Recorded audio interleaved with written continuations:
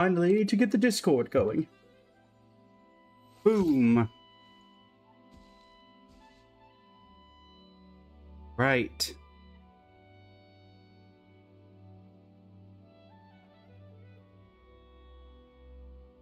Hello, hello, everybody. In fact, I've taught myself to play many different instruments. You don't believe me? Find me a piano, and I'll show you a thing or two. All right, there's that and this. Cheese! Welcome in. But yes, chat, every single sub that we get during today's stream will unlock a new outfit for the model that we will use during the story. If we get 1 sub, it'll be Alyosha's outfit. 2 subs will be Odette. 3 subs will be Valerie. 4 subs will be Mitya. And 5 subs will be Piero. I had additional ones, but I didn't want to delay the stream any longer. And it took quite some time to get these on. So, that is what's going to work. For just a moment, and we'll get everything started.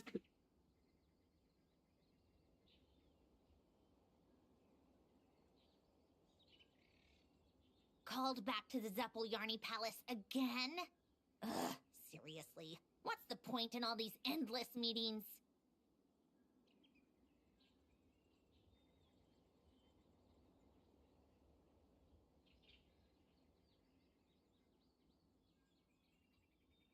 All right. We're going to start out with Odette summons. We'll see how those go. Hopefully we don't lose. And then it will be straight into the SNEZHNAYA story, which we will be doing all of over the course of the next several hours. Amelia and Moon, welcome in. How you doing today?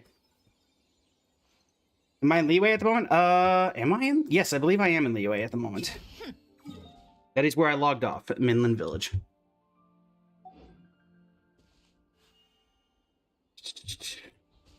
Normally, I do not push for outfit unlocks. I try not to. I try not to ask too much of everybody. But today, in particular, if you want to sub, it will influence the story directly. And also, it will be commemorated on the video of SNEZHNAYA, of the SNEZHNAYA story. Because I will shout at everyone who unlocks an outfit. And if we get to all 5, I'll come up with something special to do as well.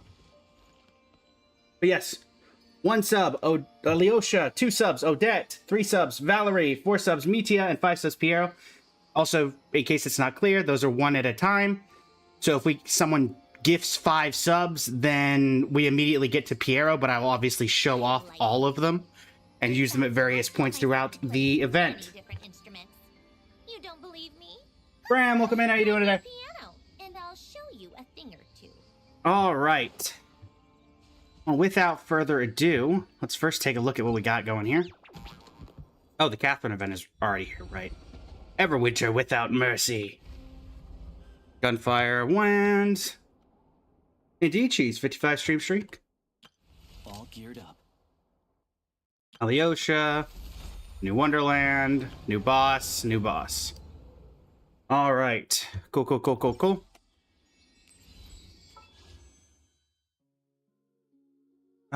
And here is Odette. We're fairly fresh into pity, so we're probably only going to be able to get to pity once. But we're going to do our best. Name all this. Flaming essential oil in a surveyor's breakfast. What?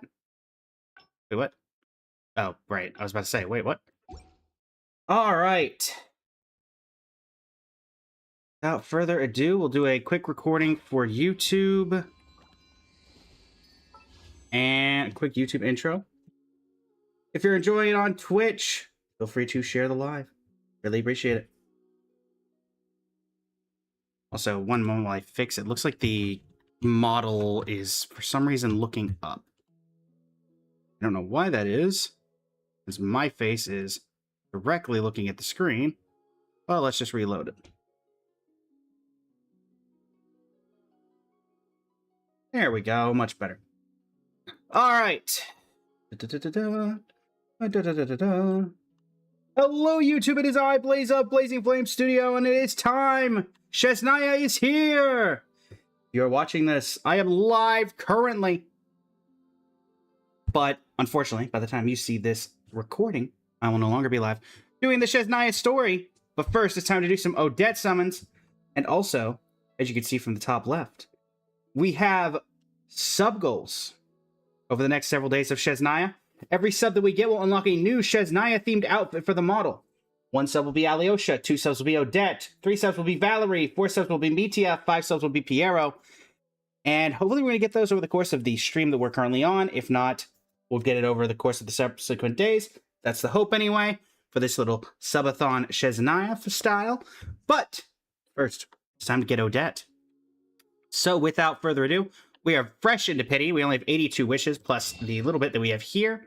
We are hoping that we're at least going to be able to get Odette. We are on 50-50. So, you know, there's always that. And if we have leftover pulls, we will go for her weapon. And yeah, we are literally 0 into pity off of getting SNEZHNAYA. But without further ado, let's go ahead and get started. Shall we? Lunescence, welcome in. We are doing this live for the recording. There you go. 10. We are going to let the 4 stars go, so we are hoping for Alyoshas. Like that one right there. I'm Alyosha. I'm a hunter. Though, if you've talked to any highwaymen, you might have heard a different side to my story. Kalani, welcome in! Anyway, let's keep that between us for now. Nice, nice, nice. Well, that is the easiest I've ever gotten a 4-star. So, we're going to take that, chat. Also, yes, for every viewer wishes new outfit unlock that we get, the whale, that will unlock one of the outfits on TikTok as well. We have 5 of them today, so if we get 5 redemptions of it, that will also count for the subathon as well. But we shall see. We have Alyosha for the Twitch side. We have Alyosha, Odette, Valerie, Mitya, and Piero, all brand new SNEZHNAYA characters. We will see how we do. See if we can get, Alright, to my... Hi, Lonnie, thank you for the whale diving. That is the first of our 5 that unlocks the Alyosha Alyosha outfit. And Cheese giving a sub to Polly. That is our 2nd sub. We have 2 outfits unlocked already. Let us start out with a quick show of our good friend Alyosha. And also for YouTube, you'll be one of the first to see these new models as well. Starting us off, Alyosha. With the green hair and the drip. But we've immediately gotten to our 2nd one. We will bring back the Alyosha one at points when Alyosha is there. But Odette. We have our Odette model. As our 2nd one, we'll see if the remaining 3 show up. But first, also chat. What are we thinking about, oh, I don't know. How many Alyoshas are we going to get today? Or Alyosha, I suppose. Are we going to get this evening?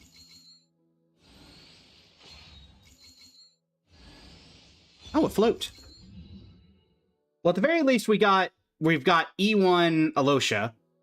So that's good. 10 into pity. Now we're in 20. Alright, still looking for Alyoshas.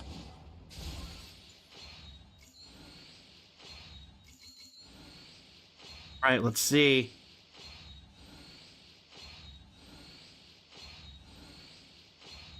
It is guaranteed to be a character, since we did get the flute. It's a sucrose. Okay. Listen, we can lose a couple of them. We can lose a couple. Now, if we could get an early, that'd be great. A little bit of an early? A cheeky early? Okay, okay. Can we at least get an Alyosha? I'm just saying. A nice secondary Alyosha would be great. Let's see. Greta, welcome in. How you doing today? It's a Lynette. Is Lynette on banner? Oh, Lynette is on banner. It's Animo, Electro, and Cryo. Okay. I guess they're promoting Stellar Swirl. Alright, 40. Alyosha. Alyosha. Alyosha.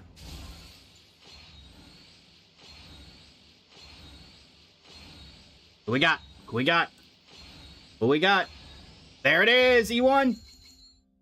We have not pulled for the weapon yet. We are still going for the character. We probably won't have enough to go for the weapon, but we're going to try.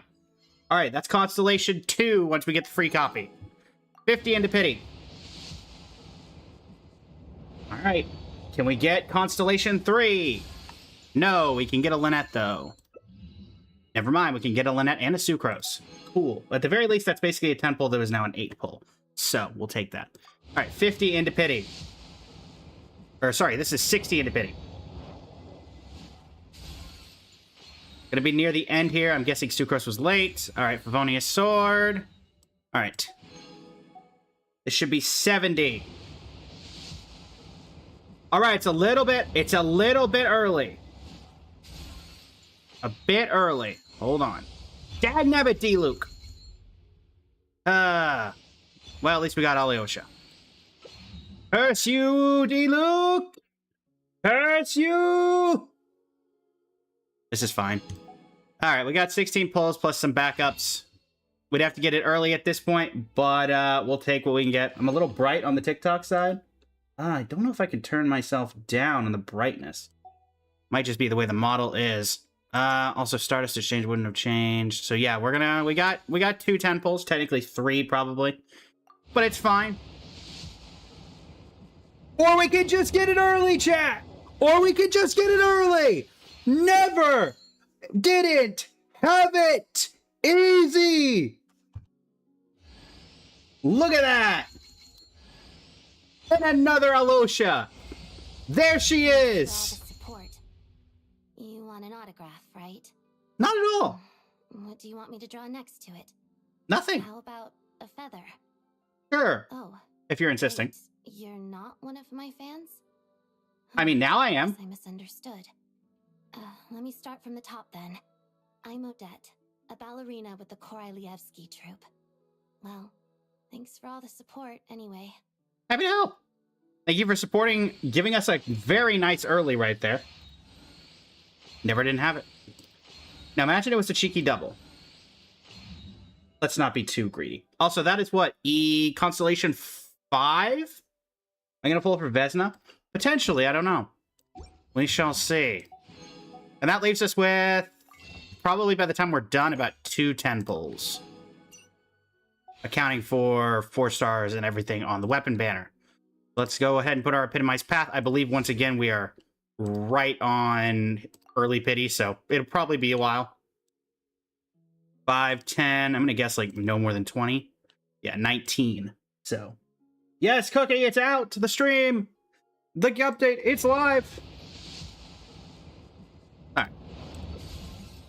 We pick up a Dragon's Pain, and we pick up, let's see. Do we get any initial pulls here? Any inaugurals? I don't believe so. So we're just going to do 8 originals. That's fine. Again, we got the main goal, chat. We got the main goal. We got the mail already. There's all that. Yep, we're good to go. All right.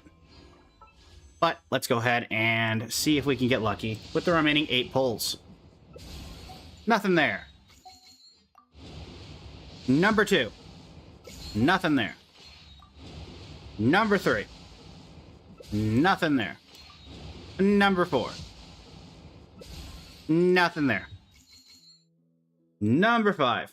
I said number 5. Alright. Cool, it's a rust. And that converts it into a pull. So there you go. Reset pity, so probably not going to see anything else here. Unless it wants to be early twice, which, while I wouldn't complain, I'll take the luck where I can get it and not ask for too much more. Getting Odette was already incredibly lucky. And yeah, we will take what we can get. So for the first half of summoning, that's going to be it. I will probably save this, and then we will come back for the rest later. And yeah, thanks so much for joining for the YouTube recording. Now it's time to do the story. And until next time, Blazing Flame Studio signing off. Thank you and have a great rest of your evening.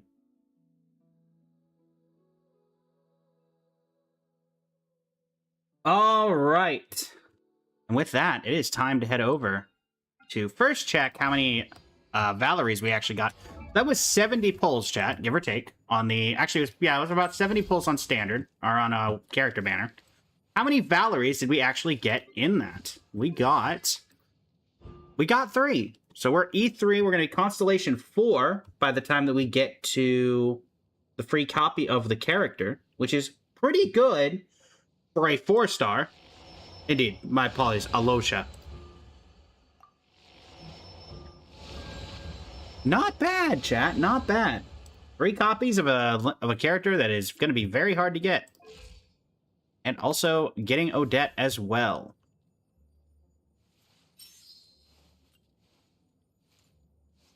Ah, yes, the lettuce. A famed SNEZHNAYA ballerina who blossoms against the frozen landscape with a beauty as sharp as frost.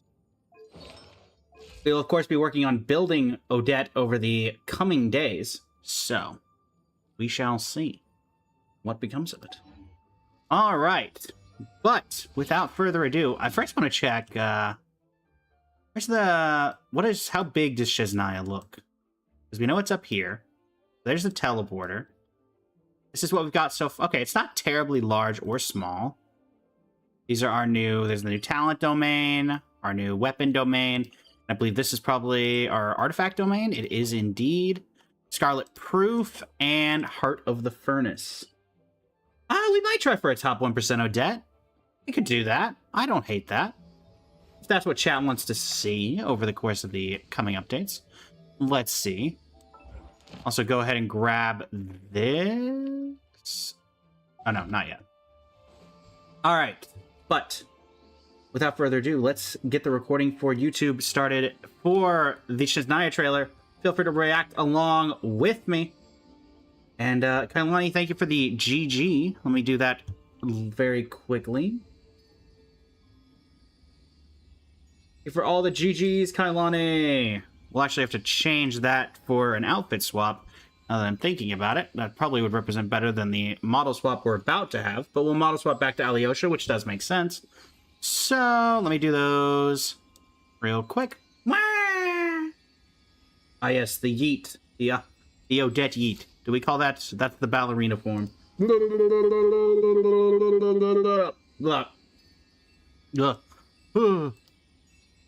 Ow. Toy rain! Oh wow, I avoided getting a minor concussion from various things coming and hitting me on the head. Love to see it. Love to see it.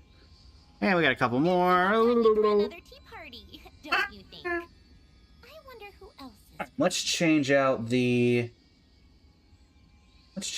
the outfit swap. This for new outfit. Yeah, we'll put that one at this. We'll put this one at a slight discount. Do that.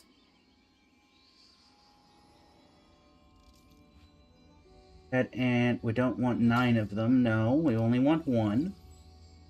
Edit. I see messages. One moment, chat. I have to edit this before we get started. And then I can answer any questions. Hold on. There we go. There's that. And there, I'll pin that. Do I have a vid on how to grind in this game? Honestly, the best thing I can say is take it at your own pace. And also look up... the Genshin Impact Discord will be your biggest friend in trying to figure out exactly what you want to do or need to do. But take it at your own pace and you'll enjoy it as much as anyone can. Make sure that you're thinking about characters in how you want to go for them and such. Because you might not win every 50-50. Or you might not get lucky like we were. You got Odette with the wrong weapon. We got Diluc, and then Odette came home the following temple, I believe. So, I somewhat feel what you're talking about, Emmy. I somewhat get it. But, without further ado, chat, first, let's swap back to Alyosha, our themed Alyosha fit, as we start out the story. When we meet...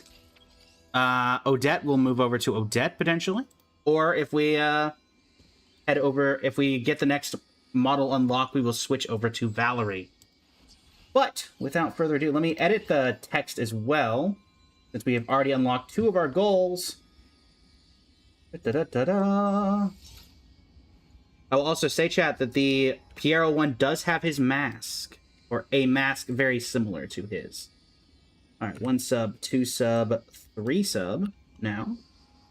Done. Alright. Without further ado, get things started, shall we? I still look bright. My goodness, why do I still look bright? Alright, let me see if I can And it looks fine on the TikTok side. Akari, welcome in. How you doing today? See here. Can we make myself a little bit darker? Indeed, this model is based on Alyosha. We are currently running a bit of a mini subathon during today's stream, Akari. Basically, we are having it so... what is the best way of putting it? Let's see. I'm also seeing, because apparently I'm being told I'm a bit bright. I'm trying to see if I can make myself a little bit darker. Chroma key's not going to do anything. That's definitely not helping.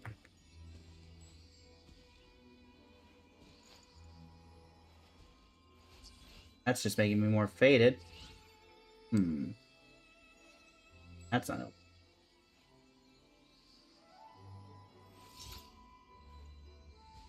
Okay, let's see.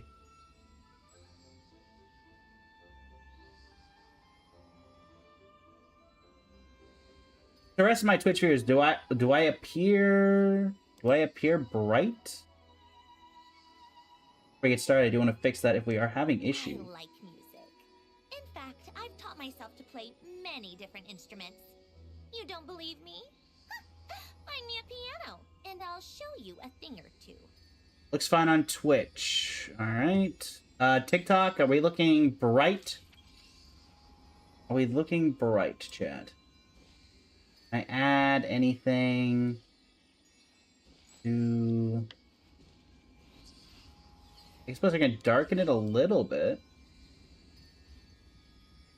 Is that better? I feel like that just makes it that makes it slightly worse. Looks fine to you? Okay, in that case, it might be on your device.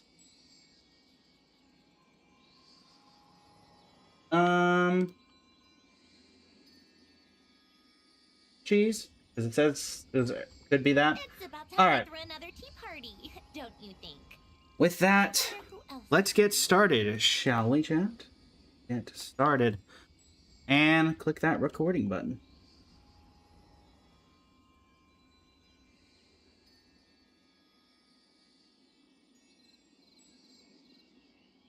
Hello, YouTube! I cannot believe that I am saying this, but after 7 long years, it feels like it at this point, it is time to embark on SNEZHNAYA!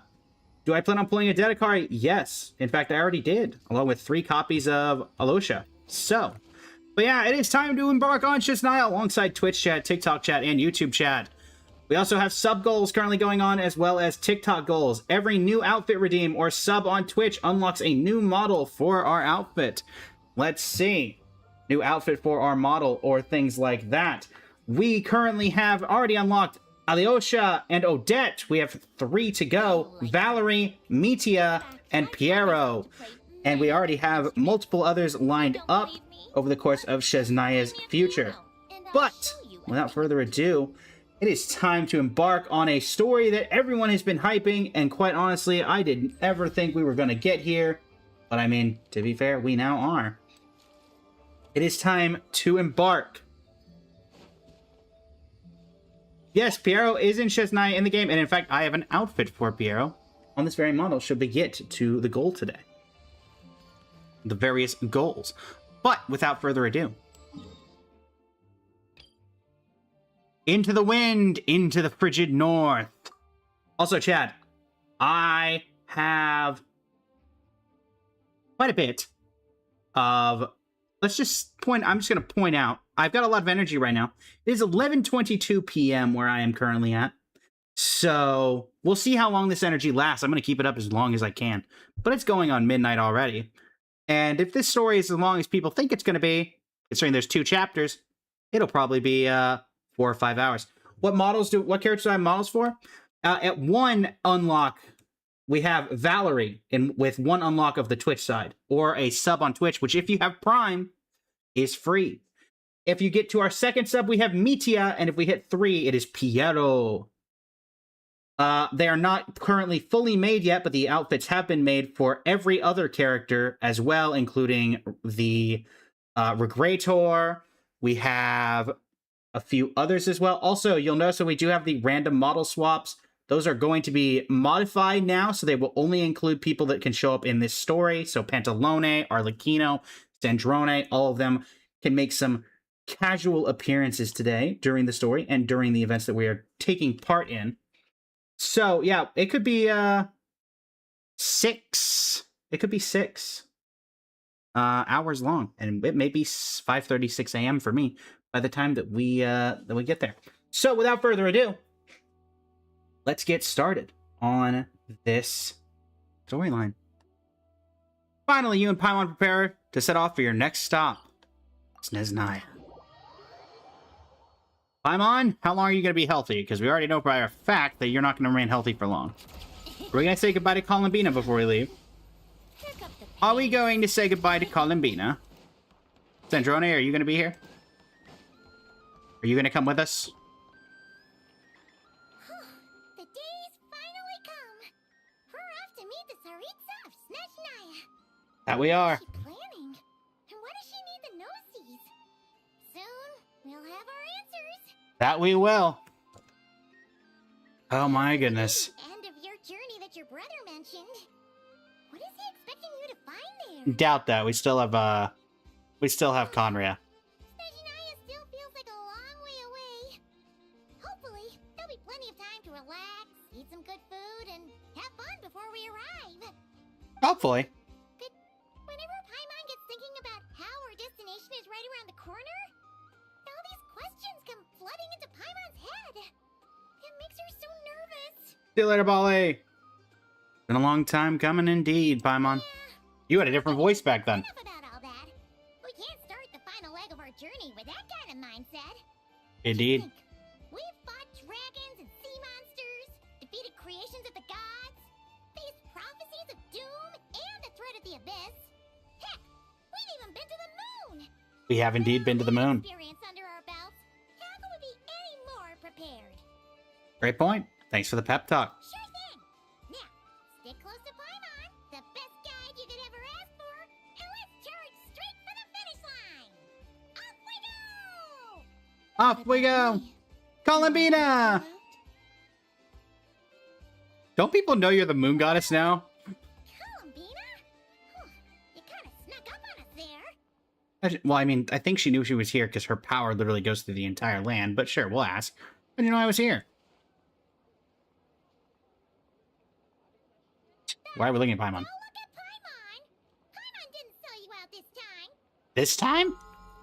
Oh, the Wanatar!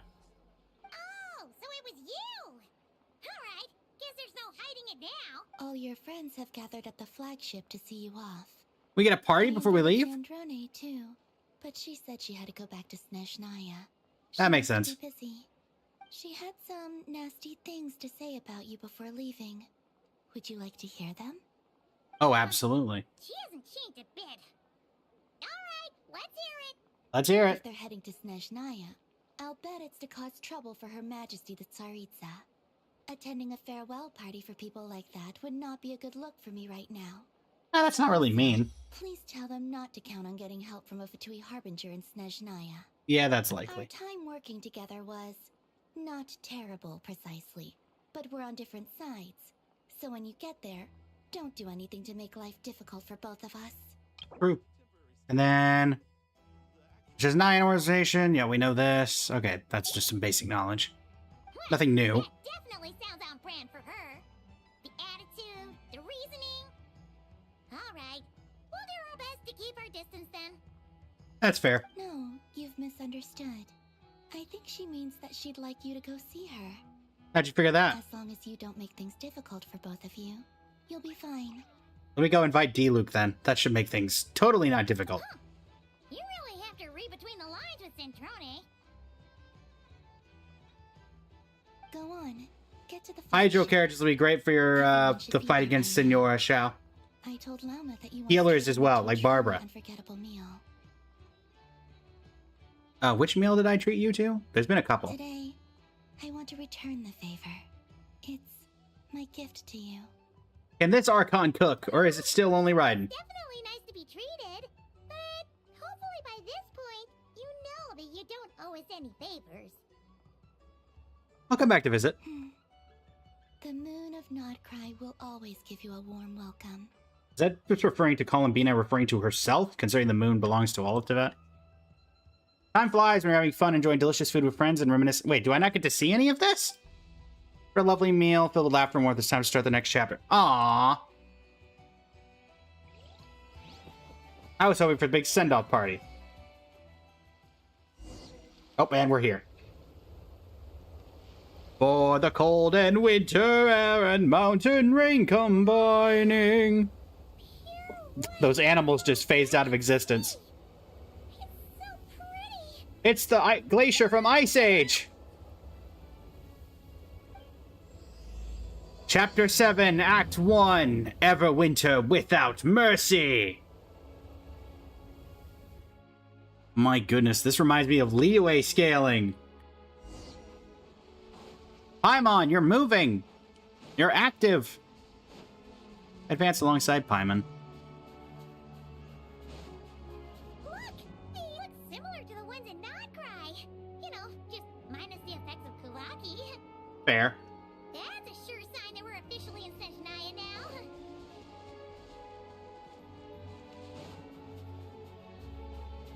Our first chest of Nodcry.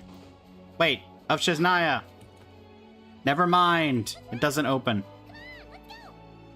I tried. Paimon! Paimon! Paimon! Get back here! Why are you so slow, Paimon? You're the one that flies. Paimon! Paimon! There's gotta be a treasure chest around here somewhere. Literally right there. Adventure is complete without a chest or two. It's right here, Paimon. What? Alright. People have been wanting to do that for 7 years. We're free! Alright, fine. Paimon, get out. Paimon got a mouthful of snow. Ooh, it's so cold. Paimon's gonna snuggle. If Paimon getting sick just comes down to Paimon getting a cold after all the hype that it was, Cryo Sigil.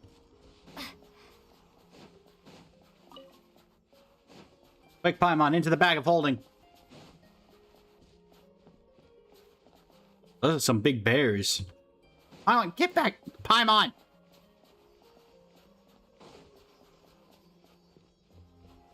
Hey, check it out! Electro, welcome in! Aw, look how big and fluffy they are! So cute! Quick, take a picture before the moment passes. Right here. If we get any closer, we might scare them away. That higher? Okay. Paimon, why are you the central focus of the camera? Yeah, whatever. There you go, Paimon. You got pictures with bears. There you go. How are you today, Electro? Skills are these days. Oh, wait a sec. Paimon sees something. Come on, What do you see? quick. It looks like a train carriage. It is! Oh no, the Astral Express again? Was I expecting Alyosha to be your favorite character? No worries. He can do that to you. We have ice physics? Aww. Paimon's heard that SNEZHNAYA has loads of railways and trains. This must be one of them. But why is it abandoned? Because there's a giant hole in it, Paimon. Ooh, it's still so cold. Still feeling chilly from getting buried in the snow. I don't know. Maybe. Also, is it just Paimon or is the snow getting heavier? A little bit. Never happened in Nodcry. Yeah. So it can't just be because of the cold. It's hard to describe, but Paimon feels so weird. She's never felt like this before. Uh-oh. Everything feels heavy. Getting kind of dizzy too. Paimon, are you dying? Oh, anything for the rose? Should we turn back? Oh, no need. Paimon's just feeling a little low on energy. That's all. It's nothing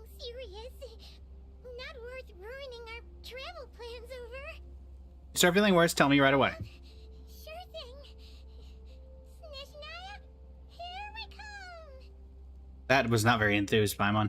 Are you sure you don't want to get carried? Find a place to hide from the blizzard. Uh-oh. She's gonna pass out, isn't she? Oh, are you following me now? Or do I... Seems like the snowstorm is getting worse by the minute. Paimon can barely fly. We have wind physics! Wind physics! Looking for a cave, looking for a cave, looking for a cave. Oh, look! There's a cabin over there. Zeno, welcome in. Phew. Let's get out of this storm. Works for me. Uh-oh. Cutscene? Cutscene! In the old outfit. I thought we supposedly fixed this. Uh-oh. Whee! Really? We faced down gods, but we couldn't protect ourselves from the wind?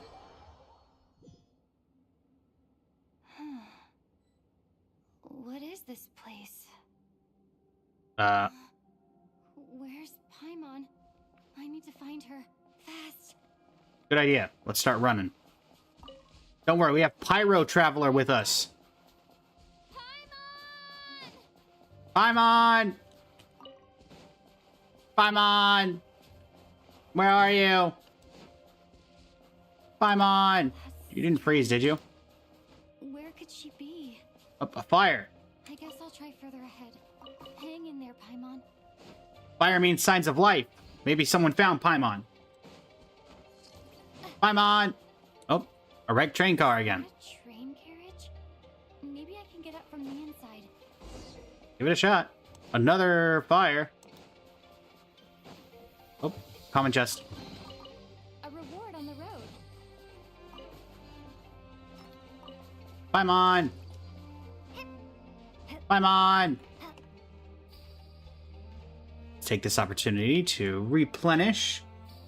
Do healing for Barbara and maybe Noelle for shielding who else fights in New York. Whoever your best DPS is. I'd go a DPS and a sub DPS if possible. Paimon! Oh, investigate the strange device. A strange device? Says here, Krasnik's torch, civilian model. It's definitely getting a little warmer now it's turned on. I really hope Paimon's okay. She'll be fine.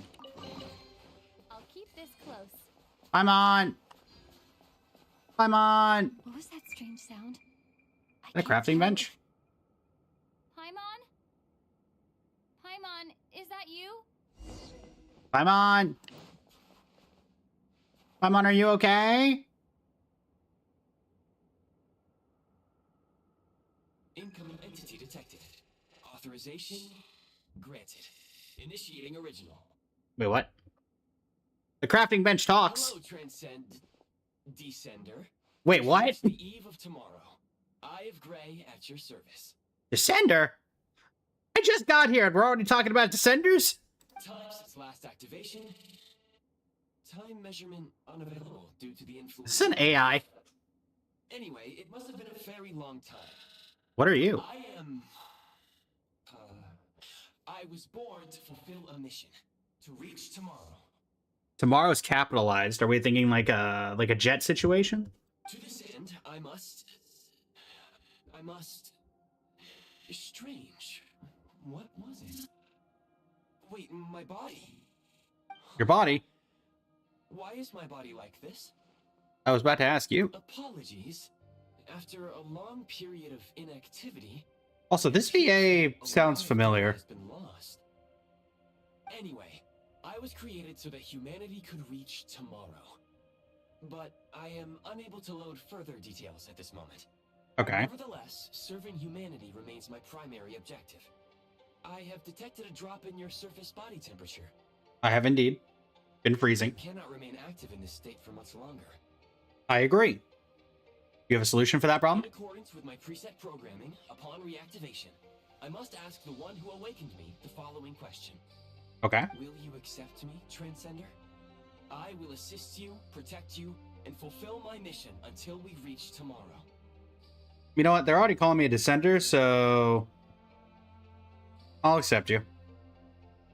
We need to help you get Paimon. Oh. Is this like a Sumeru device thing? Oh, yeah, it kind of is. You have made a very wise decision. Thanks. Now, I detected that you called out a name earlier. Presumably that of your missing companion? True. The name was Paimon. It does sound like Ether, actually. You're not wrong, Jace. Nearby area and pinpoint their location. You could do that? Merely the tip of the iceberg. Is that a joke about... Is that an ice-related joke? Oh, no. Sino, stay away. May I ask your name? Can I increase game volume a bit? Yes, I can. Let's go up to 4. Traveler. Very well. I will remember this name until the mission is complete. You're just going to say the mission is to reach tomorrow, aren't you? I need to recover my body, retrieve the power to unlock tomorrow, and help the suffering masses to reach the far shores where the empty ark floats. The empty ark floats? What is all this lore? I just got here. Have I seen Pearl's drip marketing? Yes, I have a card. I can sense my power scattered across this ice-covered land. I even have a vague sense of where it might be found. But right now, that is not essential. The key right now is you. You must survive and reunite with your companion. Okay. Well, let's go find our companion, shall we? They live? Tap on Fab Vision. Really, that's the name we went with? To enter the Build Prime Ice mode. When a preview blueprint overlaps existing Prime Ice or a Prime Ice construct, the affected item will be marked red. That's more of a purple, but okay. At this time, pressing Build will remove the corresponding Prime Ice construct and Prime Ice. Removing Prime Ice refunds Prime Ice resource, while removing Prime Ice constructs will only return the corresponding fabrication materials and not energy to the Eye of Grai. You may now execute the command, Demolish. Use it to remove the Prime Ice unit count has been updated.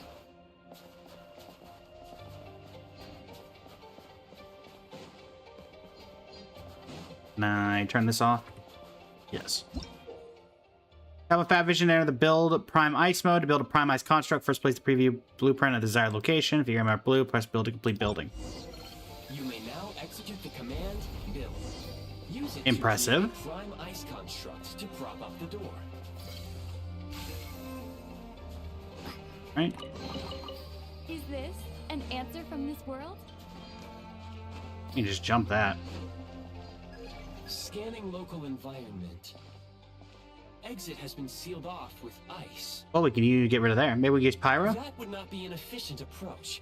One moment. Usable construct blueprint detected nearby. You can use this to clear the solid ice ahead of you more quickly. I kind of just want to see if Pyro's effective at all.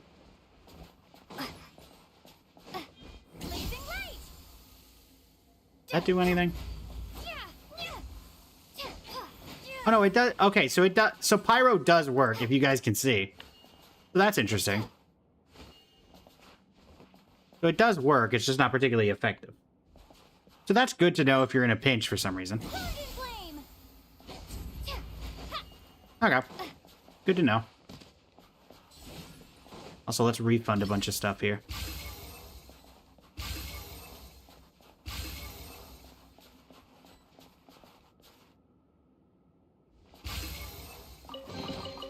I'll keep this close. I assume the more of this we get rid of, the better down the line. Right. Get rid of that, so we can climb up here. Can I just get rid of you? Alright, well, whatever.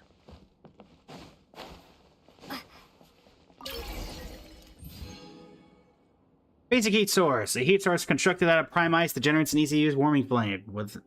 When within range of a heat source, you will no longer need to draw energy from the Eye of Grai to keep warm. Alright, so far we got a cube and a basic heat source. Cool. Construct blueprint added to records. You may now execute the command, build heat source. Generate a temporary heat source to rapidly melt the solid ice.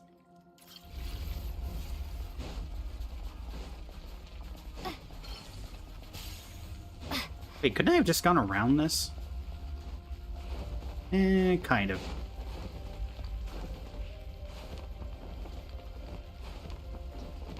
Let me out. Let me out. Let me out. Never run out. Go away. Okay. Through we go. Find a path that leads out. Ooh, chest. Is this Again, grab whatever we can. My scan indicates the path is straight ahead. I recommend we proceed. Melt.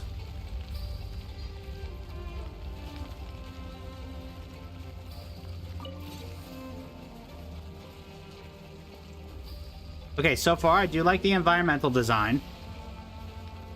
It is definitely different from Dragon's Mine, which I think it needed to be honest.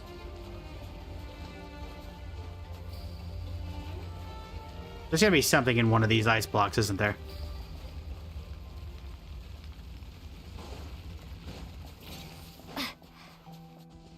Oh, some sort of crystal. Kresnik Crystal located. Please collect at your earliest convenience. Oh, what is this? Kresnik Crystal. A crystal formed beneath the earth in SNEZHNAYA. They said that Kresnik Crystal ore veins run through the snowy plains of SNEZHNAYA. No one knows how large ore veins might have formed. Even as you read this, Kresnik Crystal is constantly being excavated from the mines of Novokitsnagrad to regions all over SNEZHNAYA. I'm gonna guess it has something to do with heat. The recent construct you built provides highly efficient heating by utilizing the unique properties of Kresnik Crystal. Okay. Unfortunately, prime ice constructs have a very short lifespan and cannot be stabilized during the development period. Hence, the authorization to use Kresnik Crystal was granted. Okay. That said, I have already forgotten what warmth feels like. Maybe when you get your body back. Yes. Perhaps then, we can warm ourselves by the fireside together. Imagine the ether that we met was actually not real this entire time, and this is, like, ether got digitized. I highly doubt that, but it'd be very interesting. But for now, all you need to remember is this. If you collect Kresnik Crystal, I can extract the energy within and use it to maintain your body's surface temperature. Okay. When moving about in a low temperature location, the Eye of Grai will expend energy to keep your body warm. When the Eye of Grai's energy is exhausted, your body temperature will drop rapidly depending on the cold the environment is, and you might even get hurt. Increasing your Eye of Grai's Kresnik energy helps to withstand the cold. You can get Kresnik energy from various sources, such as Kresnik's torches and Kresnik crystal ore. Low power. Please use Kresnik Crystal to replenish energy reserves. Taken care of. Signs of physiological activity detected in the distance. It is highly likely to be your travel companion, Paimon. Okay. Go. I'm going. Now, be reunited and sing together. May all the people be united as one. May all of life rejoice in unison. Where's that from? Shakespeare? Approaching the target location, scanning for signs of life. Life forms detected. 2. I mean, someone else is there beside Paimon? Affirmative. We don't technically know that's not Paimon. That is not the reason for my confusion. According to my database, this location is a train station, meaning the number of life forms is unusually low. Real-time environmental data suggests that the train station may no longer be in use. But whatever the situation, please exercise caution. Inside and take a look. Should we knock? Or are we gonna bust in? We're busting in. Yeah, it's definitely not in use anymore. Hello? Paimon! Ah, yes, we're back to the strong silent type. Paimon! Never mind.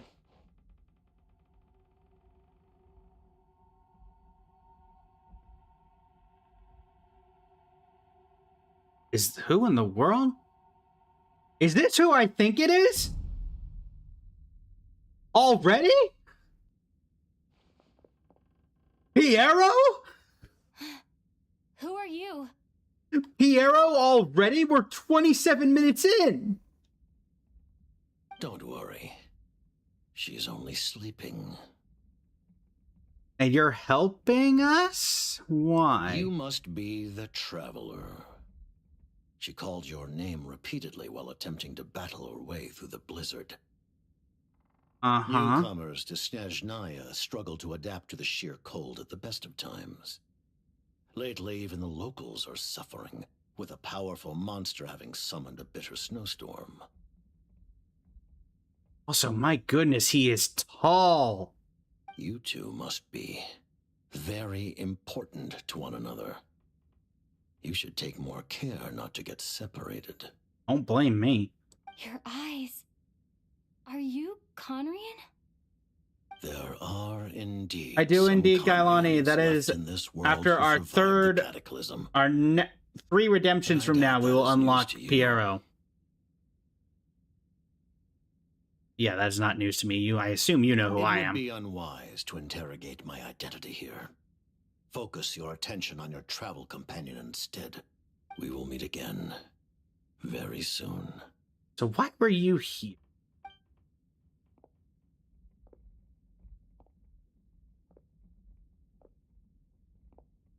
Paimon? The unidentified subject has now left the area.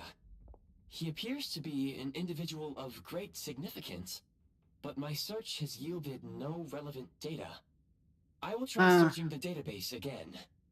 I have a rough idea. Against the odds, your companion is safe and sound. The other person even left a blanket for her. I want to know why he A had a blanket and B was here. I'll boil some water. Hey, look, subtly telling me there's a chest. Paimon?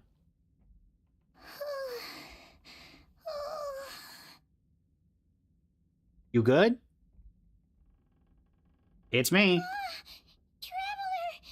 Oh, thank goodness you're okay. Paimon was so worried. She looked everywhere for you.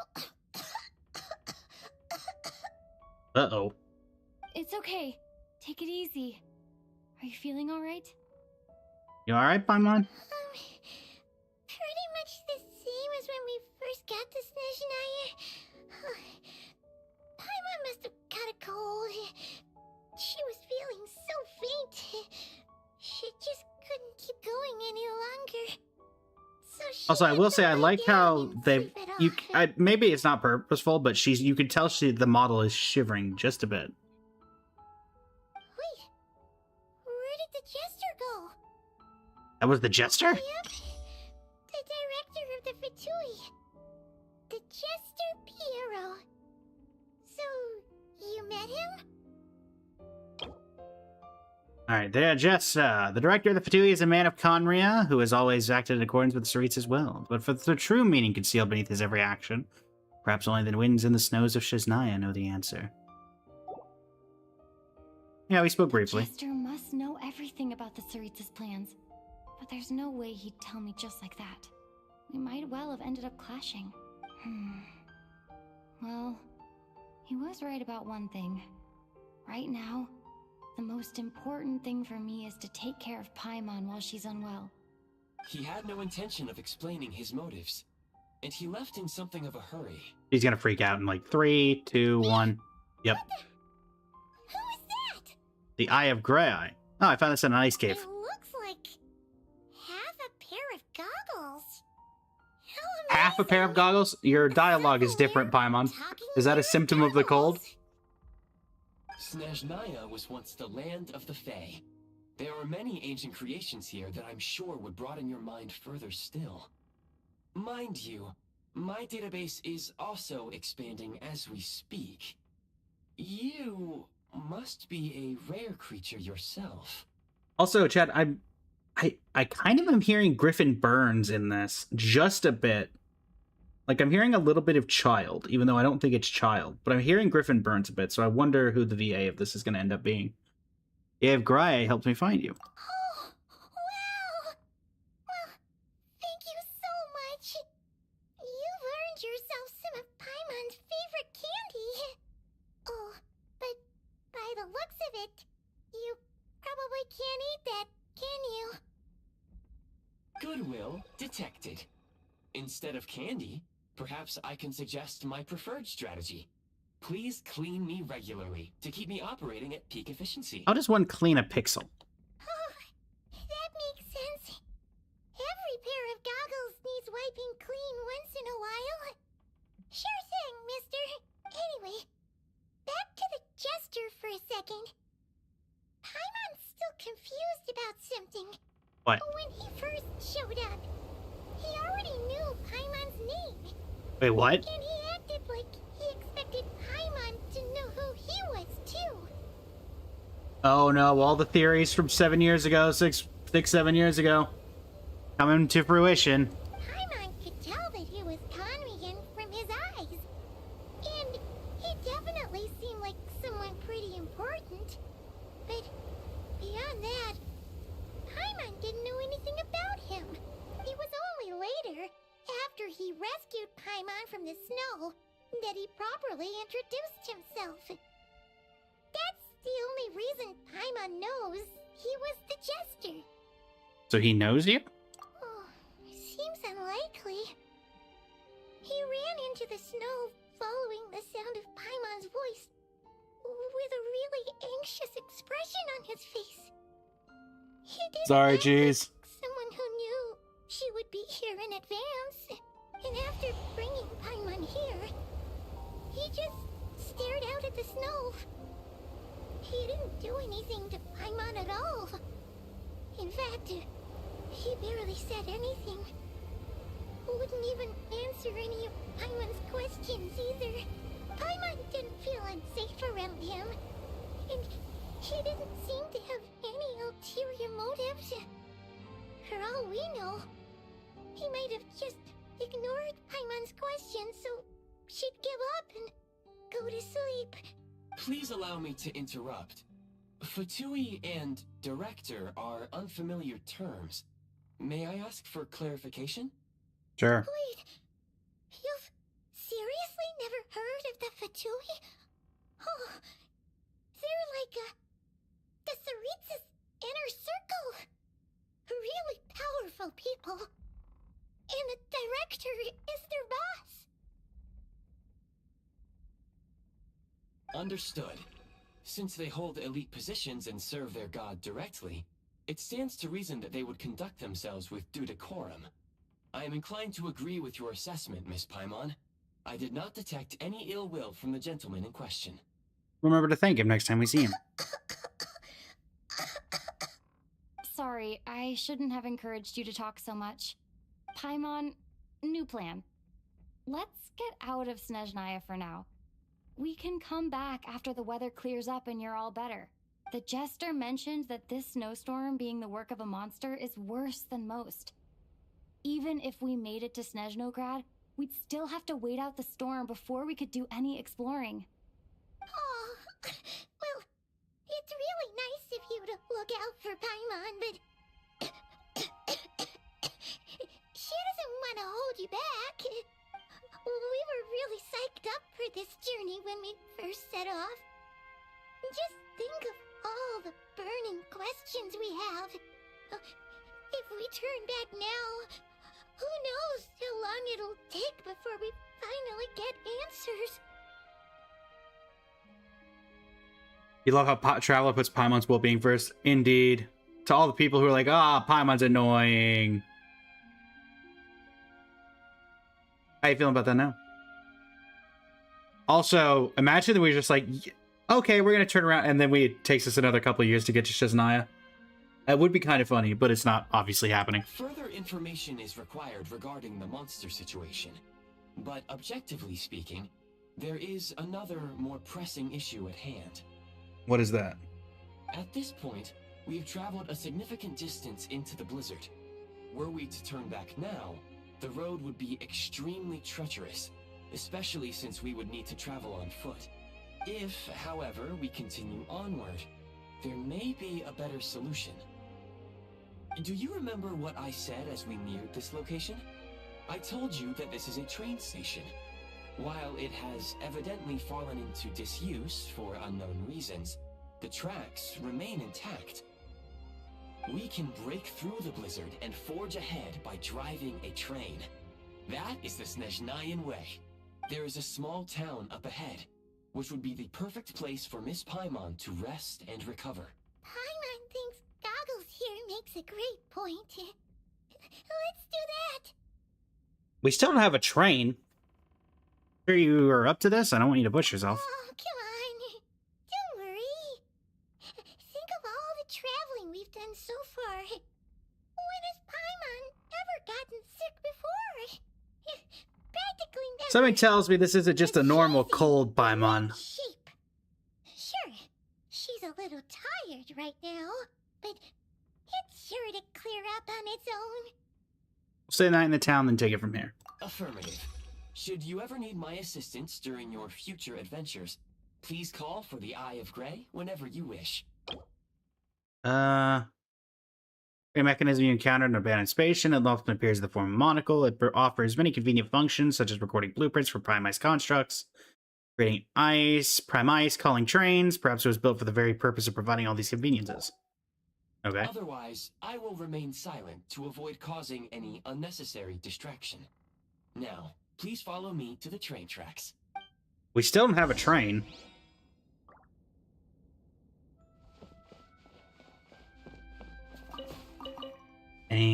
Anything in here? He came from over here.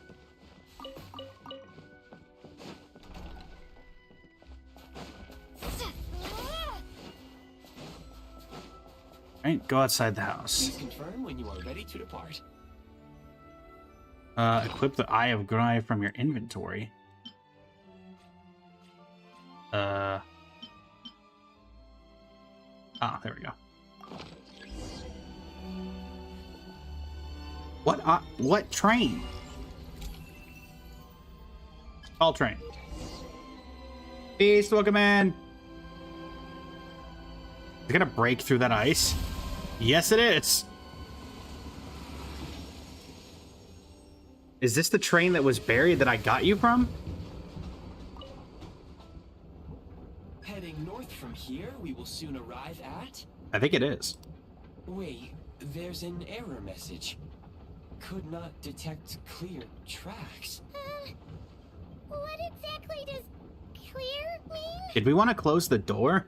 Brace for impact, friends. Preparing to enter impromptu flight mode. Light mode? It is the Astral Express! Oh dear. Ah, well, that's why the train's not in use anymore.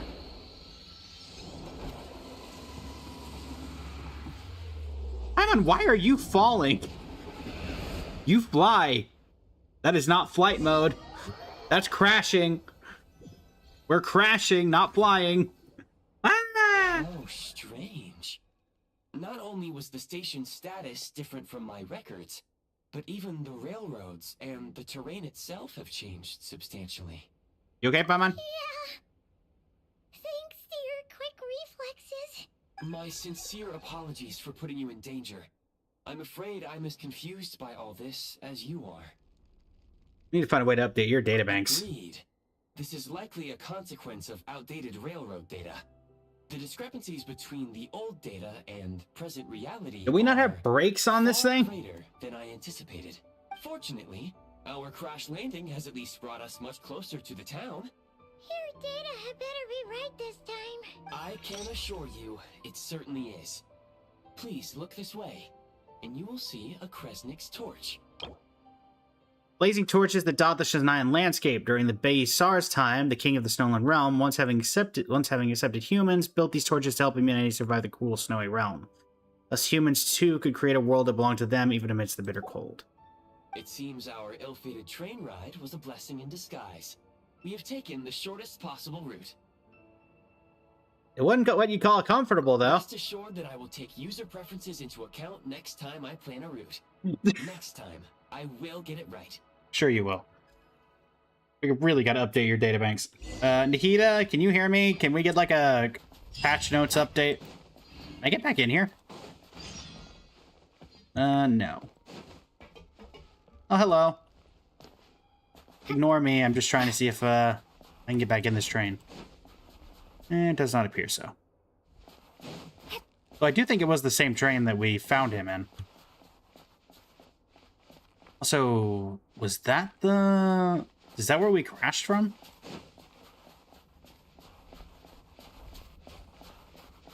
Also getting our first actual look at everything here, chat. SNEZHNAYA. I definitely I'm mispronouncing all of these, and I apologize in advance. Alright, chat. Time for the last time that we're going to get the world opens up to those of... you did not miss Valerie, geez. World opens itself before those with noble hearts. Volodok Chumbo.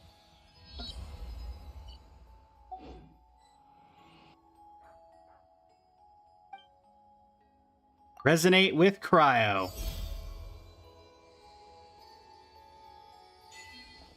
Requiem of the Ice Wind. Cryostorm! Excuse me? Is there an inn nearby?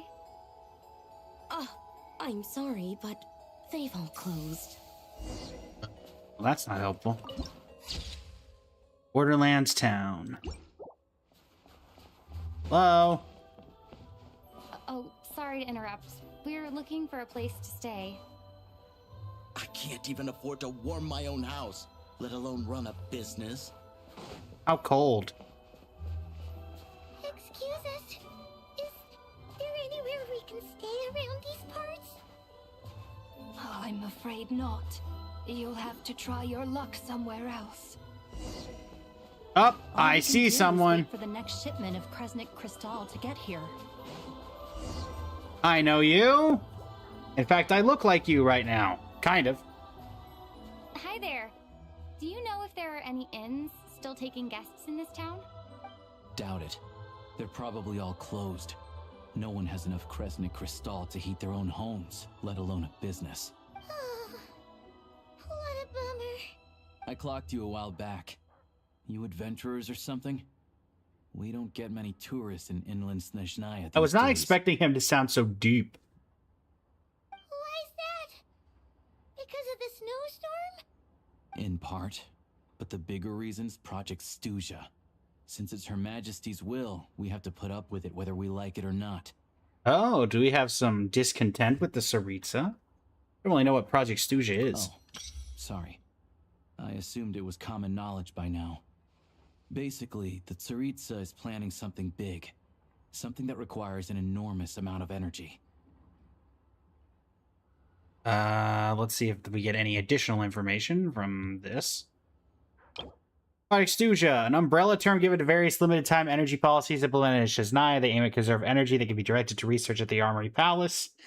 However, progress has been sluggish, while energy costs have soared far above projections, and so the project's duration has been extended time and time again, rousing displeasure in many circles. Many of the disagreements of the SNEZHNAYA Vish revolve around this issue. Okay. Even if they used all the surplus Kresnik Crystal in SNEZHNAYA, it still wouldn't be enough to meet demand. So, the Vetja passed a resolution requiring all factories and households to reduce their energy consumption. The policy has thus been charmingly named Project SNEZHNAYA, meaning just cold. SNEZHNAYA Vish, a large council where various interest groups in SNEZHNAYA hold key meetings to discuss the state of the nation, issue decrees, and assess policy. Word has it that airing out views and requests from different wings of society before making a decision has been a tradition in SNEZHNAYA since its very founding. Now, whether the Tsaritsa listens to it, apparently. So, like, it's gonna be a cold winter, folks? You're all gonna have to find a way to get through it? That kind of idea? Pretty much. When you're broke, you scrimp and save. When it's cold, you huddle together for warmth. There's always a way to stretch things out to make ends meet. Trouble is, if you stretch someone out like an elastic band for too long, who knows if they can ever bounce back. You know what? Come with me and see for yourself. Okay.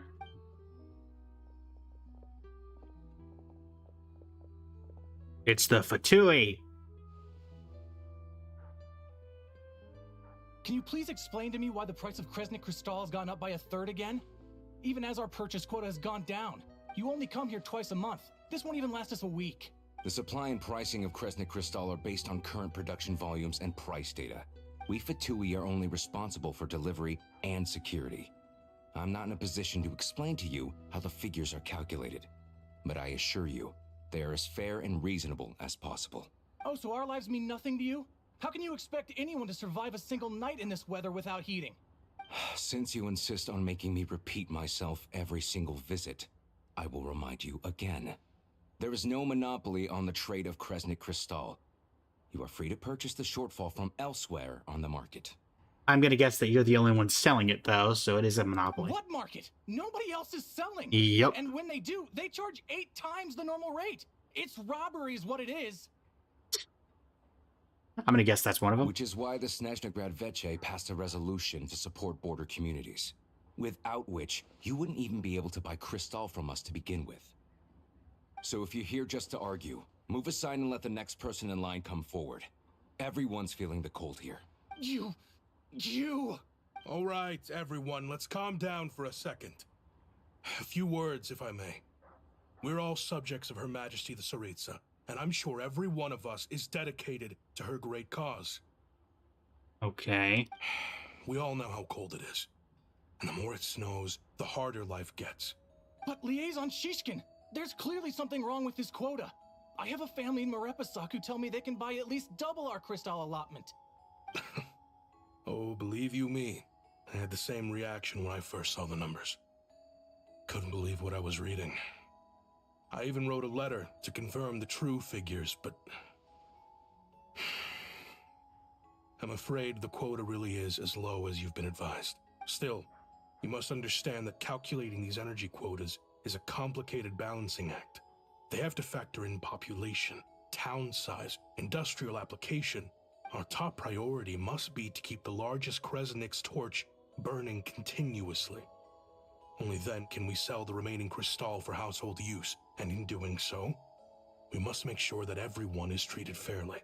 As our Fatui comrades said, they are only responsible for delivering the goods.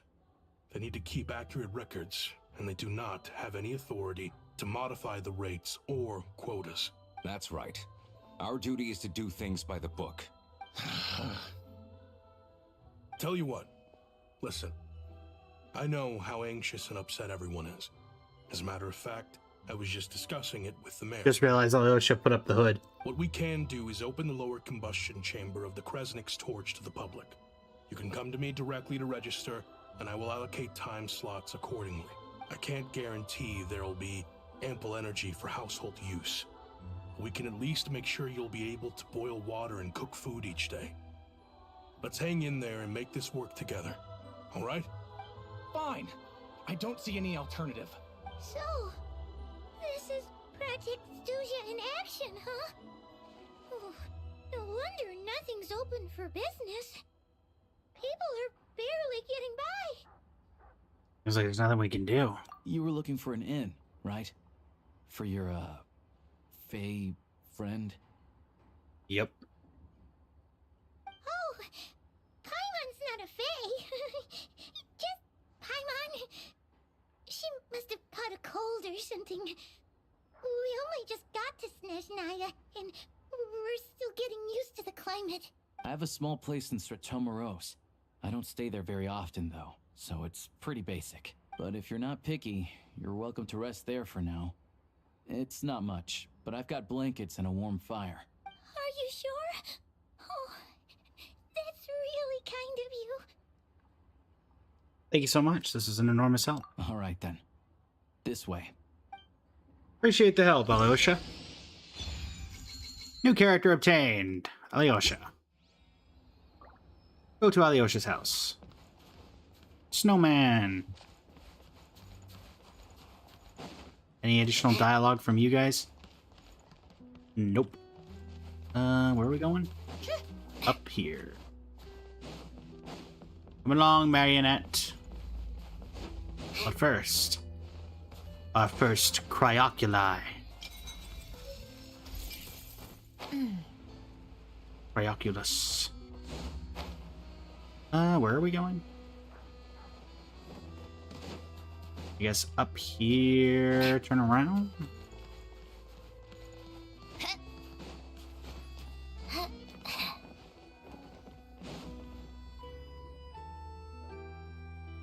That's honestly bigger than I was expecting, considering he's at a small place. So cozy and warm. Paimon's getting nice and toasty. Oh, wait. Paimon only introduced herself so far, didn't she? This is Paimon's best friend, the Traveler. Good to meet you. I'm Alosha. Most travelers find the SNEZHNAYAN climate to be a shock to the system at first. But as long as you keep yourself warm, you should be fine. Thanks. Still, you should keep an eye on your condition. When people are too quick to dismiss a cold, it can easily end up turning into something more serious. Don't say that. Paimon's too young for chronic health issues. That was not... There was probably 50 million things I thought Paimon would respond to that with, and chronic health issues and young were not part of them. Is there a doctor in SUBATHON Resorts? They aren't in town right now, and they won't be back anytime soon. The train station has been closed ever since these power shortages began. I do a lot of hunting, so I spend most of my time exposed to the elements. But even the animals wouldn't survive long in a storm like this, let alone a hunter. Nothing to do but sit tight in town until the weather improves. Is there any possibility of getting the train station running again? I get that you're in a hurry, but even if the station were open, that doesn't mean there'd be any trains. We could end up stuck here for a long time, I'm afraid. Actually, I have my own train. What? Your own train? Wait, hold on. That train? Yes. The one that suddenly fell out of the sky and crash landed on the ice? Unfortunately. Oh, we got lucky and found it in a cave. Oh, then our luck ran out and we had a little accident. I'd like to get to SNEZHNAYA and find a doctor. Pretty crazy for a random find in the mountains. Well, as long as your train's good to roll, you might get to SNEZHNAYA after all. I've been doing some digging recently. Turns out, the real reason for the current energy crisis in Stratomaros is that some of the supply is being seized for a private stockpile. But to expose what's going on, I need to catch them in the act. So, I'm heading off to catch a rabbit. And by a rabbit, I assume you mean... Wait, a rabbit stole the crystal? Ah, yes, Paimon, I see your brain is working at frozen temperatures. It's a figure of speech. Real rabbits couldn't pull this off. They'd prefer carrots to Kresnik Crystal anyway. You have a suspect in mind? Shishkin. Mr. Positive Attitude, let's all get along now, shall we? Oh. Yeah, he kind of looked shady. Him? Really? Paimon never would have guessed. I'll come with you. Huh? You're coming with? Solving the energy crisis will help get the station running again. Then we can go to SNEZHNAYA. Oh, okay then. Just give Paimon a second to get ready. You stay here and rest. All right. Guess there's no point pushing myself. Paimon will stay here and hold the fort then. Be careful, you two. Oh yeah. Can do. There's one more introduction to do. Tagarin, get in here. Dog! Oh, a doggy. Woof. Angry doggy. Oh, Tagarin doesn't like being petted then. He likes to think he's above that kind of thing. He's my hunting partner, so he'll be joining us when we head out. Carrots aside, we'll need to stay completely undetected. We can't risk spooking our rabbit, but there's no telling which burrow he'll scurry back into. You love that dog? Best character from the region? First, All we need right. to find My a way into the expectations are train high. station and see if we can find any real freight data. Shishkin's figures can't be trusted.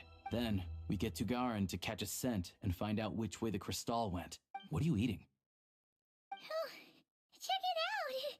When you're all out of carrots, try jerky. Good doggy. Good doggy. A fellow dog lover, huh? Sure. Yep. And rabbit lover. Carrots are Oh, cool too, you know. Alosha has ice skates. Good to know. Eat up, Tagarin. We got a lot of work to do. Where in the world did you have that jerky, Paimon? You have, like, bags of holding? Paimon's just gonna stay here and get some good rest. You guys, be careful out there. Shouldn't you be lying down?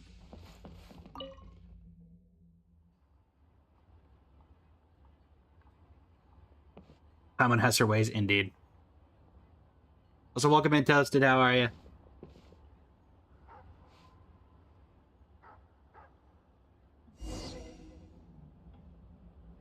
Oh, are we side platforming?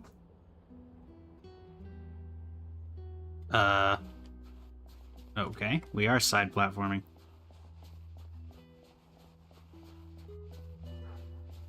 Interesting. Would not have expected a side platformer. So he's got some of the Fatui and I can't see.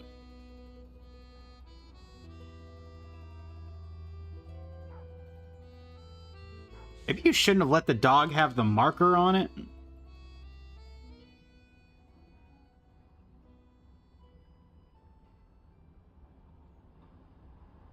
Nice work, Tagarin. Come on, we'll go around. I mean, I could just take a couple slashes. Oh no, not stealth.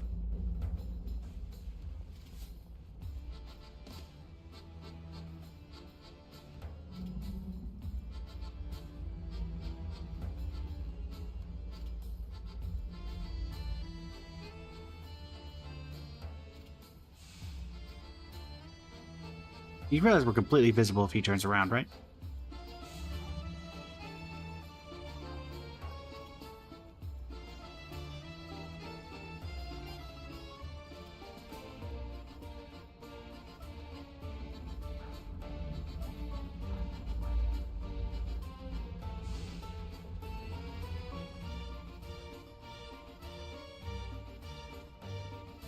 I'm assuming this isn't the hidden stockpile, because it's very much not hidden.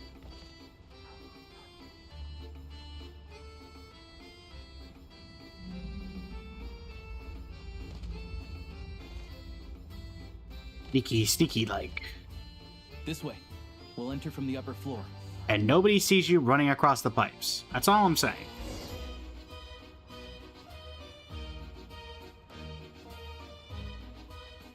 Did we just break into someone's house? Oh. Invasion plans at the Sword Coast. Oh, wait, wrong game. Canned food. There we go. A freight list. Straight from the Fatui. So Shishkin won't have had the chance to doctor the figures. Looks as new as the day it was printed. I guess no one bothers reading these unless they have ulterior motives. They did. There'd be no loophole for him to exploit. Yeah, this is all we need. Come on, let's get out of here. Then go track down the crystal. How do we do that? Tagarin's a keen hunter, and catching rabbits is his specialty. Okay. Oh, I get to play as the dog? Search for suspicious traces.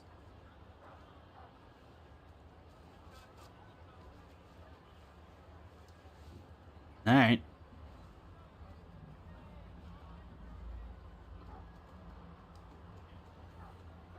Woof. Woof, woof. Bark.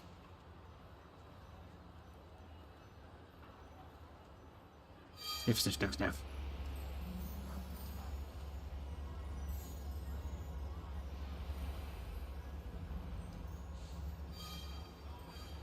Oh.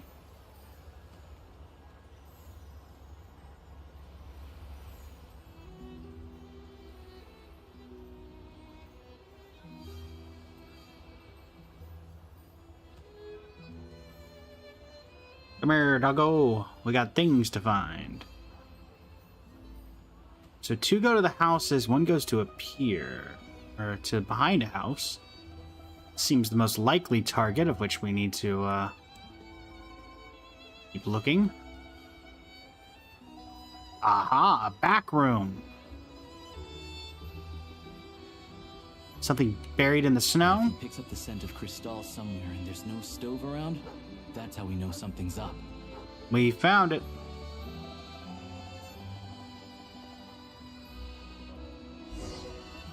A hidden hatch.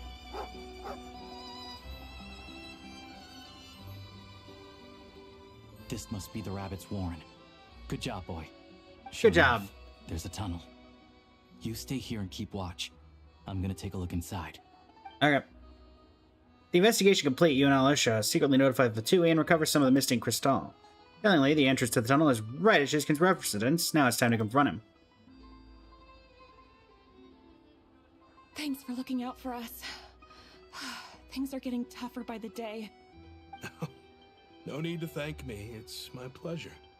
Sure as Her Majesty the Tsaritsa watching over us, every sacrifice will be worthwhile. I can't help but notice that his beard is slightly off on his face. So you can kind of see like the stuff behind him through his beard because it's not perfectly laid onto the model. Let's grit our teeth until the blizzard passes. These days of Unless it's hardship will be purposeful and over this is a fake, which it could be very funny. Maybe for everyone else, Liaison Shishkin. But for you, the hard times have only just begun. Huh? Who are you? What's the matter? Look at all that crystal. Oh look, it's a couple of people from Milliaster Wonderland. For you. Why, when times are as tough as this, would someone hoard more Kresnik crystal than they could ever use? All the crates here are from the most recent shipment, but they weren't brought here for sale. Instead, they were secretly stashed away. Would you be able to shed any light on the situation, Mr. Shishkin? Me? Why, I have no idea. But look at how much there is. It's quite a godsend. Now there will be plenty to go around. This godsend was found in a cellar adjacent to your residence following a tip from Mr. Alosha. And this is only a fraction of what we found down there. We're still taking a full inventory. The official figures will be finalized shortly. I've always been grateful for your efforts to mediate between us and the townspeople of Sretomaros. But now, Mr. Shishkin, it appears you were the source of the conflict all along. How could you do this to us? We trusted you to have our backs. You've been lying to us this whole time? Get him! Hey, Aha. Jigs up. I owe you all an apology. I'm sorry. I'm so very sorry. Sure you are. This isn't who I am. Please believe me, this was a one-time mistake that I will never repeat. Yeah, sure. We all know how Back to difficult jail. life has been since Project Stuja came into force. Energy is an increasingly scarce resource. People everywhere are getting desperate, but some places have been hit harder than others. I grew up in Alatir, a small village with no train station. Deliveries of Kresnik crystal have ceased there entirely. If nothing is done, they're all going to freeze to death. You know as well as I do how downright impossible it is to buy crystal these days. The thought of my poor mother and father, with no one to help them. Oh, I felt so Are you believing afraid. this guy or not, Chet? I mean, he sounds watched as sincere. energy grew scarcer by the week, all the while knowing that their lives were at risk. Then one day, I looked at the crystal shipment in front of me, and a terrible, selfish thought entered my mind. Looks like I'm just not cut out to be a criminal. I'm so sorry. Once the Fatui have finished their count, you'll see that the numbers match their waybill. Okay. How are you going to get it over there anyway? There's no train station. And no shipment. I have the official SNEZHNAYA quotas here. Anyone who has already purchased energy, please make your way over here to correct your transactions. I'll make a batch purchase of crystal worth 3 months' salary for you all to use free of charge. As for Alatir, I'll think of something else. You don't have to go that far. Yeah, owning up to your mistake is enough for me. You've done plenty of good for the community in the past. I'm not looking for a handout. Drop the act. You claim this was a one-time mistake, but the real reason there's only one shipment's worth of stolen crystal in your basement is that you have an accomplice. Reporting in, sir. We've conducted a full search of the mayor's house. As expected, we found many crates full of crystal, half of which were still in their original shipping. Is it going to be the guy in red? This wasn't your first time at all. You've been colluding with Oh, the the mayor mayor. of Stratomaros for a long time now. The train station's currently out of service, but it does open for a short window every time there's an energy delivery. And every time a train pulls in, you're there on site to take inventory and oversee the workers unloading the cargo. The mayor handpicks said workers. Per his instructions, they transport the crystal by tunnel at night to the mayor's house, and he sells it out of town. But since he can't get the goods out of town by train, he had to arrange an alternative method of transportation. This meant slower sales, which gave me plenty of opportunity to catch him in the act. Go get the mayor. The mayor's involved in this too? Who can you trust? I'm just saying. Preposterous. What proof do you have of any of this? Basic math. I've spent a lot of time lately counting carriages as the snowstorm rages. Counting carriages? What? The energy consumed by a train depends on its total weight. And since energy is a limited resource right now, it's fair to assume that every carriage is packed full. So, if we take the energy required for the Kresnik's torch, add the sales figures you provided, then compare that figure to the train's theoretical cargo capacity, guess what? The numbers never match. It's always off by 1 or 2 carriages worth. This time, you set a new record. 3 carriages missing. You mean to tell me that you sat around outside counting carriages in this weather? I'm a hunter. I have 2 options. Hunt or starve. Well, I've heard enough. The evidence speaks for itself. Take Shishkin and the mayor into custody and escort them back to SNEZHNAYA. Wow, the Fatui are actually helping us? You cocky little brat, ruining my business. Just you wait. Oh, don't have that going for you now, do you?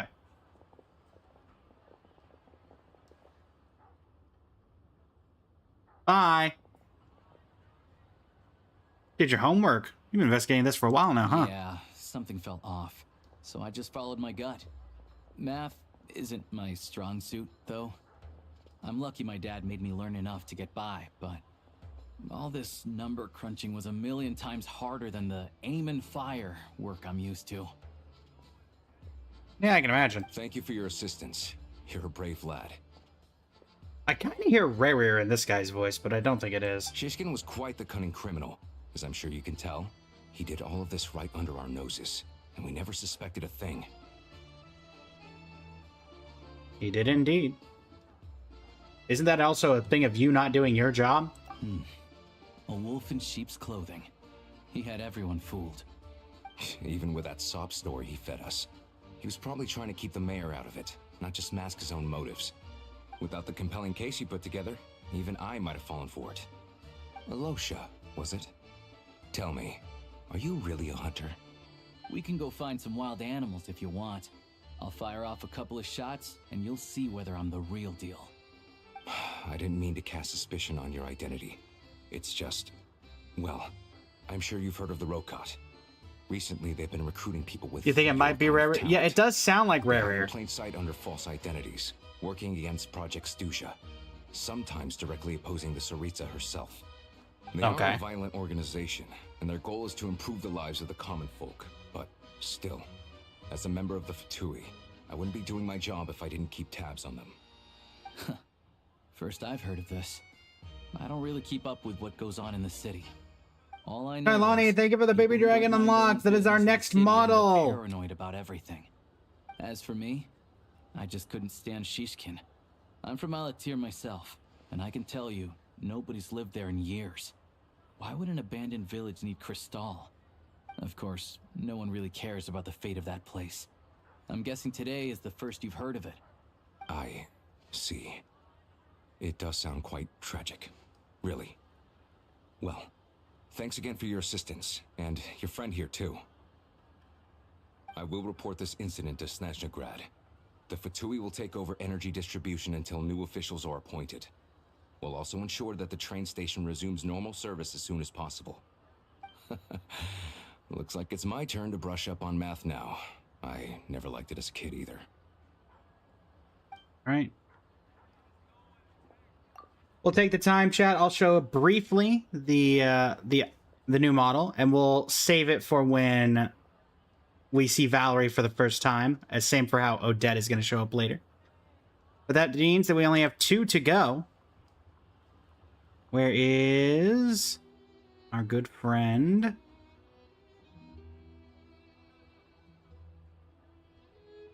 Where is Valerie? That's not Valerie, that's Asheville. Where's Valerie? There we go. Valerie. But back to Alyosha for now. You'll go sub now as well. Many thanks, jeez. And that leaves only 1 model left for the evening. Alright. Thanks for me too, Alyosha. Isn't the soldier overseeing the delivery supposed to verify the quantity of the goods? Was he just careless? Or was he being paid off too? Probably. Who knows? Or both. Excuse me. I'll take a share of Kresnik Crystal too. Thanks. Ow. Kalani, congrats on level 25. I need to take a detour before we head back. Okay. There's someone I have to deliver this crystal to. Good thing. Where are we going? We're going. Rachel, Chris, welcome in. How you doing today?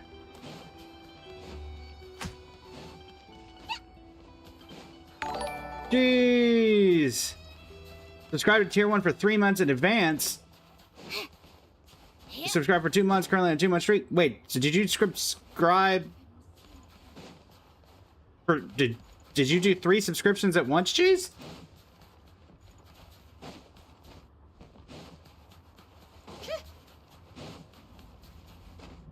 I didn't even know you could do that if that's what it is, and I'm in a way, yes. Okay. I see. Well, so all right, well let me show the Piero model. And also, as soon as they're unlocked, we will have I will have Voyanista and I forget the tall guy with the mustache, but he will be there as well. And we'll have those out. I'm hoping to have those ready by tomorrow. And there is the Piero model. But back to Aloysia for now. And that is every single... the short guy with the mustache. And also we have 1 additional one, so Mitia is here as well. So you'll have Voyanista next, I believe. And once I have that one out, that will be ready. Yes, Rooster. Thank you. Mitia. Honestly, I think Mitia has turned out personally my favorite of the bunch. But it's also probably because he actually uses the same hair model as mine, at least in terms of the color. Okay, where am I going, Aloysia?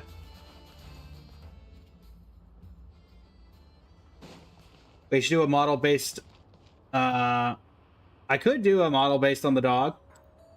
Maybe I'll make a weird, redemption for that. Also, we'll go ahead and hide that since we've hit every goal.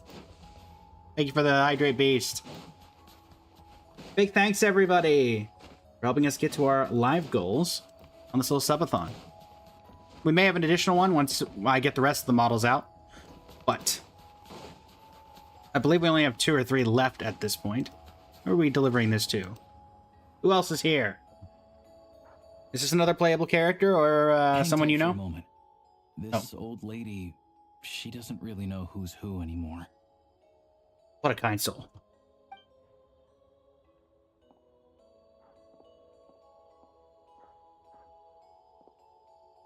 Oh, is this like his... grandson. Grandson. It's so cold today. Oh, wait. This isn't actually her grandson, is it? Ma'am, it's me, Aloysia. Aloysia? Aloysia who? You know me. I came by earlier today. Cleaned the ashes out of your stove, gave you some warmer bedding, and washed your back.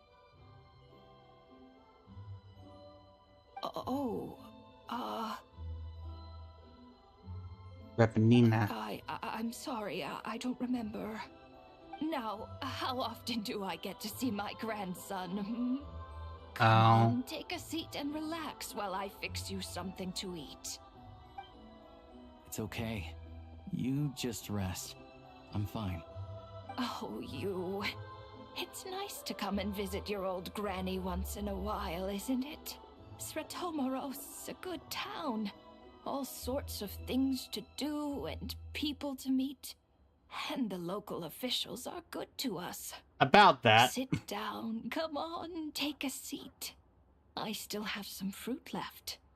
Let me get it for you. Please, don't get up on my account. You need to rest. Where's the fruit? Right under the basket by the door. Or maybe it was on the bedside cabinet.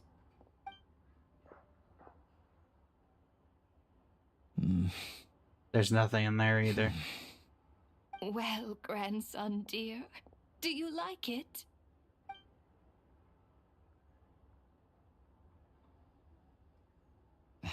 Very much, ma'am. It's delicious. Good, good. Wonderful. You don't need to save any more for me next time, all right? Fresh fruit is hard to come by at the moment. You should eat it as soon as you get it. Oh, I don't need it. I'm fine. But if you like it, come back for some more soon. For a long chat, Aloysia tidies up the old lady's room before finally leaving. Some kind soul must have given these to her. But she always saves the nicer things for special occasions. How do you know her? I met her at the market back before her health began declining. She was a lovely old lady. We're from the same hometown. Not many people have heard of Alatir. And if they have, it's usually for all the wrong reasons. There's a gang of highwaymen that came from there. Now that it's an abandoned village, it's rare to find anyone who shares fond memories of our hometown. So after we got talking and realized we were from the same place, we decided to keep in touch by letter. I first learned of SNEZHNAYA's energy supply problems from a passing comment in one of her letters. Then, after her health went downhill, I started visiting more often to check in on her. The town's been in decline for a while now, but because of her memory problems, she thinks of it as the bustling, prosperous SNEZHNAYA still in its heyday. That said, I kind of appreciate her optimism. There's not much of it going around in this world of ice and snow. Sorry about that. Maybe I shouldn't have asked. It's fine. Everyone grows old. In SNEZHNAYA, some people believe that in your final moments, you'll sense a familiar presence by your side. You turn to look at them, but their face is blurry. So you focus hard, trying to make out who it is. And when you finally see their face, the Grim Reaper reaches out and takes your life. She Well, that got dark. Still calls me grandson, though. So at least I'm not a blurry face in her world just yet. Come on, let's get back and see how Paimon's doing. Once.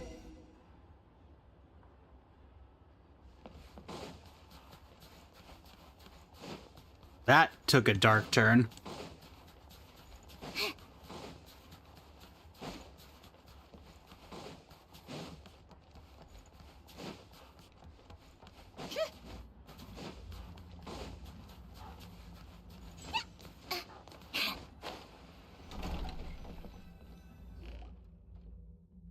Paimon, we're back. Are you feeling any better? Yep. Paimon's not cold anymore, but she's still a little dizzy. Flying probably isn't a good idea right now. Paimon might lose her balance. But Paimon's sure she'll be fine. It's probably just from getting hit on the head by that pile of snow when we first arrived in SNEZHNAYA. Her complexion's looking much better.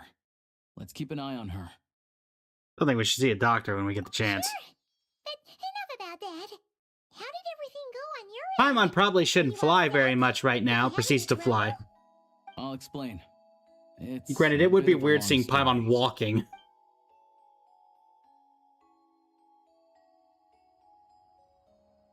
Good dog. Jeez, you guys got pretty busy. Sounds like the liaison officer and the mayor were running quite an operation. Good riddance to both of them. It's a good thing you managed to catch them. So, you said the train station will open again soon, right? And everyone has enough crystal now? For now. Yeah. Well, enough to survive at least. Project SNEZHNAYA isn't going away anytime soon. People will still have to scrimp and save to make ends meet. I mean, ask, what exactly is the Tsaritsa trying to achieve? The goal of Project SNEZHNAYA is to gather energy for the Tsaritsa, but no one knows where that energy's going. It's never been made public. The thing is, we were told that the project would only last for 6 months, but time and time again, they keep extending it. Extending it? How long has it been in game? Like, how long has it been in game since we started? Going very smoothly? That's what everyone suspects. In principle, any proposed extension needs to pass by majority vote in the SNEZHNAYA Veche. But even though opposition has been growing, any detractors end up caving in to political pressure from the rooster, Pulcinella. He's the chair of the SNEZHNAYA Veche and a key figure in the voting process. He has the backing of many powerful and influential people. Okay. Sounds like par for the course for the Dewey. How come the Fatui are picking on ordinary people even here in SNEZHNAYA? I don't see it like that. Fundamentally, the Fatui will always think and act in the Tsaritsa's interests. But that doesn't mean they don't care about the plight of the common folk. The only reason Sratomoro still receives crystal shipments is because of a relief proposal put forward by the rooster himself. Then there's the Fatui soldiers providing support in every corner of the nation. Even the Northland Bank provided some mora for disaster relief, and they're as conservative and indifferent as they come. True. It's just that the rich and powerful in their fancy palaces live in a completely different world from us. There's always going to be some conflict when those worlds collide. Reminded of something that Fatui officer mentioned, the Roko. Yeah, well, even though we all believe in Her Majesty the Tsaritsa, there are still many differences of opinion on how best to tackle the big issues of the day. Regular folk don't have an easy way of getting their voices heard in SNEZHNAYA, while the rich and powerful are either unwilling or afraid to speak out for all sorts of complicated reasons. The Rokad provides the disaffected with false identities and an outlet to vent their frustrations. One of the many civilian political organizations in SNEZHNAYA, its members all hide their identities and go by code names instead to avoid the effects of status on their freedom to express their political opinions. They say that this organization was founded by a young counselor who was ousted from their seat. Even now, the identities of the organization's leaders and administrators have yet to be disclosed to the public. Of course, an organization like that exists in a gray area. The moment the Veche think they've crossed a line, there's sure to be a crackdown. But so far, they've been doing their best to help the common folk. Does look like you. Like us, don't you mean? You didn't hesitate to join in. You're not new to this. I can tell. That's 'cause we're Masquerade guilty for real. You're not wrong. help people out with commissions and get to the bottom of things. Less about the money and more about the adventure itself. Sounds like we're going to get along. So, what's your business in SNEZHNAYA? Aside from taking your friend to see a doctor, of course. I want to meet the Tsaritsa. It's complicated. I've had run-ins with many of the Harbingers along the way, and I really need to know what the Tsaritsa is up to. Her ultimate goal, what the Gnosis mean in all of this. Since I've made it this far in my journey, I have to find the truth, whatever it takes.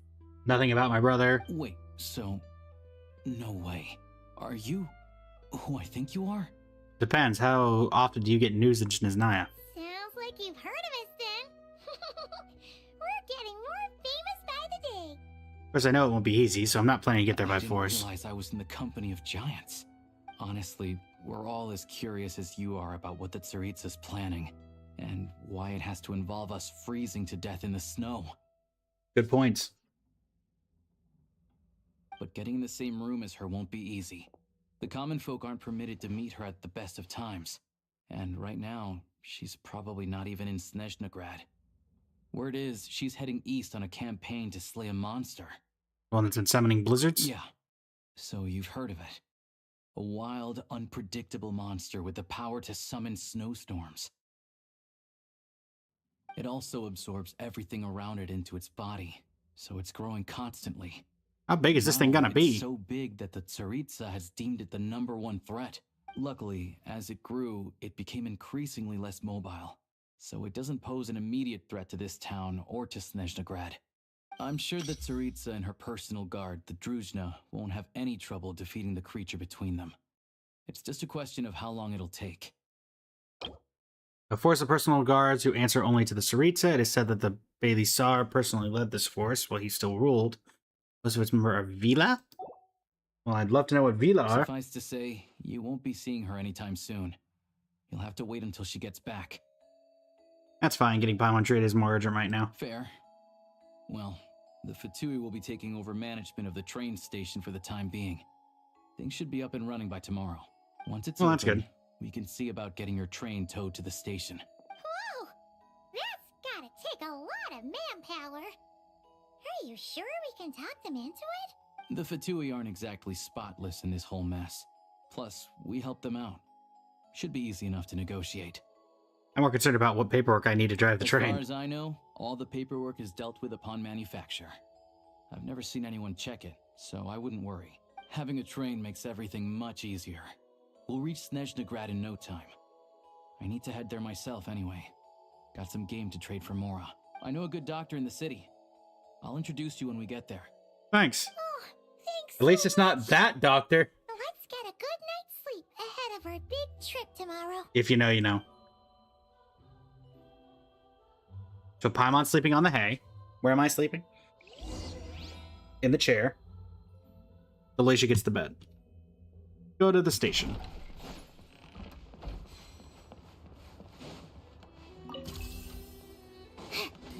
Ah. Nice of you to clean out this area. Yeah, you mean he's long gone? Yeah. No worries, Issa. Thank you very much.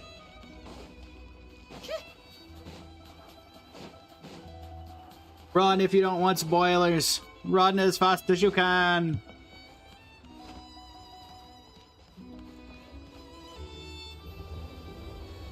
I explained the situation to the Fatui soldiers. They readily agree to help. Soon the derailed train is back on the tracks. Drive Thank you. carefully, all right? You don't want to end up in this situation again. Blame our map and our AI. See, this is why you gotta do everything manually. Also, I don't think I've seen a train like this before. Is it a new model or something? Yeah. Yeah, I guess. Not a fan of small talk, are you? Anyway, take this. It's an up-to-date map of the Snezhnayan rail network. All the track switching is automated. So, as long as the train's moving, you don't need to worry about collisions or anything. We'll leave you to examine the train's conditions yourselves. Fingers crossed nothing's broken. I doubt Sratomaros has any engineers with experience working on this model. Shouldn't be a problem. Thanks for everything. Thanks. All right then. Have a safe journey. And make sure to check everything's working before you set off. Alright, let's get our AI back up and running.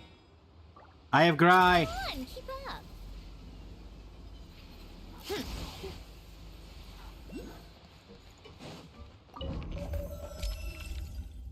Let's grab.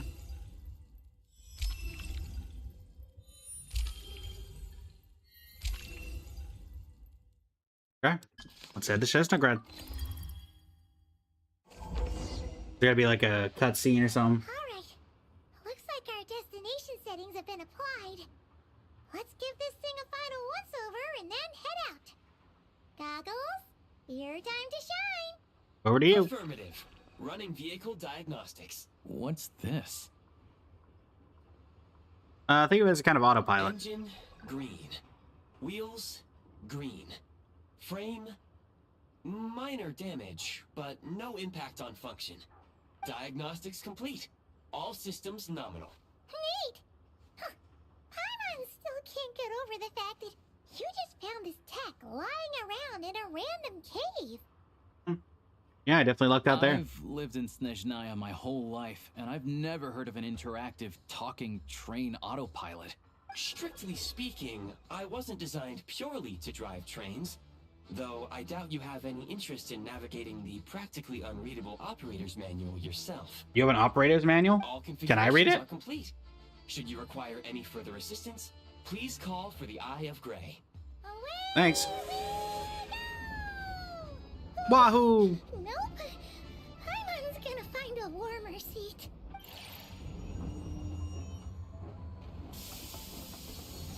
Chugga, chugga, chugga, chugga, chugga, chugga, chugga, chugga. The train does talk. What's going on? Uh-oh. Oh no. Oh no, what? Help, there's goop on my train! Sorry, welcome in.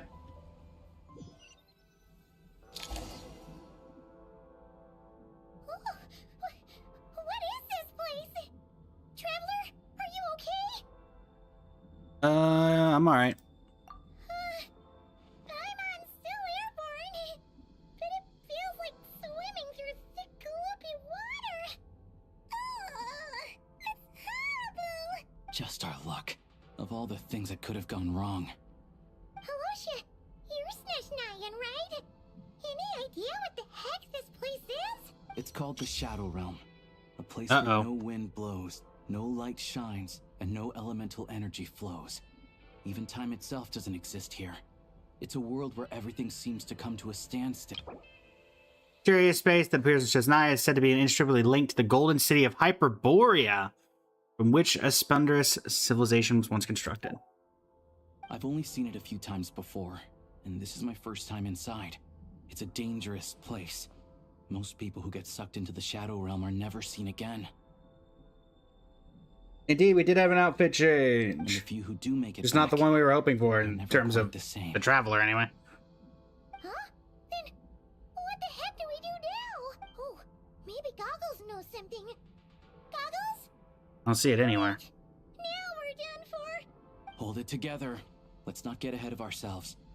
I heard a story once about the world of shadows. If it's true, there's a way to escape. We just need to find the exit. Come on, let's explore. Indeed, we have been banished to the Shadow Realm. Let's head to the front of the train and try to look for Goggles. Oh, well, never mind. We're not on. This is not our train. Look at these Fatui. It's like they've lost their minds. Their shadows have been devoured. They're no longer amongst the living.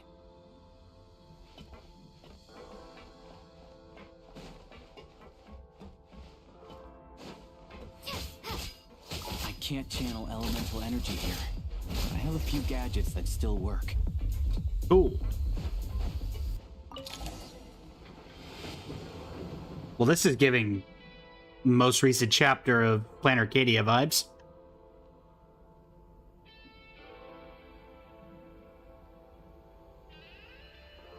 Up. What's that blue thing? Is that Goggles? It's Goggles. Guess we'd better find a way over.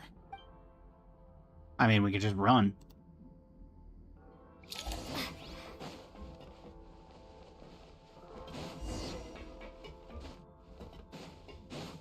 Go now! Bye. Ow. Bye. Have a wonderful time. Goggles. Goggles. Got anything for us? Hello. I am glad to see the three of you safe and sound. For now, at least. But things aren't looking too good. Correct. We are now inside what is known as the Shadow Realm, the darkest space in the shell, where even the Most High is loath to cast its gaze. Time and space hold no meaning here. It intersects with the world of the Light Realm only rarely, like an air bubble that rises to the water's surface. We must leave this place before it sinks back down into the depths once more. Sounds like you have a plan. Yes. In fact, the very purpose of my creation was likely to... from the Shadow Realm. What? It appears that key data is currently inaccessible. But now is not the time to resolve that problem. I have marked the exit to the Shadow Realm for your convenience. In addition, I have prepared some equipment to aid you as you traverse the Shadow Realm, traveler. Hey, you have that at the ready. It may well be one of my core functions. Scan complete. Construction in progress. Activation code? We once peered into the past from the ruins of the shadows. This is what remains of the Golden City, Hyperborea. Cutscene?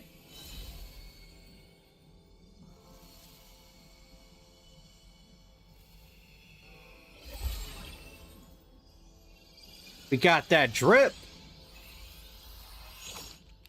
Ha ha ha! Armed and dangerous!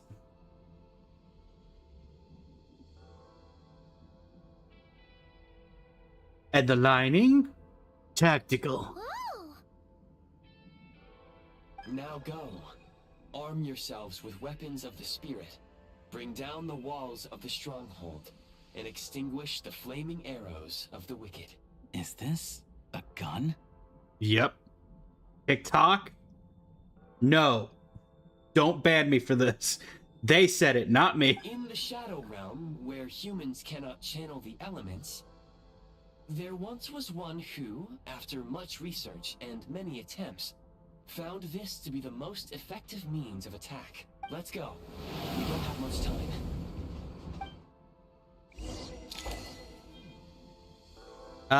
Do I care? I think we'll go with classic. Need a refill. Oh, look at that reload animation. Do we have a slide? Oh, we don't have a slide?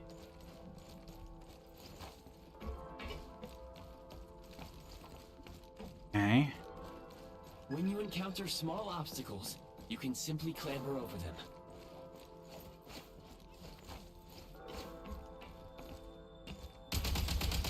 Need a refill. Okay, it looks like I need... Slide to navigate through low, narrow tunnels. Wait, I can? Left shift. That's... There we go. Obstruction ahead. You may be able to use the explosives nearby.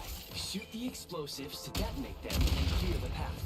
Since elemental energy is unavailable in the shadow, for long-range targets, try using the scope to line up your shot.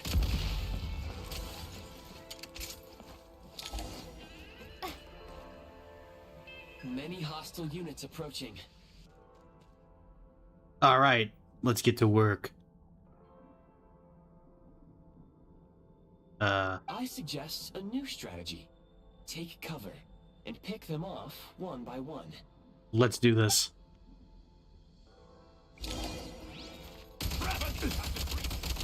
Where's the...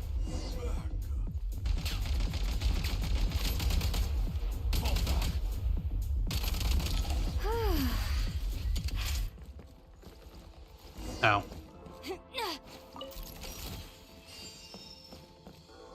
That was anticlimactic. Was kind of hoping we get like a couple of waves, really let us... More enemies detected. Try attacking with the newly unlocked Assault. Assault function. Normal attacks charge the firearm with a special energy known as Frigid Glory. Once sufficient energy has been stored, press the simulated elemental skill button to switch to breakthrough mode. In breakthrough mode, firearm consumes Frigid Glory to launch high-powered ray spears, piercing through opponents in their path and dealing cryo damage. I guess I should close this. Also, I do want to take a look. Okay. Can I line this up? Mind the rhythm. Where's the... Need a refill. Alright, we're just going. We're going all out assault here, chat. We're going all out assault.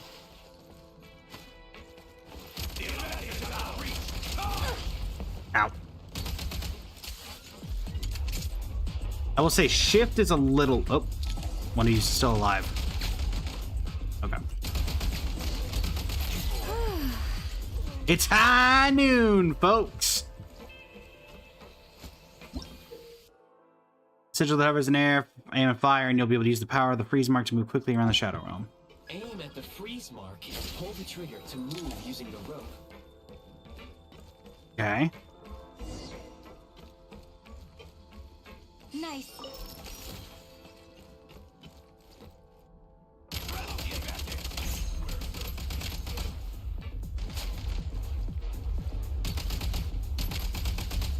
Gotta recharge. Oh. Suppressing fire, suppressing fire.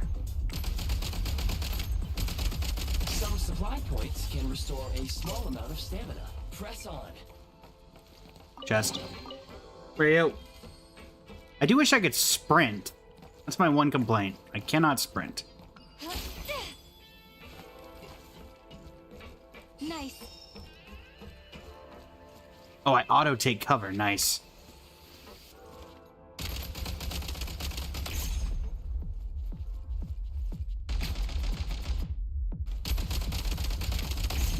That's enough out of you.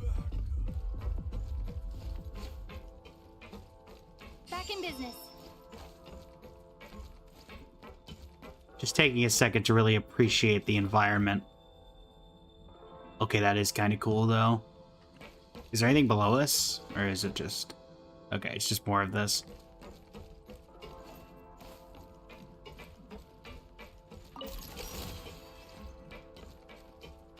Well, I've got plenty of ammo.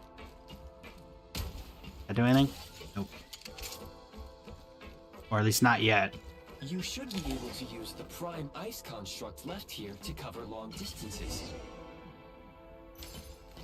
Oh, this is a zipline?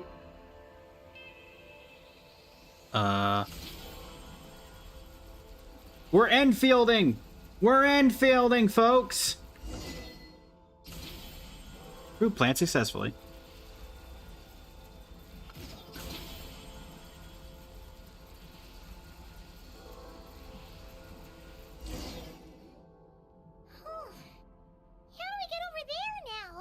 I see hooks. I recommend using this grappling gun. Such devices were originally used to secure structures in the Shadow Realm. Okay. If you detach the connected hook, the grappling gun will automatically fire a rope to another nearby hook. Okay. So, we just removed this hook, right? I mean, I guess that this train's gonna go flying the moment we do that. Oh, do I need to, like, get up here and do something with it? Oh, I see. Bye!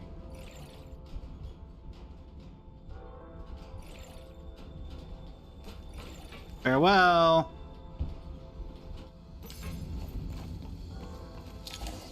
Give me more targets. We're gonna be in here. I want to use this thing as much as possible. The sprint button is so awkward. The one thing I will say is a little awkward with sprint being on left shift. I'd prefer it to be on right mouse click like usual, but I guess that's for the firing button. Back in business. Need a refill.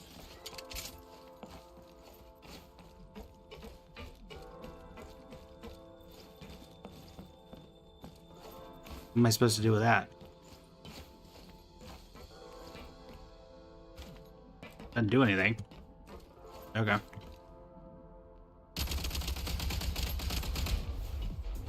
Oh, you're still alive.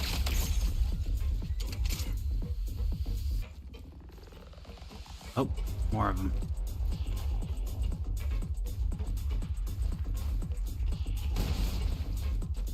Wait, what?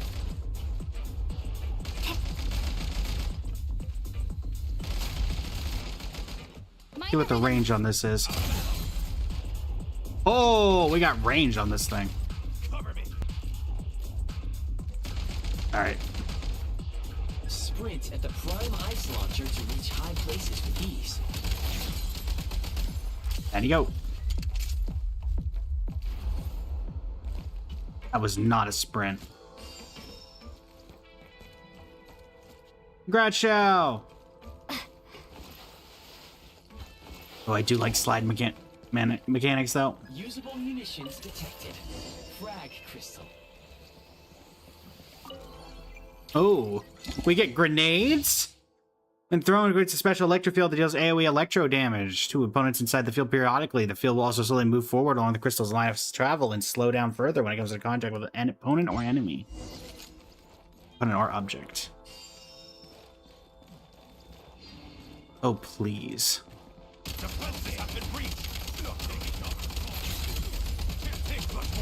Nice.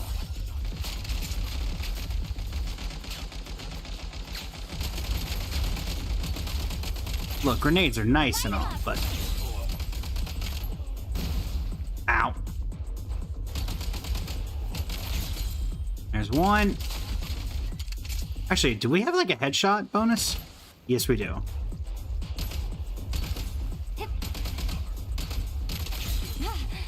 Can't really do any fun combo tricks. Oh. State number 2. Mind the rhythm.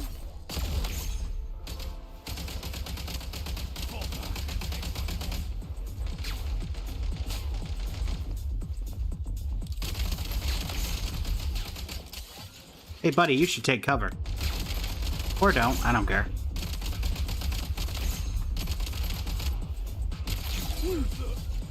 Enough out of you. Anybody else? Anybody else want to try their luck? I guess the interesting thing is, yeah, Genshin does indeed have guns now.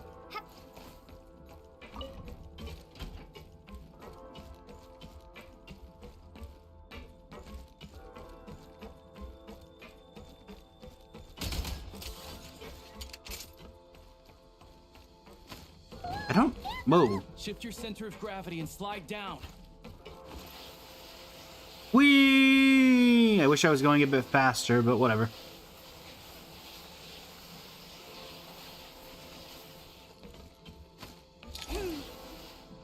Wow! Take great care not to fall down. Well, thanks for telling me that now. I assumed you wanted me to do that. Oh, we can fire when we're in the... Okay. Is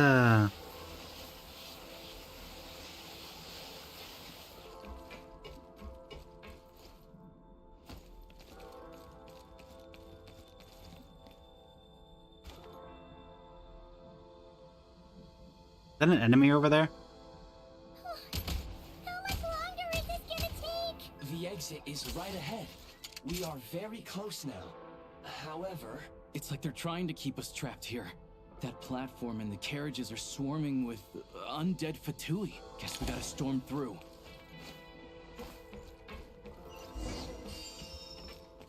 I want to get to like a really far off in the distance Fatui, because I want to see how far the range of this really is.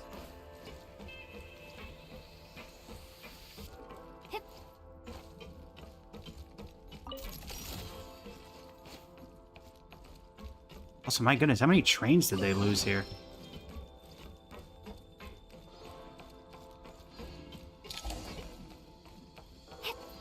Oh, we have a mod bench.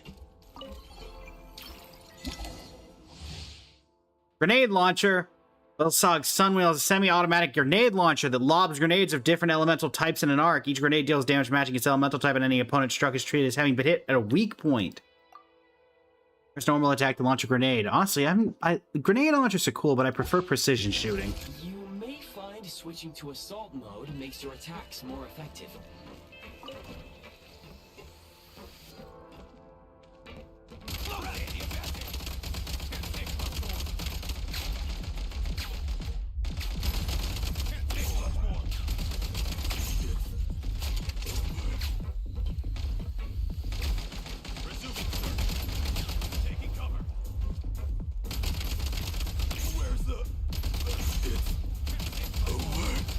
Need a refill. Oh, those are breakable? Oh, okay.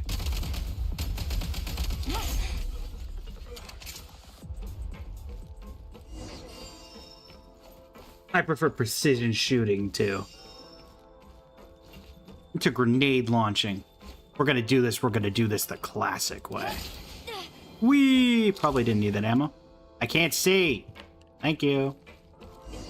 Oh, hello. Are we gonna call this an undead? Oh, Change of tactics. this thing even reach me if I do this from over here? I don't think they thought about this. I don't think they thought about this at all. State number 2.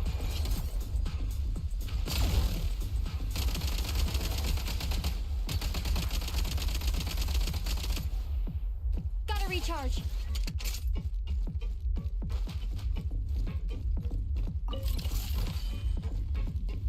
Okay, just so we can say we used one. Frag out. Oh. How do the bullets have a bit more range than the... Okay. There we go.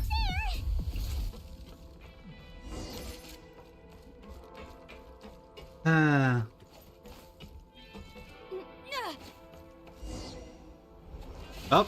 Huh? Why is everything shaking so much? We need to get out of here. Now. Looks like the Shadow Realm is about to sink back down into the depths. Does look like The that way. exit is right here. You mean this weird bubble thing? Wait, how exactly do we... No time to think. We just gotta go for it.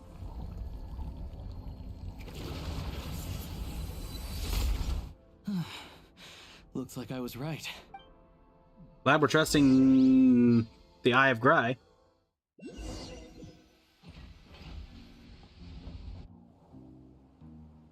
So the train just, I guess, was going while that was going on? I don't know. The Shadow Realm manifested right on the railroad tracks.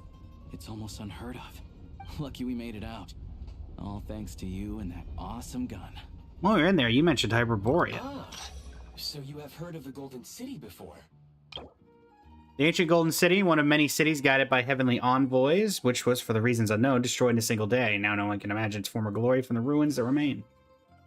Yeah, it came up a whole bunch in Nokrai. You're a pretty neat surprise in that sense, aren't you, Goggles?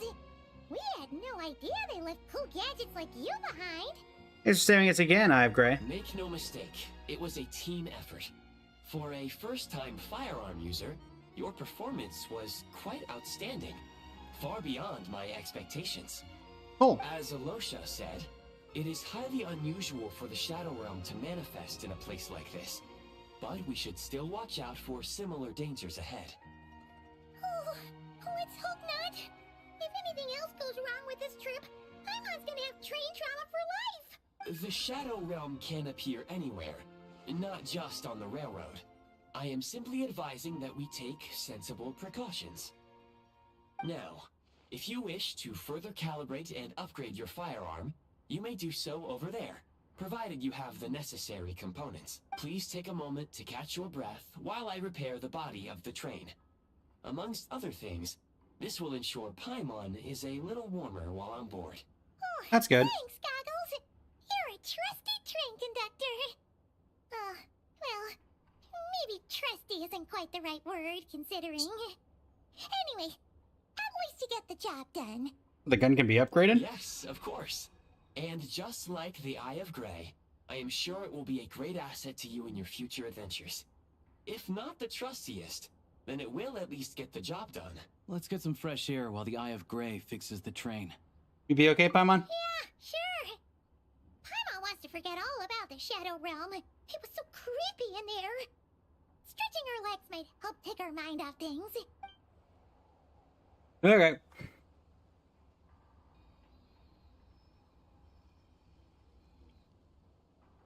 Where are we? What border town is this? Quiet here for a train station. Not a person in sight. Just abandoned houses. Hello? Hello? Desnagrad. Huh? So much for repair? You've swapped our train out for a whole new model. My plan was to restore the train to its original appearance per my records as quickly as possible. Now that the repairs are complete, the train offers optimized performance and a significantly improved trendiness level. Trendiness. Didn't know trendiness was a parameter. According to my calculations, parameterization is the most effective way for the Eye of Grey to understand trendiness. Hyperborea, huh? I'm sure I've heard of that in a story somewhere.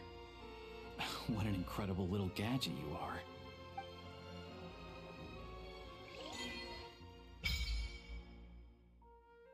SNEZHNAYA Adventure Journal. SNEZHNAYA Adventure Journal is now unlocked. In the SNEZHNAYA Adventure Journal, you can view your ongoing available quests in SNEZHNAYA. There's also where you can collect corresponding rewards after completing Archon quests and World quests. The Experiences section in your SNEZHNAYA Adventure Journal. Here you can find the meeting points you've discovered while exploring SNEZHNAYA. Additionally, you can also view in this section any special recruitment projects that have been done this week.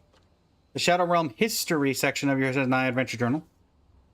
Here you can find the Shadow Realms and even more dangerous Shadow Realms that you've uncovered while exploring SNEZHNAYA, and quick travel to any of these realms for a good old cleanup operation. SNEZHNAYA Adventure Journal also allows you to look up temperatures of the current area. In low temperature locations, the Eye of Grey will expend Kresnik energy to regulate body temperature. Kresnik energy depletes more quickly in frigid zones, and in sub-zero zones, Kresnik energy will deplete even more quickly and lead to catastrophic effects. Therefore, do keep an eye on the environmental temperature where you're going. Grappling gun, link mechanism, launching platform, ambient bollard, sign icon, and sign text. Try using the grappling gun.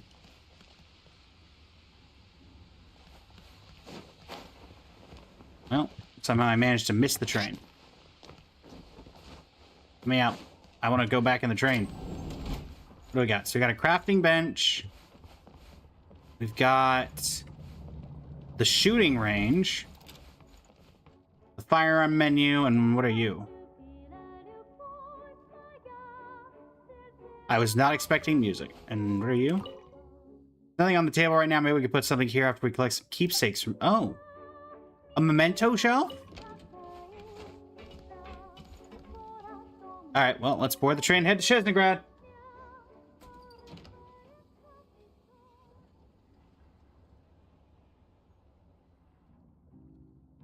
Like how there's nothing on that table.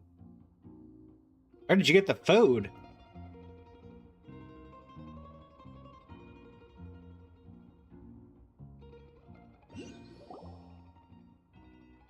Press U to open your adventure journal. Claimable rewards. Gunfire in the Silent Lands. An arc that used to be a soul. World quest. Well, we're doing that one currently. So.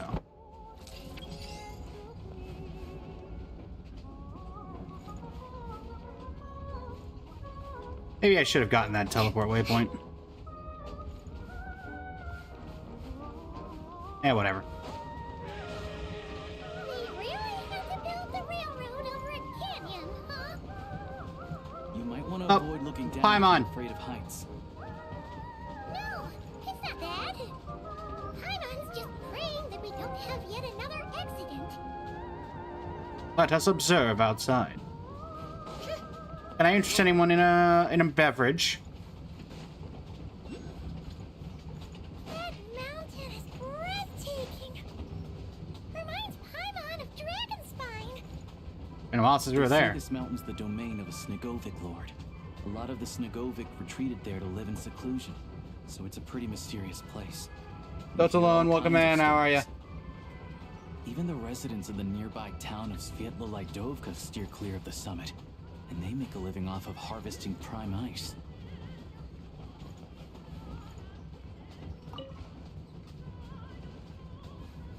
Look, SNEZHNAYA's just up ahead. Pulling into SNEZHNAYA.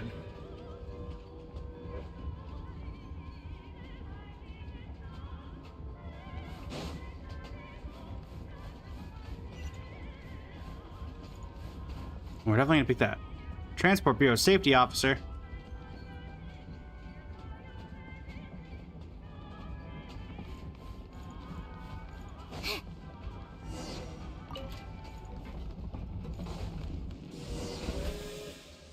Teleport.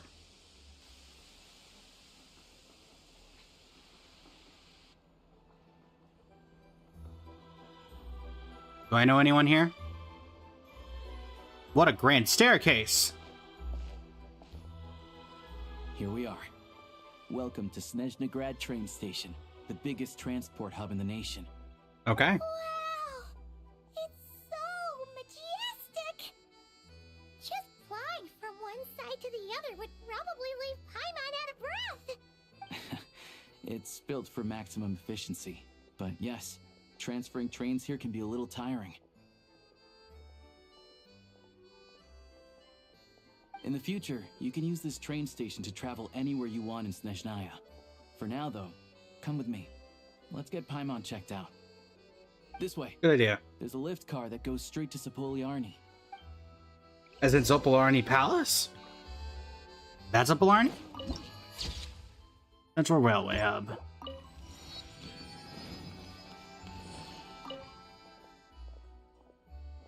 So, Fatui? No.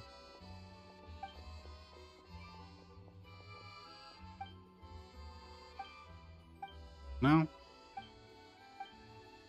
Alright. Appreciate it. Alright, cool. Oh, hey, it's one of those, like that NPC that we saw from the, what's it called? Linnea's story quest. Look! They have really funny-looking hats! Rude. And those ones are about the same height as Paimon! But it looks like they can't fly! Those would be Volkudlak and Domovor. You'll also see the Winged Vila and the Snowborn Snegovic amongst others. No wonder! We'd heard that SNEZHNAYA used to be the realm of the Fae. Paimon can really see it now. You are a powerful companion.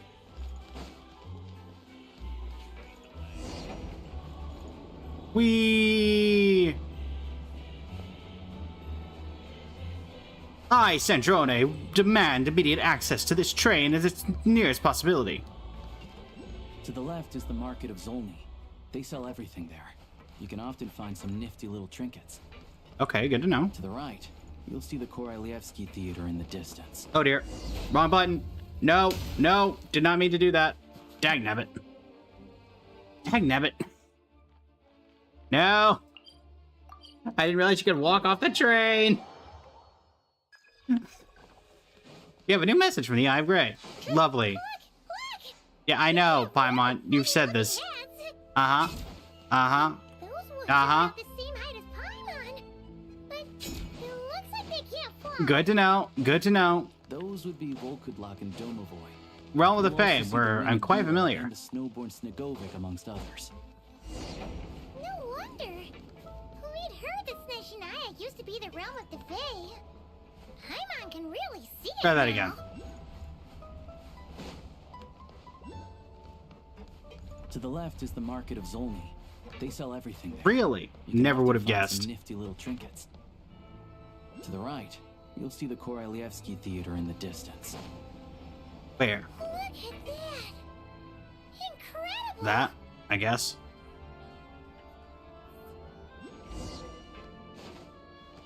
Please leave at your earliest convenience. World opens itself for those with noble hearts.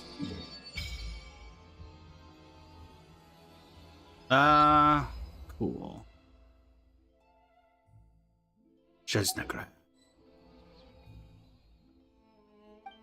Anything else? Nope. What is going on here? Why am I not sprinting? I couldn't sprint on the train. They disable it.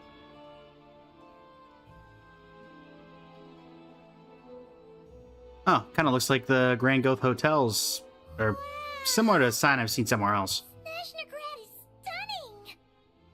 Seeing it with our own eyes makes all the trouble we went through to get here worth it! I found it pretty stunning when I first came here too. But I soon found out that stunningly beautiful means stunningly expensive. The prices here are crazy. I'm just a small-time hunter, so Zolny is where I spend most of my time. This way will take us to Podvorier restaurant. They offer food and lodging there, so you can get settled in while I fetch the doctor. Is that gonna be stunningly expensive too? Don't you worry about that. Yeah, I mean, there are places to stay in Zolny, but I highly doubt they'd meet your standards. I don't really have standards. I've stayed basically anywhere you can think Most of of. the stoves are out of crystal, the windows are drafty, and at night, four-legged roommates come out to play, sharpening their claws on the roof beams and floorboards. Yep, no way. Not a chance Paimon's staying anywhere like that. Maybe we can split the cost of the room between us? Paimon still has some savings left. That but it's sponging off me. Come on, it's tradition. Fine then. It's your treat. Paimon will save her money for buying a nice little cake. I like how we acknowledge that she basically just sponges off of us. Don't worry. You'll get some too. Uh-huh. I'm glad to see you've perked up. If you find yourselves in the mood for some sightseeing later, there's a few places around here worth seeing. This way really? leads to Zapoliarny Palace, which serves as the Tsaritsa's audience chamber and also her personal quarters. Got it, we're breaking in there. The adjacent block is kind of a city in its own right. That's Glupov, the headquarters of the Fatui. Oh. The satellite city within SNEZHNAYA, the headquarters of Fatui. Glupov's president-mayor is the 5th, Pulcinella. I only might get to see Pulcinella. Been a while. Inside, there's a munitions factory known as the Armory Palace, producing a constant supply of all kinds of equipment for the Fatui. A lot of important research happens there, too. Okay. And over there is the SNEZHNAYA Vecha, where all the big shots meet regularly to make policy decisions. These places are best admired from a distance. I'm sure I don't need to explain why. Uh-huh. Yeah, they probably have super strict security. We're not looking for trouble right now. Not right now. Maybe later. The downtown area is near the center of Zapoliarny. That's where you'll find the restaurants, bookstores, and gift shops. Another place of interest is the Northland Bank, which is over this way. Oh, and I'm sure you'll want to make contact with the Adventurers Guild at some point. Our final Catherine! That's right here. Ooh, speaking of adventuring, we use alchemy quite a lot. Do you know where we can find a crafting bench? No one practices alchemy at SNEZHNAYA, I'm afraid. Apparently there's some historical reason for it. We did hear that, because that's why we have it on the train. Oh. We'll just have to use the one on the train then. Kinda inconvenient. Wait, how come there's one on the train if that's SNEZHNAYA too? We can look into the historical reasons later. Yeah, I don't know. Not my area of expertise. Still, I wouldn't say the absence of alchemy makes life here any less convenient. Anyway... Finally, there's Zolny in that direction. It's mostly residential buildings and factories, but there's a few shops too. Worth a look around if you're interested. Alright. That's about it. You guys go ahead and get checked in while I track down my doctor friend. Sounds good. Thanks. Thanks for all the recommendations.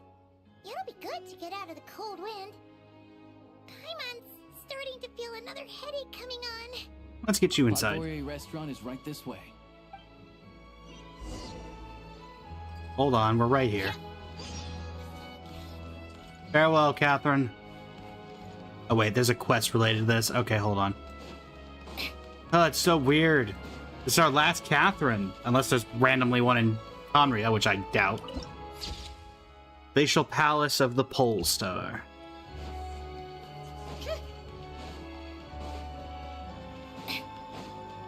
Checking in. Checking in.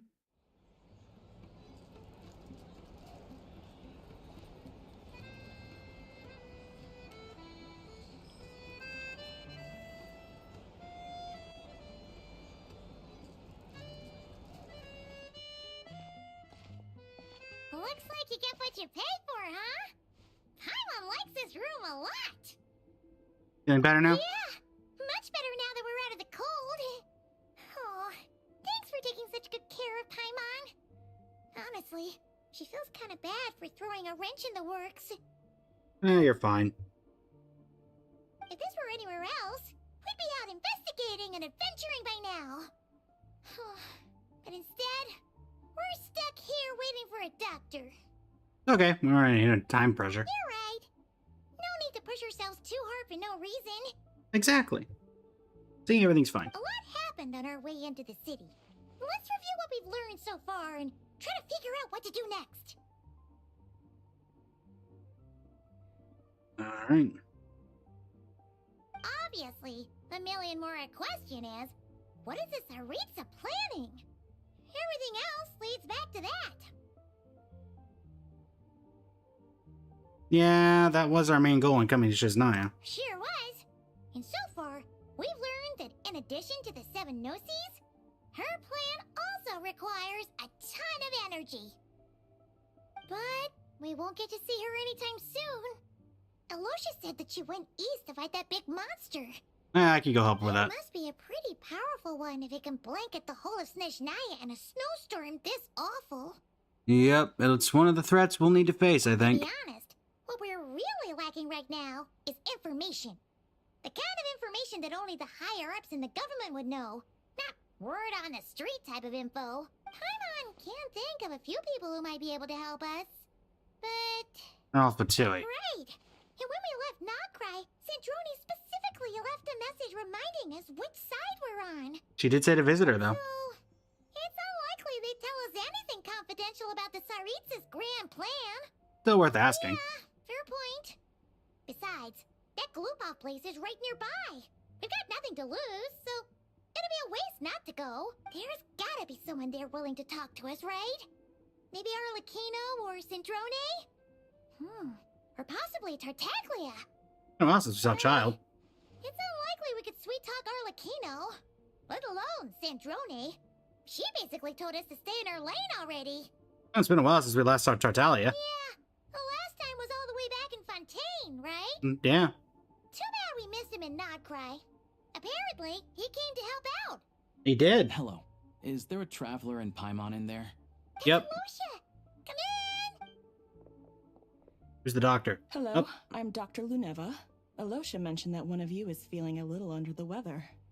Be grateful if you can take a look at her. Do you treat I Faye? see. So you're my patient today, yes? And you're, Faye, I presume? Good question. Paimon's not too sure either, but she's definitely not the same kind of Fae as the ones we saw at the train station.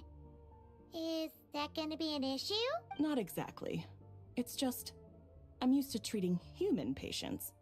Fae tend to be far more resilient than even the healthiest and most long-lived of humans. But don't worry, I do have some experience treating Fae.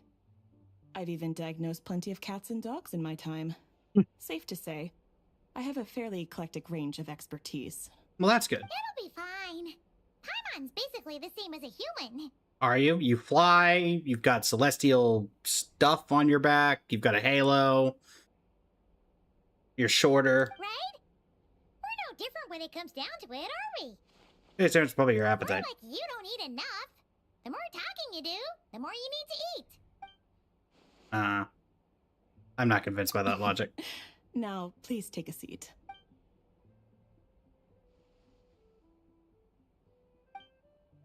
Got anything? Okay, vital signs are good. Test results are all within normal ranges. I don't think it's anything serious. Seeing Paimon More than sitting and likely, lying down is it's still just a cold cold. an interesting experience. I can give you some medicine to tide you over, but as long as you rest properly for the next couple of days, you should feel better. Make sure to keep an eye on your temperature, though. If you find yourself with persistent low-grade fever, or if your symptoms don't improve, just contact me again. Thanks, Luneva. Sounds like there's no cause for alarm. Well, let's see how it goes over the next few days. Thank you, Doctor. You're very welcome. Just doing my job. I'll leave you in peace now. Time to visit my next patients. Wait, what about Pay? Take care. You heard the doctor. Best you rest up here for a couple days. No sightseeing for the time being. Oh, I'll stick to the local area then. Alright then. Guess we've got no choice. Let's just treat it as a short vacation. I have to get back to it. If you need anything else from the doctor or me, go to the Hunter Trade Station in Zolny. The boss there knows how to reach me. Is there everything? No big deal. You saved my life in the Shadow Realm. This is the least I could do. See you around. See ya. Bye, Aloysia. Which means they're probably going to be getting a new model outfit soon. Time to find Child and see what he can tell me. Da da da da da da da da da. Better not disturb her while she's asleep. With any luck, I'll be back before she knows I was gone. Time to go find a certain man from SNEZHNAYA long ago, who was big and strong, and his eyes a flaming glow.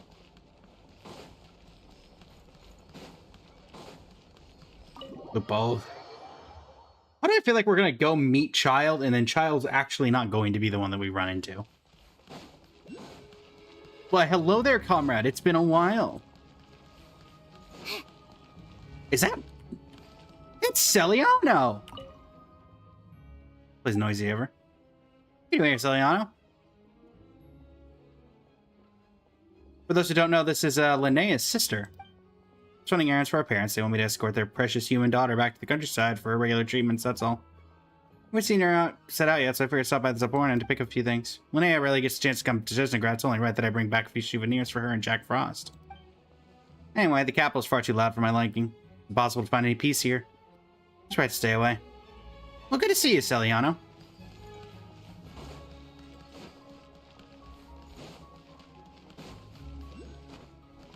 I do like the NPC designs. Oh, very pale. Yeah, we ran into a... Oh, wait. It's, you look very similar to... Oh, yeah, Druzna. So these are the... We know that we're getting one playable character from the Druzna. Vesna, I think?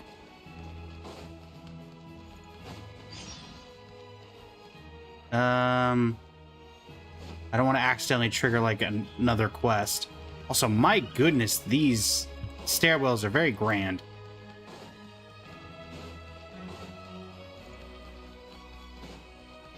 I like how Alicia told us to stay away, and we immediately went right for the jugular and said, nope, we're going to the headquarters of the Fatui.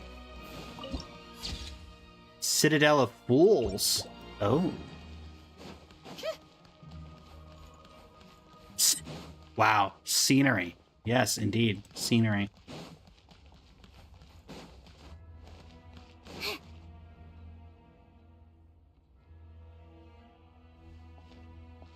This is not going to end well. Hold on. Please display your invitation letter or permit. Could you pass along the message? Glupov does not accept meeting requests without a prior appointment. You'll have to apply per the advertised booking process and wait until your invitation letter is issued. We're old friends. Might I ask who you're hoping to visit?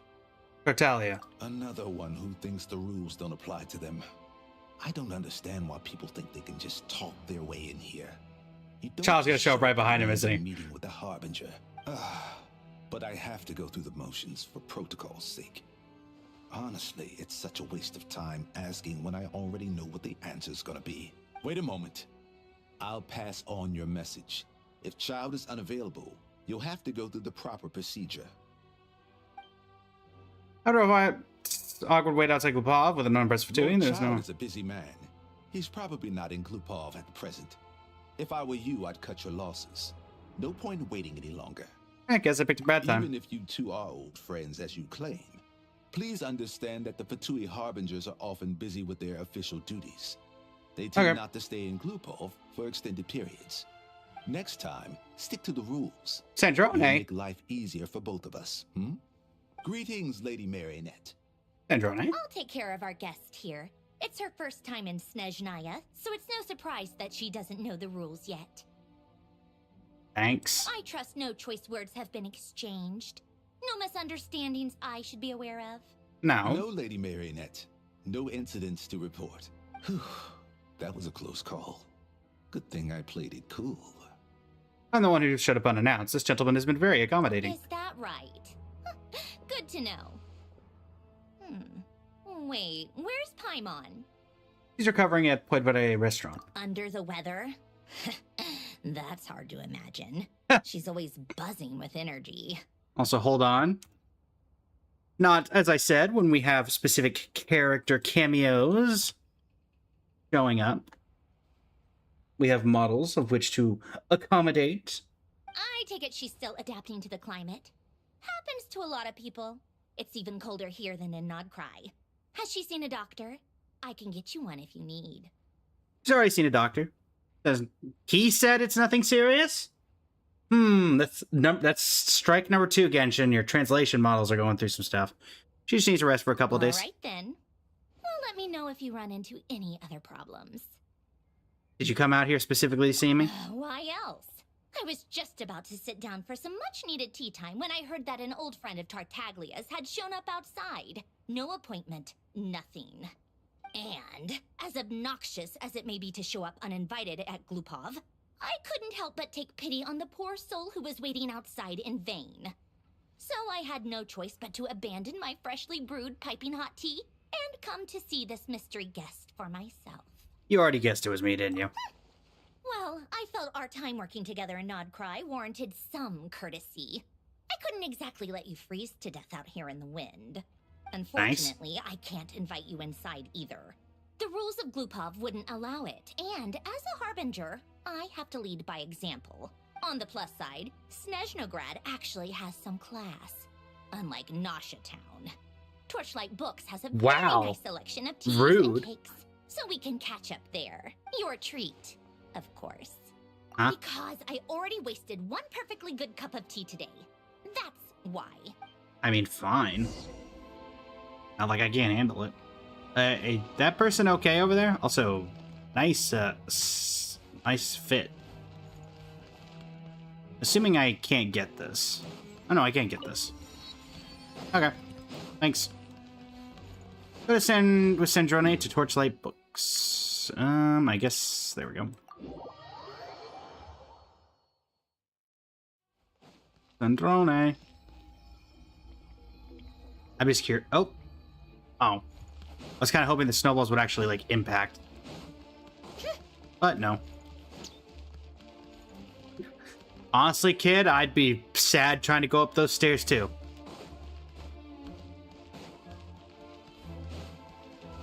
Like, is this going to be a normal thing, or is everybody going to freak out that a harbinger's here? I've ordered for the both of us. Oh, No okay. objections, I assume. I'm sure you trust my taste. No problem. Okay, let's get down to business. Oh, hey. I'm guessing you don't actually have any urgent business with Tartaglia, per se. You just want information, right? Yep, you got it, but how's he doing anyway? Wanna take a guess? Picking fights? Of course you'd say that. You shouldn't underestimate Counselor Tartaglia, you know. Counselor? That's right. I'm sure you've heard of the SNEZHNAYA Vetcha by now. Well, he's busy preparing some paperwork for their next meeting. Hard to believe that.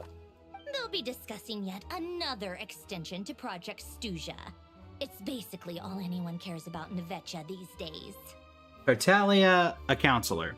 Sorry, it's just a little hard to imagine. Yeah, he's more of the shoot first, ask questions later sort, isn't he? It all started with a very detailed letter that Capitano left for the jester, Piero, before leaving for Natlan. Oh, I ran into him. Also, wait, are we gonna hear Capitano? In that letter, he detailed Capitano! the future arrangements for his subordinates. All of his key people were reassigned to Tartaglia. Oh. Interesting. I guess he'd already prepared to leave us for good all the way back then. But Piero didn't reveal the contents of the letter until the events in Natlan had concluded. Why Tartaglia? That was his reaction, too. Why me? The bewildered look on his face. He'd always assumed Capitano looked down on him. He was a man who kept his thoughts to himself and barely spoke to him the whole time they'd known each other. But he occasionally brought Tartaglia along to my tea parties back in the day. So to the rest of us, it was clear that Capitano had quite a lot of respect for his young comrade. It is just... Man, he does not even get up to Capitano's shoulders. He looks like a tall, like a parent taking his child to an appointment. By the rest of us, I mean Oh my word! Rosaline, the model! And actually, not Columbina. She was probably oblivious to it. Probably. Man, I've been a while since I've seen Rosaline's model in game. Anyway, then the Liu-S situation happened. Normally, it took a lot to get under Capitano's skin, but that time he was furious. It's not really my place to talk about it, though. You can ask Tartaglia about it sometime. Sure. Basically, Tartaglia probably had the wrong idea about Capitano all along. Right up until Piero revealed the letter he'd left behind. Capitano believed that despite Tartaglia's immaturity, he showed great potential. Plus, he possessed a kind of purity rarely seen among members of the Fatui. Makes sense. Yeah, it's one of the few things that I'd agree those two have in common. But there's one other reason why Capitano chose Tartaglia to assume command of his troops. He knew that after he was gone, several of the others would swoop in on his army like vultures, with the ones who stood to benefit the most being the rooster Pulcinella and her greater Pantalone.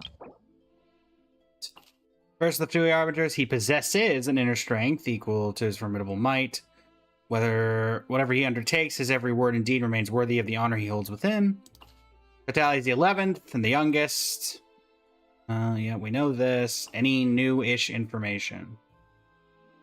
Arlecchino. I guess this. The 5th of Fatui Arbiters and Speaker of the SNEZHNAYA Vesh. He wields immense influence throughout the capital. Under his direction, the affairs of state proceed in accordance with Her Majesty the Tsaritsa's will. Yet even in service to that will, the safety of ordinary people cannot be ignored. And nothing about Pulcinella. Sorry, greater. Once they divided Never mind. Capitano's troops between them, they'd be more powerful than ever. No one would be able to stop them. Greator, the 9th of Fatui Harbingers, he oversees the organization's vast financial network. The Northland Bank is among his enterprises under his command, and many Fatui operations depend on his authorization before their funding can be released. We know you. So, you can see why Capitano chose to hand that letter to Piero, right? Because the Jester needs to maintain a balanced power. Exactly. Piero also needed to back a Harbinger as soon as possible. And, all things considered, Tartaglia was the best choice. Even though Tartaglia has had the support of Northland Bank for a long time, he and Pantalone are ultimately not cut from the same cloth. Yeah, I'd believe that. I'd say Capitano made a good judgment call. Anyone else caught in this situation would probably feel like they'd been hung out to dry.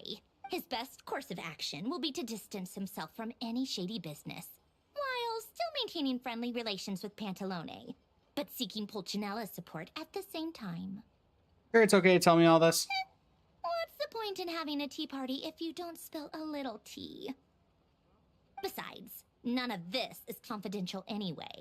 Ask any journalist out there. They'll give you all the lurid details. You'll see it firsthand if you ever sit in on a session of the SNEZHNAYA Vecha. All the factional strife, whether open or unspoken, it plays out for all to see in that one little room. Having a voice in a Vecha is the only way to steer policies in your favor. So, every person in that room represents a particular interest group. Pantalone, for instance, represents the financial sector, and Tartaglia represents the Fatui soldiers. I just want to point out, because this is very funny, you'll notice that Child is standing completely still. Yet somehow Pantalone's model, his cape is flowing in the wind. Child does not get that wind with his things. So I like to imagine, I'm not Animo, but Aura is Aura, and I require all of it. Personally, I have no interest in political jousting. But since I have a number of engineers and researchers under my command, I have to make their voices heard. Then there's Pulcinella, the linchpin of the Vecha. He represents politics itself. It's Pulcinella. Everything involves him, so nothing can bypass him. Any issue that comes up, he knows how to mediate. That's what the Tsaritsa values most about him. That explains a lot. I'm starting to see why everyone is so frustrated with the way things are, but also powerless to change it. A complex web of interests connects all parties involved, and the Tsaritsa sitting at the top adds another layer of complexity. It must be nearly impossible to come up with a perfect solution. Unfortunately. All right, I'm done carrying this conversation. Time for you to answer a question of mine. How's Columbina? Oh, sorry, are we getting spied on? You must have known that you can get the info you needed from me. So why was Tartaglia the first person you asked to see and not me? Jealous, are you? Jealous? As if. Wait. Oh, I think I know what it is. Columbina passed on my message to you before you left Notcry, right? Correct. I only meant you should be mindful of which side you're on. Is that actually why you didn't ask for me? Because you took that to heart? I wanted to make sure I wasn't being disrespectful. Fair enough. It's not your fault. I blame all these politicians I've been hanging around with lately. Always beating about the bush when they talk. I guess it must have rubbed off on me. Anyway, just ask for my help next time, okay? Little things like this are no problem. Okay. Lady Marionette. What now? Can't you see I'm on my break? Whatever it is, just leave it on my desk. I'll look at it later. Sorry to disturb you during your break, ma'am, but I'm afraid it's an emergency. Isn't it always? I've told you before.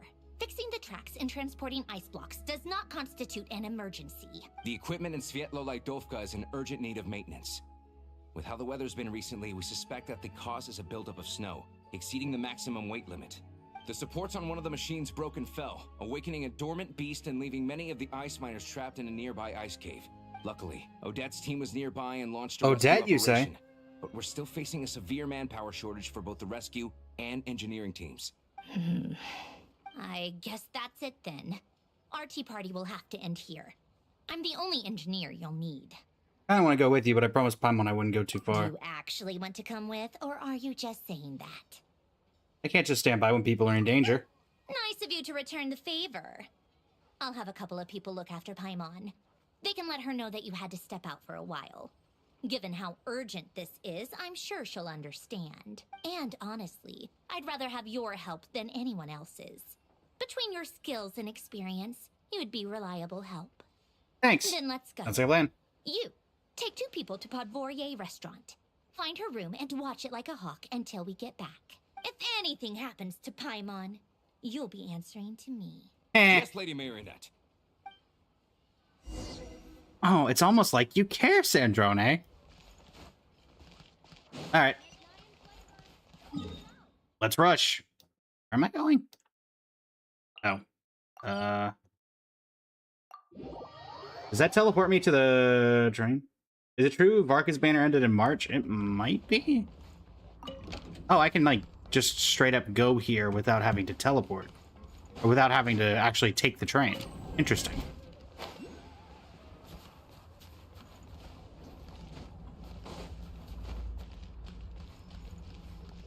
Hey there, little guy.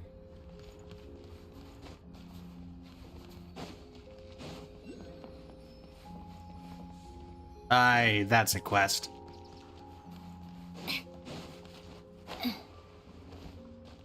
Where am I going? Gonna make sure I have my glider out just in case. They weren't exaggerating. This is really dangerous. It's a good thing only one of them broke. From what I've been told, most of the trapped miners are over in that direction. I'll go rescue him. Yeah, you do that while I check the rest of the equipment. I'll evacuate the people around here as I go. Meet me back here as soon as you're done. Can do. Meanwhile, you're going to go help them anyway. Just saying.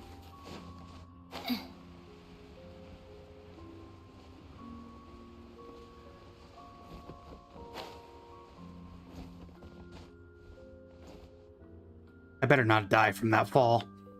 I have to be getting close. Don't go any further. Up.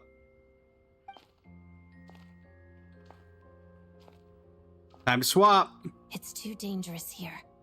There's a highly aggressive monster on the prowl. You need to leave Odette! now. I'm with Sandrone. I see. You're the backup from SNEZHNAYA. Well, I'm Odette. Good to meet you. You as well. Ah, so this is Odette. She was the first member of the Fatui on the scene. There are 5 people trapped in the cave. Monster type is unknown, and so is its location. Let's go. Every second counts. I do like the detail of the gem on her head. I didn't notice that. Lightning flash! Electro travel? I guess. See what we're working with here. Pirouette. Okay. I'm gonna guess C3R3. Yup.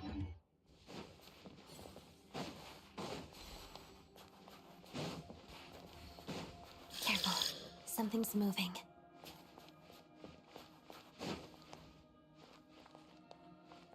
Aw, I was kind of hoping we get like a really big shadow.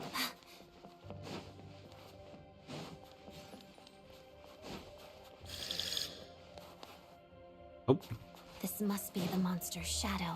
Looks That's... like a tough opponent. Uh-huh. Really tough opponent.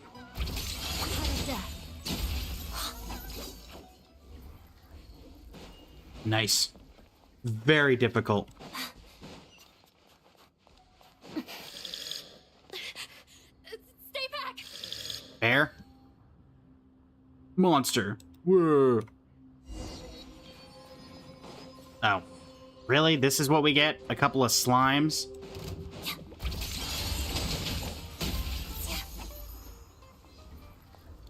Hardly worth the effort.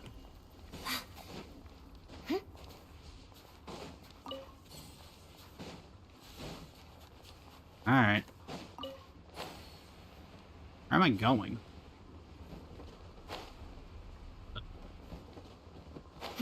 Ah. I see them. They're right behind the monster. The monster seems very agitated. It could attack at any moment. Let's make the That thing first is move. like... That thing's barely a threat. Come on. It's so tiny.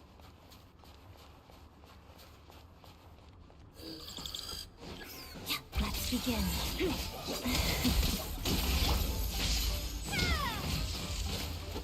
Waltz of the snowflakes.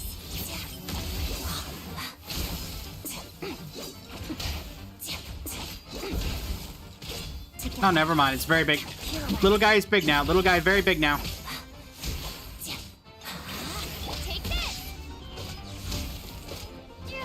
Why did it have to be Electro Traveler of all things?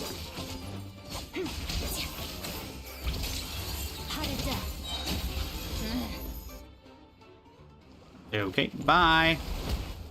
Oh, thank you for saving us. We'd have been monster fodder otherwise. Thank you. Thank you. You're welcome, Ria Bushinsky. You're welcome. You should be safe now. Follow this route out. She and I will stay behind to watch the rear. That's been cleared. Thank you. Come on, let's go. This way. Everybody run. Also, why is this area lit up? I've searched the area. Pretty sure the monster made a tactical retreat. Is this its lair? Yeah, but with us here, it won't be coming back anytime soon. It may be small, but don't be fooled. It's a ferocious beast. People are just food in its eyes. It's lucky we got here when we did. The trapped miners have been successfully evacuated. Time for us to leave. Agreed. Wait, this place... There's... something unusual about it. Cutscene.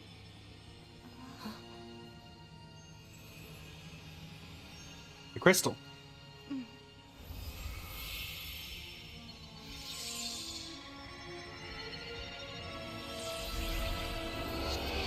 A sword? What is that? I don't know. Time to run. It's back? Guess it has family.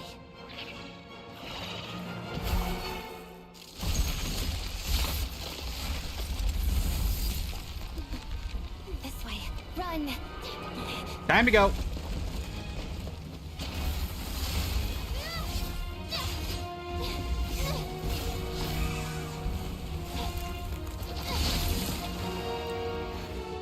Odette!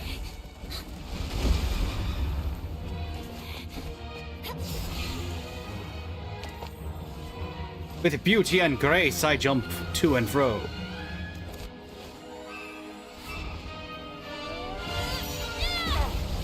Power of Geo compels you! Thanks. Let's get out of here.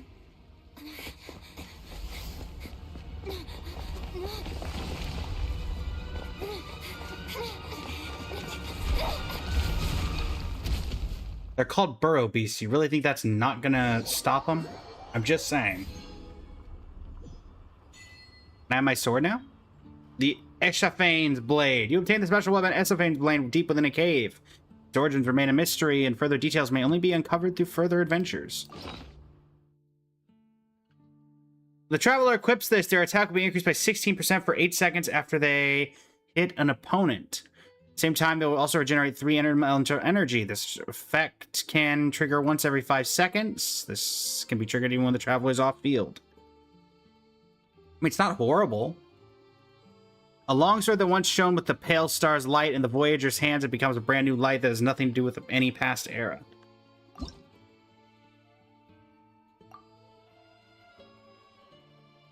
Okay. You can enhance your SFA stat blade after using Cryo to awaken and connect to the statue of 7-inch SNEZHNAYA. Each statue of 7-inch SNEZHNAYA can bless the SFA's blade once, enhancing its power. So I assume that... refinement. Its refinement rank goes up to 6. Or, yeah, actually 7, if we're counting all of these as enhancements. Interesting. Okay. You Sandrone. Sandrone! Sandrone! Well, that's not helping. Do I have, like, a good way out of here, or... That's not what I needed. Okay. Paimon! Oh, no. Oh, it's the wet... No! Dang nabbit. Dang nabbit. No. No. No.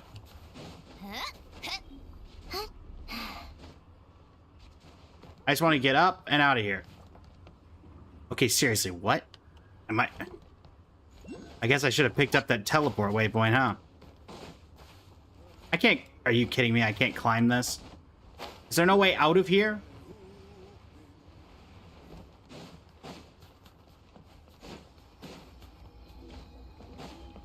Well, I guess we know where this is. Come on. Okay, I guess we're going to the train, because that's the only teleport waypoint of which I have available to me, I guess. Alright.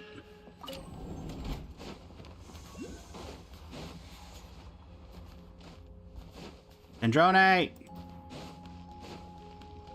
Androne! Met a friend of yours.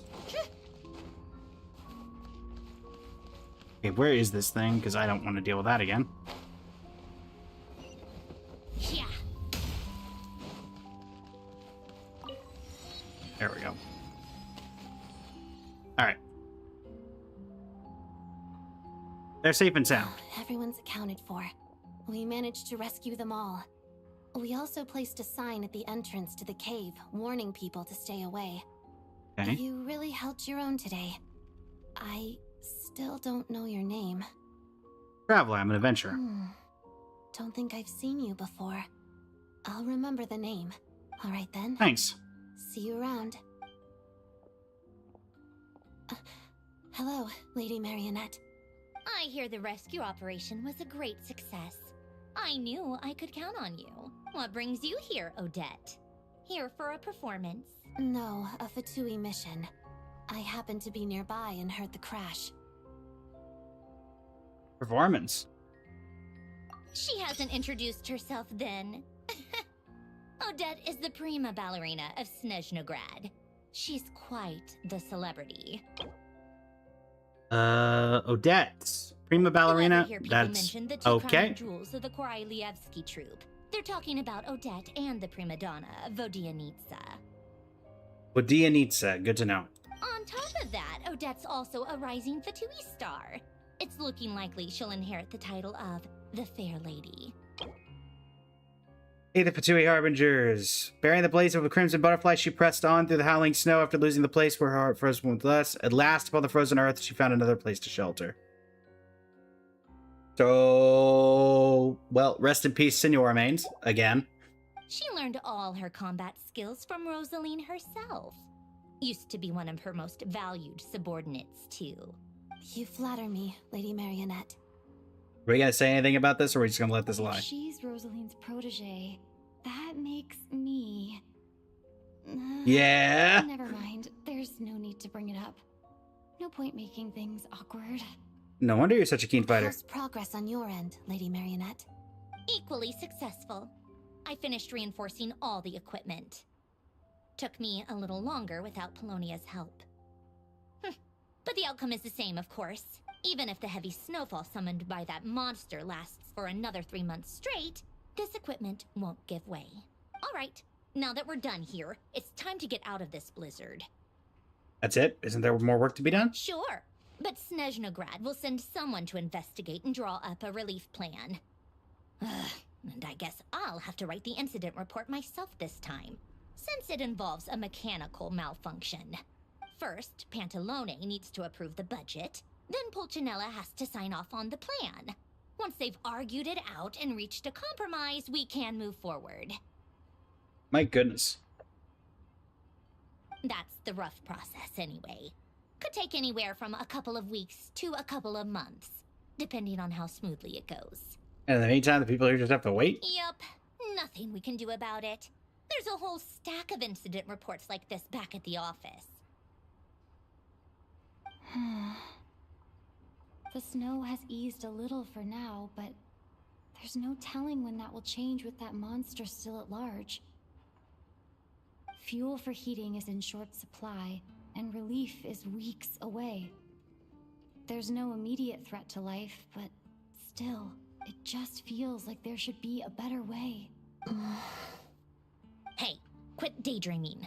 Let's get back to SNEZHNAYA. Alright. When did you get a new sword? It was in the cave. In a cave. It handles pretty nicely.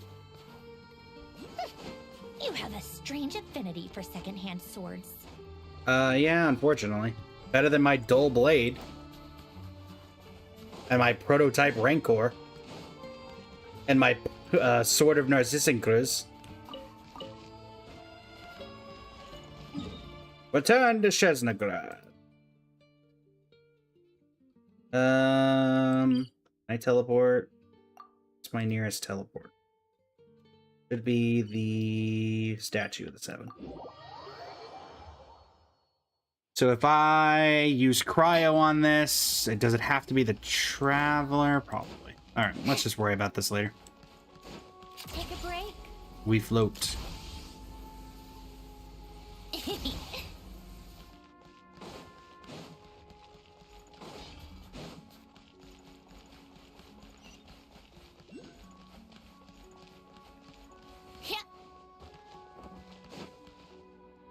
I was gonna unlock that, but okay.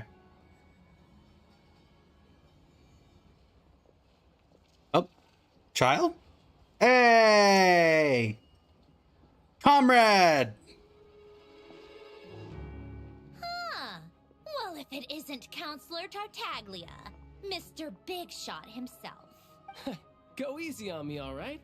I'm still recovering from the interrogation the real Big Shots put me through. Hey, comrade, it's been too long. I heard you came looking for me earlier. Nicest surprise I've had in a while. Good to see you, Tartak. Good to see you too, Odette. I'm guessing you guys just got back from Sviatlo Lajdovka.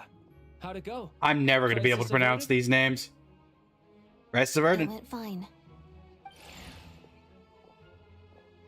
How about you?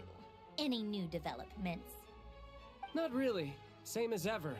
Growing opposition to Project SNEZHNAYA, and the usual rebuttals are starting to ring hollow. The results of the mock vote were pretty dire. Pulcinella was fuming. I've never seen the old man so angry. That's not good news. It takes a lot to rattle him. Yeah, obviously if push comes to shove, there are ways to crack down on dissent. But... Sorry, it wouldn't end well. I have to ask something. This is going to sound blunt, but may I? Huh? Of course, fire away. It sounds to me like everyone's tearing their hair out trying to figure out how to deal with opposition to Project SNEZHNAYA. But what exactly is this project's purpose? And how can it be so important that even people like you two refuse to stand up for the ordinary people of SNEZHNAYA? That's fair. Interesting. I gotta hand it to you, comrade. You sure don't mince your words. Excuse her? What does she mean? Refuse to stand up for ordinary people? Oh my gosh. How does she dare speak to the Harbingers like that? Are you interrogating us now? Not particularly, but I've already had to deal with the problems in a couple of cities. Sandrone. Let me explain. I think I understand where she's coming from. If I could, I'd take your side right now. In fact, my position's very similar to yours. I've only held back on casting a dissenting vote in the Vetcha because the Tsaritsa would never let me get away with it. Still, I have a responsibility to the Fatui armed forces, so I do what I can to make their voices heard. Most of them are just regular folks from small towns far Hello, from the Beth. capital. Welcome in. How are you doing today? I'm sure you've seen how much those kinds of places are struggling right now. Oh, and for what it's worth, I'm from Arepasak myself. Things aren't Thank you for going the so swell follow. there either. Alright, so this affects you directly. Answer my The question. Tsaritsa wants to create a better, safer future for the people of SNEZHNAYA, but she's thinking long term. I don't doubt that from where you're standing, Project SUBATHON seems to be creating all sorts of issues for everyone. Nice, Lilith. How far did you get into SNEZHNAYA? But considering the Tsaritsa's vision for the future, these are sacrifices worth making.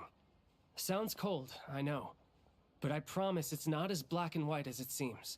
Maybe SNEZHNAYA and I can't oppose Project SUBATHON outright, but we're constantly raising our concerns in Vetcha meetings. And even though we can't put an end to it, there are plenty of other ways to make a difference. We're trying everything we can think of, and so is Pulcinella. I respect Her Majesty, the Tsaritsa, and trust her decisions. But at the end of the day, Gotcha, I'm still just a Lilith. normal guy who cares deeply about my homeland. And my family, who all live here. There's no way I would ever abandon them. As contentious as things can get within the Vetcha, there's no selfishness or malice behind it. Everyone wants to get through this period as smoothly as possible. The issue is that there's no way of pleasing everyone under the present circumstances. Most of the time, we're trying to decide on the lesser of two evils, which obviously isn't a great look.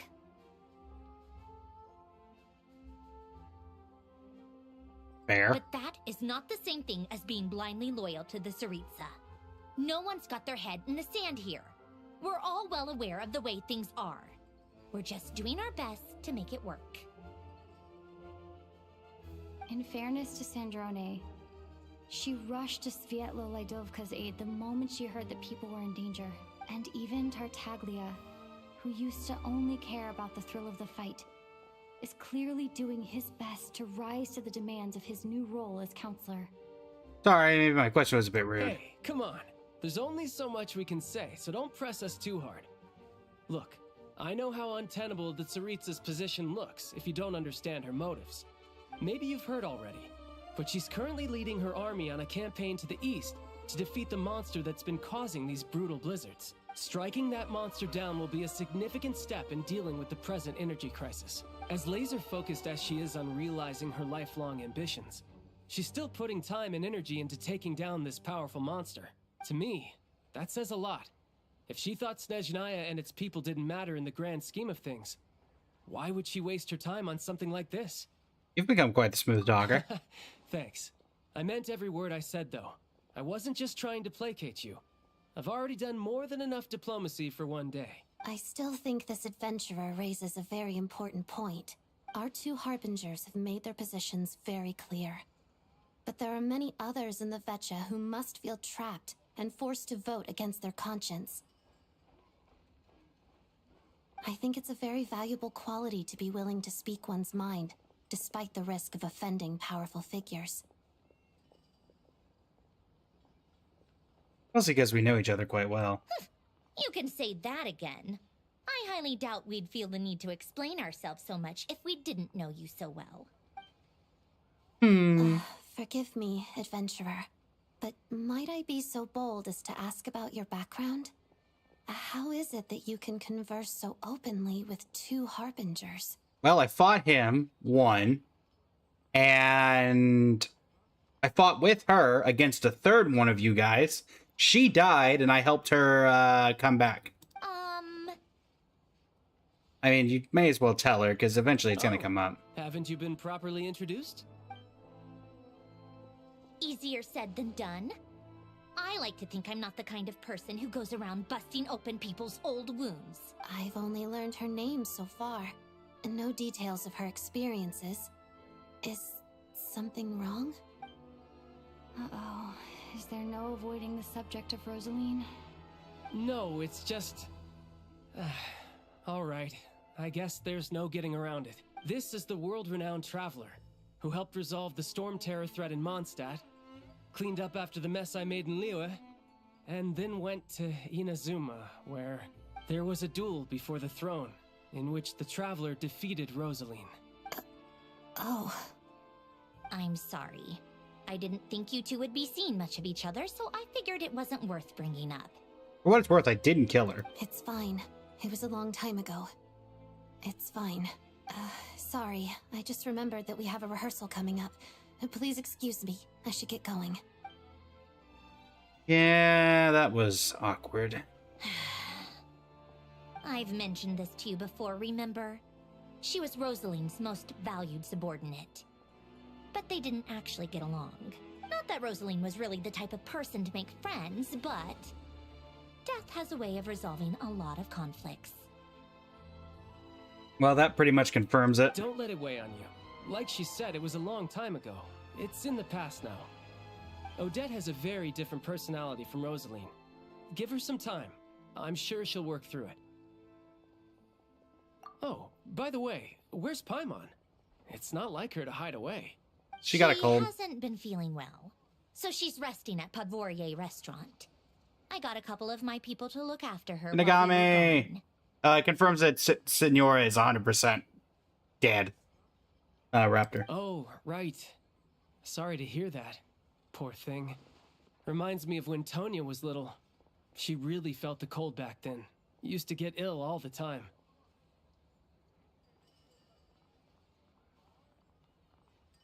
I felt so bad for her seeing her lying in bed, coughing. She was so mature for her age, though. Whenever someone came to visit her, she'd greet them with a smile and would never complain. I'm sure Paimon's a good kid, too. You're a little short on manpower, right? Let me have a couple of my people take over for yours. I'll send my most capable and reliable. They'll make sure Paimon can recover in peace. Well, that would be great. Your people are more qualified. Thanks. Hey, don't mention it. I'm sure you have things to do. Hopefully this takes a load off your mind. So no more accusing me of not being on your side, all right? Oh, one last thing. I just remembered something. I met the Jester when I first arrived in SNEZHNAYA. Already? That was quick. He seemed to know who Paimon was. I'm afraid I can't help you there. Our director's recent movements are confidential. Even we're not in the loop. You know the other girl's a ballerina. Odette's a ballerina, but girls don't you feel cold? You fair. If you hadn't told me, I never would have known he'd gone south. I assumed he'd been in Glupov this whole time. I see. Well, I guess I'd better go sort out Paimon's security situation. I have some other work to catch up on at Glupov anyway. Me too. I have an incident report to write up. Let's leave it there for now. Yeah. Bye. I guess everyone's in a difficult position. But Tartaglia's right. I have things to do. Things I want to do, and things I ought to do. To start with, I should go ask Alosha if he knows of any way to help Sviatlila Dovka. I am getting this teleport waypoint.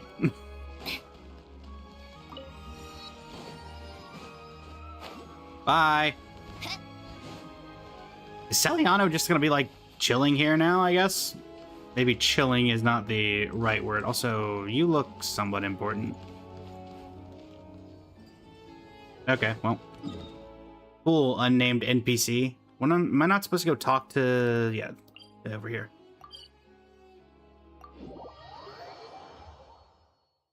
Hello.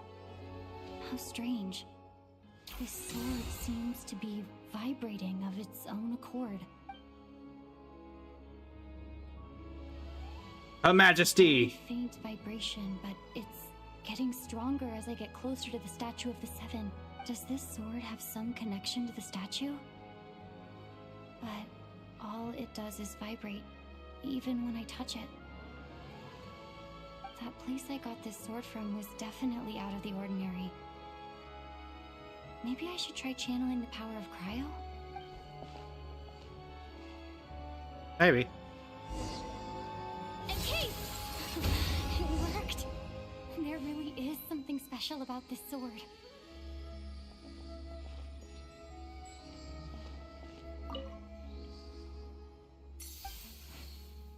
Enhance Isophine's blade.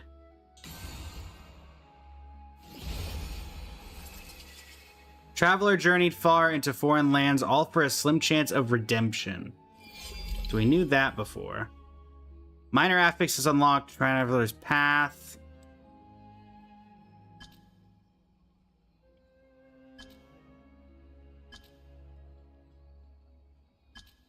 Oh, so this thing gets additional enhancements for every one. Okay. I don't really understand what just happened, but I'm pretty sure this sword just got a little more powerful. I'll have to try the same thing again when I come across another statue of the Seven. In the meantime, I better go find Alosha. Oh, I was kind of hoping to keep that, like, cool effect.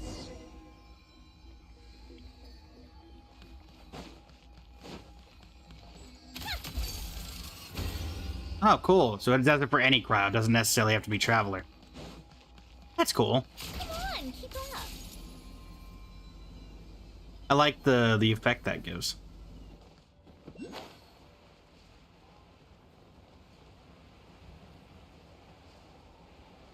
Coming through.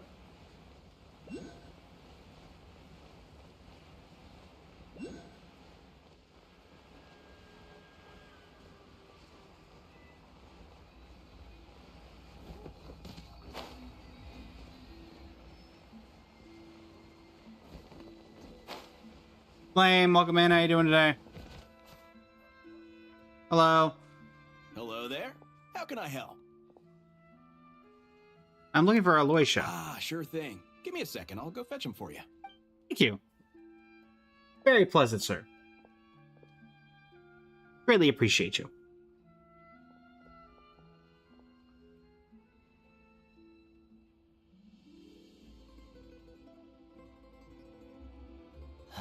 It's a familiar story. I've had similar experiences. Although SNEZHNAYA doesn't deliberately delay or withhold relief, those first few days of waiting for help are always the hardest. It's a fundamental contradiction. If emergency relief can't be delivered in time, what's the point in even calling it emergency relief? That's it? That's have to wait? Not necessarily. I think there's a good chance that Kresnik Crystal from Stratomoros will start flowing into the market. Why? When we resolve Stratomoros' energy issue, it's like we open the floodgates. A huge backlog of Crystal is now available to the townspeople. There's no way they can use it up at once. A lot of them will probably stockpile it and slowly work their way through. Probably a good idea, since energy prices are only going to keep rising. But there will always be people who urgently need Mora. So they'll sell it to the highest bidder. Exactly. At the current prices, selling Crystal is an easy way for an ordinary person to make a fortune. Hey boss, how much do I have left in my account? 1 second. Let me check. So, you're planning on buying the Crystal out of your own pocket? Yeah. I don't know if I have enough, so I'll chip in a little extra and buy as much as I can afford. Me cover this. No, it's fine. You're new to SNEZHNAYA, and you have your own living expenses to worry about. Besides, you're already providing the train. Okay, I volunteer. Here's your Mora. See what you can find at the market. But I doubt there'll be much Crystal left. Yeah, well, can't hurt to take a look. Let's see. Huh? Odette. Oh, Alosha, and... Hello. I didn't realize you two knew each other. We teamed up and I'm not gonna try. Yeah, Issa, I've welcome taken back. some odd jobs in the city to supplement my hunting income. Sometimes I work as a cleaner or prop hand at the theater where Odette is one of the big stars, so I've met her a few times. When the weather's as bad as this, it's better for a hunter to adapt than to keep looking for game. Yes, and we sometimes need extra help. Awkward.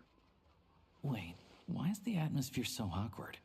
I thought things went pretty smoothly in Svietlolaidovka. So, what brings you here, Miss Odette?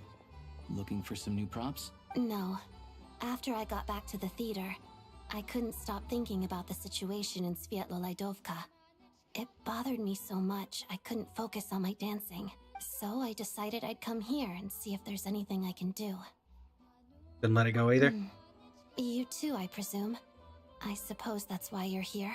I didn't feel comfortable expressing my true opinions in front of the Harbingers.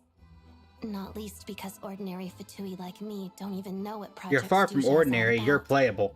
Which is more than I can say for most Fatui. Without knowing the full picture, I can't make sense of it. And at some point, if things aren't making sense to me, I can't just keep going along with it. So many people feel the same way. They wish they could do something, but all kinds of reservations hold them back. Explains why groups like the Roadcott are springing up to fill the gap. Yes. Well, that's one option. But there are risks to consider with organizations like that. The Fatui does not encourage their activities. Right, because things can get out of hand, and it's hard to hold the right people accountable when they do. I've heard about a few cases like that. Sandrone said Odette was on track to inherit the title of the Fair Lady. If so, she'll be able to find out what Project Stuja is really about. Still, it's probably a little soon to ask her about that. There may Considering be that more you to two the story. are already at odds. What's on your mind? I just spaced out for a I moment. think we can both agree that no matter which side you're on, it can't stop you from doing the right thing. Where there's a will, there's a way. Yep. I know what Rosaline did while she was abroad. You made the right decision, so no hard feelings. So, what's your plan? Oh, we were gonna buy some Crystal. I heard there's some on the market right now. Funny. I had the same idea. In that case, let me pay. I can claim it back as mission expenses. The real issue here is that government relief is behind schedule. Surely it makes more sense for the state to cover these costs than for us to pay out of our own pockets. True. It's a huge expense after all. Thanks for helping.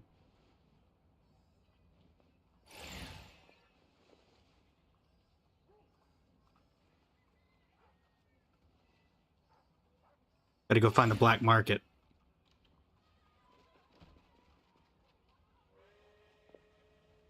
Let me see. I'll take it all, please. And I'll be needing a receipt. Right. Choose mission budget under the expense category, but be sure to specify emergency rescue operation in the description. Otherwise, the normal reimbursement limit will apply. Let's book this train. Regulations say that if we need to transport Kresnik Crystal during Project Stuja, extra carriages can be added 1 hour before departure. I mean, I have a train we can use if needed.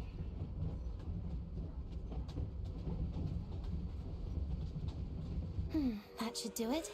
The train will be escorted to its destination by Fatui guards. This is my first time seeing you handle Fatui affairs, Miss Odette. It seems you're as skilled an officer as you are a dancer. You flatter me. It's only because I've been doing both my whole life. I hope we get something with her, like, story quest or something. If she has one. Which I assume she does. I want to know about her past with Rosaline. Because their trailer and teaser really didn't touch on that at all. I'm glad we're in safe hands. Anyway, I bet you've been non-stop today, am I right? Any idea how Paimon's doing? I had my hands full, but I'm gonna go check on her now. What's wrong? Who's Paimon? Her travel buddy hasn't been feeling well. She caught a cold right after they got to SNEZHNAYA. Sounds like she's important to you. I can't believe you've been dealing with this on top of everything you've been doing to help the people of SNEZHNAYA. Couldn't just turn a blind eye to their suffering. I've got nothing going on right now, so I'll join you. I want to see how she's doing. Thanks. Why not? May I come too? I have some candy that someone gave me back in Svietlolaidovka. Plus, I know a little bit about relieving cold symptoms. Sure, she'll appreciate the company, and she'll definitely enjoy the candy. Right, then. Let's go. Paimon, I've made 2 playable friends. I still don't know what the deal is between these two, but at least the tension seems to have vanished. A good sign, hopefully. I killed her teacher, effectively, Alosha. Trust me, it's a very weird subject to bring up. But we're bringing it up anyway. Oh.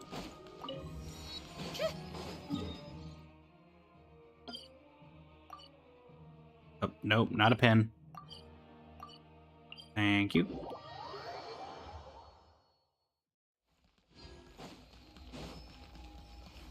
Take a break.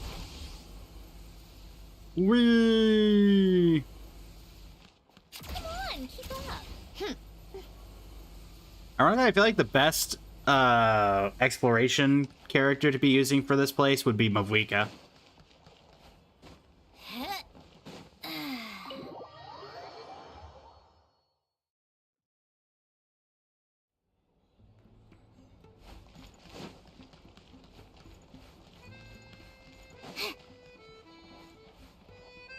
No, that's the owner. Okay. Hello. Sorry, but there's a sick person recovering in this room. Can I help you? Yeah, I'm the best friend of the person who's sick. What happened? Okay. Are you one of Tartalia's? Oh, please, excuse me. Are you the Traveler? Could I take a quick look at your Adventurer Handbook? Master Child said I should verify your identity. Sure. Here you go. I forget I have that sometimes. Ah, it's really you. Sorry for the inconvenience. We're under strict orders from Master Child to keep this room well guarded. At the same time, we can't interfere with Podvoye Restaurant's business. That would only seem all the more suspicious and draw unwanted attention to this room. Besides myself, a few of my colleagues are stationed in and around the restaurant, in plain clothes, of course. Rest assured, you're in safe hands. I didn't expect such a high standard of protection. Well, Master Child handpicked us for this special assignment. We're not about to let anything go wrong. Anyway, thanks, I won't Child. keep you any longer. Please, head inside. Thank you.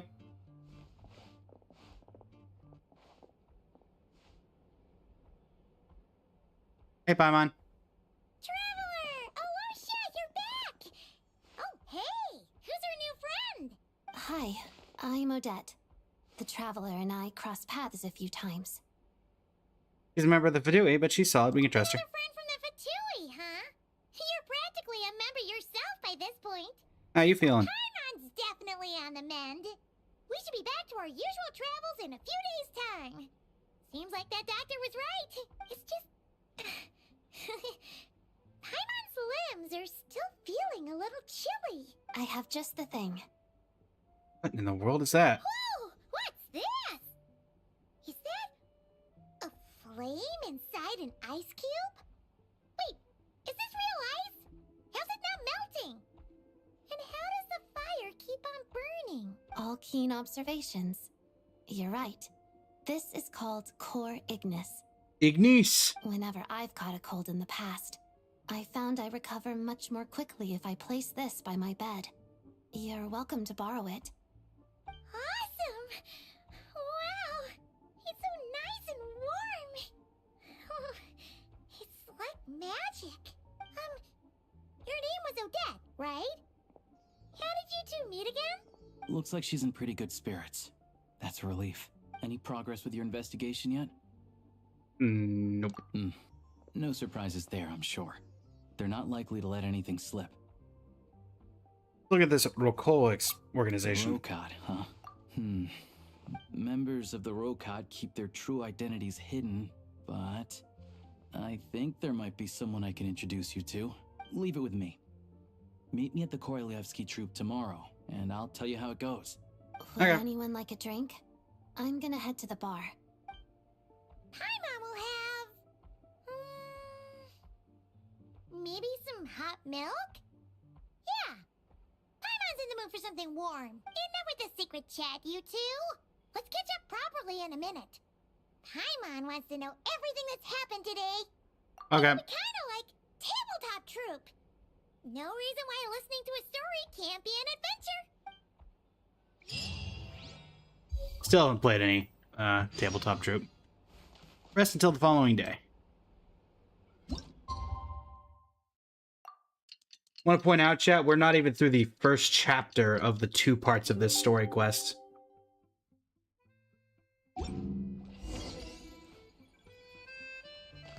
Go to the... Oh. The boss is gonna give Paimon a copy of the latest newspaper to read. That should keep Paimon entertained. Paimon's gonna read the newspaper? Okay.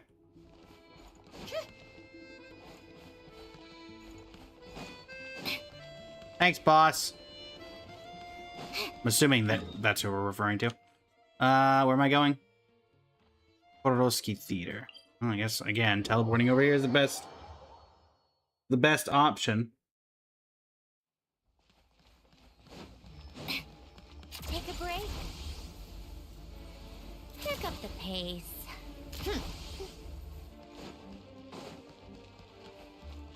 Another one of these people. Come on, keep up.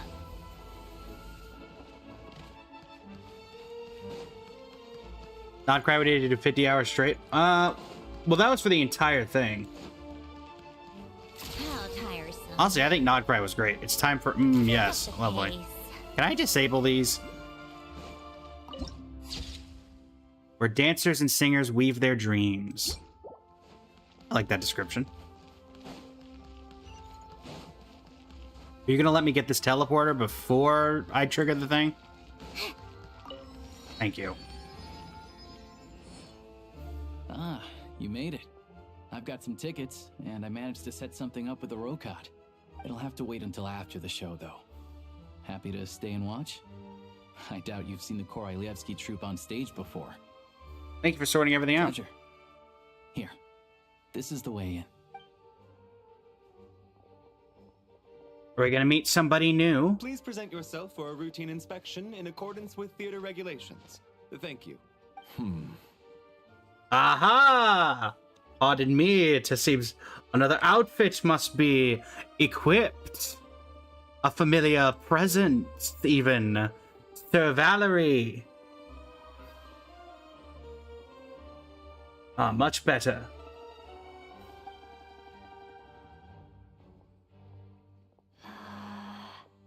Is that guy with the fatui?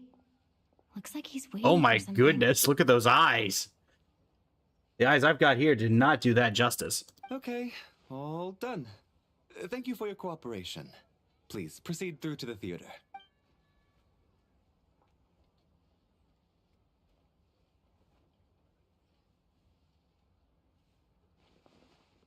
What's up? Everything okay?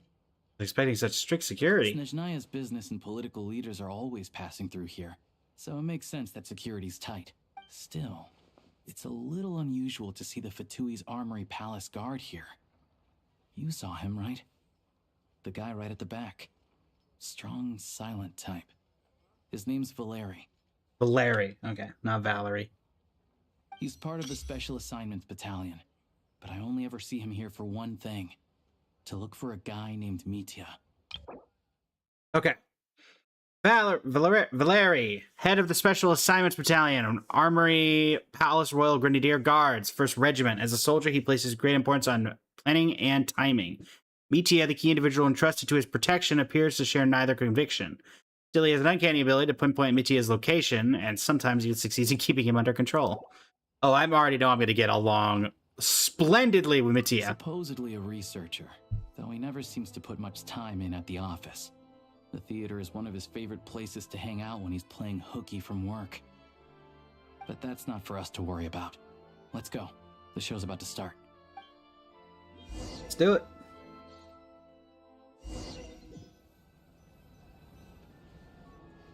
We're going to be swapping to Mitya already. Impressive, huh? Yeah. It's very grand theater. We're getting like an Odette cutscene. Reminds me of the opera Epiclese. Oh, the one in Fontaine? I hear it's iconic. Never seen it for myself, though. Looking forward to events outside of SNEZHNAYA where we're going to get to see these people going places for the first time. Here we are, just in time. Sorry, coming through. Apologies. You're focusing on this person specifically. Jesus. If you're gonna show up late, keep your mouth shut. What's his problem? Whatever. No point arguing with people like that. Look, there she is. That's who I'm introducing you to later. Wienista. The troupe, Vodyanitsa. Wienista. Cutscene? Yeah.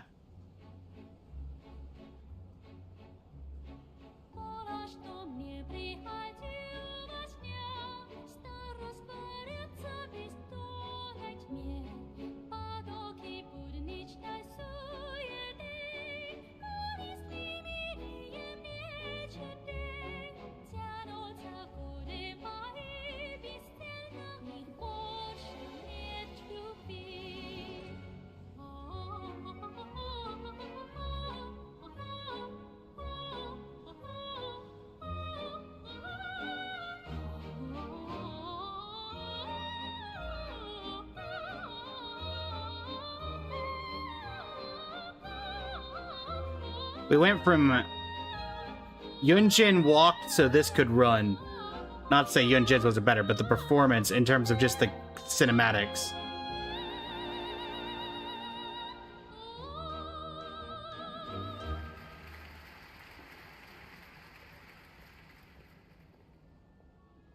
This leads directly to the green room. I saw They're him. expecting us. Meet ya. Odenitsa will be waiting for us there. He's in the front row. Or he was for about 5 seconds. Lucia to the green room. How do I get to the green room? Do I go back here? Indeed. Hello. I'm checking all of these doors. Okay, so this is where we're gonna do her hangout thing later. What about down here? Anything down here? Okay. I was going the wrong way, clearly. Excuse me. Can you believe it? I am so mad right now. Come in. Oh, it's you two. Hey, Odette. It's a pleasure to see you here.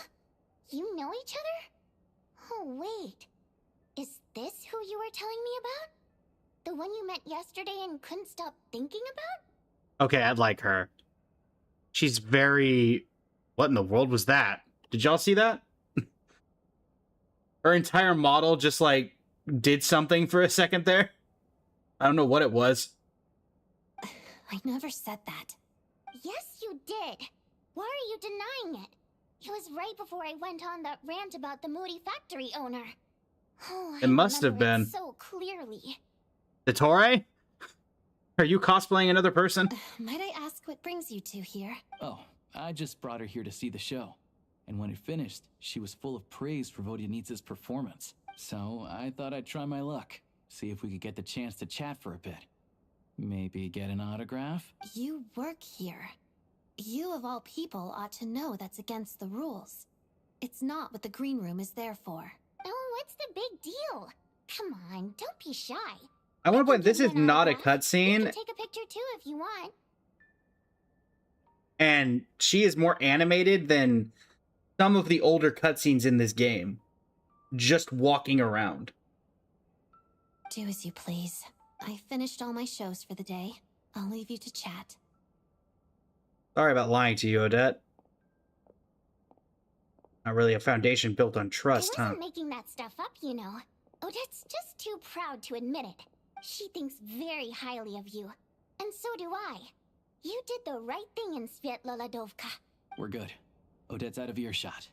I'll lock the door. What? Confidentiality, of course. The Rokat is very strict on that. Whoa, Alosha! Not out loud! Not with an outsider here. Relax. I've taken care of it. Look at this. The president's reply sent this morning. Wait, so she's been approved to join? As in You me? told me last night that you wanted to get intel from the Rokat. Unfortunately, Rokat intel is only available to members. But ever since you set foot in SNEZHNAYA, we've been working together. I've seen the way you work, your character, and your motives. Everything about you is perfectly in alignment with what we're trying to achieve in the Rokat. So I figured I might as well cut to the chase. Might be the first time someone's clipped my stream. I'll have to go back and see exactly what that was, jeez. I wrote a letter to the president explaining your situation, including just the right amount of detail. His approval came very quickly. Of course, It's still your decision whether you want to join or not. We'll respect your choice. That means both you and you two are both members? Well, assuming Odette was telling the truth and she didn't misjudge you, I guess we don't need to worry about you blowing our cover. Still, you gave me a real fright. I didn't know that's why you came looking for me. So, that stuff you said about admiring my performance, was that just because Odette was here? Did you actually mean it? Actually, to be fair, I was greatly enjoying her performance. Now you're talking. That's what I like to hear. I wonder if this is the same. So for Yun Jin, it's the VA and then the singer are two totally different people. The way that she speaks, I feel like this could be the same person for both, so I'm curious if when we figure that out down the line. Anyway, let me give you a quick rundown of how things work. Like I said, the Rokot is a covert organization, and we hide our identities. Members typically don't meet in person or even know each other's identities.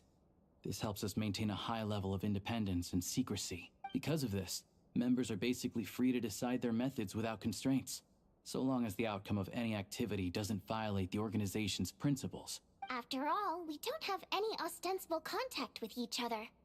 This way, if anything goes wrong, no one else will be implicated. Beyond the freedom to choose how you operate, it's also your choice whether to act at all.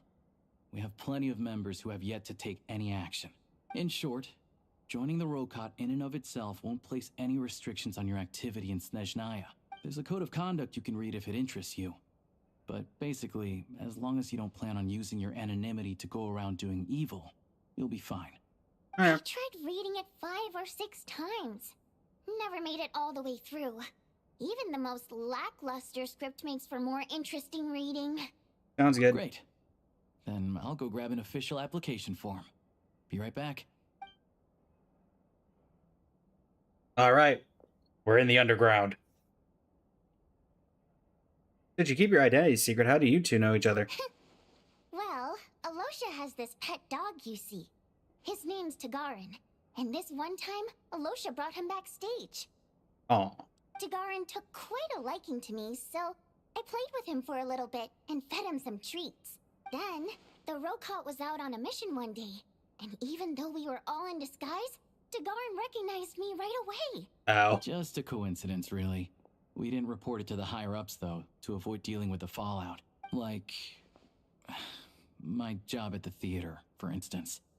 I really need it to make ends meet. By the way, what were you complaining about just before we came in? Did everything go okay with Chuganov? Everything did not go okay. That's why I was so mad. I tried to make some small talk with him before I went on stage to fish for intel about the Iskra manufacturing plant. And? But he wouldn't take the bait. No matter what I said, he kept dodging the question. Uh-huh. And then he started complaining.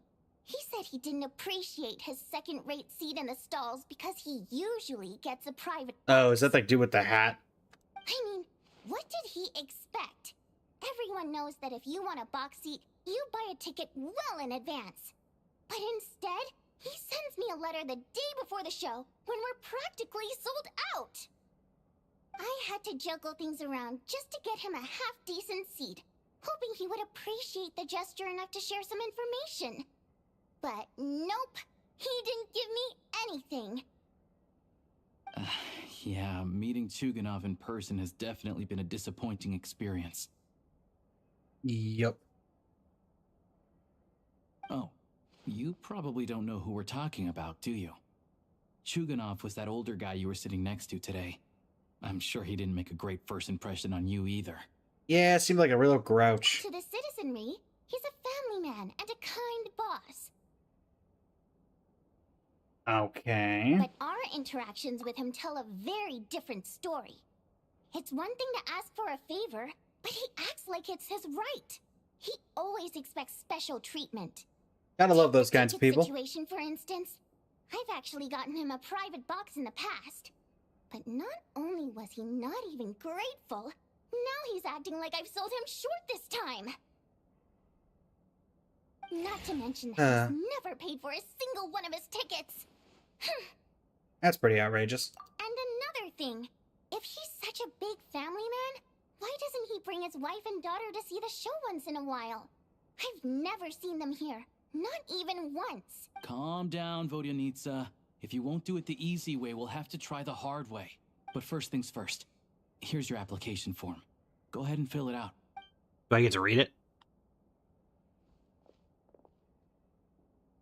That's the application form? Did you write it yourself? How Kumuli?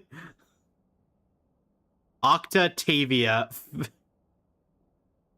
Fake Miller. Mon Pie, which is Paimon. Jenny Little Bell. My race is Primo Gem, Janitor Bot, Papillion Idol, Dodoko, Fae Human. My code name. Oh yes, please give me a good code name. Lord of the Seven Calamities. I want to ordinary people. What? Mom told me to give it a try.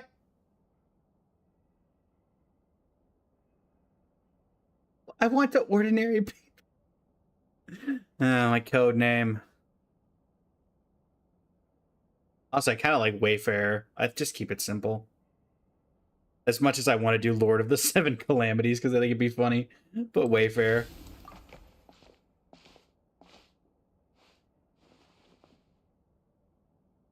Excellent. We'll hold on to this for you. All right. Now that we're officially Rokut comrades, I can tell you. Chukhanov is the target of our current operation. Recently, we've done some recon work at the Iskra manufacturing plant, which pretty much confirmed that their energy consumption is way beyond the legal limit. All we need now is some direct evidence to present to the Vetcha, so we can demand that they shut the plant down. That way, the Kresny Crystal can be allocated to where it's needed most.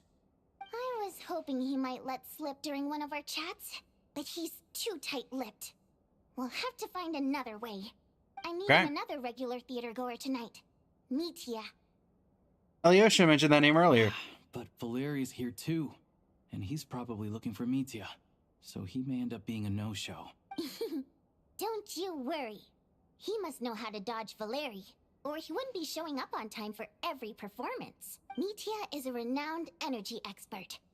Although we can't get any direct evidence of the excessive energy consumption at the plant, we can accidentally let the information slip to him.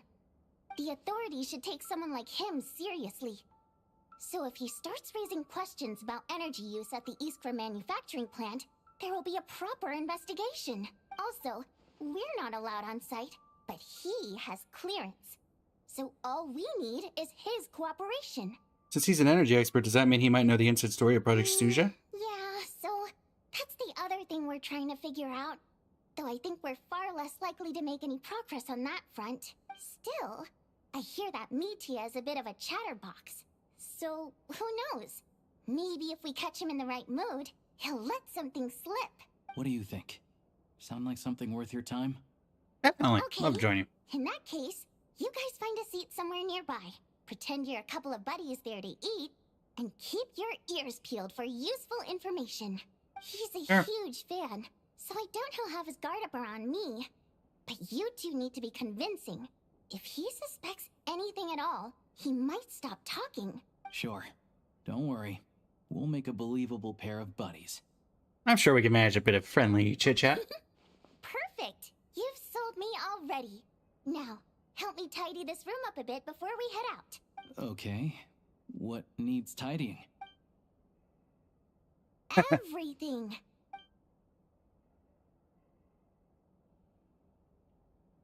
Okay. The Howling Gale. Am I actually helping with that, or... I guess we did it already? Go to the restaurant. I guess this is actually closer now. Yay. Alright, if we're about to meet Mitya, let's get ready for that outfit swap. Valerie, you made it about 10. You're by far the shortest between swaps.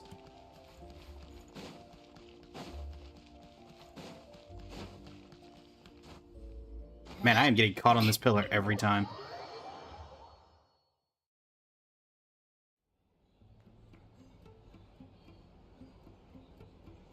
We come here often, so we shouldn't stand out.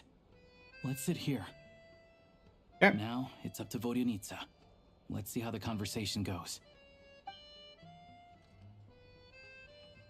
Man, I thought that was Mavwika. Mitya! Outfit. Swap. Mr. Mitya, over here, over here. Oh, sorry. I got a little held up on my way here. Now we have even less time than we planned. Go ahead and order some snacks and drinks. Whatever you like. Let me see. According to my schedule, we still have 25 minutes left. You're really pressed for time today, huh? I was imagining this would be a leisurely chat. If you'd prefer, we can always reschedule for another afternoon when you have more time. No need. Getting to meet the lead singer is a very precious opportunity for me. I'm not about to pass it up. Also, can we figure out what his vision is? Times because our schedules rarely align. If I don't grab this chance while it's here, who knows when the next one will come around? Well, it's very kind of you to make time just for me. Oh, this scarf, it looks like it's alive. I'm not too sure, to be honest. But SNEZHNAYA is full of weird and wonderful things like that, so people tend not to bat an eye. I'm sure the same will go for the Eye of Grey and Paimon. I'll make getting around easier. The reason I invited you out for tea and a chat today was to get some feedback from a true fan of the theater. Mitya, an expert with the Energy Commission, he has exceptional command of all manner of energy-related technologies, though he can be rather talkative at times. His scarf more than makes up for it. Well, I genuinely have nothing bad to say. No matter how many times I hear you sing, it never gets old. It always seems fresh and new somehow. Maybe it's because the more times I listen, the more details I notice. Or maybe you simply improve with every performance, delivering it better each time. Thank you! I'm delighted to hear that. Could you give me any specific examples? Oh, yeah. The piece you sang today, for example. Beneath the Frozen River? Hey, what's with you? I'm just praising a good performance. I always used to find that such a bleak and lonely song. But the more you listen, the more you realize that it's not as cold and nihilistic Beneath the Frozen River. When you really dig down into it, there's a certain level where you're surprised by the emergence of hope. Wow, I'm impressed. I didn't expect you to pick up on that. Actually, I only tried out that angle after talking with a composer. Still, Beneath the Frozen River wasn't on today's program. Oh, really? But it's a classic. You sing it every time. Almost every time. Oh, well then. Let me say a few words about that other all-time classic, Flying in the Wind from the Mountain Sparrow. I didn't sing that one today either. My voice wasn't quite up to it, so I switched it out at the last minute. Oh, but, Sorry, Mr. Mitya, but you were at the theater today, yes? Of course I was. Remember? I said hello to all the troupe members before the show started. You, Odette, and the others. So, what did Odette sing today? Elegy of the Snow-Winged Goose, of course. Correct. I see. I see. You find my singing boring, don't you? That's why you don't remember a single song. Looks like I'll need to cut a few from the program next time. Or... No, that's not it. I swear. All right. I'll be straight with you. I'm sorry. My mind was wandering as you took the stage today. I enjoy watching your shows because the exquisite performances stimulate the mind. It always sparks some inspiration for my research. So, whenever I get stuck at work, I come to the theater for a change of pace. Odette's dance during the elegy of the Snow-Winged Goose today was simply incredible. It got me wondering what she's been going through recently. That look of sheer defiance in the face of utter tragedy? It was so inspiring. I started scribbling in my notebook right away. Not that I made a ton of progress in the grand scheme of things, but I still think it was productive. By the time I snapped out of it, the entire show had finished. So what you're saying is, you didn't listen to my singing at all? Unfortunately not. I'm sorry. I don't know which is more disrespectful. The fact that I don't always come for the show itself, or the fact that I missed your performance. Seems like things are getting a little awkward.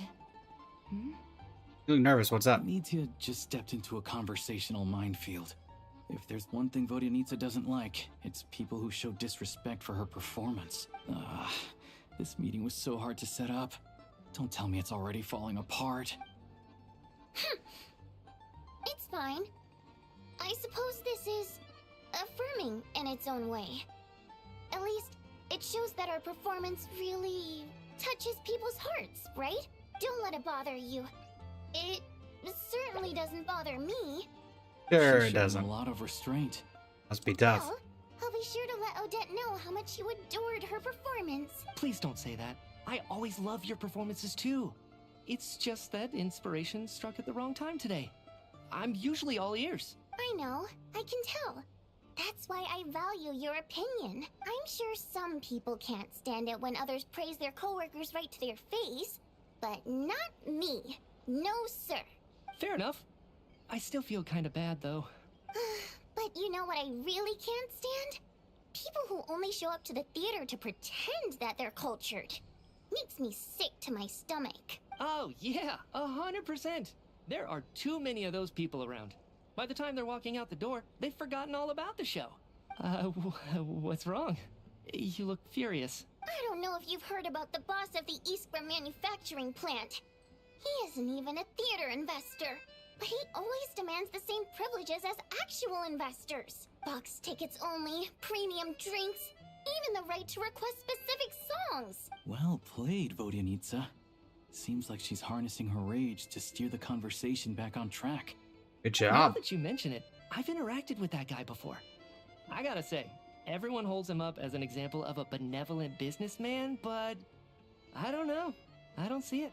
Yeah, he couldn't care less about what's happening on stage. He's just there to flaunt his social status. I hate that I have to prepare programs for guys like that. What's the big deal with that factory he runs anyway? I asked around a bit and heard some pretty shocking stories. Sounds like he's just another greedy capitalist. Oh, really? Yep, the things people are saying are pretty damning. Low wages, insanely long working hours, equipment running around the clock.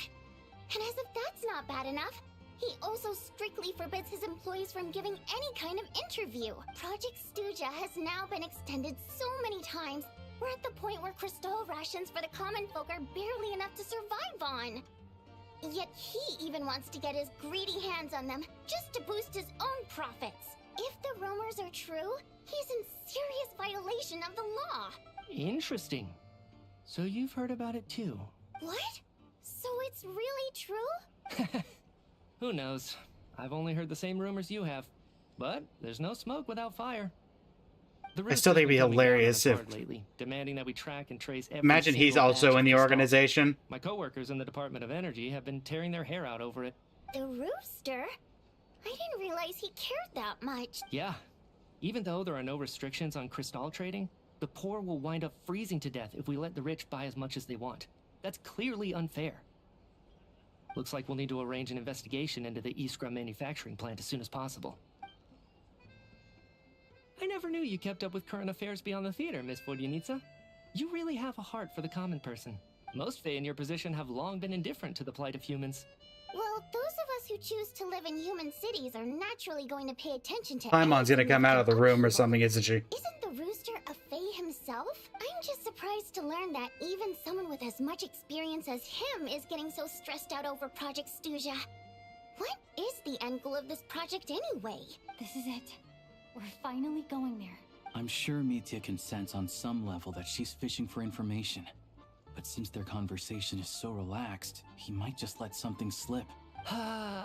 It's stressing me out too. If I'd only made better progress with my research, things wouldn't have dragged on this long. Oh, so your work is related to Project Stuja? That's right. The Armory Palace needs a brand new energy source. Not the power of the Light Realm and not elemental energy.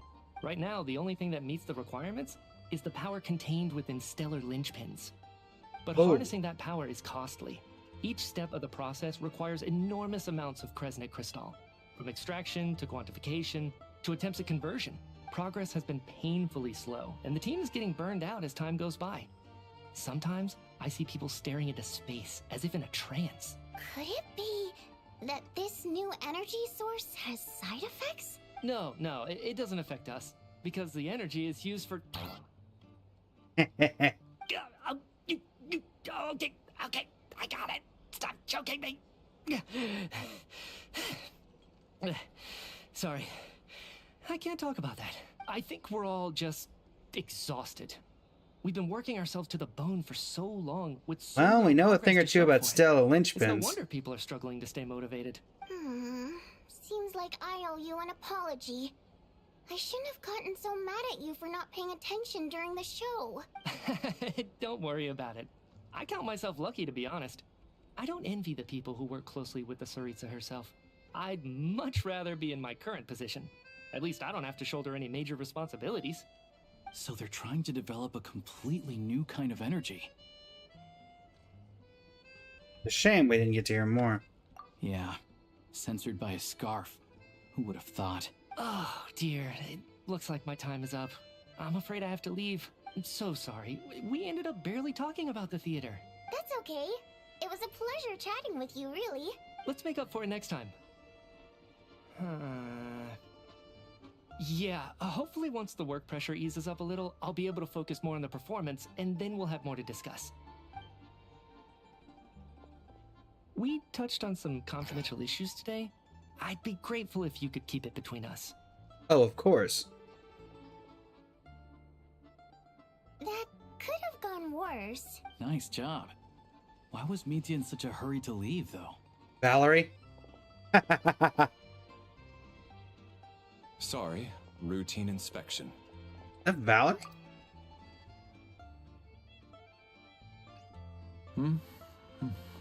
Okay, let's go. So he wasn't rushing to get back to work. He must have calculated that Valeri would find him here in exactly 25 minutes. That's frighteningly accurate. One of the main duties of the Special Assignments Battalion is to ensure that important figures stick to their schedules. Looks like BT is arch enemy then. All right, time for us to get going too. Excuse me, check please. We'll settle our check too, then. Oh, hello there. Mr. Mitya paid the check before leaving. He also asked me to pass on a message. He said it was an honor to share his tea break with Miss Vodyanitsa and her two friends. Wait. He knew. So he knew we were here all along? This raises a lot of questions. Did he deliberately mention the new energy source so that we'd overhear it? Maybe his work isn't confidential after all. Maybe the key here is the purpose of this new energy. I guess that's the next thing to look into. Interesting. Vodyanitsa and Alosha have both left. Time to head back and call it a day. I mean, it's literally right behind us. Turn to your room and sort out the intel. Hello again. Please rest assured, we'll keep a close watch on this place. I want to see if I can find any of the other...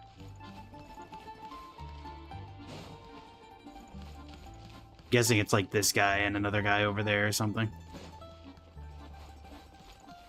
Hey, Paimon. That was the newspaper. You were kidding, Cheese? Well, were you really? How you feeling? Paimon was just gonna mention that. After she woke up today, Paimon felt like her temperature was completely back to normal. But her strength still hasn't returned. Still, there's some good news. Paimon thinks she might have figured out the source of the problem. It's like there's some kind of mysterious power affecting Paimon. Paimon's never felt this way before during any of her travels. She only started feeling this way since we arrived in SNEZHNAYA. Some kind of mysterious power, you say? That's right. The Armory Palace needs a brand new energy source. Could that have something to do with this? What is it? You're making that face again. Let me tell you what I found out. The one you get whenever you have a light bulb moment?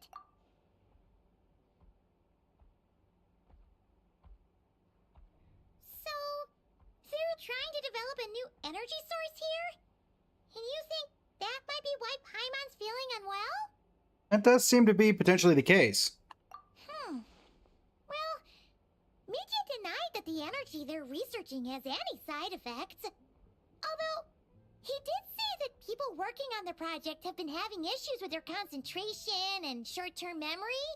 And even so, those are completely different symptoms from Paimon's. The power you mentioned, can you sense where it's coming from? It's pretty faint, so it's kind of hard to tell.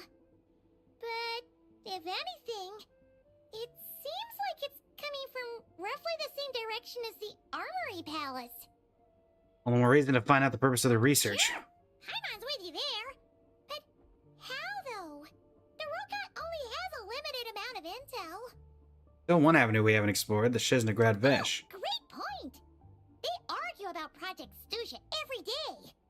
If we could sit in on one of their sessions, we might pick up some new leads. Okay, need to write a letter. Good idea! Oh yeah, while you were out, Paimon tried all the yummiest looking desserts in the Potvoria restaurant. This one seemed right up your alley. So, Paimon saved some for you. It's waffles! Once you finish writing your letter. With honey, syrup, and butter. And back to bed for Paimon. Wait until 2 days later. 2 days?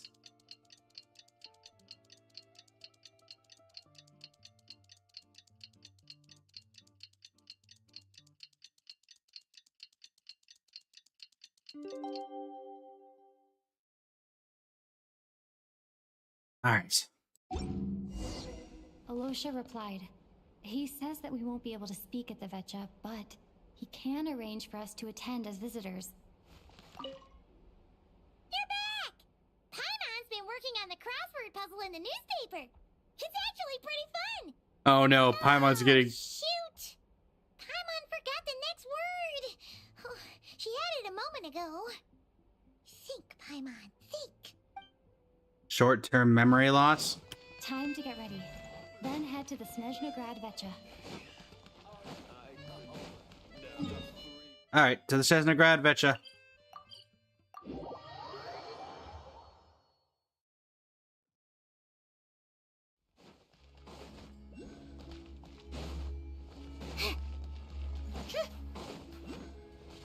Is that Voyanista? That is Voyanista.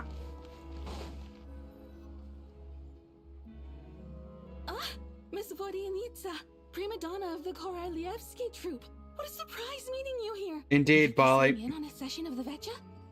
Sorry, I'm not taking interviews today. Oh good, you're here. The session's about to begin. Let's get inside. Oh joy. Please wait, Miss Vodianitsa. Could you introduce me to your new friend? Nope. No talking to the press, please.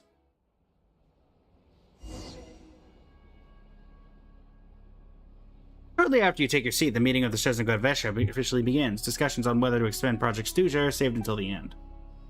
As the rooster Pulcinella shares various energy-related statistics, the dull and lifeless room suddenly becomes very animated.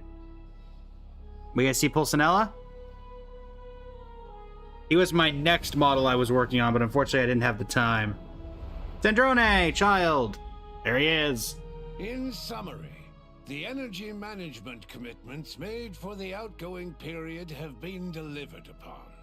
Furthermore, both the production and Pulcinella, the consumption of rooster. cosmic crystal show clear signs of stabilizing. The relevant agencies have assessed the present circumstances and determined that the status quo can be sustained until the next period. For detailed statistics, I would refer you to the industry reports that have been distributed to all persons present. We've got one additional unlocked. Because I forgot about there was a second one in between. There was Mitya, who I forgot before Piero. So we have one additional which we can either have for Pulcinella for next time, or we can do Nihilux is technically unlocked, but we'll wait to do that one for when we're not in the story. It should also be noted that while the recent blizzards have led to a significant increase in people's energy expenses, this is strictly a short-term phenomenon associated with a remotely located monster. Her Majesty the Tsaritsa is giving her full attention to this matter. About the cane. We should have every confidence that it will Nope. and conclusively. I wanted to see who's actually here. Okay, so we're in the stands up here. We got some Fatui back here. We got Child, Sandrone, a missing chair, and we've got Regrator. So, anybody else? I think that's just an NPC.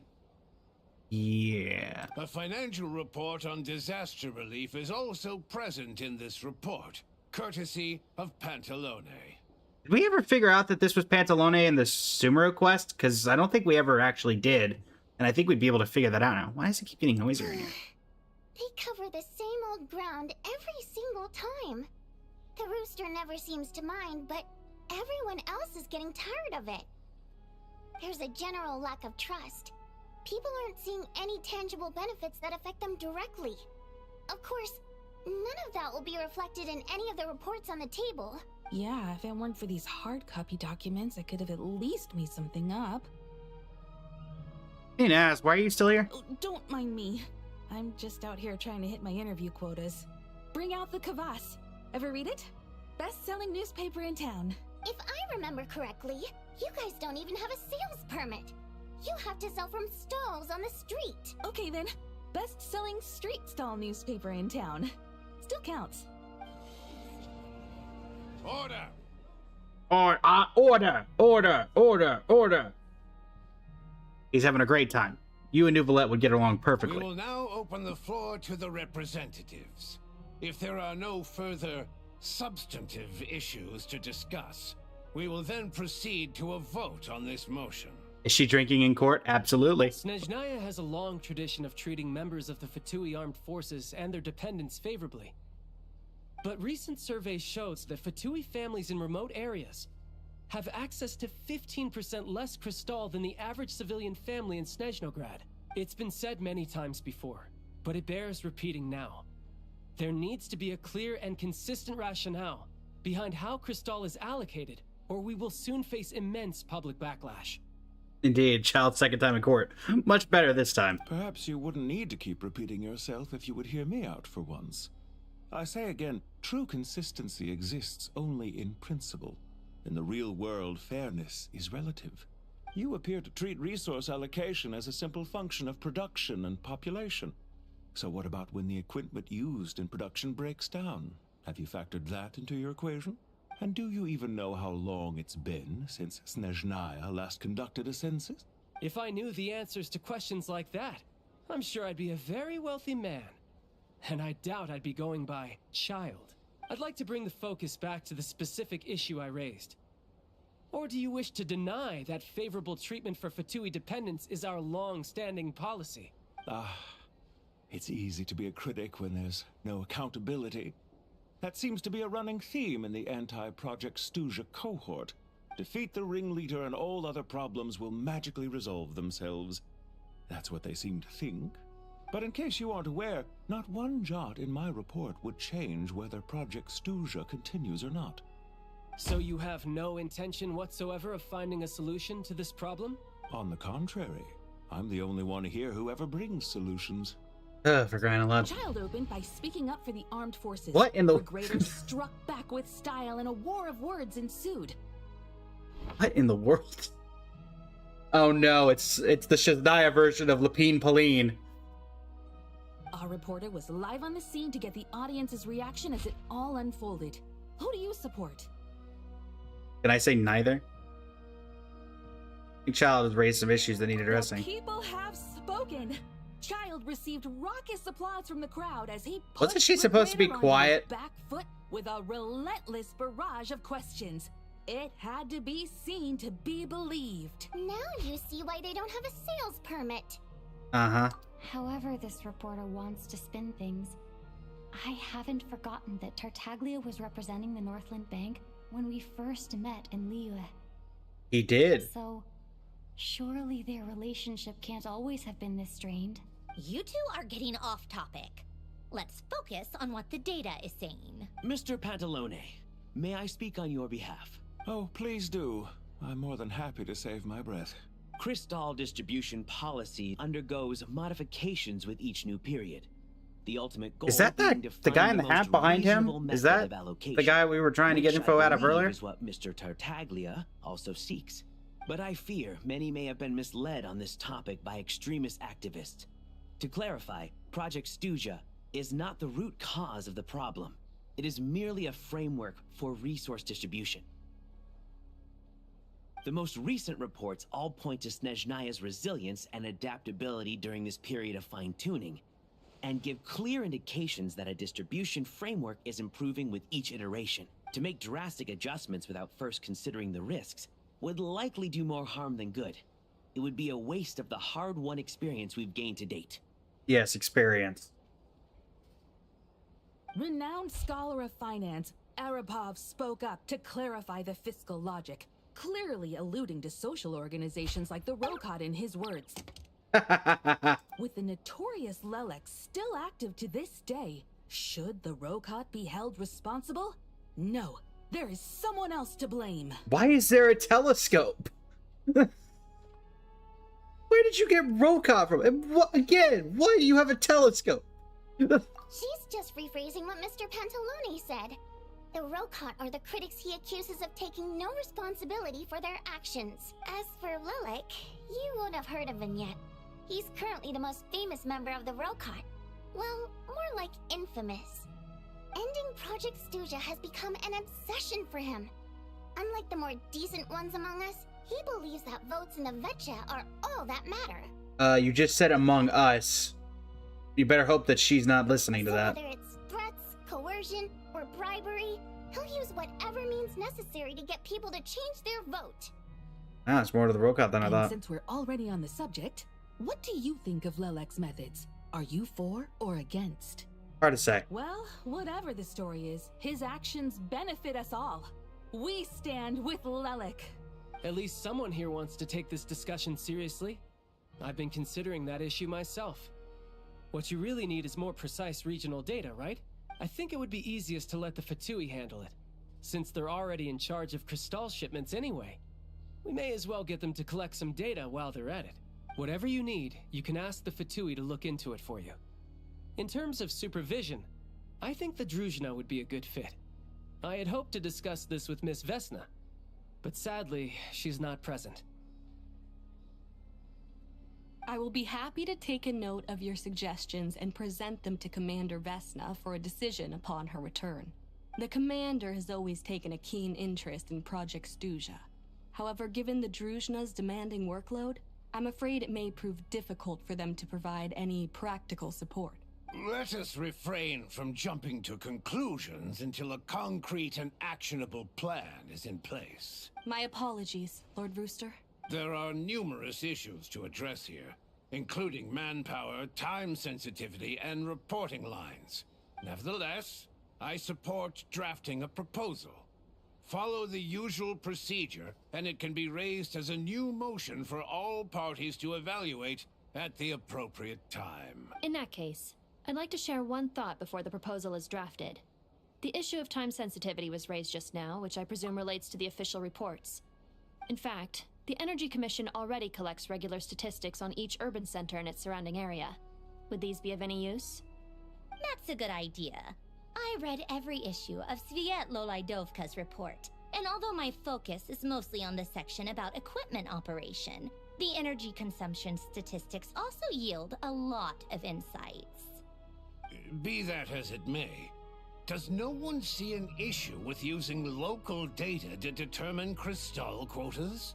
In the long term, it seems like a very Pantalone about to say something about it. Not if they are used purely for reference. Oh, never mind. So long as we have He the said report something, just from not in the... Northern Bank's headquarters to corroborate it, no one will be able to fool me.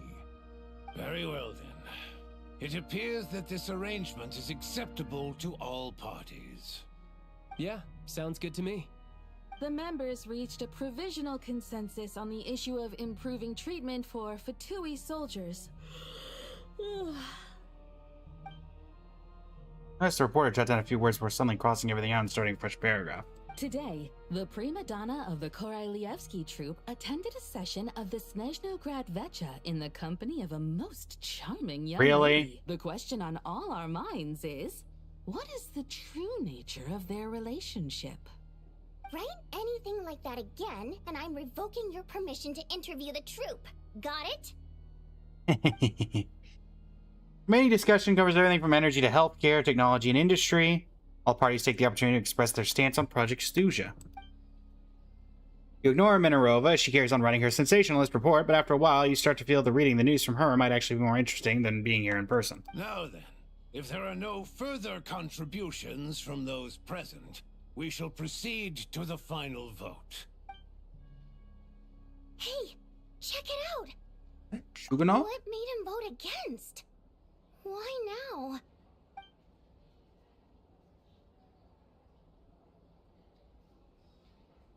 The votes have been tallied.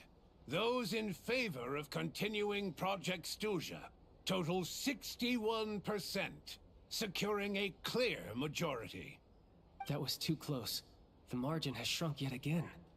Chuganov was a huge loss. I'll bet Lelek is behind this. I wonder how Pulcinella will respond this time. Chuganov. I see. Lelek strikes again. Yes, go Lelek. Once Project SNEZHNAYA is defeated, our unwavering support at Bring Out the Kvass will finally pay off when we make our comeback. I can taste our victory already! In accordance with the result of this vote, Project SNEZHNAYA will remain in effect until the next Vecha period. My Finally, mustache. May I remind us all, we debate only for the greater glory and solidarity of our nation. May the aurora shine ever on, and the tundra always stand firm. The session is concluded. Okay.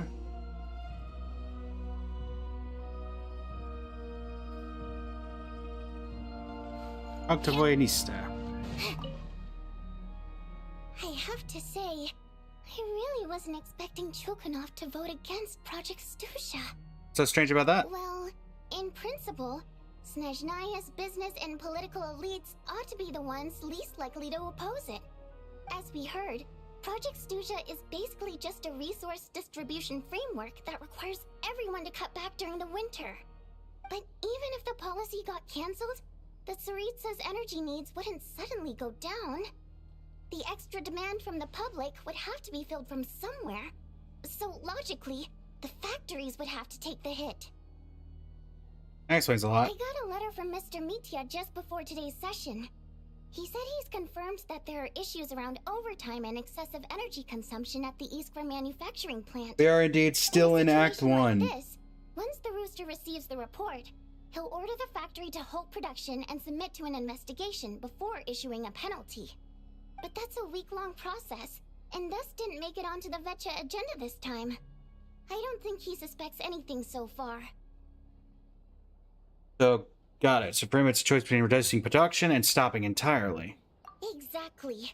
And as you know, he's a very selfish person. I was originally gonna try and flip him after he received notice of the official sanctions. My plan was to convince him that the whole thing was completely unfair. Rather than just sit back and take the hit while his factory stopped production, he'd be better off voting to end Project SNEZHNAYA. At least that way, no one else would be able to make any money either, because all the factories would suddenly have more limited energy to work with. But now, he's already voted against it, which means someone must have used more forceful means to change his vote. Just like with everyone else who flipped. You mean Lelek? Yeah. No one knows why Lelek is so obsessed with ending Project SNEZHNAYA, but by the looks of it, he's inching closer and closer to success. Lelek must have strong motivations, given how he'll stop at nothing to achieve his goal. Maybe he knows the full truth of Project SNEZHNAYA. Maybe my next step should be to focus on him. Oh, right. This isn't gonna be some random NPC. Shall we head out? Hey, comrade. I noticed you were here during the debate. Hey, SNEZHNAYA. And child. I didn't take you for a political enthusiast. Greetings, Harbingers. I just happened to have some free time today, and my new friend here thought it might be fun to check out the Vetcha. Ah, Odette must have introduced you. Looks like you two are getting along pretty well. I'll leave you to catch up. I should head back to the troop. Sure. Break a leg and all that. Hi. Thought it might be fun to check out the Vetcha, did you? Things are never that simple with you, Traveler. There's no way you're here for kicks and giggles. Tell me I'm wrong. An interesting tidbit today. Guess some guy called Lelik. Oh, yeah. To some, he's a captivating enigma. To others, he's the bane of their existence. No one ever thought that some anonymous nobody from the Rokot could cause such a stir. I would like to find out his true identity. Is it okay if I start digging around? Huh? You want to look into Lelik? Then I'm sure his days of anonymity are numbered. What do you think, SNEZHNAYA? Fine by me, I guess. If the Traveler actually manages to expose Lelik, it'll be doing Pulcinella a favor. In return, it seems fair to let her in on what we've learned so far. My thoughts exactly. Sharing is caring, after all. Head back to Glupov and grab the files on Lelik. It's easier to just pull the records than go through the rigmarole of getting the Traveler a visitor's permit. As you command, child, sir. In that case, since we're going to be waiting anyway, I'll have someone brew a pot of black tea.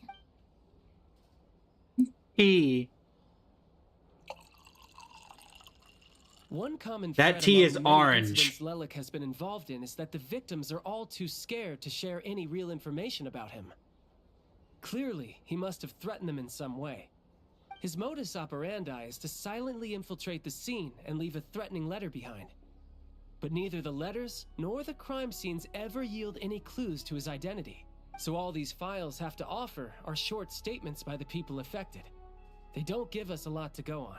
If nothing else, it shows we're dealing with a trained professional who's versed in counter surveillance. Yes, and to that point, he often strikes in highly secure locations. The victims are high-ranking and influential people who take their personal security very seriously. Somehow, Lelik slips right into their rooms without making a sound. There's never any eyewitnesses, nor the slightest trace of a break-in. If he can get in and out undetected, it means he can strike without warning. Not that that's ever happened so far, but the thought is enough to scare these people sleepless.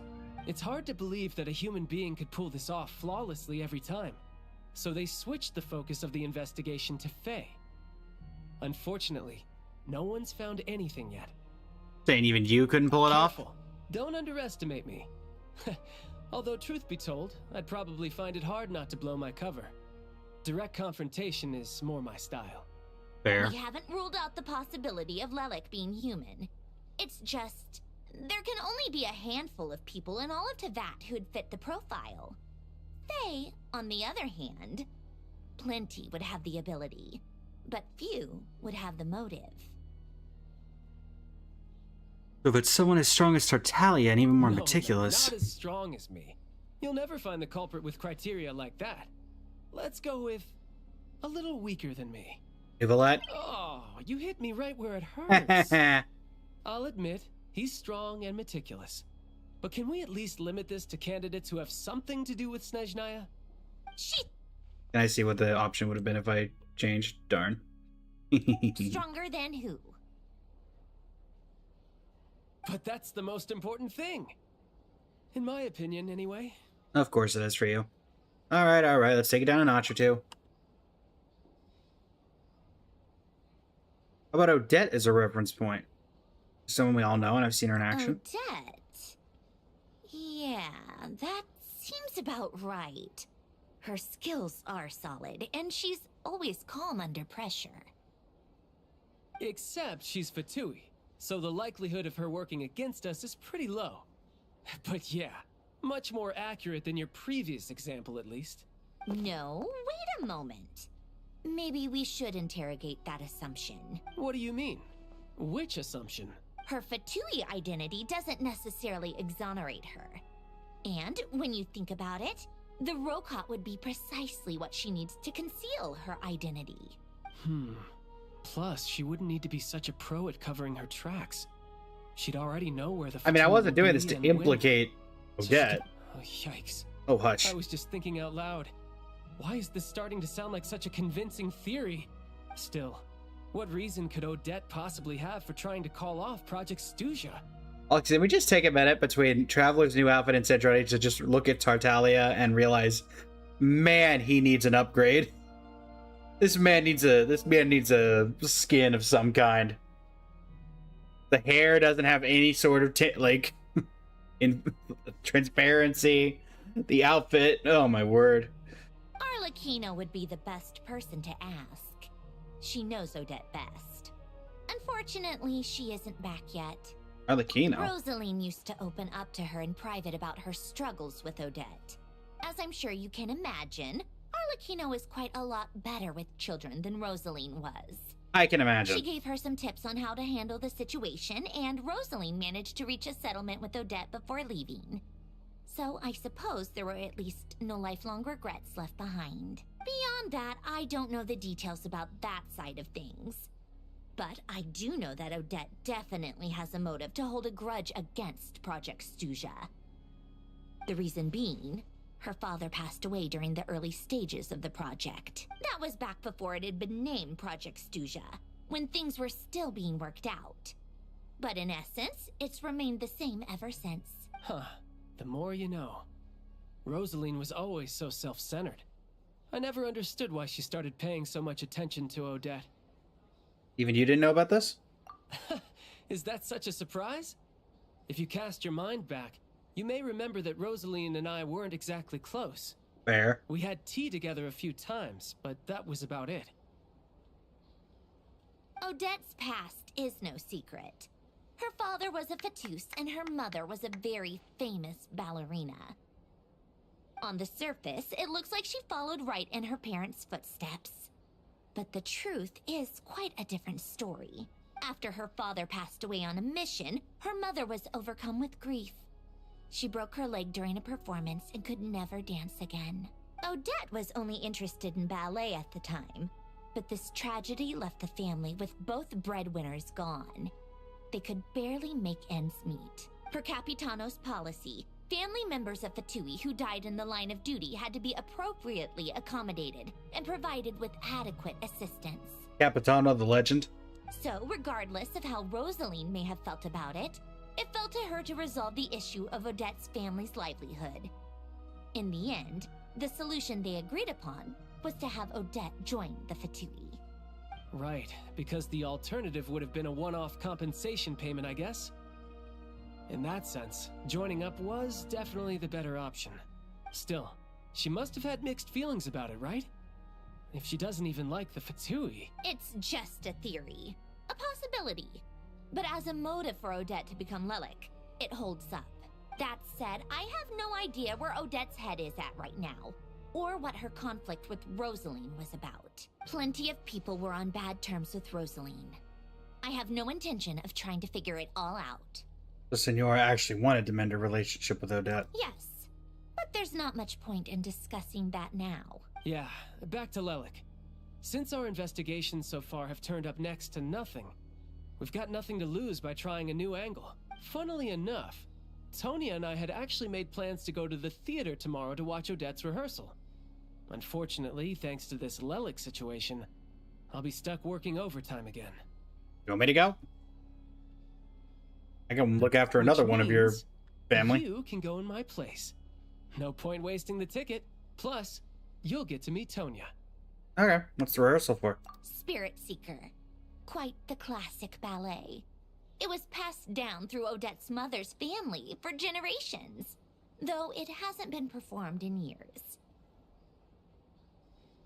But Odette's been practicing it diligently, and it's finally ready for a return to the stage. Excitement is through the roof. Tickets for the official performance sold out long ago. Tonya's excited for it too. She's desperate to see it no matter what. Personally, it's not really my kind of thing. What a surprise. But since she's my little sister, I had to figure something out. I've actually seen it several times before. The story's pretty straightforward. The lead character follows a trail of clues left behind by a spirit, gradually recovering her memories along the way. It's a tale of love and regret. So not exactly reinventing the wheel, at least by today's standards. My goodness, give her some When slack. that classic melody kicks in and the lead character begins to dance, it always gets me. Let me guess, you have a ticket. It is beautiful. Not an easy dance to do justice to, though. I know it's always been Odette's dream to perform this piece, but I'm not sure she's really ready. In that case, I think that even if she is Lelik, we should wait until her performance is over before we respond. I'll let you take it from here, comrade. Sure thing. Could just ask her. I mean... Oh wait, is there anybody down there I should see? No. Nothing of any importance.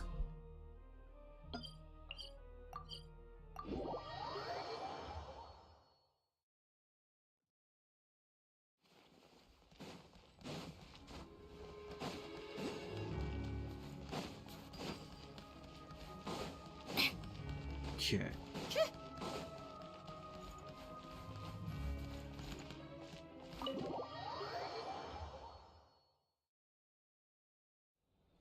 Hi, man.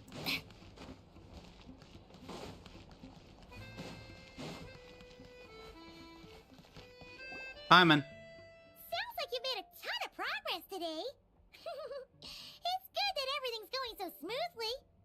Next step is to head back to the theater and get a clear answer from Odette.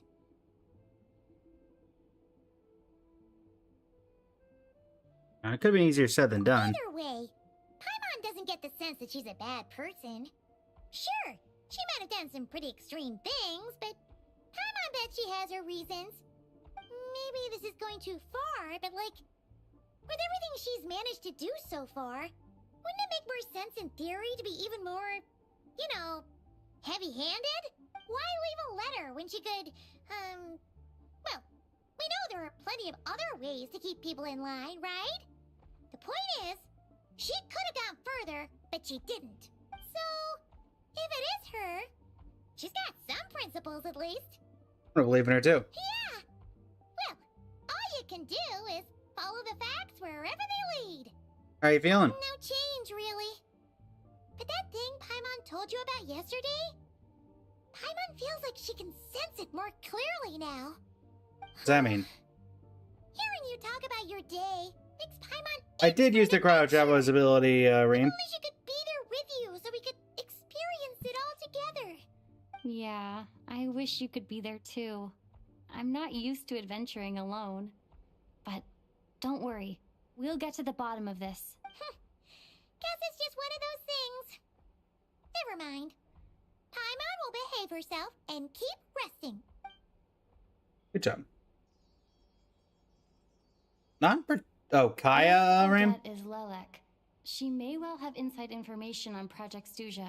Her father was involved with the project's early implementation and tragically died in the process. Now, she's dedicated herself to bringing it to an end. It's hard to imagine she could have gotten this far without knowing anything at all about the Tsaritsa's true intentions. When she spoke to us as a member of the Fatui, how much did she let on? And how much was she hiding? Only time will tell. Maybe tomorrow everything will be answered. Hey look! It's snowing! Could be a tough day ahead. Make sure you wrap up warm tomorrow.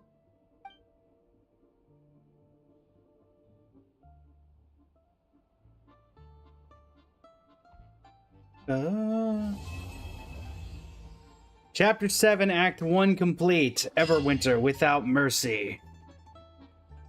Okay. That's one down. One to go. We will be doing it. I saw people saying online that took them 3.5 hours. That took us 4.5 hours. So clearly people were skipping at points. All right. Well, I originally said it was going to take till 5 a.m. to do this. Doubt that's going to be the case. But here we go.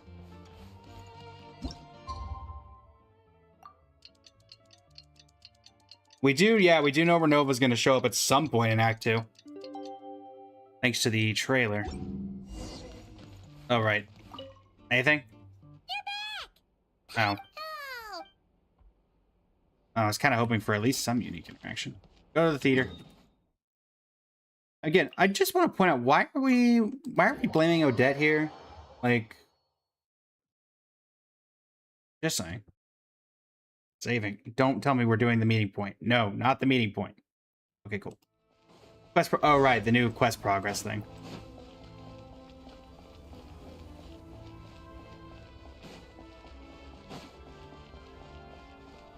What is happening?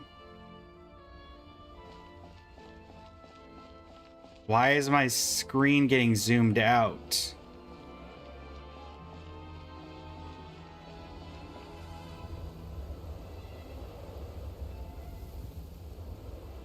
Ooh, it sure is cold today. I wonder how much heavier the snow's gonna get. Here to see Odette? I just need to see your tickets for the preview. Wait, where's Tonya? Perfect. Thank you. I'll hold on to your tickets. Come on in. It's freezing outside. I wanted to meet Tonya.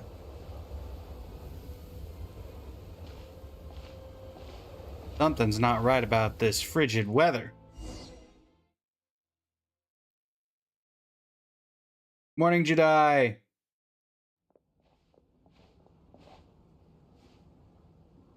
I think I'll leave the Lelek question until after the show's over. Then I'll go find Odette. Okay.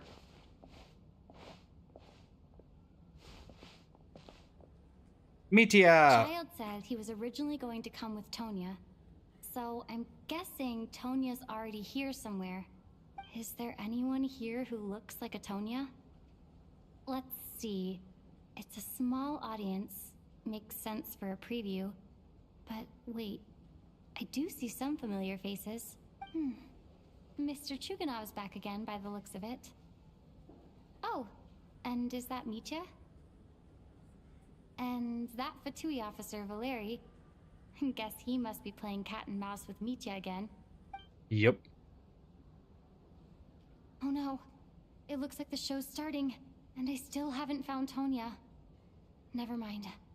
I'll just have to take a seat for now and see if I can catch her afterwards. Doing well, Jedi, doing well.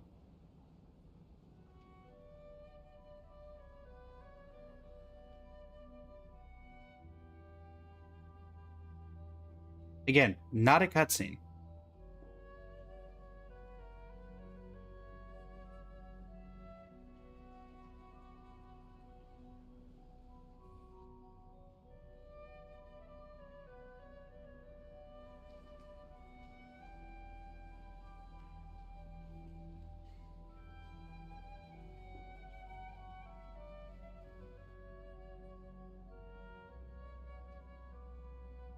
Oh.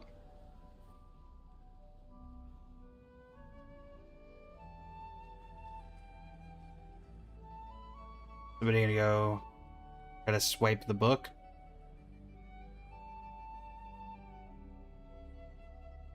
There's power there for a second. Oh no.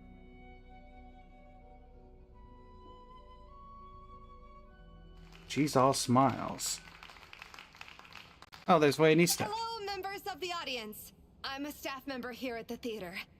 Hello. Today's performance was a very special one for us, as it marks the first attempt in a long time to revive the classic SNEZHNAYA ballet, Spirit Calling Seeker. that's Tonya. To commemorate this occasion, we would love to take a group photo of the cast, crew, and audience members present today. Could I kindly ask the audience to please come up onto the stage? That's Tonya. Got the ginger-ish hair. All right, everyone, huddle in a little more. Now, look at the camera. 1, 2, 3. Cool picture. Yeah, I'm getting Tonya vibes from that one Are you person. quite satisfied, Mr. Energy Scientist? I rather hope you don't have any other escape plans to add to my workload today. What are you talking about, Sarge? This was simply my way of inviting you to watch Miss Odette's new show with me. And wasn't the performance spectacular? In the future, I heartily encourage you to take a leaf out of my book. Find some soul-nourishing pastimes to enrich your time outside of work. It was indeed a fine performance, but I must correct you on one point. This is not time outside of work. These are working hours. Working hours and non-working hours are just a social construct. Human technology can But never just a advance social if we're rigid construct. in our thinking, Sarge. Love this kid. May we leave now? Already? I mean, I was kinda hoping to soak up the atmosphere for a little longer, but... No? Okay, guess I'm pushing my luck. Didn't seem like too much to ask, but fair enough. Off we go then, Sarge. Back to the land of working hours. Lead the way. Hi, Tonya. That has to be her. She's the only person in the audience around Tonya's age. Excuse me? Are you Tonya? Huh? Your brother's busy today, so I took his ticket. Don't worry about him. He's fine. Oh, okay. Sorry for the trouble. That was not the voice I was Oh. What's wrong? Are you sick? No, I'm fine. It's nothing. Maybe she caught a cold on the way here because of the weather? Here. I haven't seen snow like this in a long, long time. It's most unusual. I know. It's completely white out there. You can barely see a thing. I've never seen such heavy snow in my life. Let's wait it out for now. You'd be lucky not to freeze to death in this weather, let alone find your way. Well, look at that. Maybe we shouldn't be in such a rush to get back after all. What do you think? Let's Me too, wait like... and see. Why do you need to take it so seriously? Fate has given us this wonderful chance to take a break. We owe it to ourselves to make the most of it. Come to think of it, there's a small inn not far from here that always keeps plenty of extra blankets on hand for guests. I know the route well. Shall I head over and borrow a few blankets? That way, anyone in a hurry can wrap up warm for the journey back. Just remember to return them next time you're over this way. Thanks. Sir, there's really no need to go to all that trouble. Hey, it's no trouble at all. Wait here, I'll be right back. Something is not gonna go. That's not gonna end well. Kind gentleman. Very good. My wife and daughter are waiting for me at home, so I shall be heading back as soon as I get my blanket. So... Are you expecting us to go back to the Armory Palace wrapped in blankets too? Don't worry about that. I made arrangements in advance. Should I not return to the Armory Palace within 3.5 hours after Operation Showtime begins, an armed squad will be sent to collect us. They will escort us back. You are one of our key military personnel, so any weather-related risks must be eliminated. Armed squad? Showtime? So, wait. Every single time you drag me back to work when I sneak out, it's a whole official operation? I gotta say, you've really turned this into quite a moral dilemma for me. It's snowing pretty hard out there. I think you should stay here for now. You seem a little under the weather. Sure. My brother might come pick me up in a bit anyway. Time to get to work. I should head backstage and find I was kind of hoping we get to talk with Tonya, but... And ask her about Lelek. Excuse me, are you looking for someone? Looking for Odette. Ah, a fan, I'm guessing? Today is just a dress rehearsal, so Miss Odette won't be meeting with fans. She's taking a well-earned rest right now. Sorry, but that area is currently off limits to everyone except the cast and crew. Huh. Bad timing, I guess. Well, I might as well stick around. I doubt Odette will be leaving before the snow lets up in any case. An hour goes by, but the snowstorm shows no signs of stopping. That guy hasn't come back yet. What happened to the gentleman who went to fetch the blankets? How has he still not returned? I was thinking the same thing. It's still snowing very hard. Do you think something might have happened to him? Whatever the reason for his delay, I must say I hate nothing more than people who make empty promises and fail to deliver. He might be dead. Well, I have to treat my employees like that on occasion, but that's different.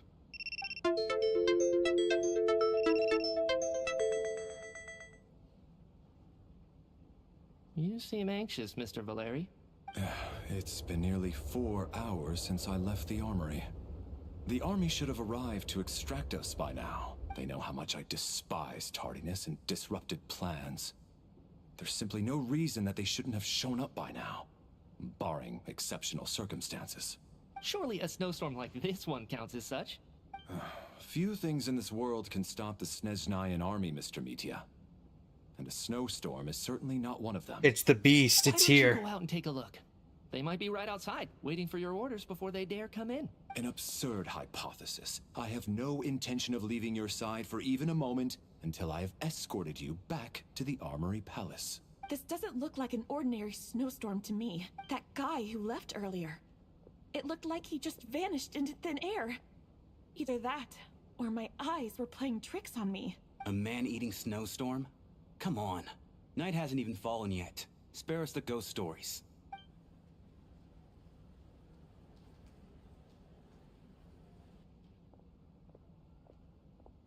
Traveler, didn't know you were coming today.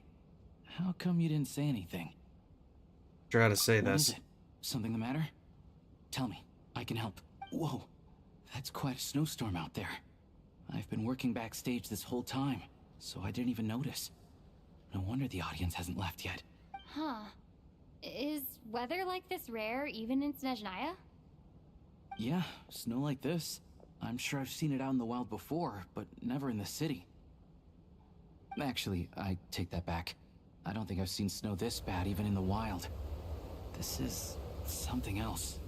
It's not normal. Would that thing have moved?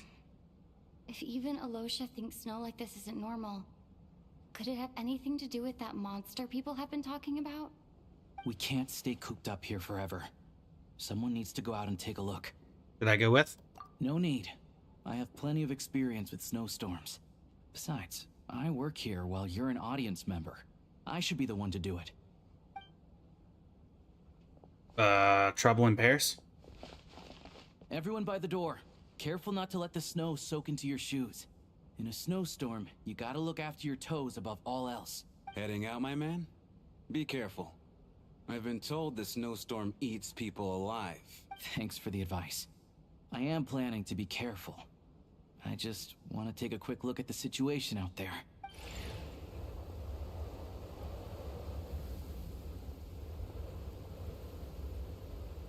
Are we gonna play as Aloysia? Oh, never mind. He's back! He's back! How was it? What's going on out there? Did you see any soldiers patrolling the area? Something about this storm isn't right. There's no one out there. I didn't see a single soul. And something in the air gives me the creeps. This isn't your average snowstorm. I suspect it might be related to recent events in our nation. I strongly advise everyone to stay here until the snow dies down. Are you serious? So all of us are trapped here now? That sounds a little far-fetched to me. You want to go outside and see? I, for one, am not risking my neck in that weather. This just turned from a minor delay into a major hassle. We can only hope that our friend who went to fetch the blankets just ditched us and went home. Is it really that bad? But my daughter, I won't be able to read her a bedtime story tonight. Huh? What are you all still doing here? Whoa! It's snowing hard. Cast and crew from backstage are quickly brought up to date on the situation. So now we're stuck here? Oh, this is terrible. Luckily, it was just a dress rehearsal today, so there aren't too many people here. On the bright side, the theater's always well stocked with supplies. If the snow still doesn't let up as we get into the evening, you can spend the night here, everyone. At least, I assume that's all right? Odette? Fine by me. This seems like a sensible backup plan under the circumstances. My thanks to the theater for being so accommodating. What are you staring outside and praying for, my man? You anxious to get home too? Oh, your majesty the Tsaritsa, I beg you, please do not let tonight's snowstorm stop. This is a golden opportunity to spend the night under the same roof as the 2 top stars in all of SNEZHNAYA. It's a once-in-a-lifetime experience.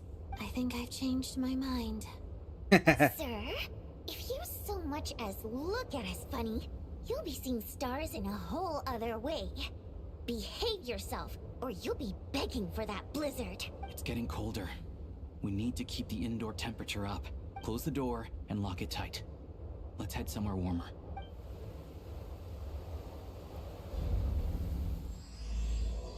Chapter 7, Act 2, Race Nocturne.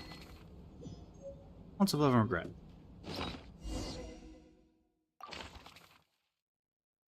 There's no way this does not... Oh, wait a minute. Hold on.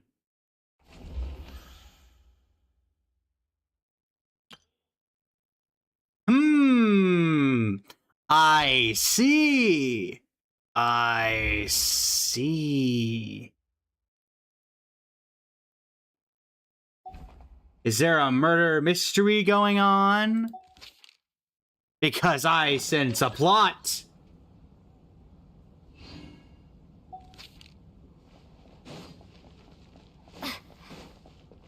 See what is going on.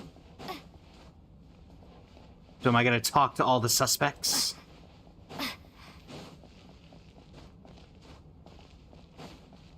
Seems to be the case.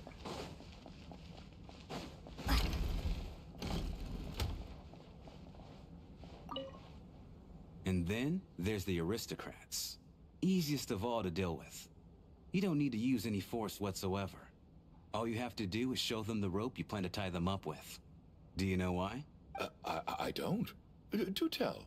Because nothing horrifies them more than the thought of a cheap, coarse rope leaving creases on their precious million Mora coat. They'll do whatever you ask to avoid that fate. Unexpected, but funny nonetheless. Tell me another one. Oh, look at that. I got myself a new listener. Hey there. Let me introduce myself. The name's Shram, and I'm a mercenary. The kind that gets paid to do odd jobs for rich folks.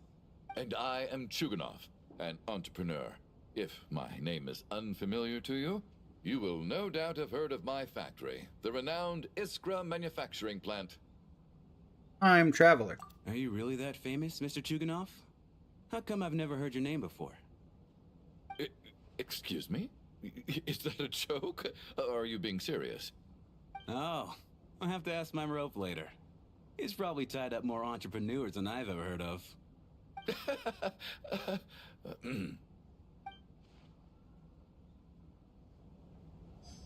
Okay.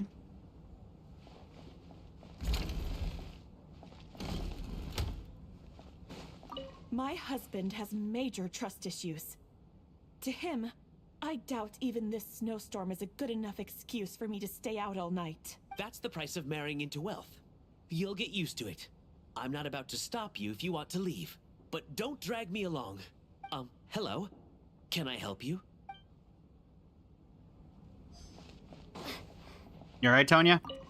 How are you feeling, Tonya? I'm fine. Sorry to worry you. I'm used to it by this point. I take medicine for it. My brother usually helps to get it ready for me. Child must take great care of his sister. He's never mentioned Tonya's illness, though. You know, I actually find this whole thing kind of exciting. Stuck in a strange place thanks to a snowstorm. Having to spend the night with a bunch of interesting characters. It's pretty cool, don't you think? Alright, certainly a novel experience. Exactly.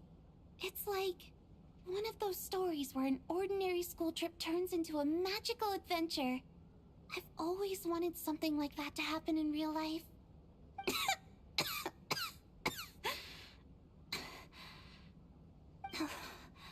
I'm fine, really. Just got a little overexcited. Look after yourself. Otherwise, your brother will come after me.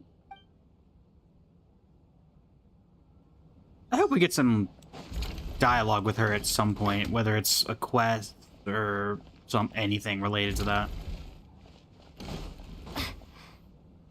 I have to say, even though today was a rehearsal and there were some hiccups along the way, Miss Odette's performance was one of the best I've ever seen, even compared to an actual show. Oh, I couldn't agree more. Especially considering the weight It's of the Voyadista, subject or matter. Voyadinista. It takes a truly seasoned professional to do justice to a theme like love and regret. Do you think we were coming on too strong? Odette's ignoring us again. What about you? What did you think of today's performance? Consider me a new fan, Odette. Oh my, that's very flattering of you. Thank you. I'll make sure to save a ticket for you when the show's performance ready. This doesn't seem like the time or place to bring up the subject of Lilac. I need a chance to speak with her in private. Oh, there's Aloysia and Voyadista. So unfair. Talk about double standards. And now it looks like I've been spotted. You know Mitya too? No, I don't. I just have a feeling that he might be dangerous. Oh. I think...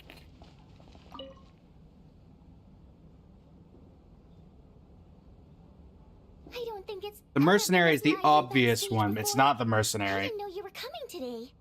Hey, have you seen Chuganov? I heard he was coming today.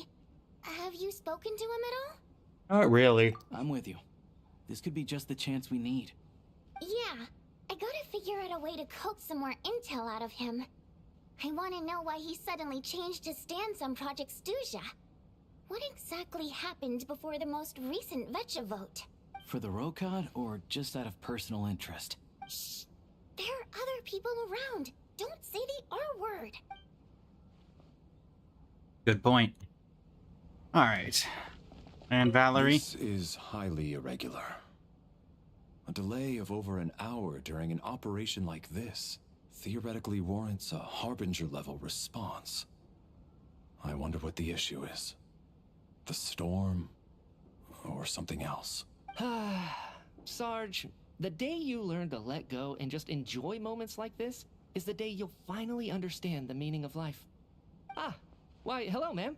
I believe you were the one sitting at a nearby table back at Podvorye restaurant. Indeed. Any friend of the theater's star performers is a friend of mine. It's a pleasure to meet you. I'm Mitya from the Energy Commission. Greetings. Major Valeri, head of the Special Assignment Battalion. Armory Palace Royal Grenadier Guards, 1st Regiment. I am here to ensure Mr. Mitya's personal safety. Please let me know if I can be of any assistance. Glad to meet you both. Miss Traveler, I cannot help but notice that Miss Odette is stealing glances at me. Any idea what that could be about? I've racked my brains, but I can't think of anything I might have done to offend her. Perhaps she noticed me spacing out during her performance? No clue. So, Mr. Mitya, is your work related to Project Stuja? Yes, that's right. The higher-ups in the Fatui transferred me from the Energy Commission to the Armory Palace because they wanted me to... Really? I can't even talk about that? Pretty sure it counts as part of my private life. All right, I won't say anything. Sorry, Traveler. As So you does can he see, I'm control afraid this the pleasant does he chat control will the have to end scarf? here. Who controls the scarf? Time flies by as people make lighthearted conversation and gradually get to know one How's it another. looking, Aloysia? No change from this afternoon. Heavy snow with no sign of slowing down. May I have your attention, please? The storm is unlikely to stop tonight, and it'll be even more dangerous outside at night than it was during the day. We at the theater owe everyone here a duty of care. Therefore, we strongly suggest that you stay on site overnight and avoid going outside unless absolutely necessary. In a few short moments, we'll give you a tour of the theater's various quarters. You can choose to sleep in the VIP room, the office, or backstage. Or on the stage if you'd prefer. We won't mind. I'll pass on sleeping on the stage. What if the snow is stopped by tomorrow morning? The early birds in the audience might think we're part of some experimental new show. A drama about sleeping? That could be fun. Maybe we could come up with a title for the production. Sleeping Beauty, the slumbering heavenly principles. Sleeping Beauty? Not bad. Clear selling point at least. Could be a big hit. Yeah, I could think of it. Anyone Yeah, who doesn't I think it would wish do to well. sleep on the stage, please follow me. I'll show you to the rooms. Guess I'm sleeping on the stage.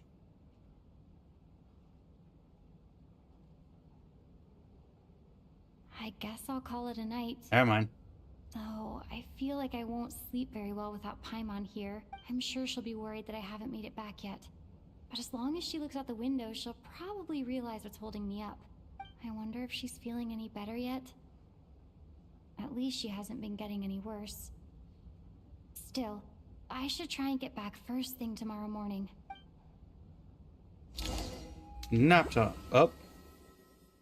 Oh. Ripple effect?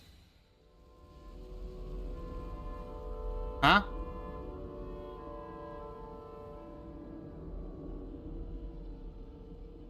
Where am I? What is this place? I've been teleported. Finally. Welcome back to the world of the living, lazy bones. I was about to wake you. The black mist is almost on us. What black mist? Still waking up, huh? You know, the black mist. It's been chasing us from below ever since we were born. You're just dozy. There's no way you've forgotten. Come on, let's keep heading up.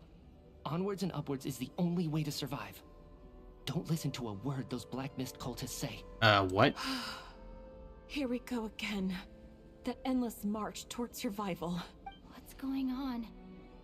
That black mist down there is creeping me out. And it's rising. Guess I should head upwards and get away from it.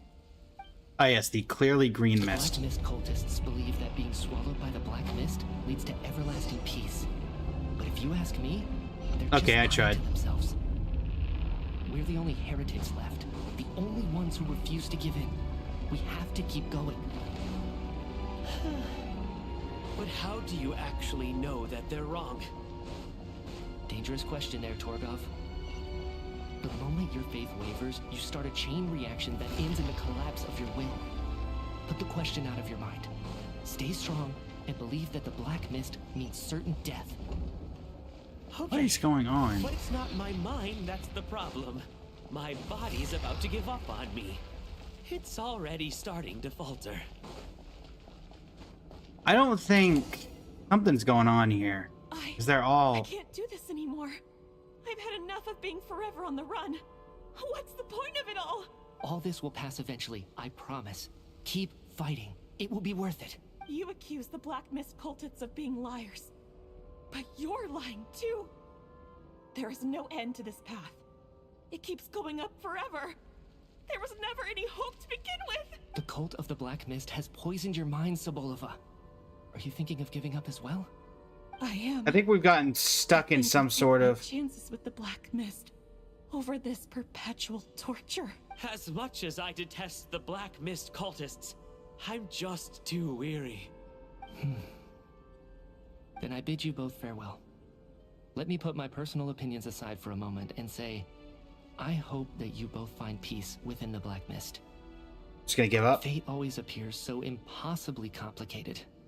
But at moments like this, its raw simplicity is laid bare. Their fate was sealed from the instant they entertained doubt.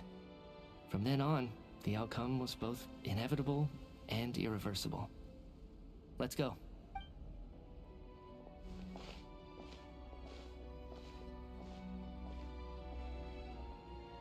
Torgov and Sobolova are gone. I never thought the day would come when even they would be swallowed by the Black Mist. It's just you and me now. Just me, or as the blacksmith stopped moving? Yes, it looks like it's satisfied. For now. This happens from time to time. But it won't be long before the Black Mist starts chasing survivors once again. No one knows how to stop its advance for good. Well, we should make the most of the precious moments of rest that those two bought for us. Huh? Are you really that sleepy, traveler? Huh? Help! Somebody, come quick! What is it, Chuganov? What's wrong? Huh? Is it morning already? What's all the commotion? Sounds like it's coming from next door. I should check and see what's going on. What is going on with that?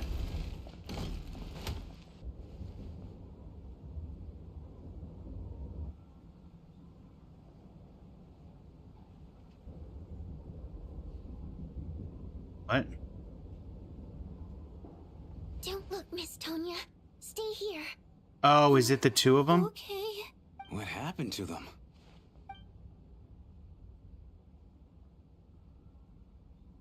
They're dead. What in the world?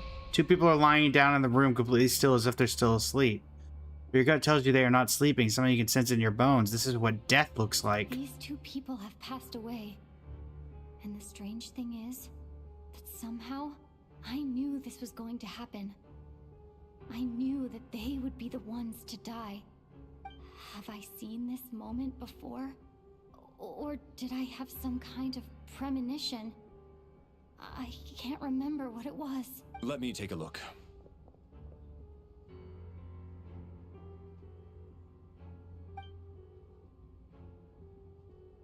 No vital signs in either of them.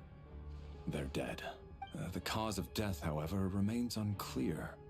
No wounds on the bodies, no signs of a struggle, and no skin discoloration caused by the buildup of toxins. But just last night, they were chatting and joking away. This is so sudden. Could they have had pre-existing medical conditions? Even then, the odds of them both dying of sudden complications on the same night are extremely low. It's hard to believe that they died of natural causes, nor does this appear to be a suicide. Are you suggesting they were murdered? Who was the first to discover the bodies? Him. It was me. But these deaths have nothing to do with me, officer. I got up early because I wanted to see if the snow had stopped. Then I noticed that the door to this room was open, and it looked like there was a man and woman inside. I just went over to see what was going on. I had no idea they were...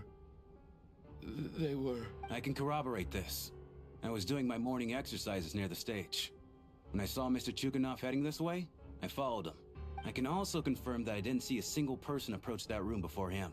The snowstorm was raging all night, and it's still going now. There's no way someone could have come in from outside, correct? You mean an intruder? No, not possible. I slept by the door last night as a precaution. There's no way I wouldn't have noticed if anyone had tried to open it. Everyone, split into pairs and search the theater for anyone in hiding or any signs of suspicious activity. I'll follow up with a full search of my own shortly. Go. There is no time to waste. World is happening. Pair up with Tony after a thorough search, you're satisfied that no one else from the group is in the theater. Everything is exactly as was left last night.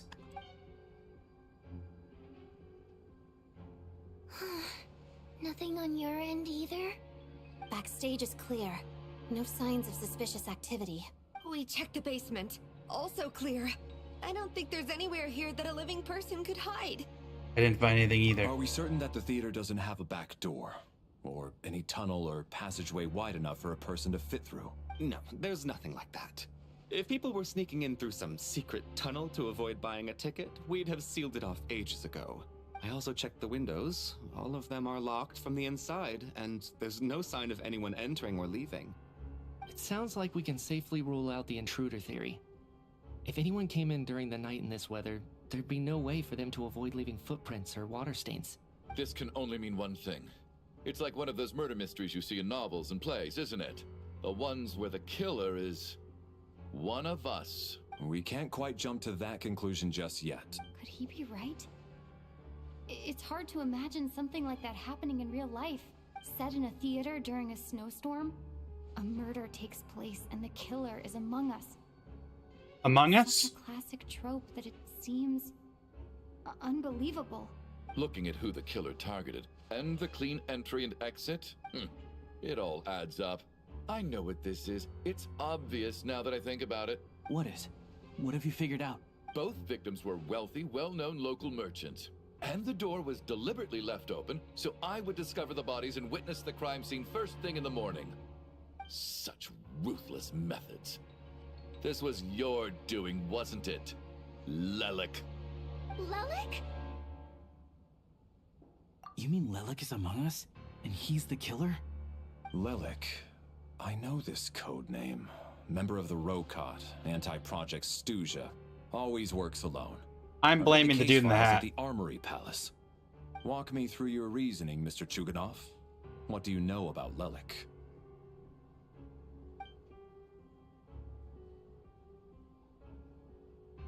What now, huh? What now, Lelik? What more do you want from me? I already voted against Project Stuja at the SNEZHNAYA. You snuck into my house the other day while I was asleep. Left a threatening letter. And I did all that you asked. But Project Stuja cannot be so easily shaken. Not with the rooster in charge.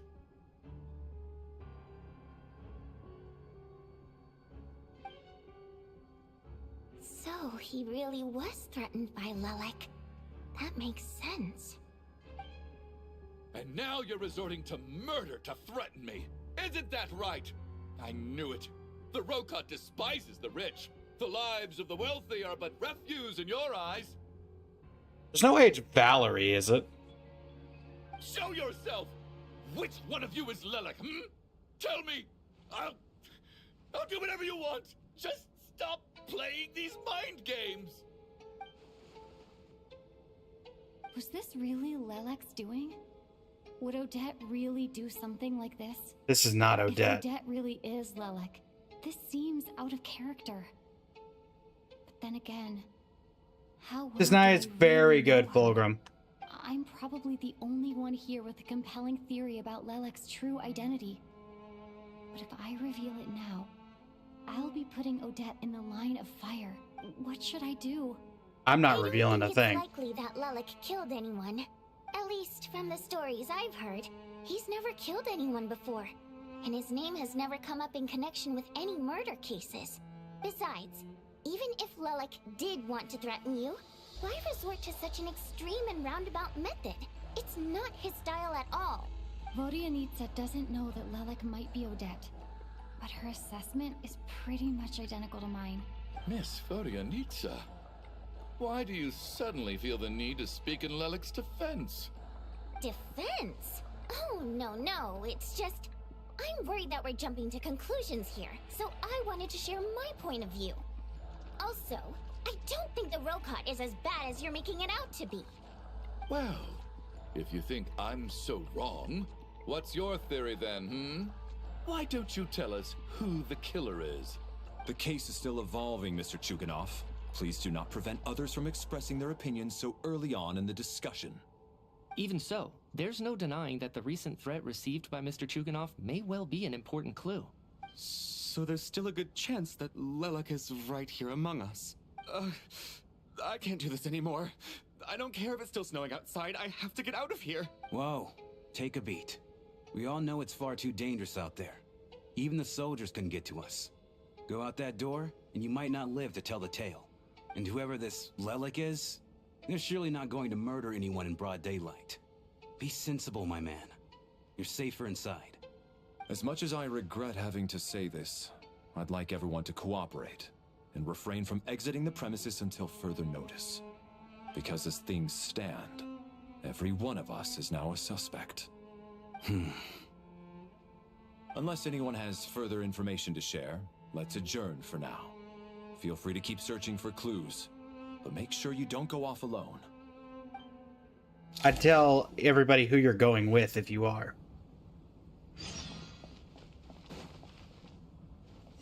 Waken from dreaming sleep.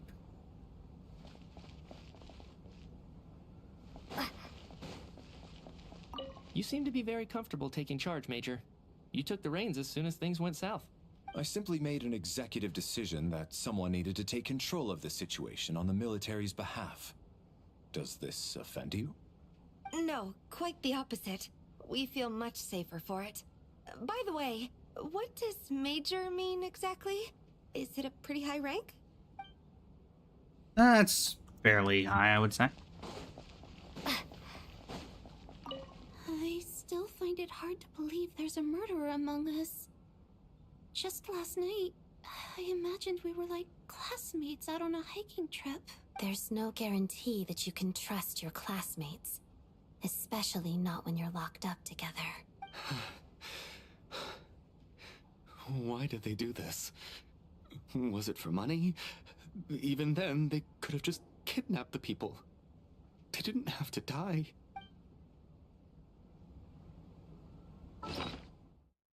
Where's that picture?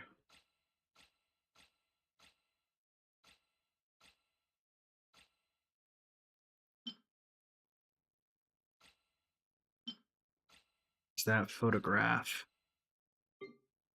Not equivocal. Where is that picture?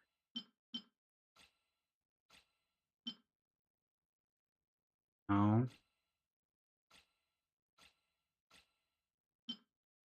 No.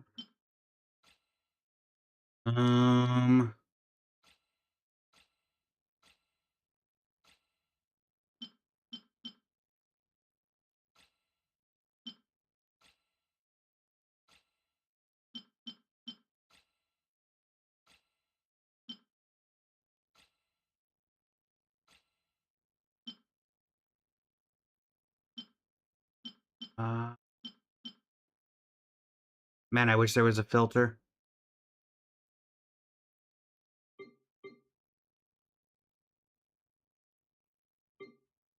You thought you saw it here?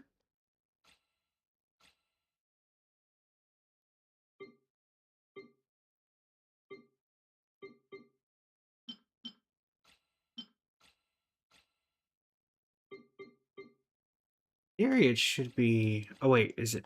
Oh, why would it be here?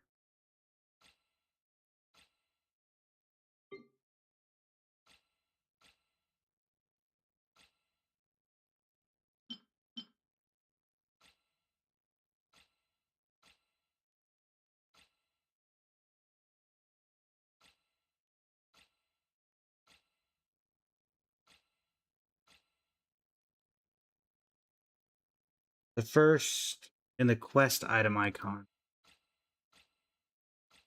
Oh. I see.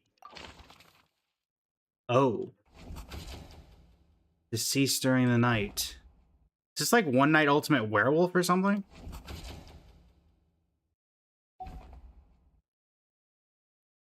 Okay. Well, gonna go through some we're gonna go through some obvious things here, chat.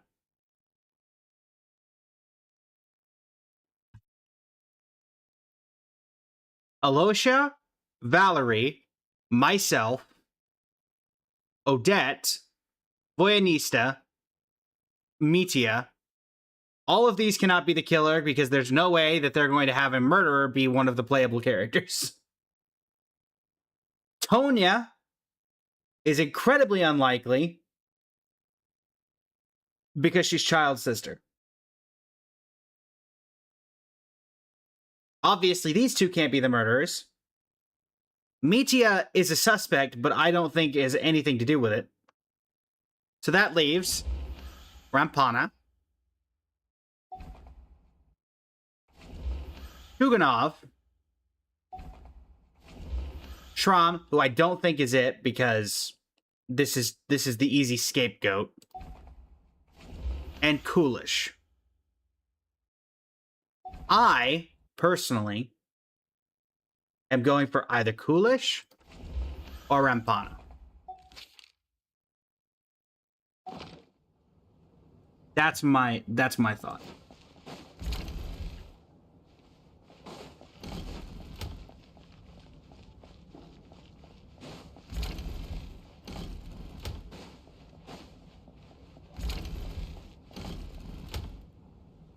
There you are. You're right. That was my bad. It was a knee-jerk reaction. I didn't think it through. Luckily, no one suspected my identity. Hello. Oh, phew. It's just you. I thought someone was eavesdropping. Well, about Since that. Voyanista and I were on the same page earlier, I think I should share my thoughts with the ROCOT members first. Voyanista and Alyosha is about Child's intel and Lelek and your views on the current situation. Whoa. Are you serious? I don't know if this counts as gossip, but it's definitely on track to be the juiciest this whole year. Odette? Really? Odette? Oh god, how dumb does this make me look? Lelek has been right under my nose this whole time, and I didn't notice a thing. Actually, it's exactly what you'd expect. Sometimes, hiding in plain sight is the best strategy. And now that you mention it, the more I think about it, the more sense it seems to make. It all adds up. I personally think we're falsely accusing Odette. What? 2, 3, 4. What are we counting? Odette's identities. She's my coworker, specifically a ballerina, and also a Fatous, a member of the Rokot. Now, Lelek. Like she doesn't want to use her fourth finger on one hand. So exhausting. I just want to give her a hug.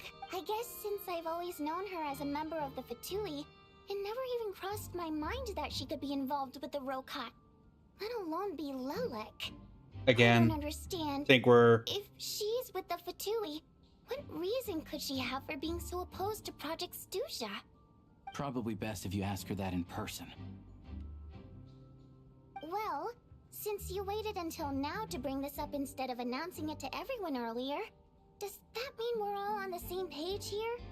He doesn't seem like the type to kill innocent people. Yeah. Lelek may not follow orders from the Rokot leadership, but as far as I'm concerned, she's never crossed the line. If anything, her actions benefit the poor. We need to confront her face to face. Do you think she'd really admit to being Lelek? I don't know. We'll have to see how it goes. For now, we'll work on the assumption that she didn't kill anyone, and see how much she's willing to tell us.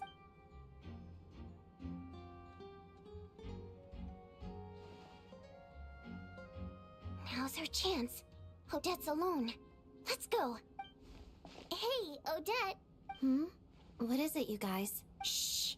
Keep your voice down. We need to talk. So, you're Lelek, aren't you? Alright, fine. You don't have to say anything or explain yourself. Just hear me out first. None of us believes you kill innocent people. Whoever murdered those 2 people last night, it wasn't you. The Traveler was the first to figure out your identity, but she kept quiet during the discussion. I don't think it's her. Now. Still, it's clear where the group consensus is heading. Everyone believes Lelek is the culprit. If your identity is exposed, you'll be in a really bad spot. We're your colleagues, and we know what kind of person you are. I don't want anything bad to happen to you. Again, not her. So, can you clue us in? Tell us everything. The more we know, the more easily we'll be able to cover for you. Alright. Yes, I'm Lelek. Oh. And no, I'm not the murderer. Okay. And thanks, but I don't need you to cover for me. Actually, I'm planning to reveal my identity. Why? Huh? You're gonna reveal that you're Lelek? Here? That's right. I'll admit I was surprised at first when Chuganov guessed that I was here. It was just a lucky guess, but it caught me off guard. But after taking some time to assess the situation and confirm where everyone stands, I don't believe I have anything to worry about. Are you sure you don't need a second opinion? Given the circumstances... Mr. Valeri! What?! He gets everyone to reconvene. Odette gets straight to the point and announces that she is Lelek. So... Odette is Lelek? I don't know what game you're playing, but you've got a lot of nerve. It's just one identity. So what if it's exposed? I can disappear and adopt a new identity anytime I please. I made my peace with this when I chose to become Lelek. But more importantly, I promise I am not the murderer. Which means that someone else is. So, if anyone still insists that I did this, you'd best produce the evidence now. Otherwise, I suggest that you bite your tongue. Because if you really believe I killed 2 people without making a sound or leaving a trace, pointing fingers at me would surely only make you my next target. Is this really the truth, Miss Odette? That's confidence, all right. I believe you. A real no-nonsense attitude. I can see why Marionette said that she's on track to inherit the title of the Fair Lady. Are you seriously buying this? Hey, officer! She just admitted to being Lelek. Aren't you going to do something about this? I do have one question, Miss Odette. Why have you chosen this moment to come forward and reveal your identity? If I didn't say anything, everyone would be focusing all their efforts on finding Lelek. And that is exactly what the real culprit wants. I don't want to be the scapegoat who lets the murderer get away with this crime. Despite all the accusations, she made the smart choice. A remarkable display of rational thinking under pressure. Clearly, Odette's talent extends far beyond the art of dance. Indeed. She thought so far ahead. Ugh, why do I always feel like I'm one step behind her in everything? You've convinced me. Dealing with the murder case remains the top priority right now. Let's put the name Lelik and all related incidents aside until further notice. Nevertheless, the group still Username, welcome considers you in. the prime suspect. I assume you have no quarrel with that, Miss Odette. I understand. You're welcome to keep an eye on me around the clock. I have no objections. Mr. Chuganov? For my wife and daughter's sake, I'll let you off the hook for now. But don't think you're forgiven for breaking into my house and threatening me. Just wait till we get out of here, Lelik. We'll settle the score then. He just does not care.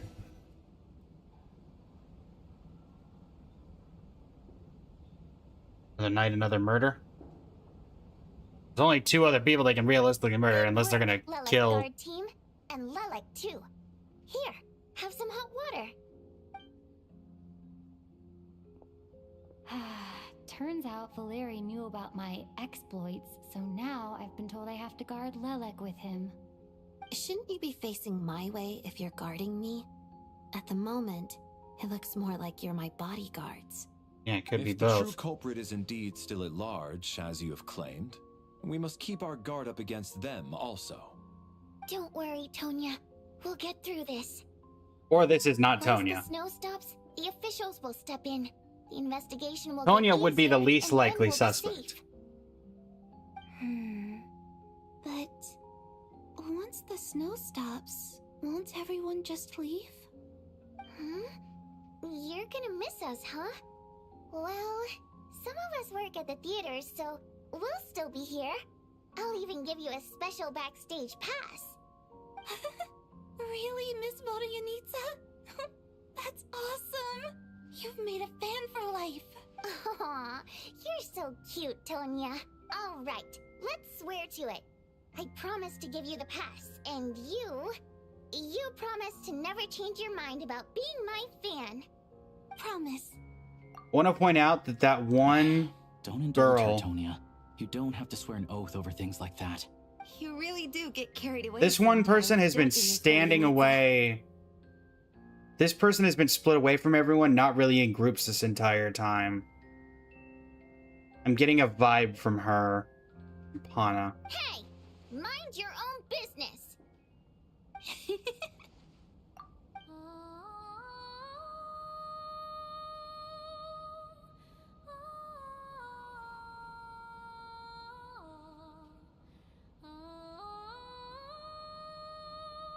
Impromptu performance.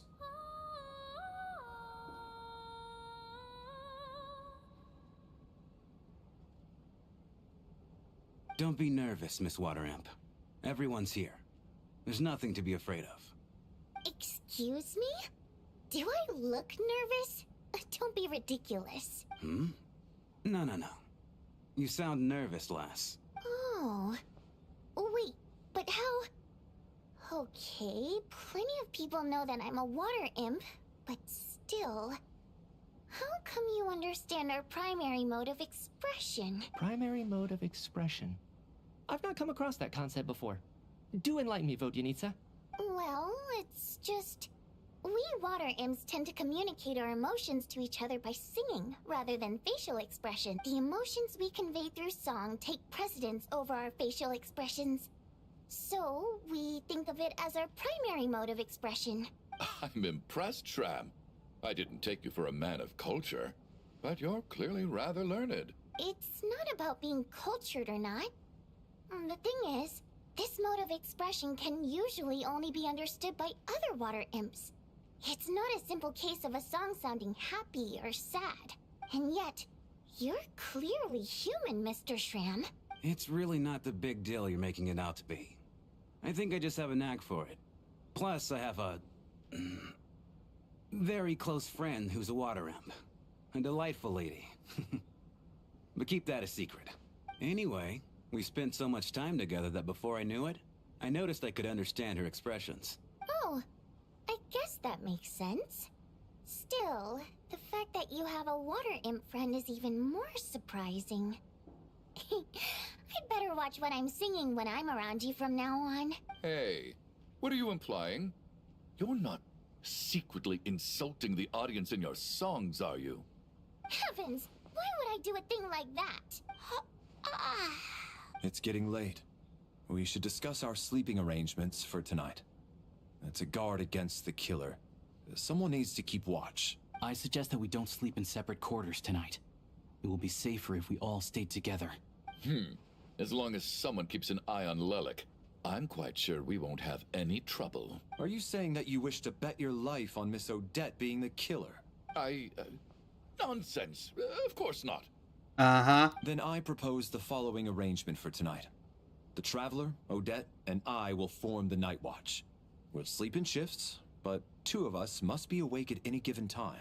Fine by me. An excellent idea. This allows us to handle the Night Watch while also keeping an eye on Lelik. Meanwhile, the rule of taking shifts in pairs resolves the other issue. Namely that we can't necessarily trust the Traveler or Valeri either. I expect that plan took you quite some time to come up with, didn't it? Actually, our field combat manual outlines a similar approach.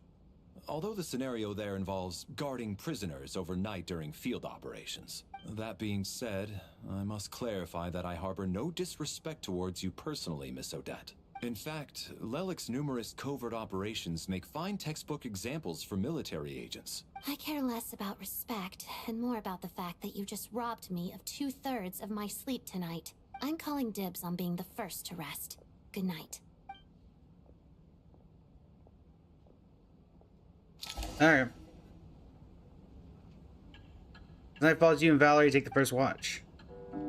Everyone is sleeping on the stage, making for a scene right out of an absurdist theater. Eventually that time comes for the first shift change. It's almost time. We should wake Odette. How are you faring? You get some sleep, I'll go after you. Not going to argue with that. I'll take a quick nap. If you start to feel sleepy, wake me up anytime. It's finally time for Odette and I to share the night watch. I should wake her up.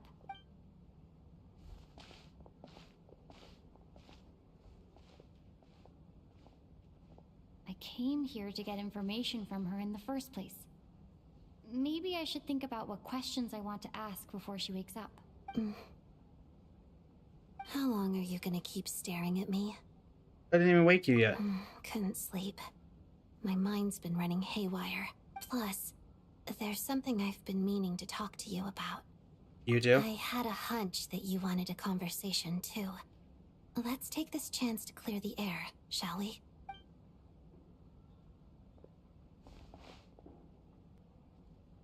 I just had a simple question for you, really. It's, Rosaline.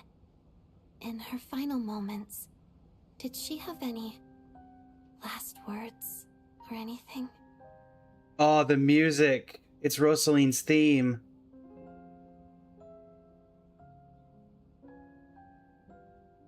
Is there normal lag in the new update? Not particularly.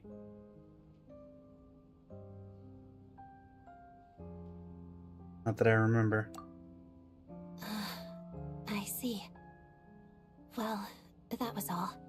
I have no other questions. Do you miss her? No. She was utterly ruthless in pursuing her goals. That kind of person should be hard to miss. And yet, even though I never approved of her methods, and she was an abrasive person, the fact remains that I am indebted to her. I heard a little about that from Sandrone. Oh, she told you. I guess that makes sense. I think she and Rosaline were on pretty good terms. Still, she didn't know the full details. Yes. Rosaline wasn't the kind to gossip about this sort of thing. Not that it's any huge secret to me, though. When I was a child, I had to join the Fatui for the sake of my mother and me. I trained under Rosaline. It was extremely grueling, and it didn't exactly come naturally to me.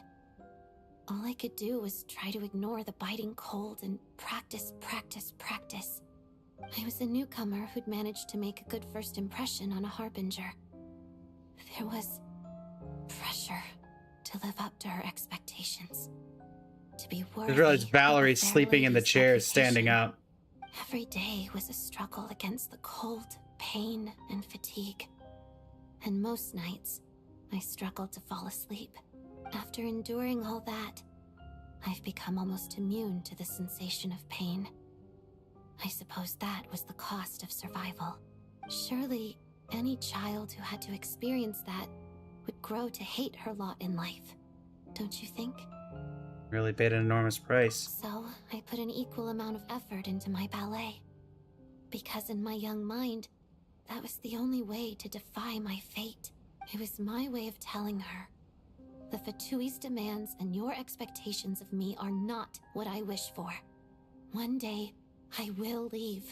I think she probably blamed my poor performance and training on my passion for ballet. She knew my heart wasn't in it. One time, when I was secretly practicing a dance at night, she suddenly showed up. I knew she was there to catch me red-handed.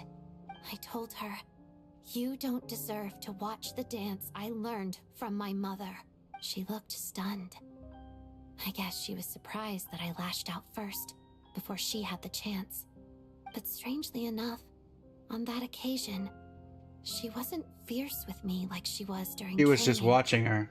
Instead, she fell silent for a moment, and then left. After that, she never interfered with my dancing or asked me how it was going. She never came to watch me dance again either. Not even once. He was a very proud person. I really hope we get some sort of backstory thing with her and Rosaline. Because I'm very curious about the overall dynamic from Signora's side. She was.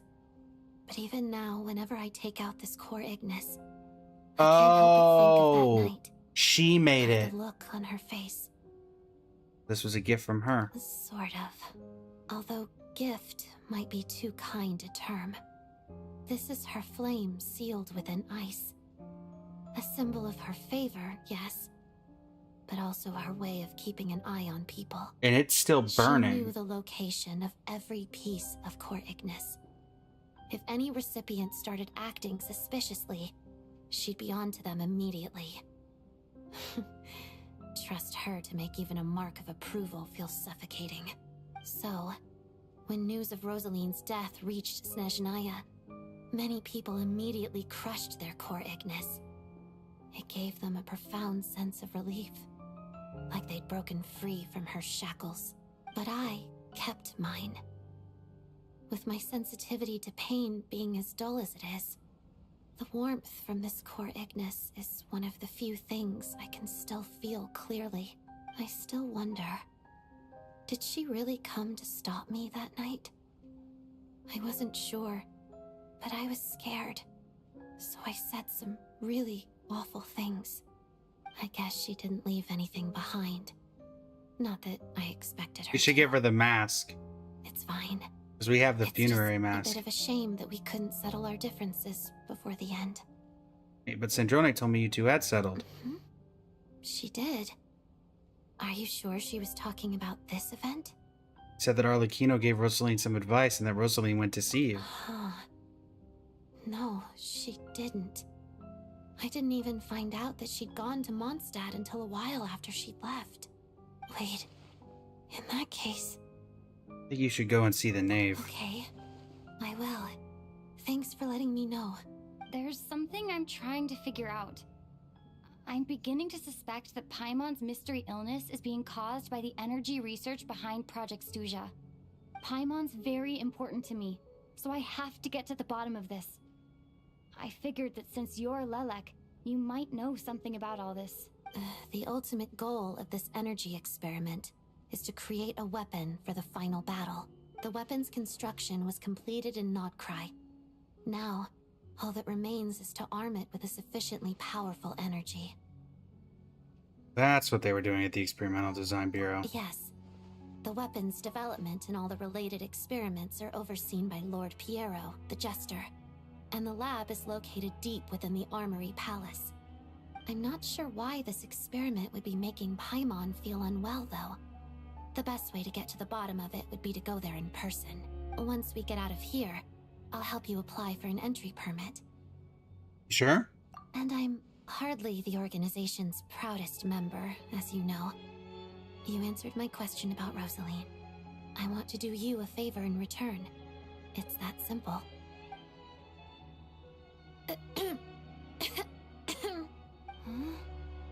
What's wrong? Are you not feeling well? Valerie's awake. You two seem to be hitting it off. I thought you were sleeping. Of course I was. In the military, one learns to fall asleep quickly, even in the most inhospitable environments. It's vital to staying alert and energized. Why? Is something wrong? No, nothing. Even if he was awake, he can't have overheard us, right? Who cares if he Thank you did? both for keeping watch. Traveler, I'll take over for now. It's your turn to get some sleep. Sure.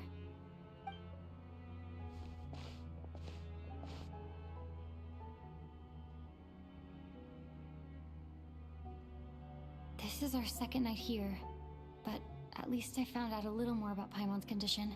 I hope she's been sleeping well the past couple of days. Why do I feel like I'm being watched? Hi. Seriously? Is this payback for when I stared at her earlier? But I thought she was asleep. Never mind. I'd better try and get some sleep myself. Gonna go way up. What's going on here? Hey, what are you spacing out for? Are you reaching your limit too? How long have we been walking for? Do you remember? Time's lost all meaning. Ever since we noticed that thing above our heads. What was it called again? A star key? Or key star? Anyway, the person who named it was swallowed by the black mist. Whatever it's called, ever since we noticed it, we've been walking up and up. So Mitya wasn't the cause of it, he just got caught in it like they did. It seems like no matter how far we walk, we never get any closer. Well, we've come this far. You never know. Maybe we're almost there? Come on, enough moping. Let's go. The black mist is catching up. The black mist that is still very, very green. Wait, wait a minute. I've got combat capabilities. I'm staying ahead of you two. Monsters! Watch out! Not again! I've lost count of how many times we run into them. Be careful! Oh, this is not the optimal for me.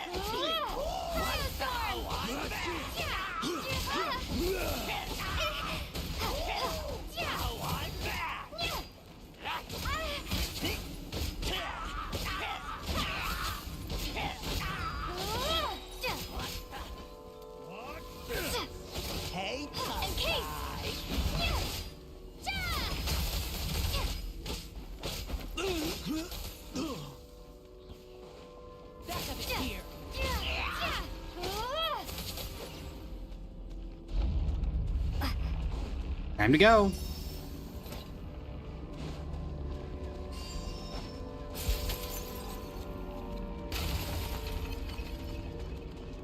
What in the world?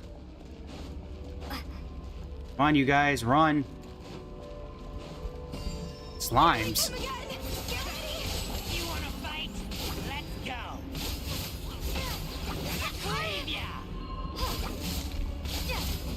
What is going on? The windows are shattering like ice. Everybody go. Run. Up. Now. If I can keep you two alive, I'm going to.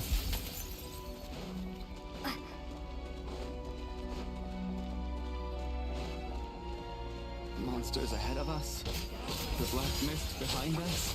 It feels like there's no line. You two better not be giving up. Shut up. Run faster.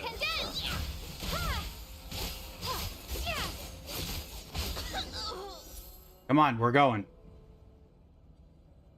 Are you hurt, Coolish? No. I'm fine. It's just...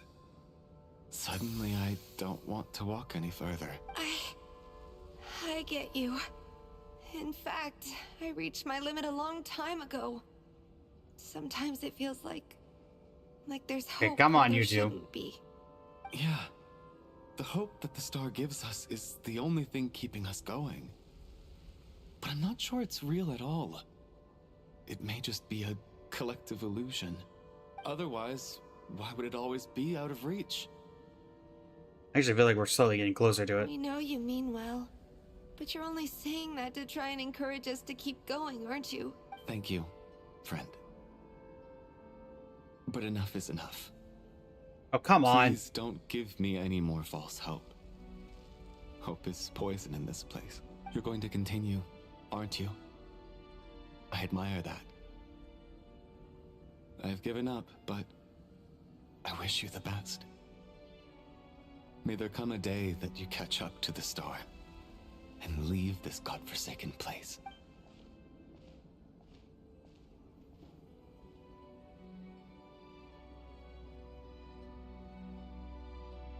Really? We're just gonna leave him? It's not an Turn illusion. around. We really are getting closer to the star.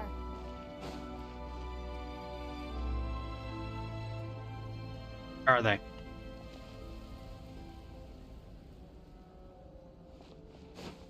There better be something here.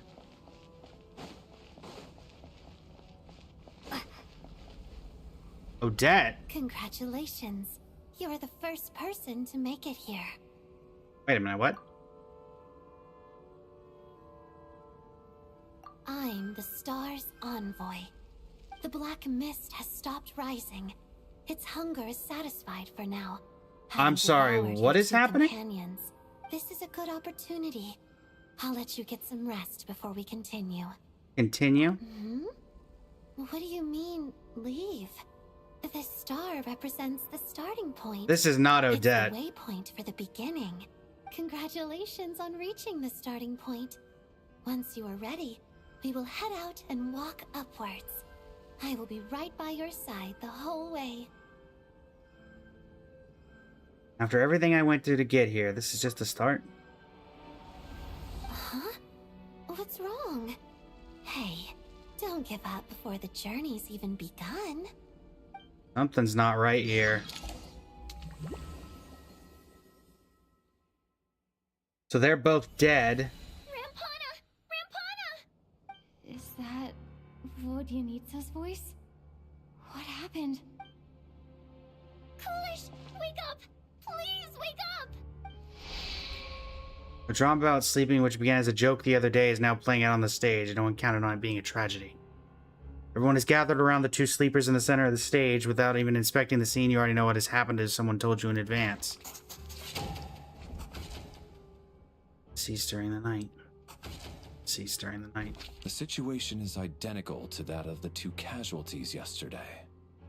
We cannot ascertain the cause of death.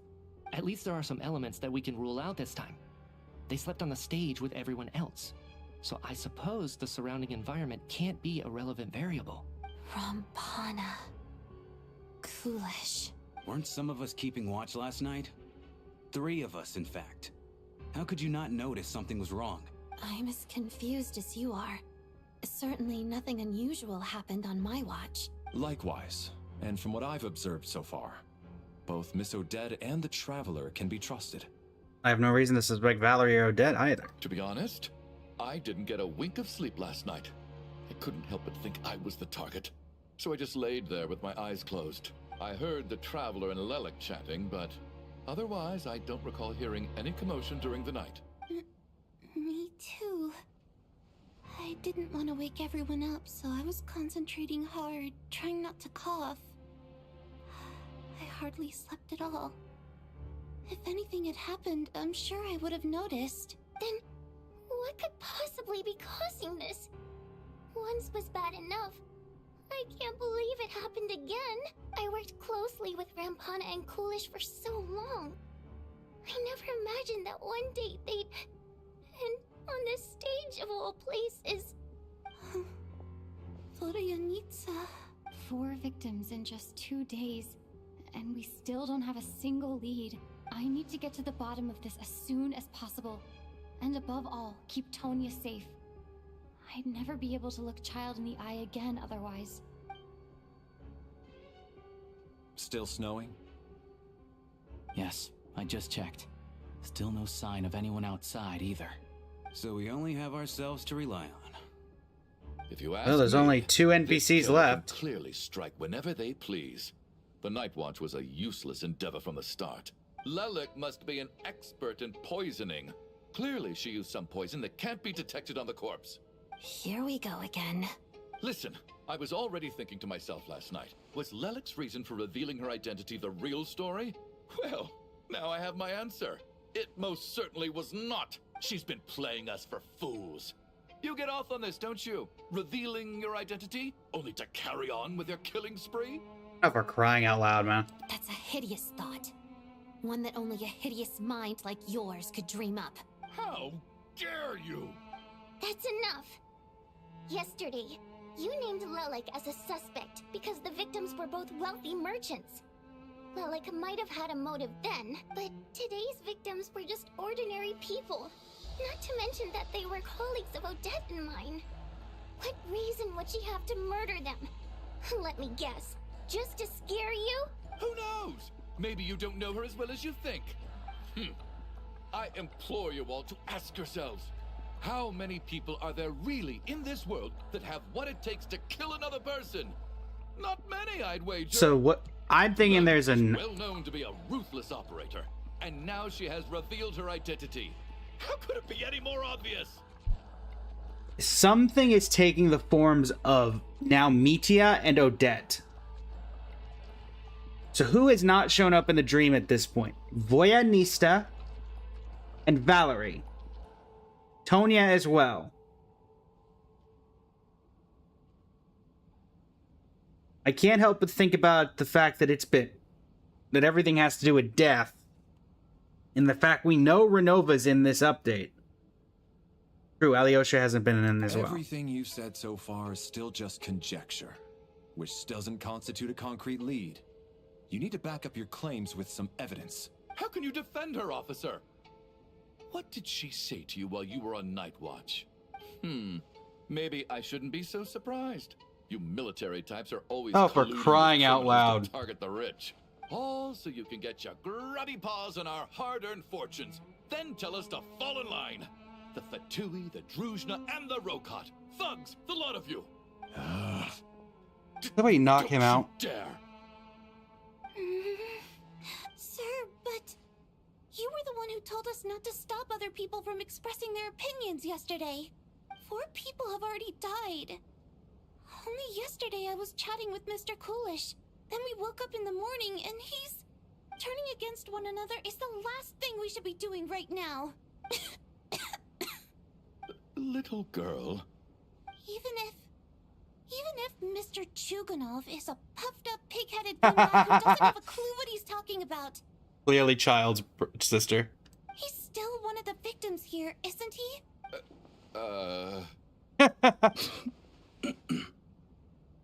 Quite. I had no intention of resorting to violence. But you're right, Miss Tonya. I ought not prevent him from speaking his mind. In any case, I believe Mr. Chuganov has calmed down a little now. We may resume our discussion. I don't think there's any need for that. What is there to discuss? Nothing about this situation is normal. Did you have an idea, Mitya? You're the brainiac here, right? Come on, clue us in. I've been mulling something over. All the leads we have so far concern things from outside the theater.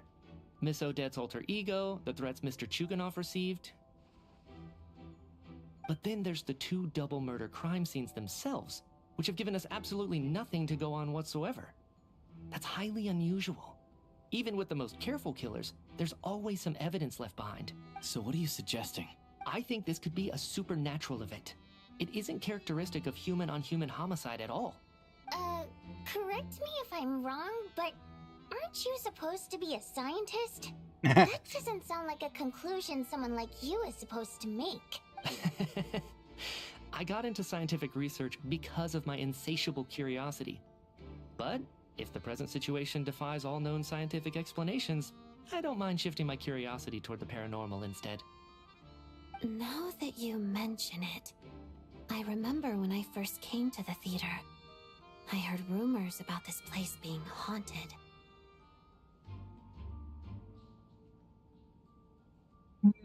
Haunted? Oh no. Yeah, I think I heard the same thing. But I mean, they're only rumors, right? We've worked here for years. Surely we would have noticed any spooky goings-on by now. Well, this has taken an unexpected turn. A haunted theater? If Paimon were here, she'd probably be hiding behind me in fear right now. Why don't we take this opportunity to look for clues again with a more open mind? Maybe a different perspective will help us see something different. Very well. Whether it's criminals or ghosts we're looking for, the same rules apply. Everyone needs to tread carefully. I'll move the bodies into the same room for now.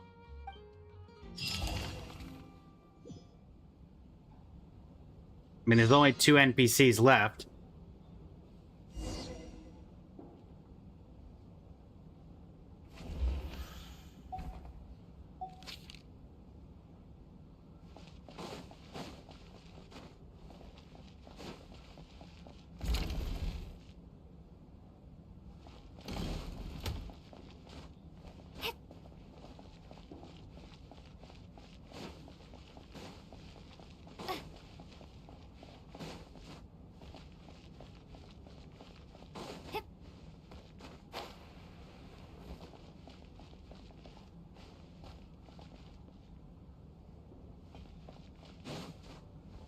Genuinely curious, what happens if you try to open the door?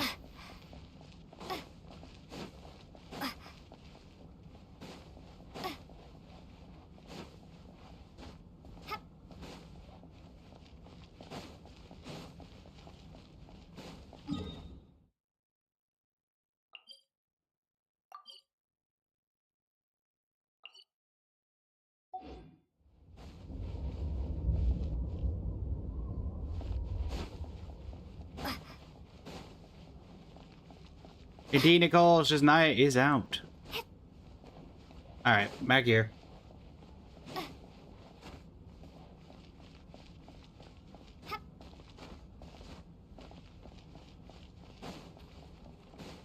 Talk to Voytnista. I need to think very hard about whether there's anything that ever needed hiding. After all these years, there must be some things even I've forgotten about.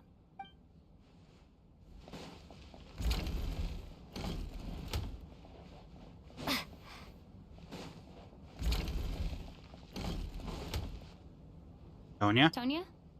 Did you find anything? Not yet. Still looking. So... Are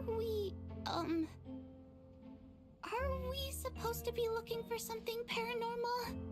I think I'd prefer teaming up with you than looking around on my own. This looks like somebody's notebook. Shall we read it together?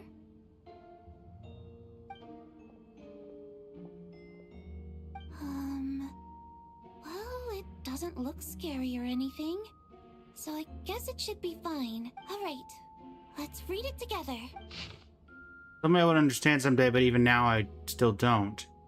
I don't believe anyone should be forced to abandon their homeland because of a change in power. She never considered the feeling of us water imp nobles.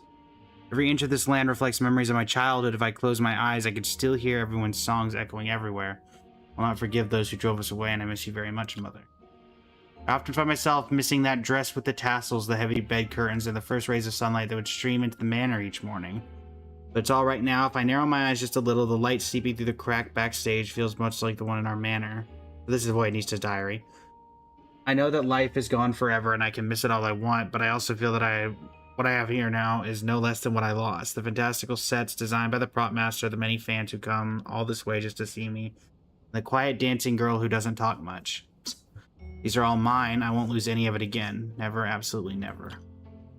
I've joined a rather remarkable organization, though I can't tell you its name.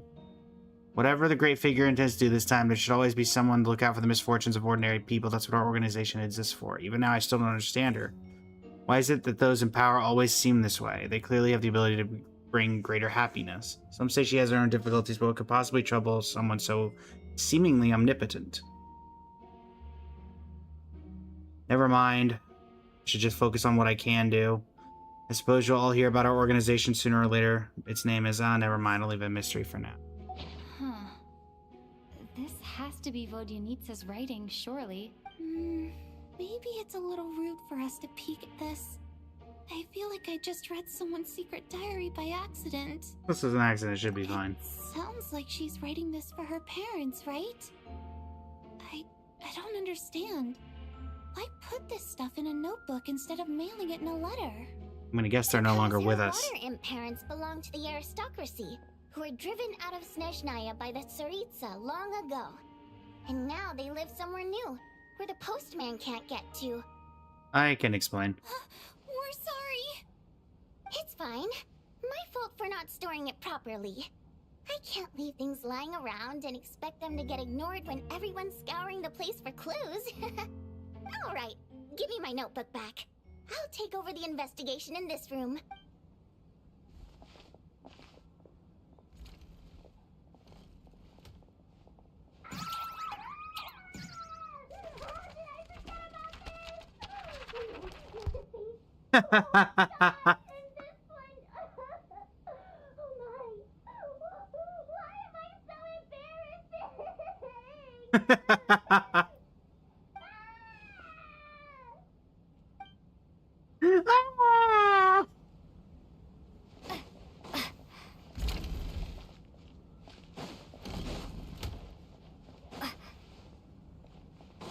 Oh, can't get in there now. She's locked the door.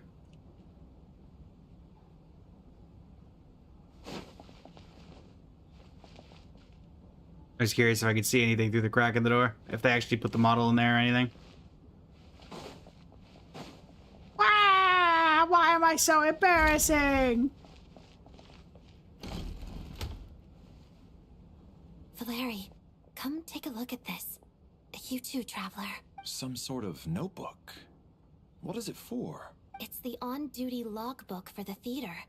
Kulish was the main person to use it. He mostly used it to record any unusual incidents during a show, audience numbers, exit times, and so on. I saw Kulish at the entrance before coming in. I think he was holding this book at the time. Yes. He'd always have this logbook with him when he checked tickets at the entrance. This should confirm a lot of key details about the recent show. So, you find anything unusual? Yes. The number of people.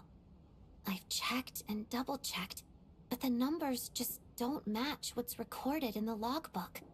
Apparently, we have an extra person among us. Tonya.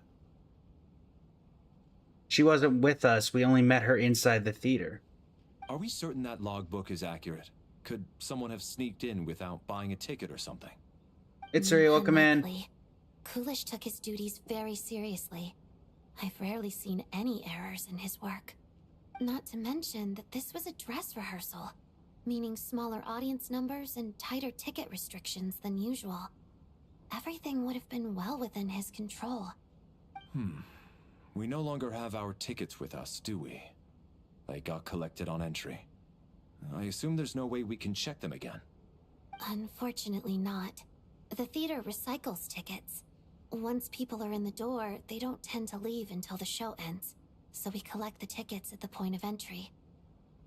But Kulish is dead. If he was still around, we could just ask him. Still, I'm inclined to believe that this discrepancy in the head count is significant somehow. Did an extra person just materialize out of thin air? Tonya. That's not Tonya. Or Tonya's already dead. Did an extra person just... Yeah, good job. Real military of you. Like how that door locks itself, but you can still walk back into this one.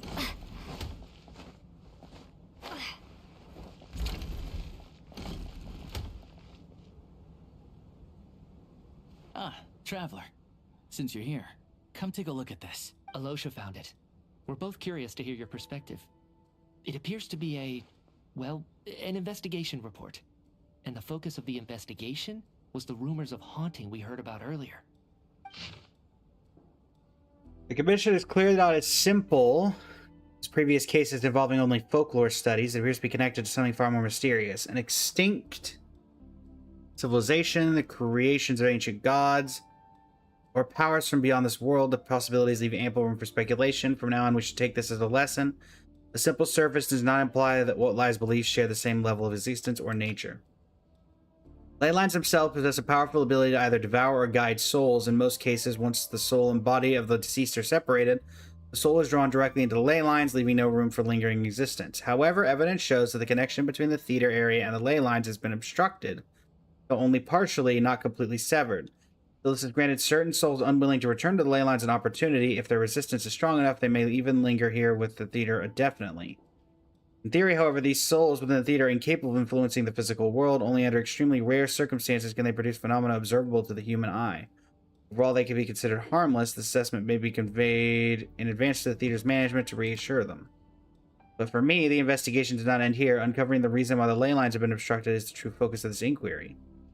After consulting multiple sources, the most reliable hypothesis at present appears to be the existence of an angel civilization and its preliminary attempts at ley line renovation. There's too little information available here. I must return home as soon as possible. An investigation report, huh? Looks quite old. Huh. This person's name looks to be of Sumeru origin to me. There's no way this is on Deke, right? The investigator from Sumeru? The theater manager must have hired an investigator once specifically to look into this issue. But it doesn't look like anyone ever looked at the report. Presumably, the manager wanted to know if the supposed haunting was dangerous, while also being fearful of word getting out in case it affected the theater's business. Anyway, the bottom line is, the haunting is actually real after all. It's caused by an obstruction in the ley lines. Is there any chance this is the key to finally making some progress with the murder cases? Ley line problems are pretty unexceptional to me by this point. And while it certainly offers an explanation for the ghosts, it's hard to imagine what connection it could have to these two murder cases. Some of the language that appears at the very end of the report caught my eye. Angel civilization, ley line renovation? My area of research doesn't touch on any of that, so it's completely outside of my wheelhouse. Huh? A piece of paper just fell out from the report. It landed right by your feet. Let's see. Words on paper, death is near. Pretty ominous, no matter how you look at it. It was tucked inside the report, so it must be a note. Death, as in literally. Death is near. Is that supposed to be what's going on here? With us in the theater? But if so, how did the author foresee it? Could he predict the future somehow? Maybe things are more complicated than we thought. No, wait a second. If we take the report and the note at face value, they completely contradict one another. The report definitively concludes that the hauntings in the theater are harmless and cannot affect the real world. But the note seems to be warning of potential danger. The question is, what exactly does the note mean by death? I've been describing our situation. Could refer to the perpetrator. The various ways we could interpret this keyword lead in completely different directions. Let's pause our analysis here for now. I think we need more information. My focus has shifted to Tonya, because I don't think this is Tonya. It's not impossible, is it? If anything, it's the natural conclusion. Oh, I beg to differ. This sounds to me like a product of a researcher's vivid imagination. And perhaps it's because I'm still viewing this through the lens of a typical murder investigation. But still, I'm struggling to be persuaded by your theory. Does it really sound that far-fetched? Alright, well, let's treat that as speculation for now. I do agree with what you've said, so let's go with your idea for now. You know, Chad, if I had a nickel for every time I was dealing with a murder investigation inside of a theater, I'd have 2 nickels. Which isn't many, but it's weird it happened twice. Good. Particularly one that involved the now that we Fatui. finally have some meaningful leads, I think it's time to reconvene. Let's get the others. Okay.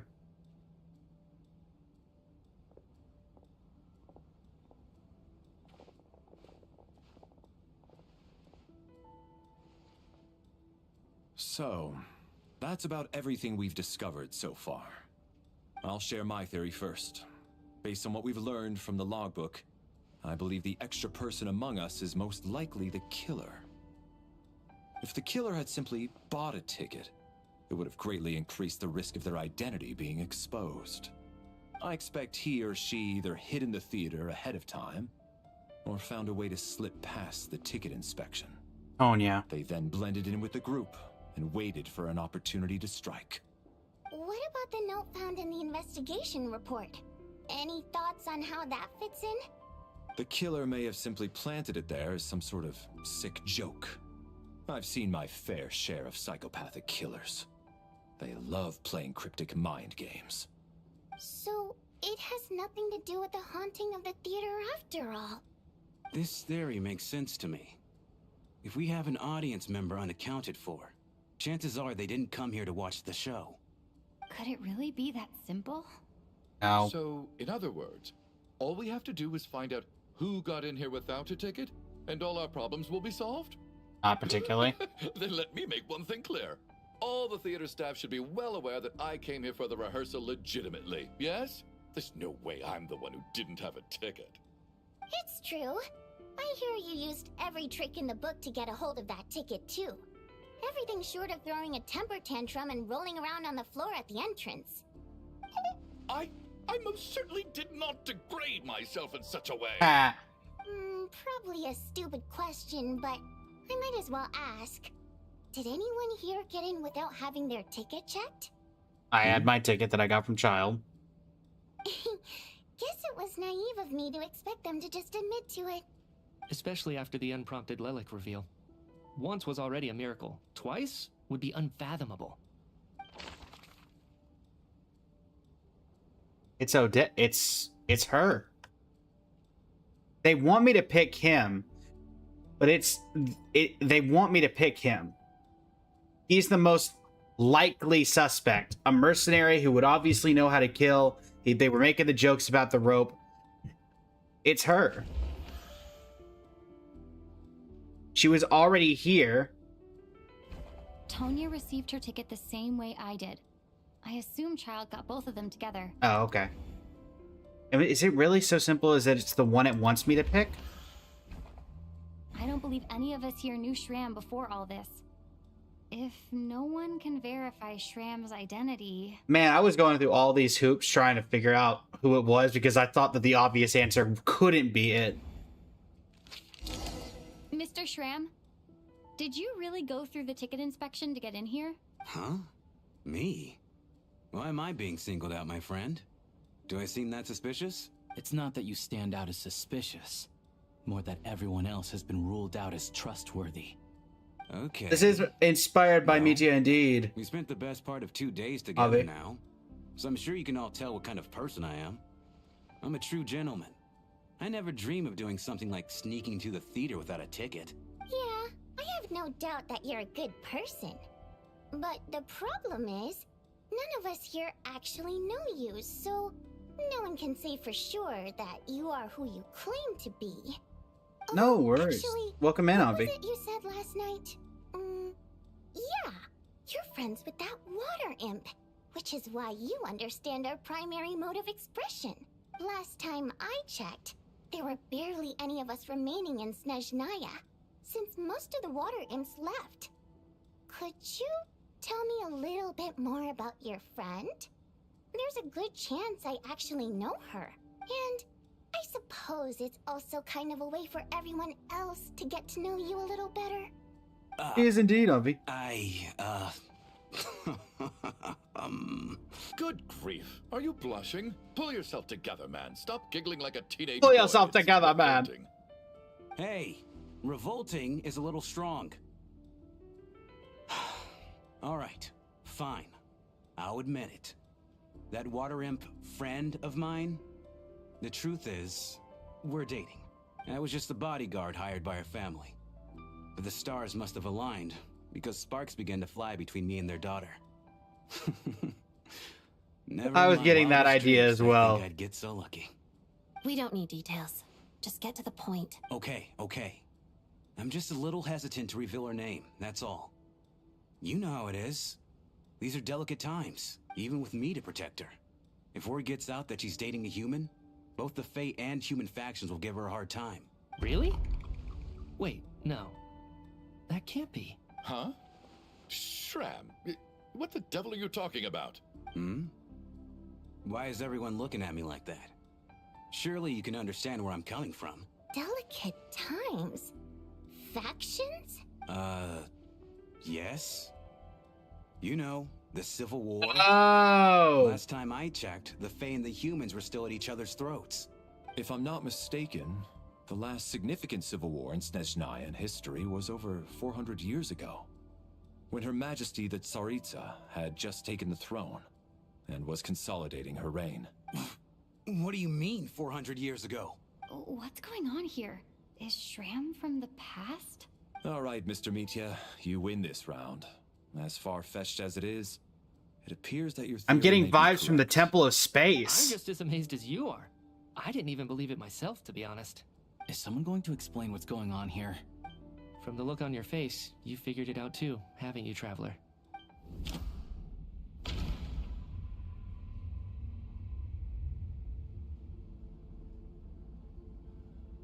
Investigation report, a clue that's yet to surface. Could this be the investigator? The theater's ley lines have been modified to block souls within its grounds from returning to them. Some souls can even wander this place forever. Mr. Shram's statement proves he's from hundreds of years ago. And according to the investigation report on the theater hauntings, Mr. Shram is very likely a lost soul wandering the theater. Option 4. I personally. I did pull for Odette. We managed to get Odette and make some progress on her weapon as well. Soul. For some unknown reason, the soul that has been wandering the theater due to the ley line issues has joined our group and blended in. Yeah, that must be the immediate reason why the ticket count doesn't match the number of people present. Doesn't seem like he killed anybody. Yes, Constellation 4. Death is near. Not Lilac. Someone who died long ago. The contents of the investigation report have been verified. There are indeed ley line issues and wandering souls in the theater. Death likely symbolizes the deceased. Mr. Shram, for instance. Death is near. Huh. That must mean that there's a dead person in our midst. That's the truth, isn't it? Yeah, the logic is clear now. The investigation report said that there would be souls stuck wandering around the theater because the ley lines were cut off. Mr. Shram must be one such soul who died in the theater a long time ago. In which case, that also makes him our extra person. So when the note said death is near, it must have been referring to death as in the deceased, people who died a long time ago. Someone who died a long time ago. In short, there's a dead person among us. The extra person we've been searching for is a ghost from the past. You mean I'm a ghost? No. Don't make jokes like that, my man. There must be some mistake. But even if I was dead, I know for a fact I didn't kill anyone these past 2 nights. Yeah, even if all that's true, the report also said the souls inside the theater can't affect reality, right? They're harmless. Then what if the problem isn't the souls at all, but the ley lines themselves. The ley lines have a powerful ability to attract and devour souls. Let's say that the ley lines are like a black hole, constantly seeking to engulf souls. But the souls that don't want to return are trying to avoid being sucked in. Huh. Why does this analogy sound so familiar? What happens when the black hole can't achieve its goal? I'm only speculating here, but what if it ended up swallowing innocent souls by mistake? Or intentionally taking other souls to compensate? That could explain why we weren't able to determine a cause of death. If you're right, and their souls were devoured by the ley lines, it does make some sense. It does seem to explain a lot of the things we couldn't make sense of. Does that mean it's true? Except there's no concrete evidence. Mitya is relying on a lot of logical leaps. Still, it seems like the best explanation we have under the circumstances. All right, so how could Shram not know that he's dead? Seems a little unlikely that he hasn't noticed anything unusual even after several days interacting with us. On the contrary, it's perfectly normal for a soul to wander the theater for centuries without questioning their existence or reason for being there. It's simply what's natural for them.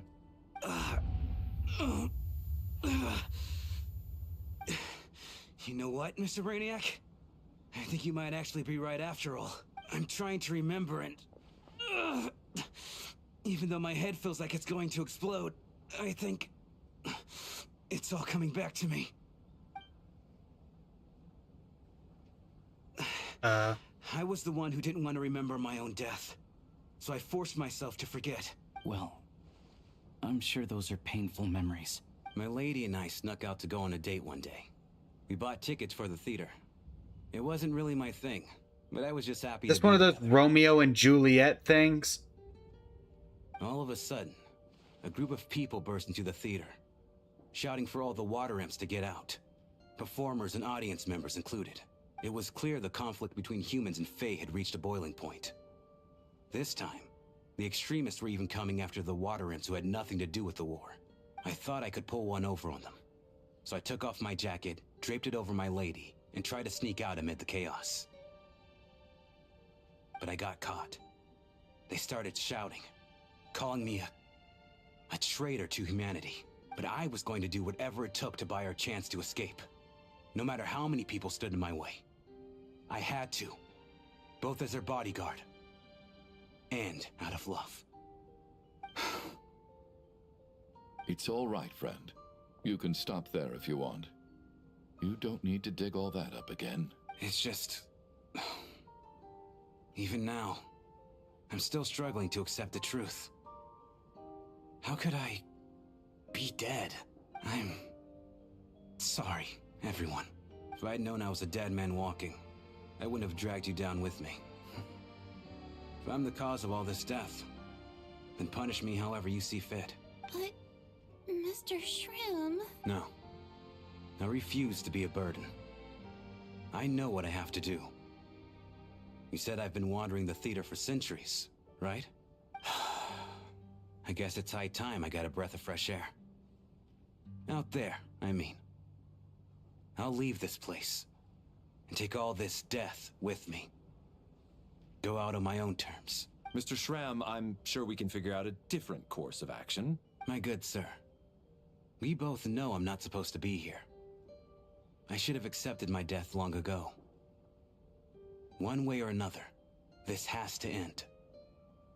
Unless you're saying this goes against another one of your military principles somehow. No, I'm speaking on a personal level this time. Let it go, man. Oh, wait. One last thing. Miss Wateramp.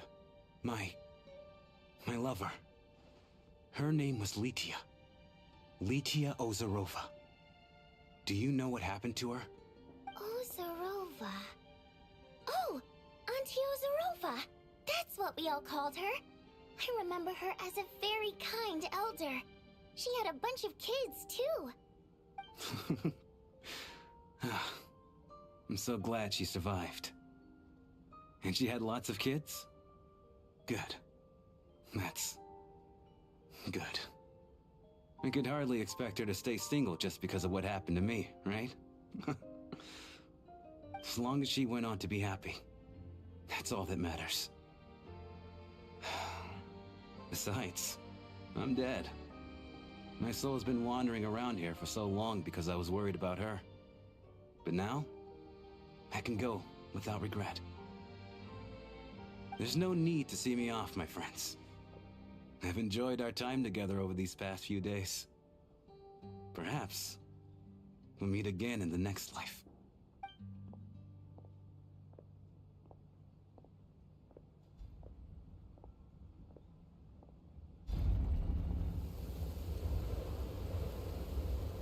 Take care, my man. I knew Mr. Shram was already dead, but I still feel so sad.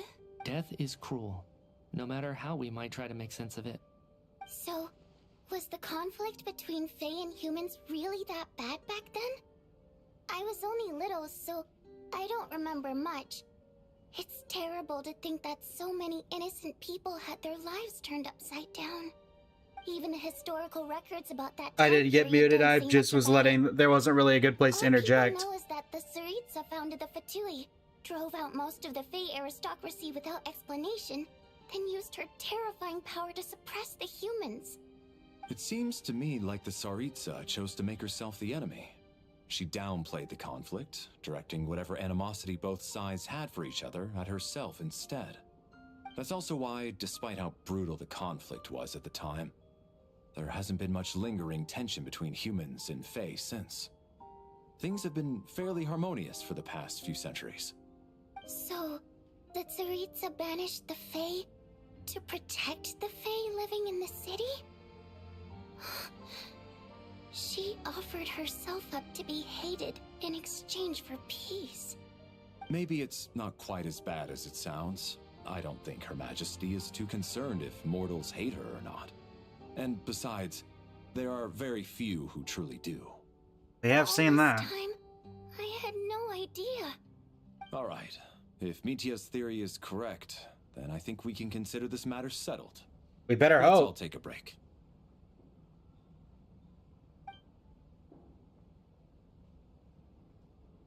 Ugh, if only this blasted storm wasn't still raging on. Uh-oh. Oh, for a minute, I thought we were going to get a cutscene. Return to your room to rest. Why do I feel like this isn't over? Oh. Even though Shram was already deceased, his decision to walk into the snowstorm was still a sacrifice, and a very brave one. This is one of the few times I don't feel at all happy to have my theory proven true.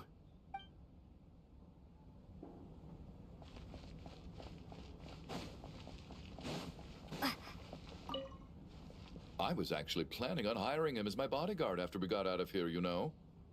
Oh, poor guy. You sound so distraught, sir. So distraught. Terribly distraught. At least the lingering regret that kept him here has been put to rest. That's not necessarily a bad thing.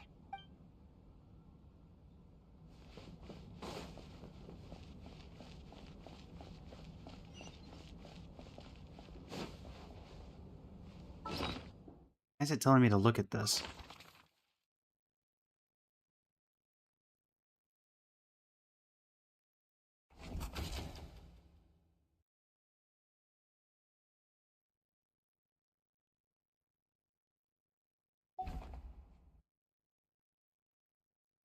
Something's not right. Things are lining up a little too perfectly.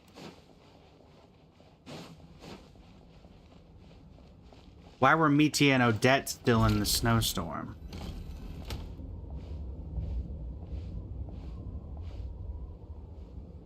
Looks like now we can Or just rest still in the until snowstorm effect. stops. I still can't believe Shram turned out to be a ghost who'd been in the theater for hundreds of years. To think he was dead this whole time. What a strange turn of events. Knock, knock. Who's there? Hmm? Knock, knock. You know the door isn't closed, right? You don't have to knock. Think of it as a signal then. When I'm entering someone else's room and I knock, I'm here as Odette. If I don't knock, it's Lelek. Please come in. Thanks. So, why did you come to find me? Is there something I can help with? Vodyanitsa said you knew about my secret identity from the start, but when everyone was discussing who Lelik could be, you were worried that revealing what you knew would be unfair to me, so you kept it to yourself, right? That's what you want to talk about? Yes. I'm extremely grateful for that. It's nothing. I mean, you didn't hold what happened with Senora against me, so I should thank you for that as well. Actually, there's something else as well. I found myself in a situation similar to the one you were in when you helped conceal my identity, so I thought I'd come and ask you for advice. I'm honored. It's about Mitya. Before all of this, the last time I saw him, he was dead. I'm sorry, what? As I'm sure you know, my goal as Lelik was to stop Project Stuja. Well, when I found out the tech lead for the experiment behind Project Stuja was Mitya, I immediately started planning to track him down and threaten him to back out.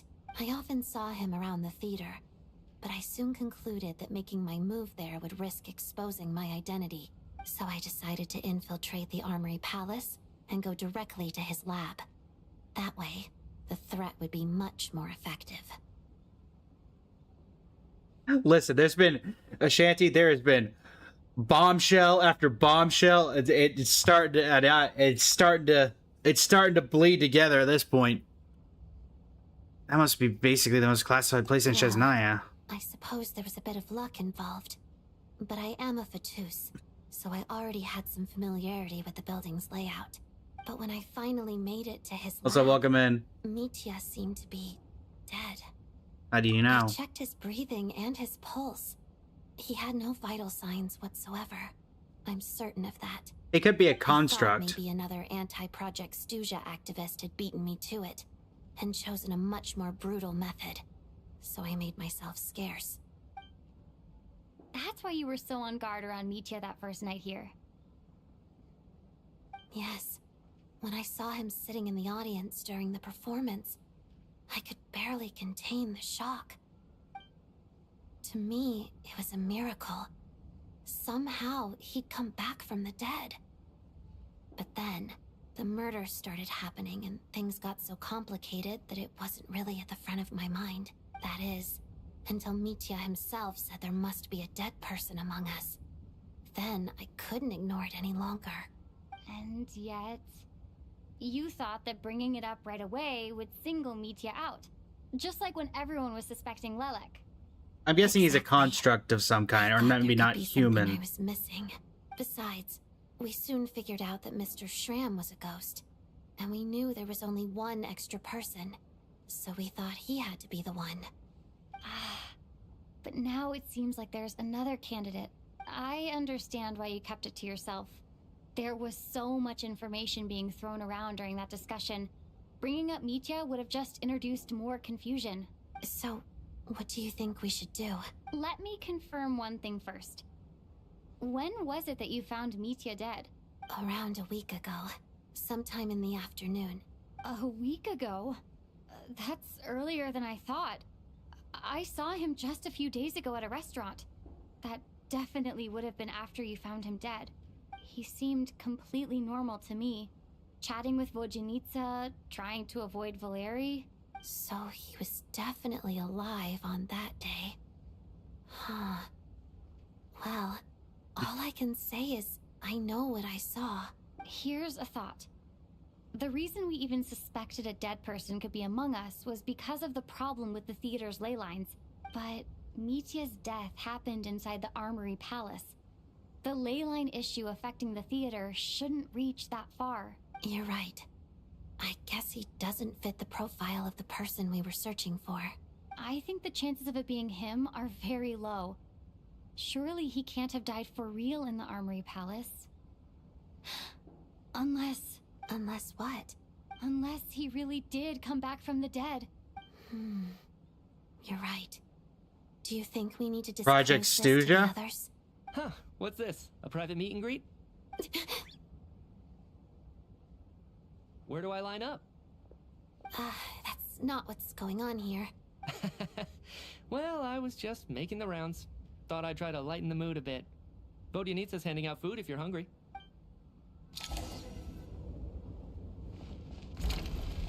We tell? Do we not?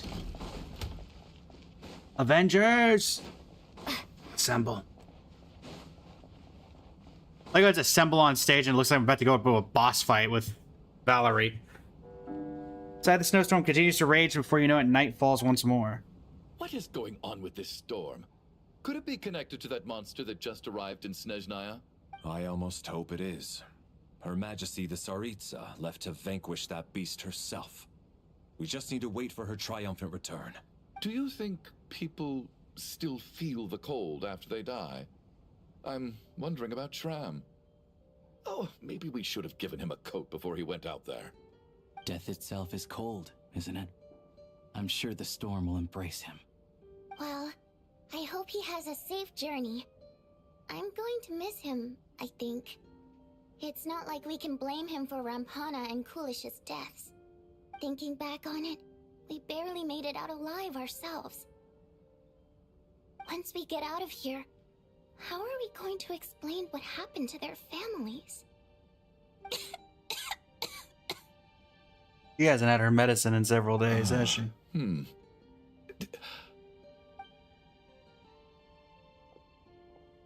Are you okay? Here, take this. I've never used it.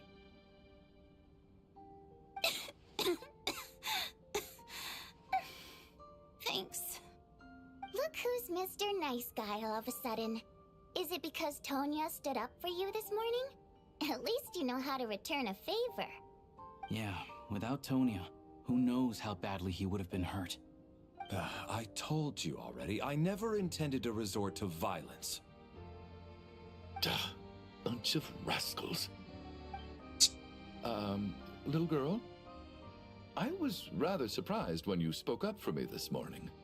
I didn't think I had many admirers here, so, thank you.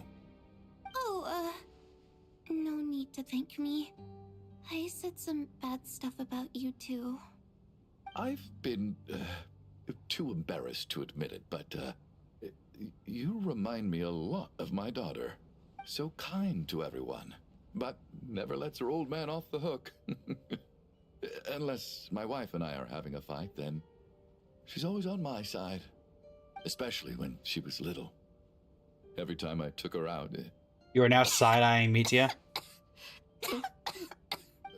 All right, easy now. How long have you had that cough, Tonya? I don't know. It's probably been a while. I'm fine. Are you taking anything for it? Yeah. I'll be fine once I see my brother. He's gonna pick some frost fairy flower leaves and brew a tonic for me. I'll feel much better once I drink that. I see. That's good to hear, then. We should probably discuss arrangements for tonight. Now that the deceased has left our midst, there shouldn't be any more incidents. However, out of an abundance of caution, I'll keep watch. Shouldn't we take shifts? I can take one if needed. No need. I managed to get a nap in earlier, so I have plenty of energy right now.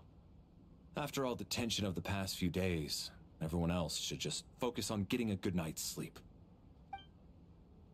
I will say the one thing that I will say about this chapter is that this entire subplot of the murder mystery thing seems like it's not really progressing the story of SNEZHNAYA in any way. More complicated than I expected. But Valeri's right. I should just try to calm down and get some rest. The last thing I want is to give myself nightmares. If this really is Renova, I feel like there could have been a much more interesting way of displaying this. She's awake. She's awake! Get over here, you big lug, and take a look! Do not tell me Tonya's Call here. me something. Call me Mr. Door. The Black Mist is coming. You need to go. I heard that before. Are you all right? Can you walk? We just got attacked by monsters on our way up. That Mr. Door fellow protected us. He just seemed to come out of nowhere. Not much of a talker, but when it comes to taking down monsters, that man doesn't hold back. Curses! The black mist is catching up to us. We need to keep going. Mr. Door. Here we go again. I don't believe I've ever seen you around here before. Why is that? There's no need to try to get to know me. I'm just Mr. Door. I have no looking for trouble. Oh wait, Valerie play. Wait a minute. Just push these ones up. Oh, never mind. I thought I could swap. Well, anyway, we're lucky to have you here. Thanks for saving us earlier. No need to thank me. This is where my duty lies. He's punching. Trying to see if I can get any information about what he is. This is Oh, come on. the...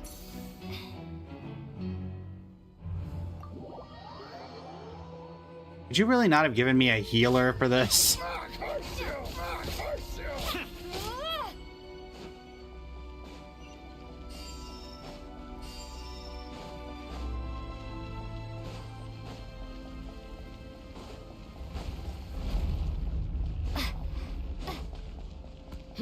So we're doing this in harmony. Ready to face my fists?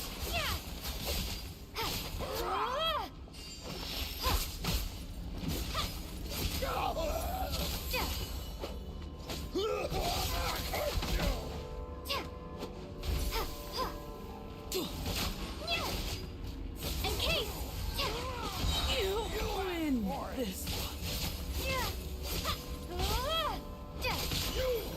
Oh, remarkable work, Mr. Door. Oh, if I had your muscles, I'd do the same. Need to go.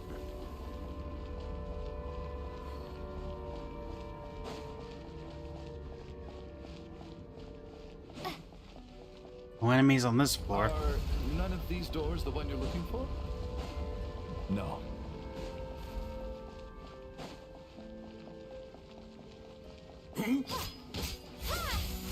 Negvatic's ice coffin?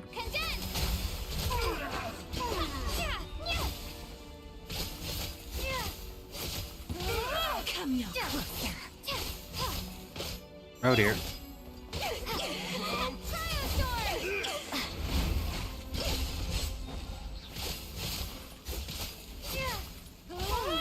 Come on, hurry, hurry.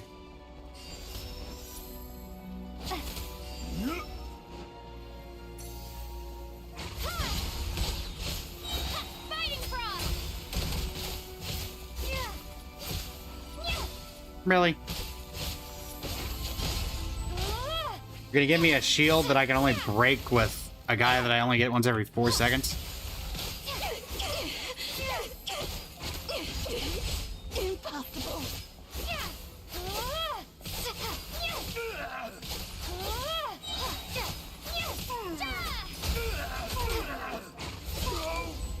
Okay, we need to go. I'm so exhausted. And the black mist is still rising. Juganov. Look! There's more monsters down there. Are they coming from within the black mist? No, no! They're gaining on us! Quick, keep going, or they'll be at our heels any second!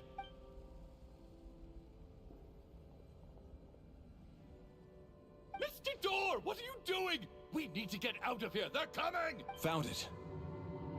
This is my door. What? You mean you're going to stay here? I am a door. This is where my duty lies. And a door for closing, not for opening. No! You saved us. We can't leave you behind. You We about must to- keep going. Are we about to kill door Valerie? cannot keep things out for so long. You must make haste. But... Oh, you're right. Let's go. We can't let Mr. Door's sacrifice be in vain.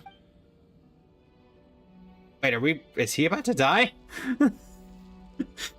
The black mist isn't moving anymore. Looks like both the monsters and Mr. Door are gone. I didn't just imagine all that, did I? Surely I wasn't so scared out of my mind that I hallucinated a door as a human being. Oh, I remember Mr. Door too. Okay, good. There's no way we both hallucinated the same thing. Hmm? Getting sleepy? Well, looks like we're safe for now. Go ahead. Let's get some rest. Valerie? Valerie, buddy? Valerie? What time is it? Is it morning? I think I had a nightmare. Oh, I guess everyone's still asleep. These past 2 days have been exhausting. Valeri's keeping watch though, so he's probably the only one awake. Valeri? Valeri?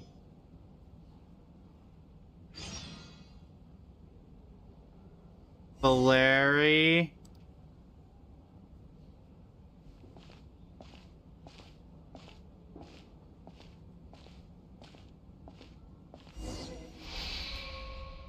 Looks as calm and composed as ever. Even now, it seems that there's no burden he couldn't shoulder. Around him, time seems to stand still, as if the gods in their mercy finally grant him a moment of respite. Everyone needs to wake up! What? Valeri's dead? They killed a playable? Just like the last 2 nights. No clear cause of death. I've been a real thorn in your side, haven't I, Mr. Valeri? Now you can rest in peace. But for me, life will be all the duller for not having to run away from you, my friend. How's Tonya? Is she okay? I just checked on her, and it doesn't seem like anything serious. She's just exhausted from the past couple of days, and she's still recovering from her illness. We should let her sleep a bit longer. That means Valeri was the only one who died last night. If Valeri was awake and keeping watch, it would have been impossible to kill him without waking everyone else up. That much is certain. This is so frustrating. Why has nothing changed since yesterday? I thought we already dealt with the dead person causing all this. Actually, one thing has changed. There's only 1 victim this time, not 2. Does that mean... One more dead person.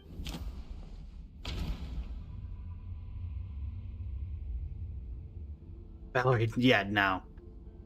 Number of victims each night corresponds to the number of the deceased around us. After the deceased Shram left, there was 1 less victim last night.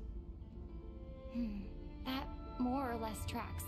It's a reasonable conclusion, considering the only variable that changed. Oh, the number of people who die each night is equivalent to the number of dead among us. That's your theory, right? Exactly. We identified Mr. Shram, and the night after he left, the death toll dropped from 2 to 1. By that logic, there must be 1 more dead person left among us. Another one? But there was only 1 person unaccounted for in the ticket checks, right? The head count should match up now. Having an extra person was definitely a cause for alarm, but being 1 person short isn't nearly as unusual. Someone could have left in the middle of the show, or made it out before the storm hit. 1 more dead person among us. If Mitia's theory is right, then what Odette told me seems a lot more relevant. It's just, at the time, we had no reason to think there was more than 1 dead person. If only we'd taken it more seriously as a possibility, maybe this could have been avoided. I'm sorry. This is my fault. I had information that could have been helpful, but I held back. I should have brought it up right away. I'm partly to blame as well. I was too quick to dismiss Odette's concerns. What is this about? What have you 2 been getting up to behind my back? Sounds like there's some big news you've been keeping from the rest of us. Well, we're all ears. Go ahead. Odette tells the group about finding Mitia dead in your discussion yesterday. I'm the dead person? Wow. That's certainly news to me. Odette and I talked about it yesterday, but we thought it just wasn't possible, so we left it at that. Yeah, I don't blame you. If I'd been there, I probably would have reached the same conclusion. It just sounds too unbelievable. Let me just try and verify this. I just scoured my memories trying to think back to the afternoon Miss Odette mentioned, but I honestly have no recollection of dying. That's where I'm different than Mr. Shram. Having seen Mr. Mitia a few days ago myself, I also find it hard to believe he could be the other dead person among us. Target Slayer, welcome in. If it isn't Mitya, then who? Do we vote on it? If you don't mind me asking, Traveler, I believe you mentioned that you know Tonya's brother. Had you ever met her before all this? No. No, never. Wait, are you saying... Now just 1 minute. I know where this is going. You can't just randomly point a finger at anyone you want. You're in the hot seat, and all of a sudden you want to divert our suspicions onto somebody else? Trying to pick a fight, Mr. Chuganov? Whenever you open your mouth, all you do is attack people, and I've had enough of it. If you don't want to engage in a civil discussion, you can shut up. You little brat! Did Nietzsche ask about Tonya because he suspects her? I suppose I only identified her by age and nothing else.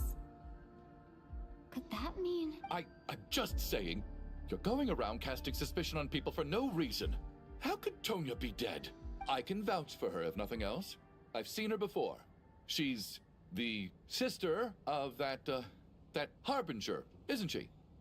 The one called Child. Oh, really? You're telling the truth? Since being here, I don't think I ever mentioned she was Child's sister specifically. Does Chuganov actually know her? If Chuganov can vouch for her, then it can't be Tonya either. In which case, it seems unlikely that there's another dead person among us at all. Miss Odette, could you go over that afternoon with me one more time, when you found me dead?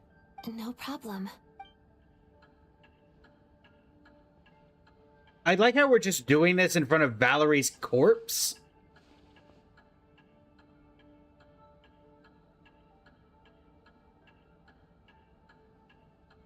Huh. No matter how hard I try, I just can't remember anything about dying. But I do remember something else. Miss Vojanitsa, during our last meal together, I told you how some of the researchers were suffering from temporary memory loss. Do you remember that? Oh, yeah. You said it was hindering the progress of your experiments. You thought they were just under too much stress or something. Right. And even though I don't remember dying that day, I'm pretty sure I experienced something like amnesia. Some of my memories from that afternoon are missing. Are you It makes sense if you suggesting died. you're missing the memory of your... Of course. How am I only just realizing this? Humans aren't necessarily aware of their own death. You mean being silently assassinated or dying in your sleep? Situations like that? This is not an early stream. Suddenly We're it all still makes live. sense. I must thank you, Odette. I think your perspective just helped me reach a breakthrough on a series of issues that have been troubling me for quite some time. All right. It's decided then. I'll be the one to leave today. Oh, leave? Hey, wait a minute. Aren't you rushing into this? What if you're wrong? You'll pay with your life. Come on, kid. Aren't you gonna fight for your life? This seems like a rash decision. I have other reasons beyond what's been discussed. In fact, thinking back, I remember during Miss Odette's performance, while I was sitting in the audience stalls, a brilliant new idea for my research popped into my mind. But then, my train of thought suddenly cut off. I can't remember it now at all, and I didn't take any notes. I guess that must be another instance of temporary amnesia. No. Hold on. I see where you're going with this. You're suggesting that each instance of temporary amnesia is a death, right? There's a glaringly obvious flaw in that idea, no? How can one person die so many times? I believe Miss Odette's account. During the period where my memory is blank, I must have been either dead or in a similar state. All it would take is for the same thing to happen in the theater, and I would come under the effect of the ley lines in this vicinity. This increases the likelihood of me being the deceased, does it not? But... There's no evidence to suggest that anyone other than me is a candidate for the deceased. So allow me, as a scientist, to treat this as an experiment. Please relax, everyone. Why do I feel like Valerie's gonna don't get up think and say, things are as "You're bad as not they getting may out seem. of this"? If I really am the deceased, then to leave the theater will be a relief for me. If, on the other hand, I'm still alive right now, well, apparently you've all witnessed my resurrection recently anyway. Who's to say I won't return from the dead again this time? Nietzsche's right. This is the only thing we can try right now. I think he's deliberately downplaying the gravity of the situation, though. He probably doesn't want to burden everyone. What is a scientist if not someone who gambles on experiment after experiment in an attempt to obtain the truth? With this snowstorm, the ley line phenomenon, ghosts of the dead, and my amnesia, we've been paralyzed by not knowing and powerless to do anything about it. It's a terrible feeling. But if I do get resurrected, you can be sure that I'll come back with the truth of all this. Just you wait.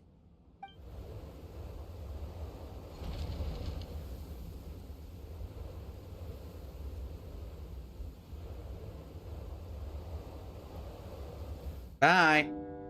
Night falls, the theater is filled with heavy silence, and more than half the group has gone silent since the first night here.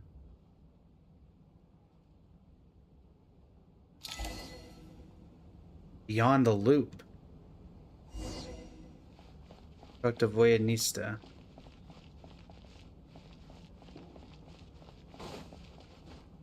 There's no way it's... I mean, I did suspect Tonya. I didn't even get to see him one last time. Maybe it's a good thing that you weren't there to see it. It was a hard thing to watch. I hate goodbyes. Why does it feel like everyone around me is slowly disappearing? Not just in here, I mean. In the outside world, too. Maybe it's the realization that, at the end of life, everyone has to face it alone. Come to think of it, the main reason we're still alive right now is pure luck. Each morning here, for every one of us, there's the chance that we might not wake up. You could take it a step further and say that the same is true outside, too. Who can never be 100% sure when they drift off to sleep that they'll open their eyes again in the morning?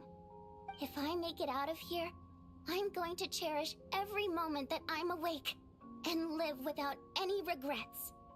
Without regrets?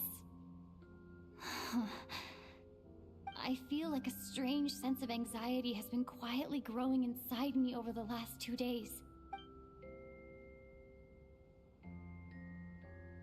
Are you okay? You look really glum.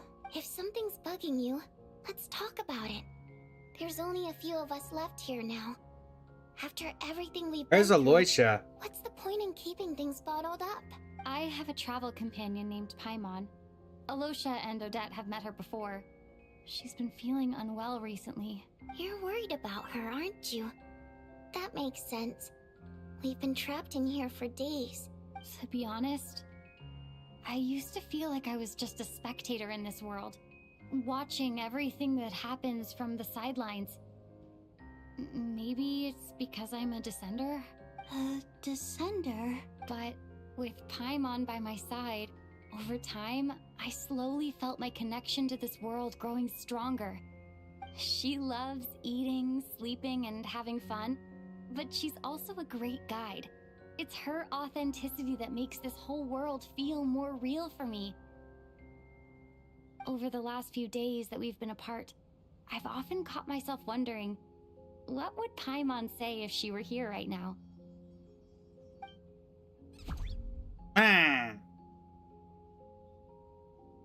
I think I'm glad. The conversation has already moved on, and I think we're glad Paimon's not here, because there's a chance Paimon could have died. Overcome this sense of detachment, but I really miss Paimon. I guess, in a way, she means the whole world to me. I bet she misses you when you're not there as well. Maybe you're her entire world too. I don't know if this will make you feel any better, but back when the water imps left SNEZHNAYA in droves, I also felt like the whole world was suddenly empty. I could be surrounded by people all smiling and having fun, and still feel completely separate from it. So, I totally understand how you feel. Later on, I started to think, maybe accepting the fact that our loved ones won't always be with us is something that takes a lifetime. All we can do is cherish their companionship from moment to moment. So, once we get out of here, you better hurry back to our side as fast as you can. You can't let your story end in regret. That's the trope I hate the most. Thank you. That's exactly what I needed to hear. I'm out. Hold on. But Voyanista, if you hate goodbyes too, why didn't you leave with your people? That's just the choice I made. I used to regret it, but I don't anymore. Like I said before, singing is a water imp's primary mode of expression. It's how we convey our emotions. Our songs have echoed through this theater for hundreds of years, each one a story pieced together through moments of joy and sorrow. But does a story exist without someone to read it? To me, The answer is no. So I made the choice to stay. That way, there would still be someone left to sing these songs and listen to their stories. Otherwise, they could have been lost forever. Could you teach me how to understand your people's songs sometime? I want to be able to truly hear them, like Mr. Shram. A fan after my own heart. Thank you, Tonya. How about I sing something for you, and you tell me what you hear? Oh, okay. I'll do my best. We're the only 3 left? Where's Aloysia?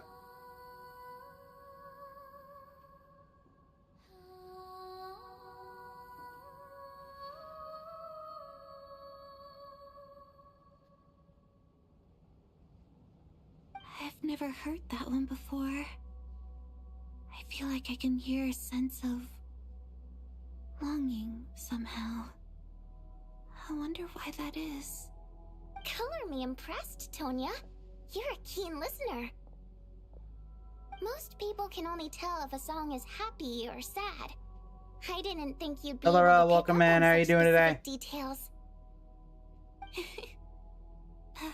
So, what's the song about then?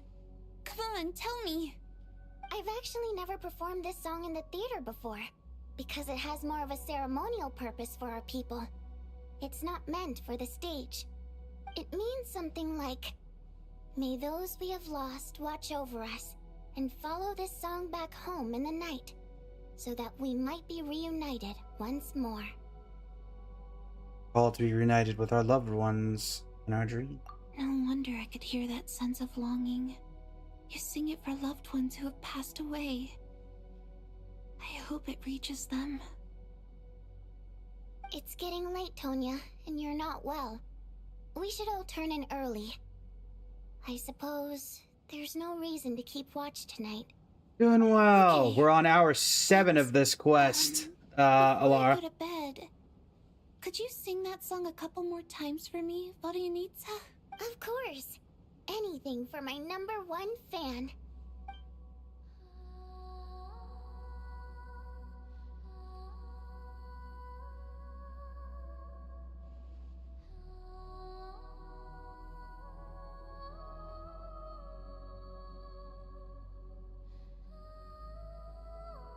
I mean, I will say, at one point, we just need to leave the theater and take our risks outside in the snowstorm. I think. Once I get out of here, I definitely don't plan on ever coming back. But that's an understatement. I guess that means I'll never get to hear Vodyanitsa sing again. That's a sad thought. Before I fall asleep, I should cherish this moment of companionship while it lasts. Oh dear. Is it gonna happen again? Oh no, it is her. It is Tonya. Where am I? Oh no. It's so dark in here, and I feel kind of dizzy. Oh no. Tonya? What was that noise? Tonya?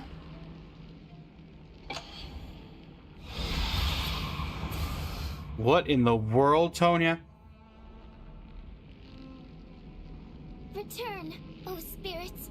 Fulfill your oath of protection. Did I just get killed?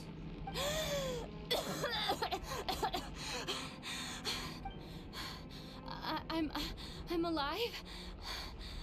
What just happened? No time for questions. Quick, over here. Turn on the switch. We need to bring back the light.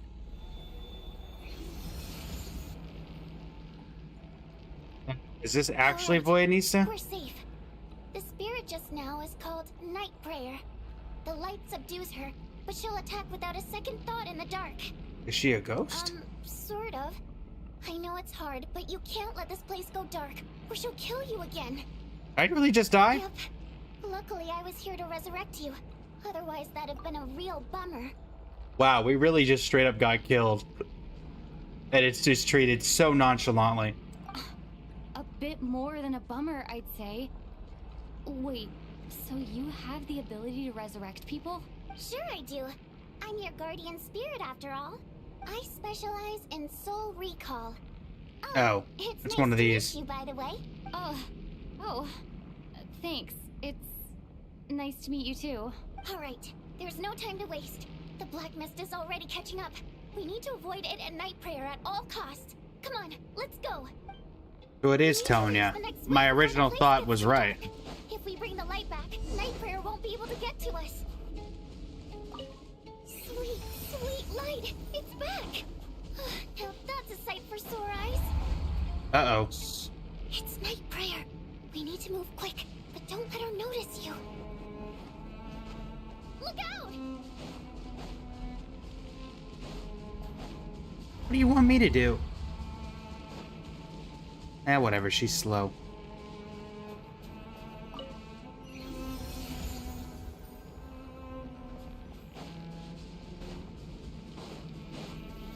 Run, run, run, run.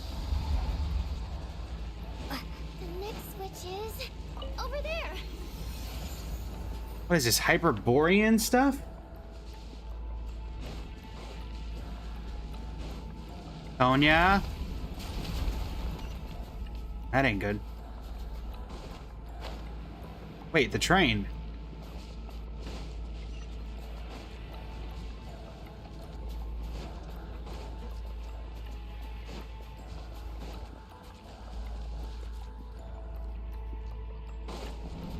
Run. Run. Run.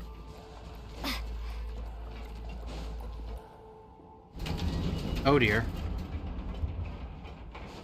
Go faster. Go very, very fast.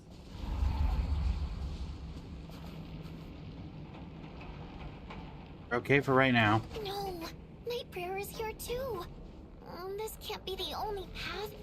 Let's head up there and take a look. You can't go above, you go around. Just up ahead. Hurry! I'm running as fast as I can. It's too dark. We're not gonna make it. Come on, faster!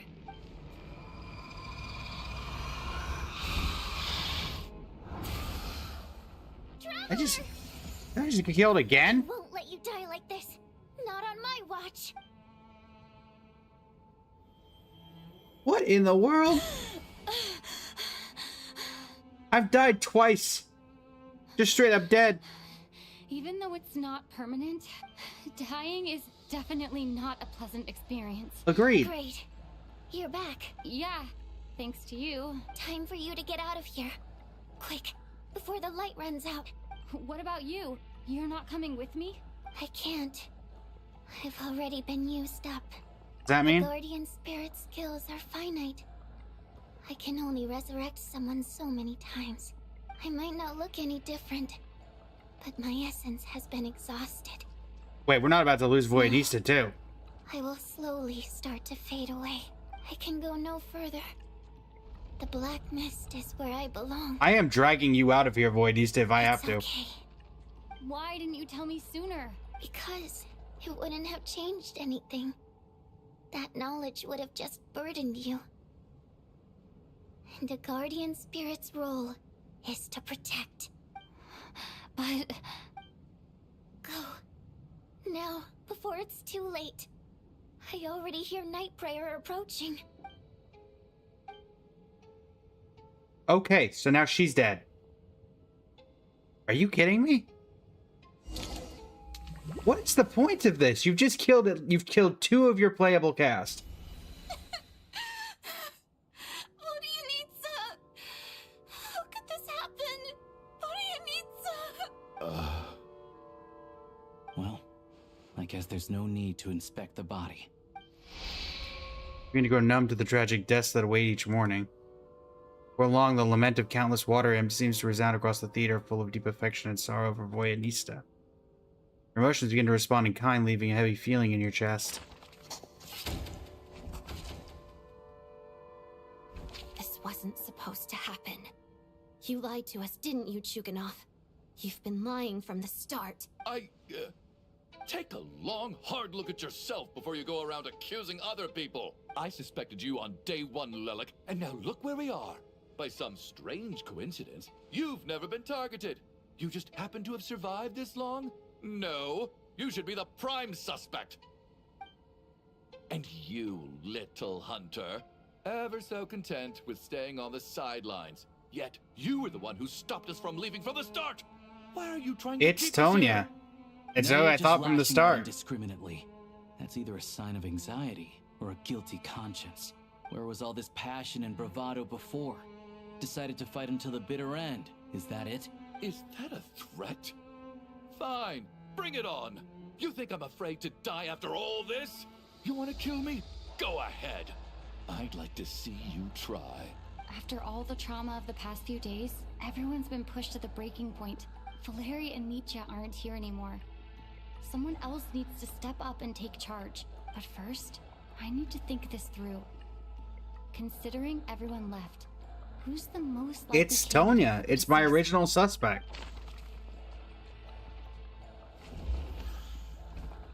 Of those who remain, the only person we've never met before is Tonya. I want to point out I There is called room that to from the doubt her true start. identity. People are easily misled by first impressions. Now that I think about it, child sister was in fact a label I imposed on her due to my own assumptions. But Mr. Chuganov vouched for Tonya's identity yesterday, with basically no other possibilities left. Could it be... Is it me? Tonya, how's Tusser been lately? Tusser? Your brother Ajax must have mentioned me in his letters home, right? Did he say anything about a blonde traveler? No. And my brother's name is Razik, not Ajax. Chuganov, looks like it's your turn to do some explaining. Yesterday you said you could vouch for Tonya. It's his daughter. Why did you give us a false testimony? I knew you were behind this, Chuganov. You've been lying through your teeth from the start. Everything about you is fake. Down to the wife and daughter you're always talking about. Your entire family man persona Oh is a my charade, word. isn't it? That night, when I infiltrated your place as Lelik, I noticed you were home alone. Didn't think much of it at the time. Just thought everyone else was out. But thinking back on it now, that doesn't seem very likely. My guess is, you live alone, don't you? Even that was a lie? But why would he lie about having a family? Curses. Oh, why is there no end to this blasted snowstorm? If it would just stop. If it would just stop. I think I remember now. I know how I ended up here. It feels like a distant memory. But at the same time, it's just like it was yesterday. The reason I'm always coughing is because I got sick with frostbite. The locals usually call it the snow cough. It's not a very common illness. It's partly genetic and partly caused by the cold climate, but it can be fatal. They sent me to the hospital as soon as they found out I had it. And I spent so long lying there in that hospital bed. After a while, I felt myself growing weaker and weaker. Nothing seemed to be working anymore.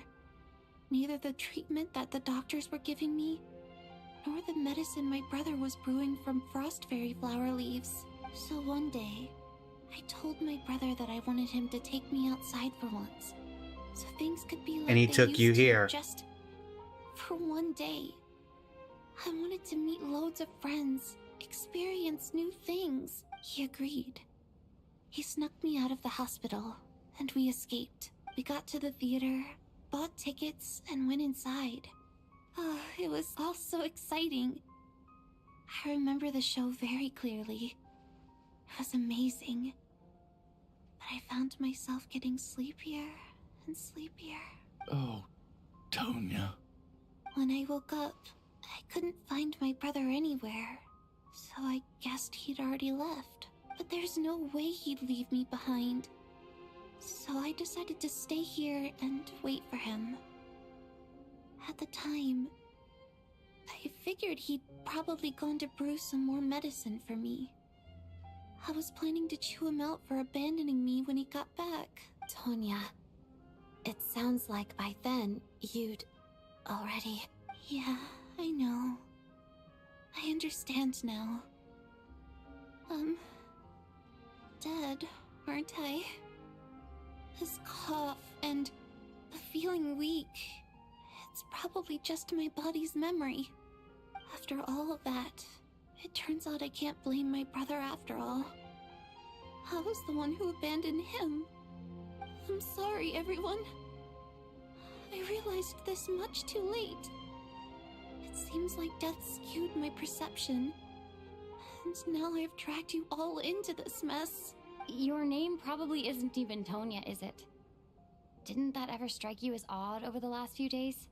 Well, when I was little, my brother and I read a storybook, and Tonya is the name of one of the characters. When we escaped from the hospital, our family and the hospital security were looking everywhere for us. So when you first approached me and said my brother had sent you, and called me Tonya, I thought he must have chosen a fake name that only the two of us would know. Because he was afraid of getting caught. No. It seems like that was just wishful thinking. At least your memory of death isn't painful. That is a small comfort. Now it's your turn, Chuganov. Talk to us. I believe no lie is ever told without a reason. You're right. I was lying.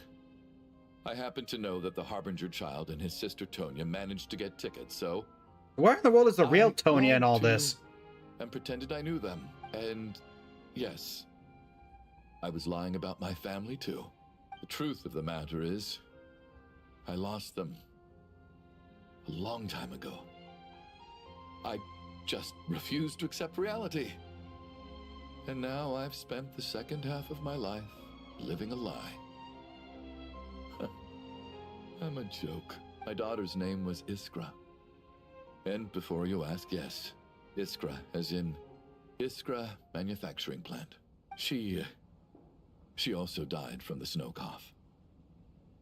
She was just 6 years old. If she were still alive today, she'd be around the same age as little Tonya here. After Iskra passed, my wife couldn't bear to face those memories either. So she chose to start a new life without me. One day when I came home from work and saw the empty room, I felt like I couldn't breathe. Subconsciously, I started to imagine that they were still there. I soon discovered that this was the only thing that made me feel any better, so I just embraced the delusion. Nothing more than a pathetic means of escapism, I know. But at least it's not a crime. So explain your false testimony then. The night before last, when I was chatting with Tonya, she mentioned that her brother would brew medicine for her from frost fairy flower leaves. Combined with her various symptoms, I suddenly understood everything, including the fact that she was deceased. The snow cough used to be an incurable illness. I would pick frost fairy flower leaves to brew medicine for Iskra too. It took hours and hours on the stove. But the year after my daughter passed away, the jester of the Fatui announced that a cure for frost blight, also known as the snow cough, had finally been developed. It turned out that all previous treatments were completely ineffective. No better than random concoctions. That was the final straw for me. I just couldn't take it anymore. Just one more year. One more year, and everything would have been okay. So, more than anyone, I know full well that in this day and age, no one in their right mind would still be using frost flower leaves to brew medicine for the snow cough. Poor Miss Tonya, therefore. had to have been from an era when snow cough was still a terminal illness. So, you projected your daughter onto her? Even though you knew she was one of the dead? Even though you knew that protecting her could get you killed. That doesn't make any sense. You knew she was already dead. What did you hope to achieve by protecting her? I just don't believe in your crackpot theories. Nor do I approve of your actions. How can you just declare a living person dead and throw them out into that snowstorm? Mitia's gone. My good buddy Shram's gone. And now it's Tonya's turn, isn't it? The others I can make my peace with. But little Miss Tonya, here she is, standing right in front of us, alive and breathing, and fighting her own battles. Yet you're quite happy to say she's dead? I just want her to live. Once this snowstorm is over, the very moment it stops, I'm going to march out that door and find someone who can fetch the very best medicine for her snow cough. I'll be damned if I'm gonna let you cast her out into the snowstorm before I have the chance to cure her. Not again! Not this time! Not when the cure is right within our grasp! I'd never be able to forgive myself. Mr. Chuganov, stop. I can't let you do this. Tonya. He's got a little bit of a redemption By the here. sounds of it, you've known I was dead since the night before last, right? I really liked Mr. Valeri, Mr. Mitya, and Miss Vodoyanitsa. But she makes a very good Now point. they're all dead because of me. I'm not happy about that. The reality is, you've been trying to fight your own demons through me. But all you've really done is trap me inside your delusion along with you. Very fair. No! Listen to me. I want to save you. I do. Well, at this point, I'm quite sure that I'm dead. I don't need to be saved. The time I got to spend with all of you is more than enough for me. Despite all the bad things that kept happening, I got to meet so many interesting people and spend so many days and nights by your side. Since the day I escaped that hospital until now, this has been an adventure I never even dared to dream of. I'm very fond of you all. If it were only possible, I'd trade my soul to bring back the ones who died. If it meant things didn't have to end like this. And that's why I'm not fond of you at all, Mr. Chuganov. Oh, I'm sorry. It's them that you owe an apology to, sir. Not me. Well then, I suppose this is it. It's time for my adventure to end. I've caused enough trouble. You're leaving already? It's still early.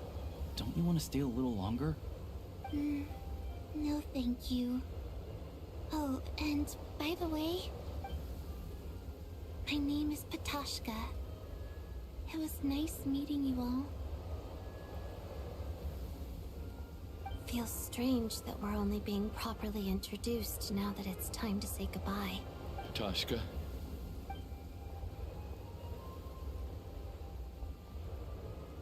What are you doing, Chuganov? Are you crazy? Let me leave. I can't keep lying to myself anymore. In your dreams. Don't think you're getting off that easy when you had a hand in the deaths of so many people. The Fatui have honed quite an array of enhanced interrogation techniques since they were founded. Once we're out of here, Lelik will personally give you a taste of every Okay, I don't know about we need that, Odette. I don't think we need enhanced interrogation techniques.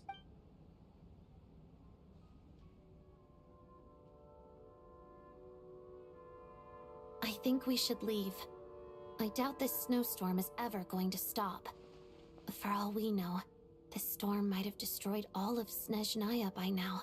Maybe this is the heat. Even the whole world. Maybe this is the heat death of the universe? Really? Trying to feel the same way. We finally solved the mystery of the haunted theater today. Maybe let's at least try to enjoy tonight? Fair enough. I don't particularly feel like dying in Chuganov's company anyway. And yet you won't let me die first. Hey, Fair. Chuganov, on a serious note, if we do make it out of here, You should close down that factory of yours. A lot of people are freezing thanks to you. Is this really the time to be discussing my factory? All right, fine. I'll shut it down. Doesn't matter to me anymore. Media? Am I hearing things? Or was that a knock at the door? There it is again. But I don't understand. The snowstorm hasn't stopped, has it? It's the rescue team? Should we open the door? Yes, open the door. Is this it? Is this nightmare finally over? I think it's If Metia. the last few days are anything to go by, I probably shouldn't be getting my hopes up. Whatever lies beyond that door at this moment, it could be something even more terrifying than everything we've been through so far. Okay, time to open the door.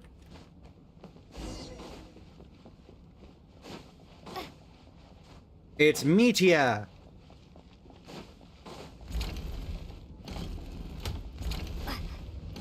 Wait, isn't this...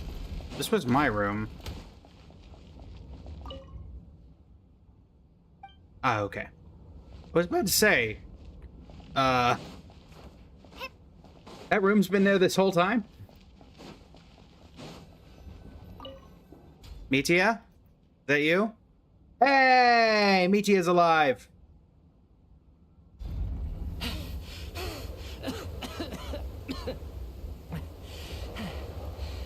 Hey everyone, I'm back. Metia! How are you doing? Feeling any better? Much better, thanks.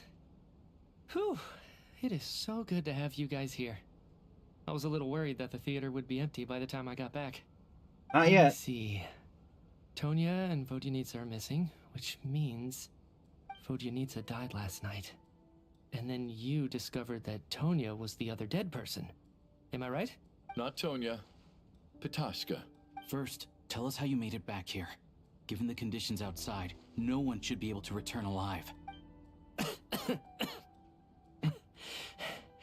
You're right. The thing that got me back safely was... Vodyanitsa. A song. I heard someone singing. After walking into the snowstorm, my mind grew hazy. I don't know how long I walked through the storm before my mind completely slipped away. Then, suddenly, I heard the sound of singing. The voice instantly brought me back to my senses, and I regained consciousness. So I followed the voice, searching for the source of the singing.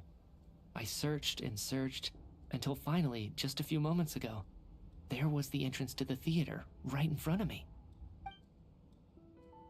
Singing, it was I've Vodyanitsa. actually never performed this song in the theater before, because it has more of a ceremonial purpose for our people. It's not meant for the stage.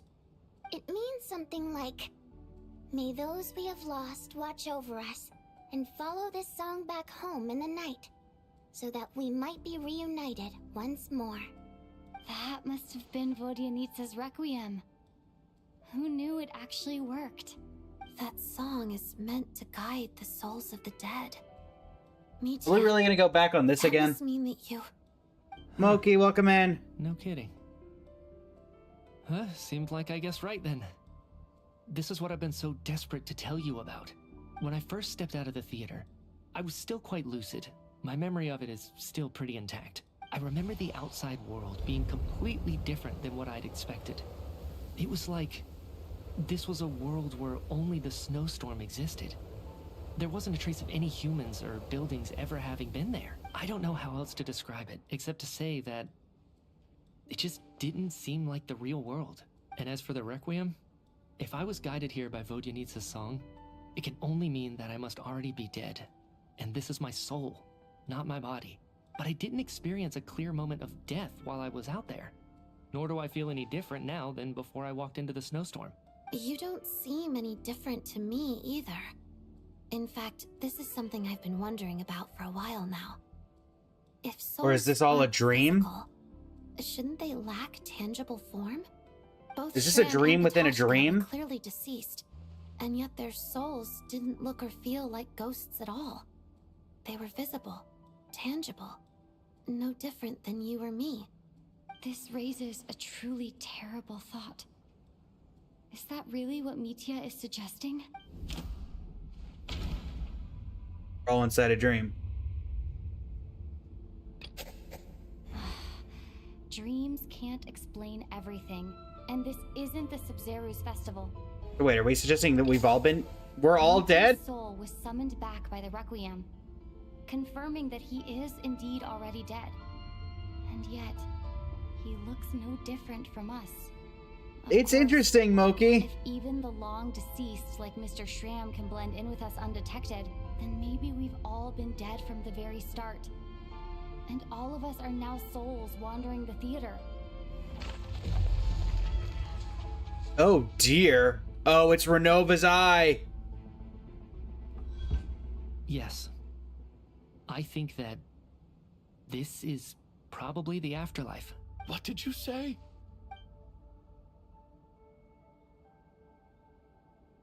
You heard me. We died in the theater. All of us did. But due to an obstruction in the theater's ley lines, our souls are trapped here. Well? While an endless, infinite snowstorm rages outside. It's ironic, really. All that time, we were working so hard to figure out who the deceased among us were, when the truth was, we were all deceased. The only difference being some of us died more recently than others. Do you remember that note, "Death is near"? Seems like we misunderstood what it meant after all. Death was nearer than we wanted to think all along. The note simply meant that all of us were already dead. So all our attempts to survive, our search for the deceased, it was all for nothing? Hard to say. At the very least, we hope 2 lost souls find clarity and go to where they belong. The presence of those 2 is probably what caused our souls to be drawn in by the ley lines. In which case, the deaths we've awoken to over the past few days were just souls returning to the ley lines for good. If what you're saying is true, doesn't that make us the lost souls now? Huh, no wonder. This afternoon, when I was moving Vodyanitsa's body, I noticed that the other bodies in the room hadn't decayed one bit after all these days. That's further proof that those aren't physical bodies at all, but merely our shells here in the afterlife. Am I really dead? This doesn't feel real to me at all. No. I have Gray. That's impossible. This cannot be how it all ends. I still find it hard to believe that all of us are dead. How exactly did we die in the real world? None of us have any memories of dying, right? Not even knowing how we died is preposterous. Good grief. Surely there has to be some reason. Exactly. It's hard to rest in peace when you don't even know how you died. It gave me lots to think about as I strode out into the snowstorm. I racked my brains trying to remember the cause of my death, the exact moment I died, the root of all of this, right up until my consciousness faded. Wait. Hold on. Right before I lost consciousness, I think I saw something. What was it? I can't remember. And I think I lost my notebook and pen. Mitya, your hand. Is that blood on your fingers? Huh? You're right. There's blood on the fingertips of my right hand. Looks like it's already But if there's dried. blood, then you're not a When soul. did that happen? What the? I guess Renova. this was what I saw. I must have desperately drawn it in my own blood right before losing consciousness. What's wrong? Do you recognize the symbol? It's Renova, the ruler of death. Alosha, do you still remember that SNEZHNAYAN folktale you told me about? Things are about to get good, the chat. Grim Reaper. When someone's about to die, he appears as an incarnation of someone familiar to guide their soul into the afterlife. And as soon as you recognize his face, your life is over. I heard a similar tale when I was little. You think the Grim Reaper in this story refers to the ruler of death you mentioned? That's right. In which case, death is near could also mean that the Grim Reaper is here, disguised in a familiar form. Death, the deceased, and the Grim Reaper? So it's a triple entendre. When I first saw this note, I thought it contradicted the investigation report. But now it seems like that was the whole intention. So the Grim Reaper. Please let this be a deliberately really misled great us. cutscene. Then we started suspecting each other and searched for the deceased while they hid in plain sight. By that logic, the one person most likely to be the Grim Reaper incarnate is...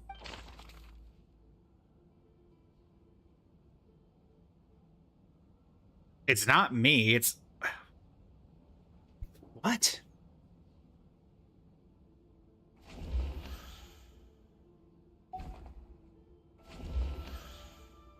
It's not... I mean, my mind goes to Aloysia, but then the only one that makes sense...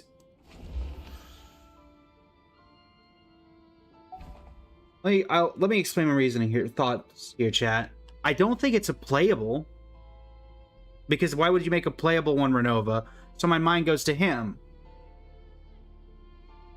It can't be Mitia, because we've accused him like 3 times, and there's no way that they would go for that 3 times in a row. Aloysia, it just doesn't make sense. So, like, but... Is it him?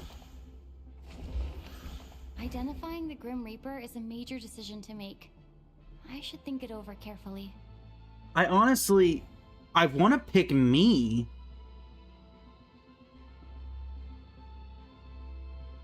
Because it doesn't make sense for it to be him.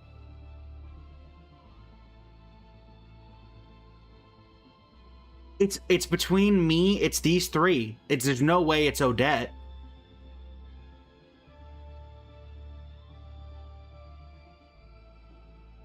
It would be too obvious. Yeah, that's my thought. Is it too obvious that it's the NPC? Wait a minute. I can select people that are already dead. Does that change my suspicion? Is it possible the person that's a person that... No, I don't think that's it. Is it me? Identifying the Grim Reaper... Okay, this character's been ruled out. Okay. It's not us. Is it someone who's already dead? The Reaper is right here among us, and... Okay, so it's not someone who's already dead. We can rule that out. So it's Mitia... It's Alyosha then. It has to be. Because these 2 don't make sense. I mean, neither did this. The NPC problem will do it, but... Is it Alyosha? It's Renova was Alyosha the whole time? It's Alyosha. Looking back at how everyone has acted over the past few days, Alyosha is most likely the Grim Reaper lurking among us. Oh no. Is it you, Alyosha? You were the first to discover the investigation report, and you had plenty of time to slip the note inside to mislead us. So Mitia found the investigation report. report. Suspect me based on that alone. What if someone else found the investigation report first, slipped the note inside, and then put it back without telling anyone? There's no denying it. The note could easily have been slipped in much earlier than it was discovered. That's not all. I've also noticed that, although on the surface, Valeri, Mitia, and sometimes I were the ones taking charge of the situation, looking back now, even though you didn't say much, you were always subtly guiding everyone from the sidelines. What do you mean? You were the one who emphasized how dangerous it was outside and insisted we all stay here. It was also you who suggested that we all sleep in the same place. And earlier today, you tried to convince Patoshka to stay. I don't understand why, but it was out of character. So, you didn't understand my intentions, and now you're assuming the worst. Seems pretty unreasonable. How's it going, buddy? Bye, welcome, man. He still won't admit it? Fine. Let's see how he responds to the most damning evidence of all. The biggest question I have right now is, if the Grim Reaper is impersonating Alyosha, then where's the real Alyosha? When did they switch?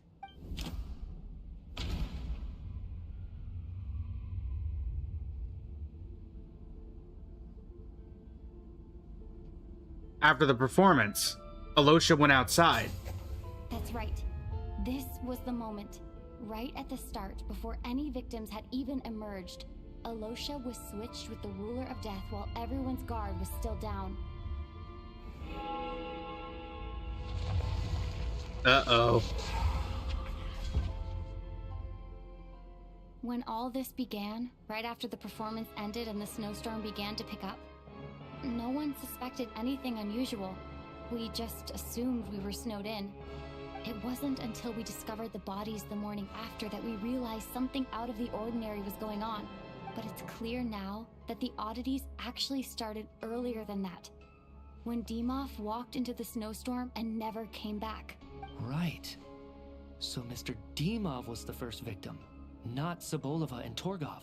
And if we pinpoint that moment as the beginning of this incident, then one thing Aloysius becomes should never clear. have been able to come back. Alosha, you are the only person who walked into the snowstorm and came back without the help of Vojanitsa's Requiem. More precisely, Alosha never came back at all. The one who came back was the Grim Reaper. Not bad. Well, Oh since no. you've backed me into a corner, I suppose there's no point in keeping up the act anymore. Alosha? You're the Grim Reaper? I am no such tired cliché. Mortals should address me as the ruler of death. Oh no. Before being wiped out for good, you identified the two deceased, and even sensed my presence. A commendable achievement. Far beyond what I expected. I heard you can ferry souls. Those Death Siege Knight. Were they your doing? Your initial conclusion was correct. Due to the existence of the two deceased, the ley lines yearned to reclaim those long-lost souls. Every night they devoured an equal number of souls to fill the void. This required no intervention from me. Though, of course, ferrying souls is indeed my authority. Here, take a look.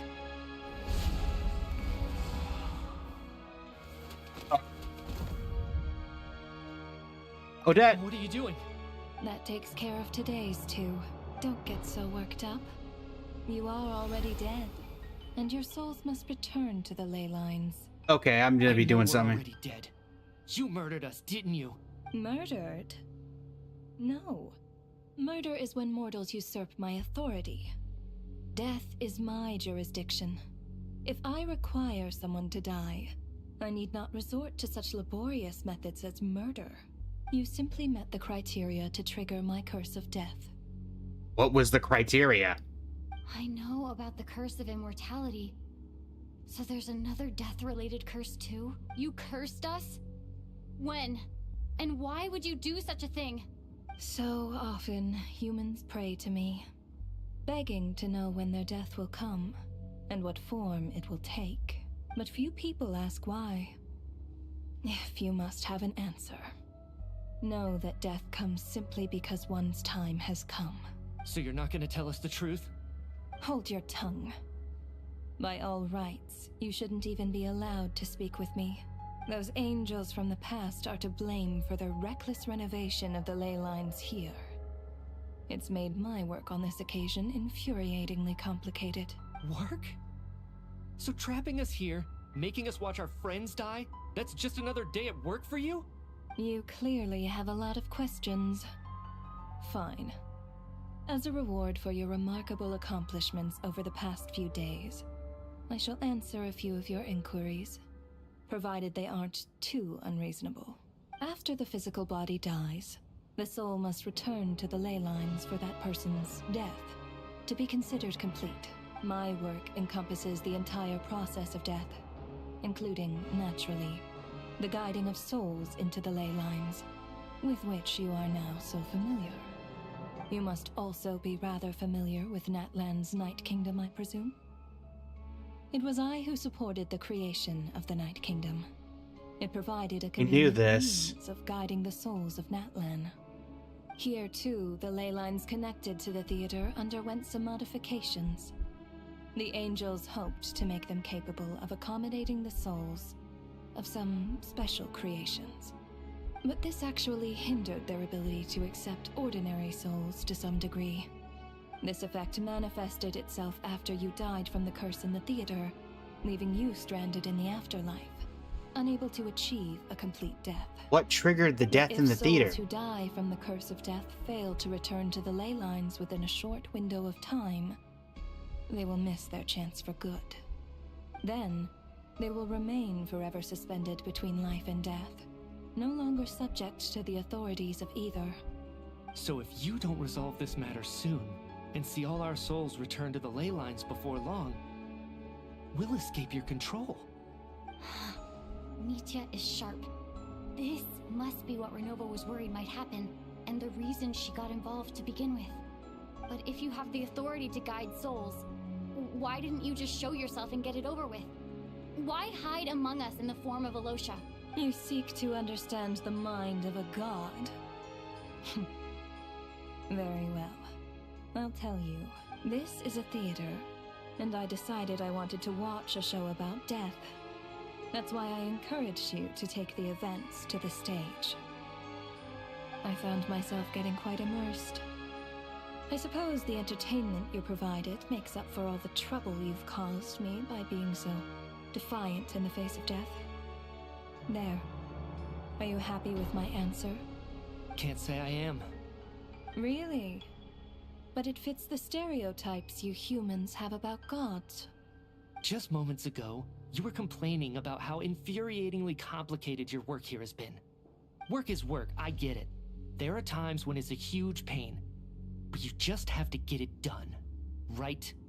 That's a rather unique perspective for a human.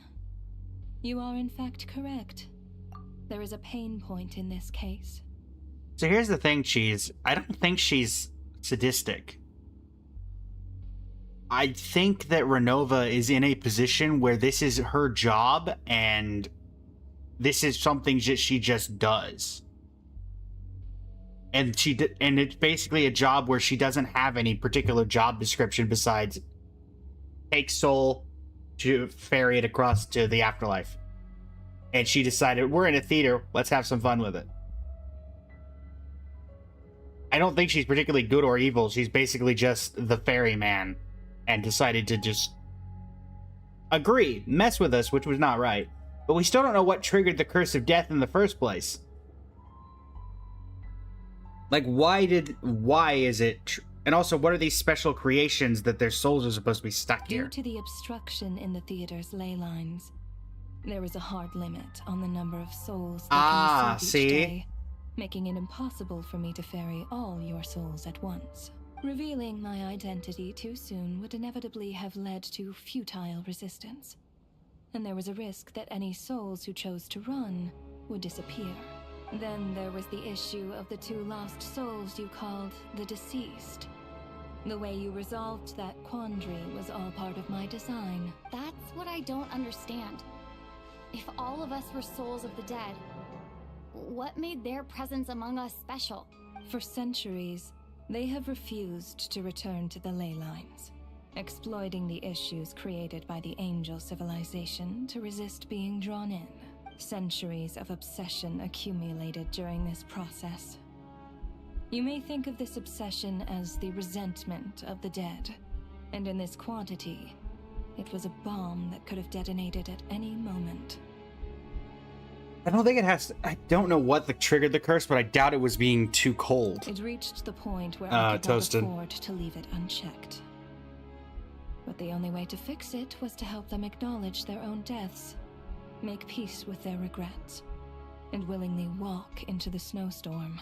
Only then, with my guidance, could they finally return to the ley lines. Otherwise, you would not like to know what the consequences would have been. I vaguely remember seeing Patashka, but in the most terrifying form. Was that in a dream?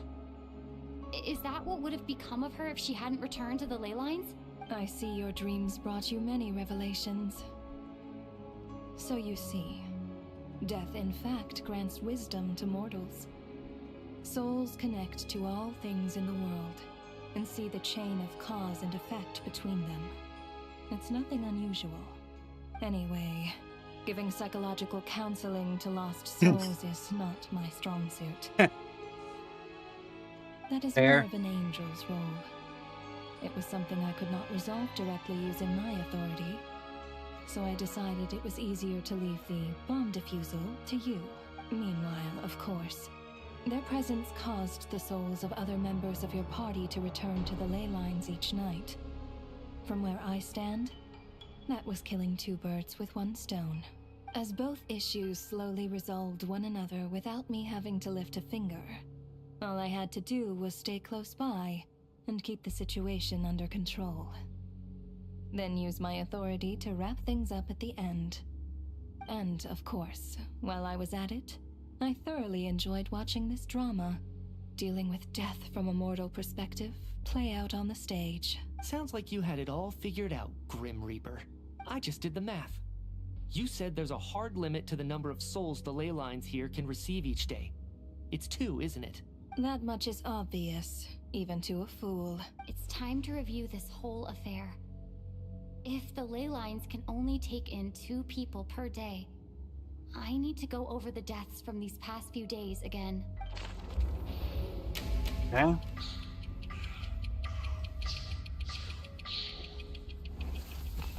Like each day is deceased in order. Okay. So Looking day back 1. now, none of us had the faintest idea at the time. So first the guy who went outside, but he's not in the picture. Wait, is he in the picture? No. From the moment the staff member named Dimov walked into the snowstorm, Yeah, where is incident Dimov? had already begun. This isn't Dimov. Yeah. Aloysia died first. Alosha was the second to walk into the snowstorm after Dimov to investigate.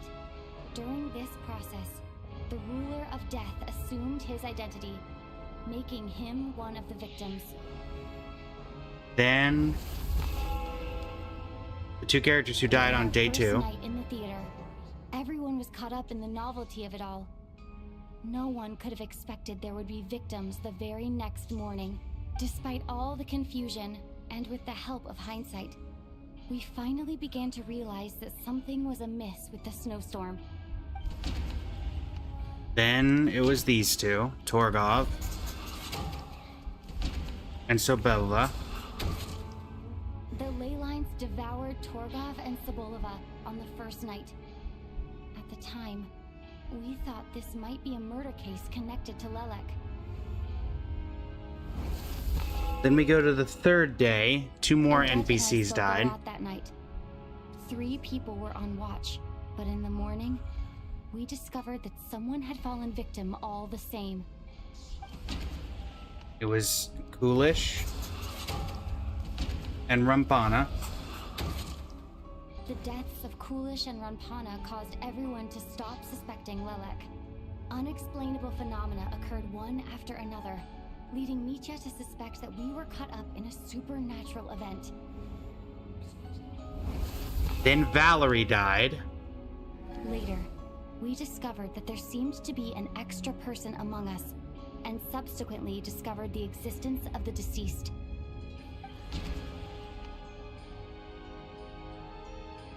So he left first. Mr. Schramm realized he was the deceased and walked into the snowstorm to return to the ley lines of his own accord. It turns out there really was a dead person among us. And then Valerie died. We thought it was all over, but Mr. Valeri's death was a rude awakening for everyone. Once again, the ley lines consumed him during the night. A lot happened today. Mr. Valeri's death led us to discover the connection between the number of deceased and the number of victims during the night.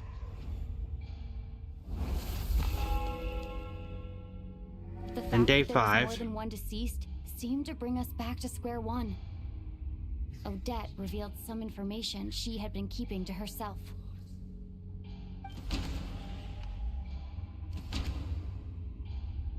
Voyadnista died. And then Tonya. Because we're not counting him because he came back, right? Vodyanitsa was swallowed by the ley lines in her sleep. But the requiem she sang before falling asleep was quite a game changer.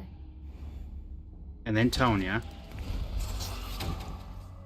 As it happened, Katashka filled the void left by Micha's return from the ley lines by walking into the snowstorm this morning. The girl I thought was Child's sister, Tonya, turned out to be another of the theater's deceased. Come to think of it, Katashka was about to walk into the snowstorm at that time, and Renova, unaware that Micha would return, was concerned that her soul would overflow from the ley lines. That's why she used Alosha's voice to try and persuade her to stay behind. Looking back, I suppose that was an early slip-up on her part. And then now... No one could have expected anyone who walked into the snowstorm to return. But just after nightfall, Micha returned, bringing crucial information with him. Various truths began to surface, including that all of us were already dead, and that the ruler of death was here among us. Then, after revealing her true form, Renova callously claimed 2 souls. Shuganov. And Odette. In fact, everyone was already dead by the time we took the photo. And in the days since, we've experienced many more partings in the afterlife. Now, only Mitya and I remain. And the true culprit behind everything still stands before us. In Mitya's eyes, I see the same anger and frustration that I feel. That covers everything. It's all clear now. Your work isn't finished here yet, is it? The Traveler and I are still standing here, safe and sound. The Water Imp's song threw things off a little, but it is of no consequence. The ley lines have already anchored your soul, and the first ray of light tomorrow morning will take you back. I, meanwhile, need to review my attitude towards the Water Imp race. So, the reunion in the night that Vodyanitsa mentioned, I suppose that was never meant to be a permanent reunion. That just leaves you, Traveler. My power only allows me to temporarily separate your soul from your body. The ley lines of Tevat would not accept you, and your soul is firmly anchored to your body by your will, for a descender like you, who is not bound by Tevat's rules. Your death can only be brought through the most violent of means, such as directly destroying either your body or soul. But you haven't done that yet. I have no interest in involving myself with Descenders. For now. Although, this may change if Asmodee remains missing, or you insist on interfering with our affairs. One last question then. All our struggles and sacrifices here, they were meaningless from the very beginning, weren't they? You're that way. Death abides no reason. Besides, what you call sacrifice is merely a concept created by humanity. To me, it is nothing more than a self-indulgent charade in the face of death. Mere mortals fantasizing that their actions could reclaim something from my grasp. Very good, Nigigia. Idea. I think SNEZHNAYA is very interesting. Cutscene? Cutscene. Grim Reaper, you really know how to get on my nerves. I'm not here to ingratiate myself with you. I kill merely because your deaths are necessary. Oh, you've made that quite clear. But humans don't take well to being scorned. Not even by the Am I gods. about to fight Renova?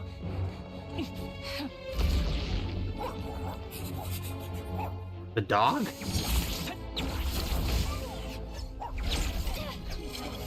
Not the Doom Dogs.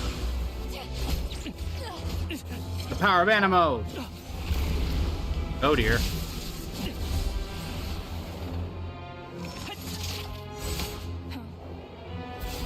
Oh yeah.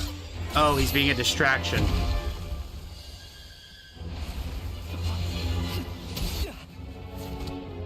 Thanks, little buddy. My turn. This is futile. You must know that you are powerless against me in my own domain. I suggest that you save your strength. For what? Maybe we can't change it. But if nothing else, we can at least teach you to have some respect for the dead. Audacious. Oh dear. Geo! I don't really know what your power is. You've kind of got the Lygus thing going on. Math. The power of math.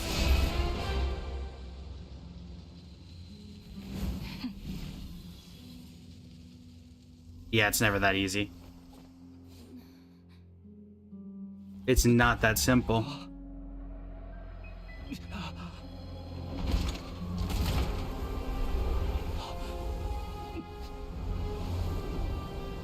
SNEZHNAYA?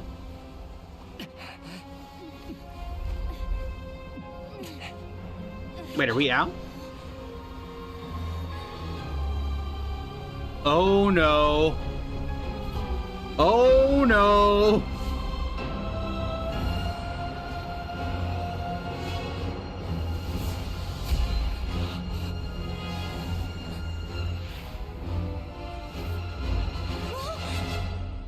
Wait, what?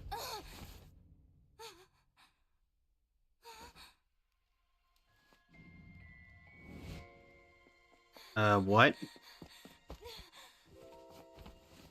Oh, wait. Right. Wait, what? Wait, what?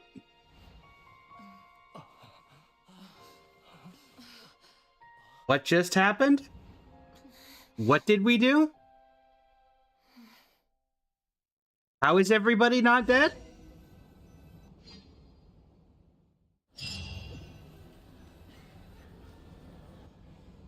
What just happened? How are you holding up, Odette? What just happened? What happened to me? You died. How much do you remember? Mm-hmm. What do you mean? Is the performance over? I can't seem to recall what happened. Has Odette already forgotten? We need to talk to Mitya now. Mitya? Hmm? Oh, I'm sorry. I guess I spaced out there for a second. Oh, come on. Remind me who you are? Don't you remember anything? Come on, Mitya. I remember now, comrade. Looks like we guessed right. Just like me when Odette found me at the Armory Palace. For some reason, everyone killed by the Ruler of Death eventually came back to life. Could it be SNEZHNAYA? Just with one catch. They forgot what happened while they were dead. Odette and the others have already forgotten everything. Why were you able to remember this time? Could this be the reason? You said this is the Ruler of Death's symbol, right? Well, it's not there anymore. I don't see anything there. You don't? Huh. Okay. I guess that makes sense. I carved this into my hand in the afterlife, so it's not visible in the physical world. Does that mean I carved this symbol into my soul? What an unsettling thought. Still, at least I get to remember what happened. I suppose it's a blessing in disguise. What about you, though? The Ruler of Death mentioned that you're a descender? Is that why you can remember? A full explanation would get complicated very quickly, but that's essentially it. Well then, now that it's all over, let's figure out what we've learned. The first thing I notice is that everything here is precisely as we left it, right before our deaths. This confirms that time passes differently in the afterlife than in the real world. They say that right before death, time slows down and your whole life flashes before your eyes. That must be how you know you have one foot in the afterlife by that point. Anyway, clearly the few days we spend in the afterlife probably only amounted to a few short minutes in the real world. This also aligns with previous reports of widespread temporary memory loss among the Armory Palace personnel. Now it seems likely that those were all brief deaths caused by the Grim Reaper's so-called curse of death. To those unaware of the truth, dying and coming back to life must feel similar to a short bout of catatonia. This leaves me with a couple big questions. What are the conditions that trigger this so-called curse of death? And why are we resurrected after we die? If nothing else, I think it shows that killing us wasn't her ultimate goal. We still don't know her true reasons for subjecting us to death. Right. This time only got complicated because of the situation with the theater's ley lines. That's why she had to approach it differently. If the previous incidents of amnesia among the researchers are anything to go by, killing us is usually a pretty routine matter.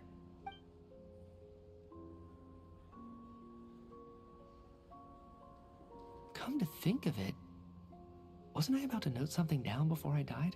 I can't remember what it was, but I think it was something related to my research project. Sorry, Traveler. I'll catch up with you again later. Right now, I have to make a trip back to the Armory Palace.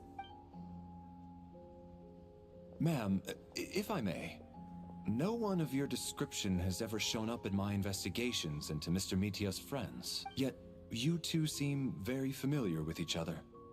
Could you perhaps tell me where he was in such a rush to get to? And, by the way, have we ever crossed paths? Forgive the presumptuousness, but I feel a vague and indescribable sense of familiarity about you. Valerie's back, everybody. I can explain everything. Could you help me gather everyone in the theater in one place? Everyone gathers on stage once again, but this time you do as the real world without everyone outside being devoured as a snowstorm. Due to the unique properties of the theater's ley lines, seem no one has completely forgotten their experiences in the afterlife. As you recount the tale of what happened, everyone slowly begins to remember as if accessing memories of a distant dream. Everyone is lost in thought. Everyone confirms their own fate with each other until finally today's show draws to a close. What the heck did we just deal with? So Chuganov really is going to shut down the factory. I guess this theater incident actually did us some good after all. So, you said I promised to take you to the Armory Palace while we were in the afterlife, yes? I believe you. I think I even have a vague memory of it. I'll go back and check on Paimon first. Agreed. Let's check in on her first. The whole reason for our trip to the Armory Palace anyway is to figure out what's going on with her health. We should have not... Maybe we didn't mention that she was Lilac in the world?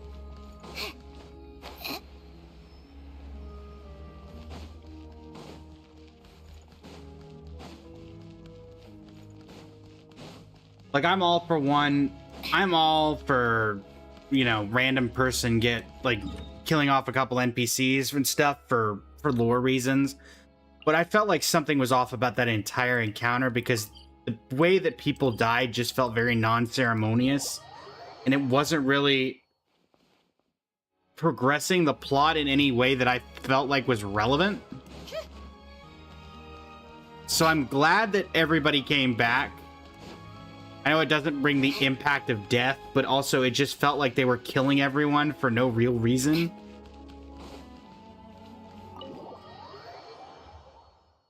And it felt like a really weird way to introduce Renova. I'm finally back. Even though a long time has passed from my perspective, as far as Paimon's concerned, I probably just went out to watch a very short show. I should keep my emotions in check when I see Paimon again, or it'll seem weird. Wait. The atmosphere here feels off. What do you mean? Stay quiet. Let's go inside and take a look. Let's look for the guards. Have we still not been able to notify Child yet? We need new orders. What if that person comes back again? Uh-oh.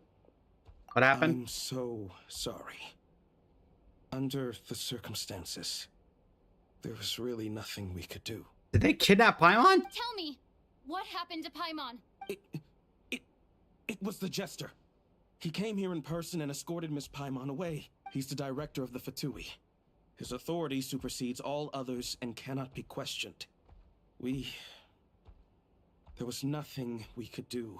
Jester? How long ago did he leave? And what was Paimon's status? It was about an hour ago. Miss Paimon was fast asleep at the time. The jester simply walked off with her as if it was only natural. I assure you, he absolutely did not use any force.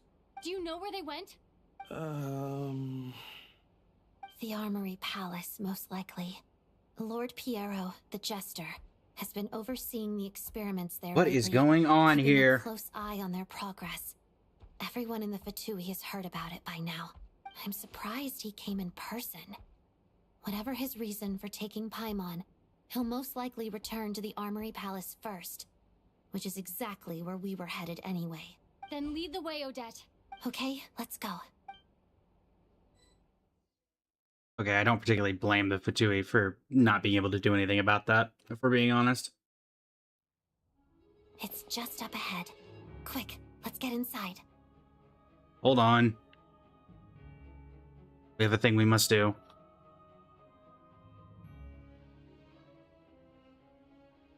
There we go. Much better. No, I'll go alone. You know I'm planning to force my way in. You're with the Fatui, so you should stay outside. I was hardly planning on taking you through the official channels anyway. I'm here to force my way in, just like you. I may be a Fatui, Time to go to war. but I'm also Lelek, enemy of Project Stuja. Paimon's safety is paramount right now. With me around, you'll have an extra pair of hands. There might be devices inside that are easier for an insider to deal with. If you say so. Let's go. There's no time to hesitate. Well, come along, the fair lady.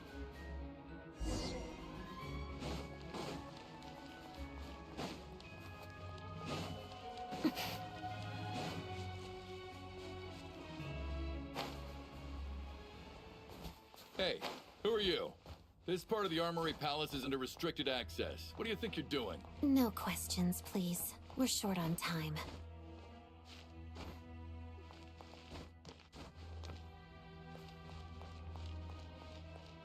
Wait, can I just avoid them?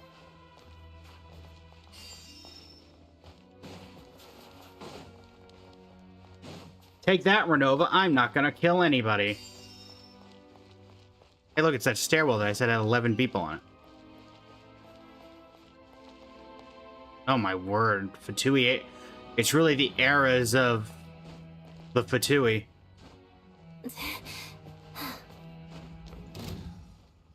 Well, I tried. Where are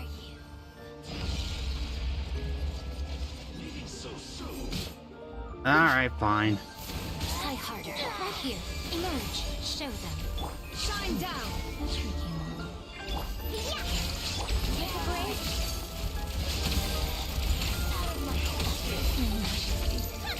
Always these guys. This tea party Oh dear. is over.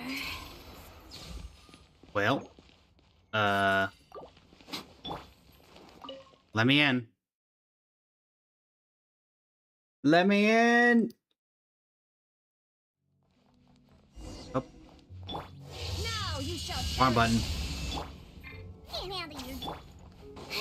You have a pass. Where are you coming from? So, you're intruders, huh? Don't blame me for what happens next! Right now. Emerge. There is no escape! Pew pew! How tiresome. Enough out of you. Breaking and entering! Armory Palace is hidden this Can you be deep in. honest? Go on. This place is much bigger than I imagined. They're conducting top secret research after all. The deeper it's hidden, the better, is standard Fatui logic. Alright. The style doesn't really look like the Fatui's handiwork, though. They must have requisitioned some structures from a past civilization. It also... We're in intruders! Stay alert! And a 1 and a 2 and a 3. Shattered! Emerge. Torn to oblivion! Coming through.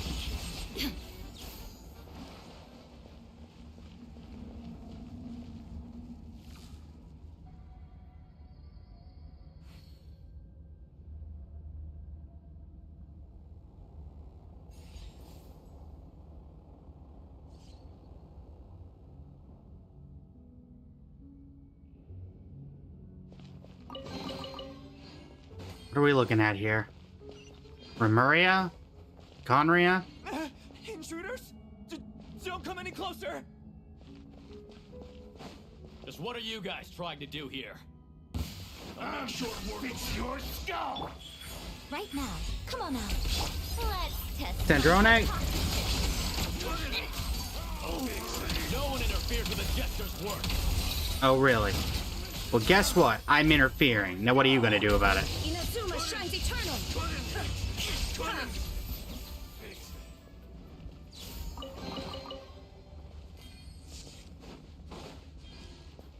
Jester, I'm about to fight you one-on-one if I got to. If I have to do it, I will.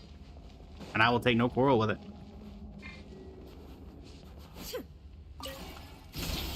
Whee!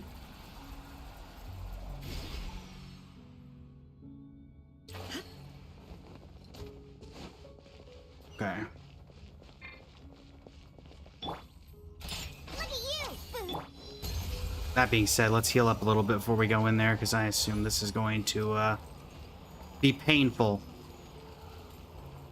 We are storming a high security place after all.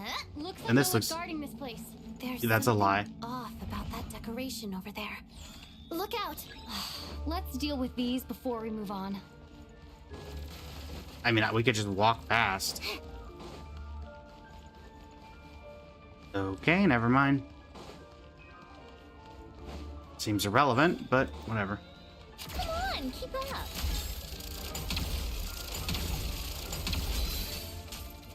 Ha! Take a break. Enough out of you. Come on, keep up. Anything else?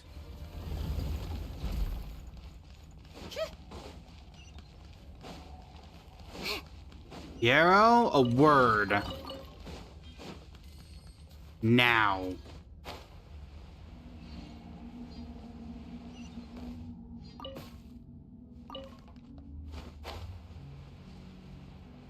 The researchers here probably don't know that we're uninvited guests.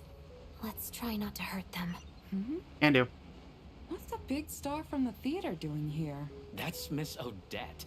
She's a member of the Fatui. Don't... What in the world? Was the whole reason for Project Stuja to support the research here at the Armory Palace? Just what are the Fatui and the Tsaritsa planning? It's like a giant reactor.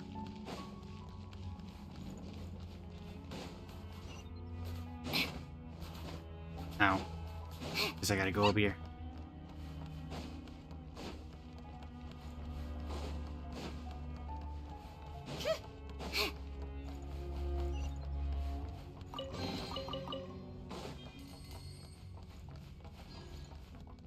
Whoa! Who are you? Never seen you around here before.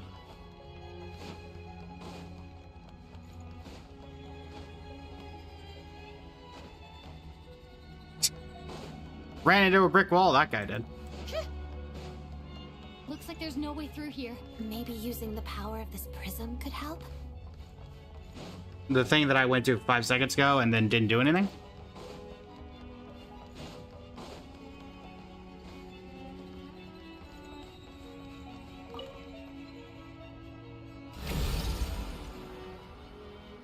I think I see some images. I'm The on. prism's power at play, causing images of the past to reappear, albeit only as illusions. Let's make... Paimon and the Jester? Is this another scene from the past? Yes. It looks quite old, though. I don't think it happened in the recent past. Wait, what? Not the recent. How old is this? What's going on here? What happened? The source seems to be the Armory Palace. They must have started some large-scale Wait a minute, this is... Wait. This is Celestial. To do with Paimon. We need to hurry. This is Celestia. This architecture. The heck? Take a break.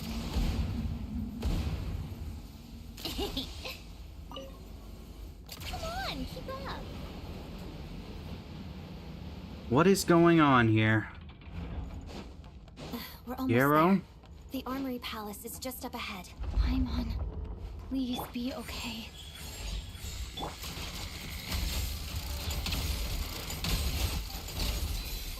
Take a break. I am breaking through here, guns blazing. A spot of tea time entertainment. Ha! Check. There is no escape.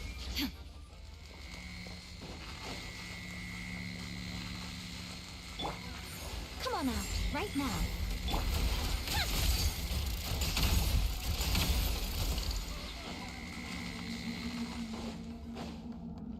What is going on here?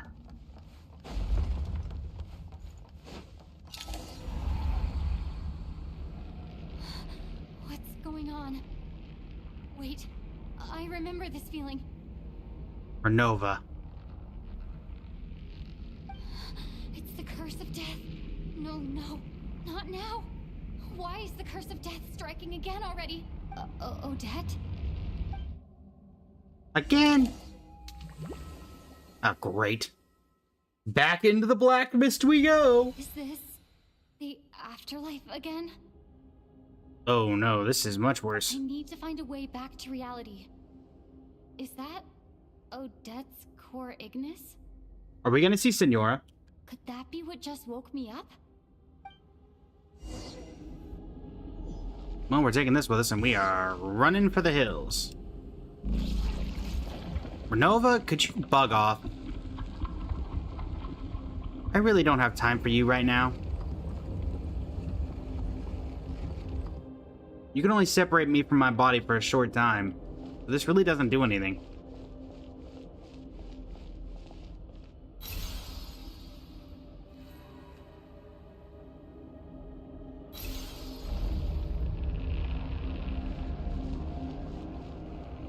Senora, what kind of power were you working with if you're able to mess with the ruler of death?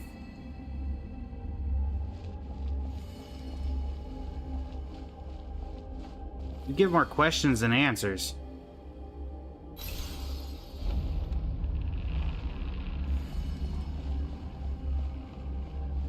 Oh, this is okay.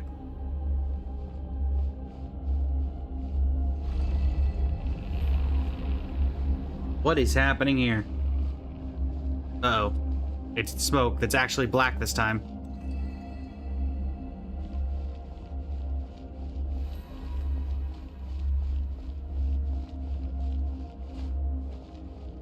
It's enough out of you, Renova. Bye! Have a great time. Never. Get out. Go away. Odette! Odette! No signs of life, but past experience says that she should be resurrected before too long. Did Odette intentionally use her core Ignis to guide my soul? I feel like something similar happened in a dream I had before. Thank you, Odette. If not for you, my soul wouldn't have found its way back to my body so quickly, and I might not have woken up so soon. Thanks, Senora. As well, apparently.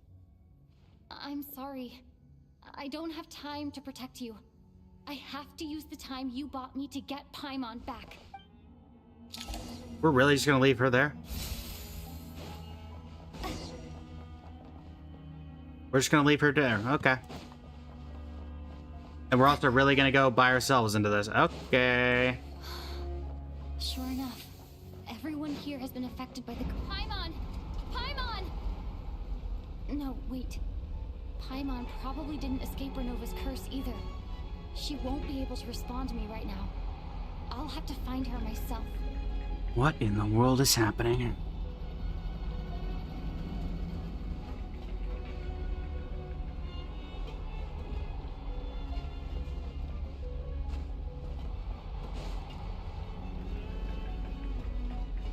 Mitya! Mitya, what are you doing The here? laboratory he works in? What happened here to trigger the curse of death again so soon? I'll have to ask him when he wakes up. Finding Paimon has to take priority now.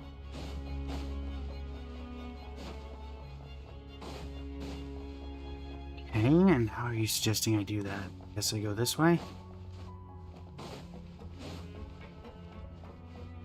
Man, everybody's dying over and over again.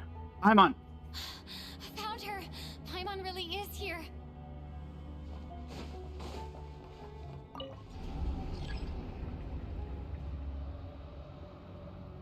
Oh, for crying out loud, open this door! Also, where's Piero?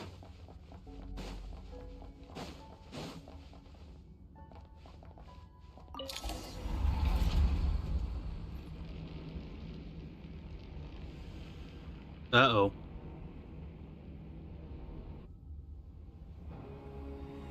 In her true form at last! Renova descends.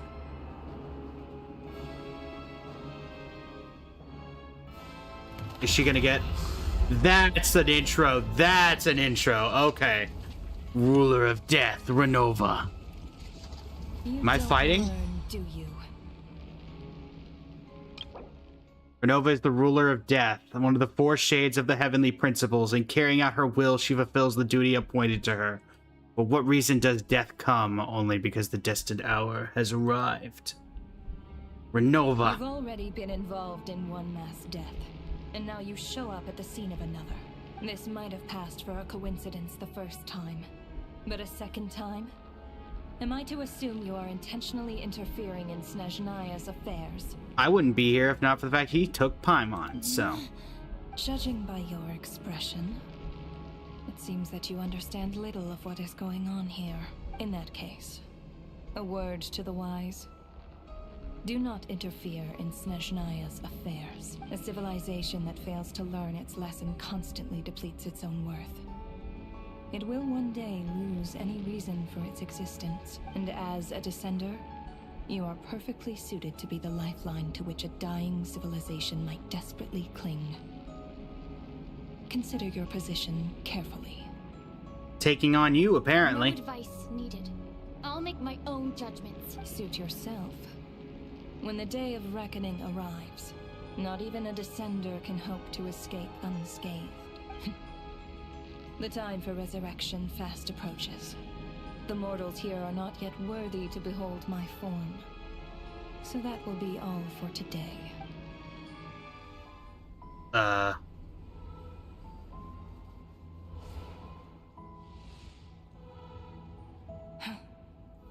That thing is coming with me. Yeah, that's not happening. Paimon? Is that who I think it is? Ha ha! Piero the Jester.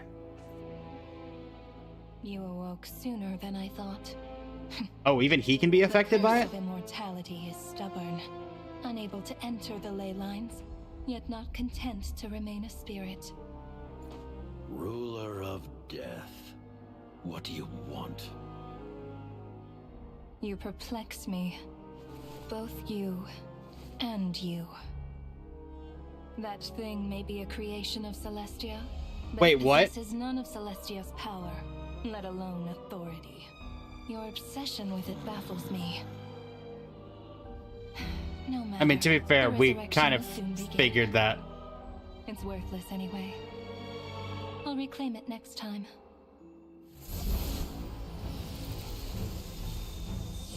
Oh, we about to go all out. Hey, who says there'll be a next time? Yeah! Get her!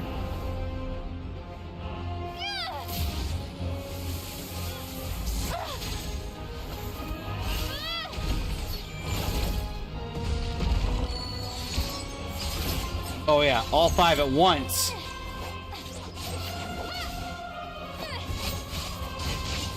Get her, Lumine!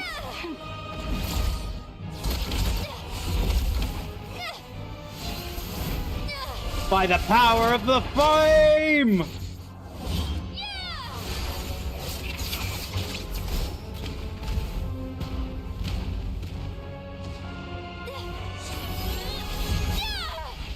By the power of the wind!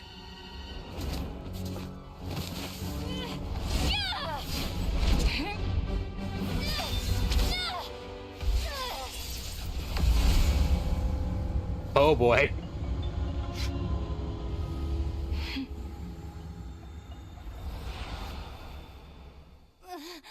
Okay, that was pretty sick. Huh?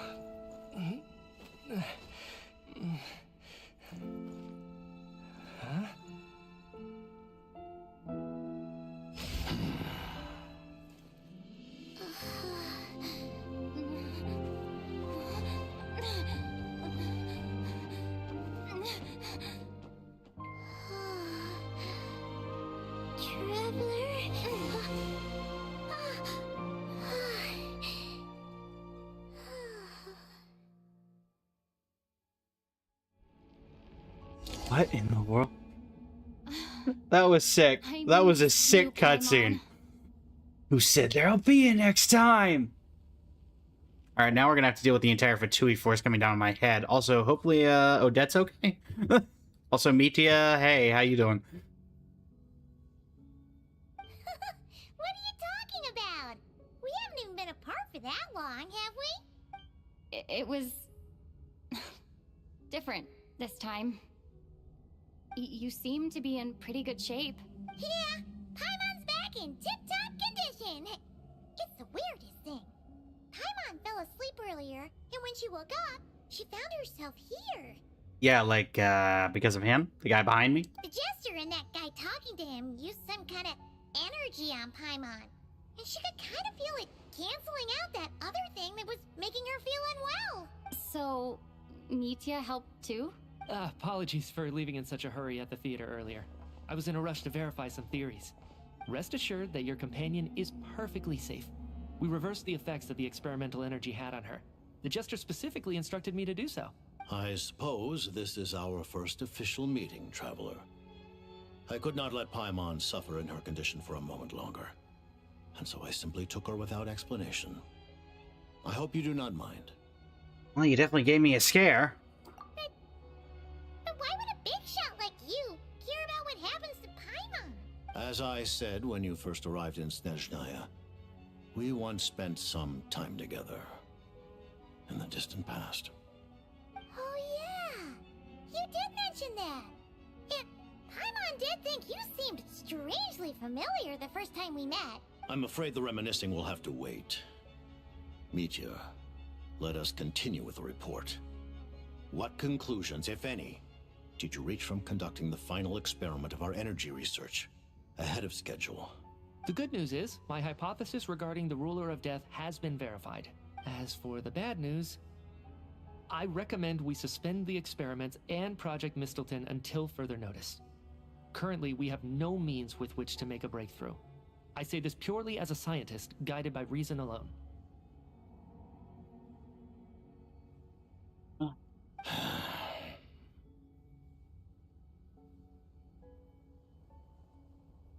What's Project Mistleton? I will trust your judgment. We shall put the project on hold until the ruler of death has been eliminated. Wait, what are you guys talking about? You want to get rid of Renova? Like, how? By killing her? By whatever means necessary, so long as it removes the threat she poses to us. Until then, everything we do will be in vain. And what is just that? Happened, I've ascertained Renova's goal. Or rather, the trigger condition for the Curse of Death. Okay, let's hear it. What she's doing is blocking SNEZHNAYA's technological progress, preventing us from possessing any means with which to threaten the heavenly principles. Just like the little lapdog she is. So, any ideas, research, or experiments that lead to technological progress can trigger the curse.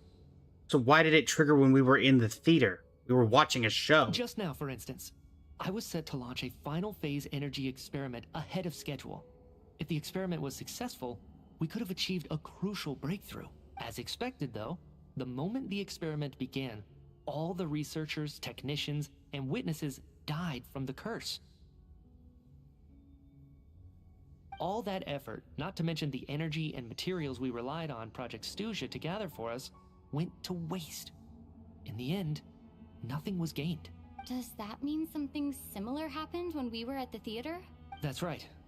During the performance, I thought of an important breakthrough regarding the experiment, and wound up dragging it in.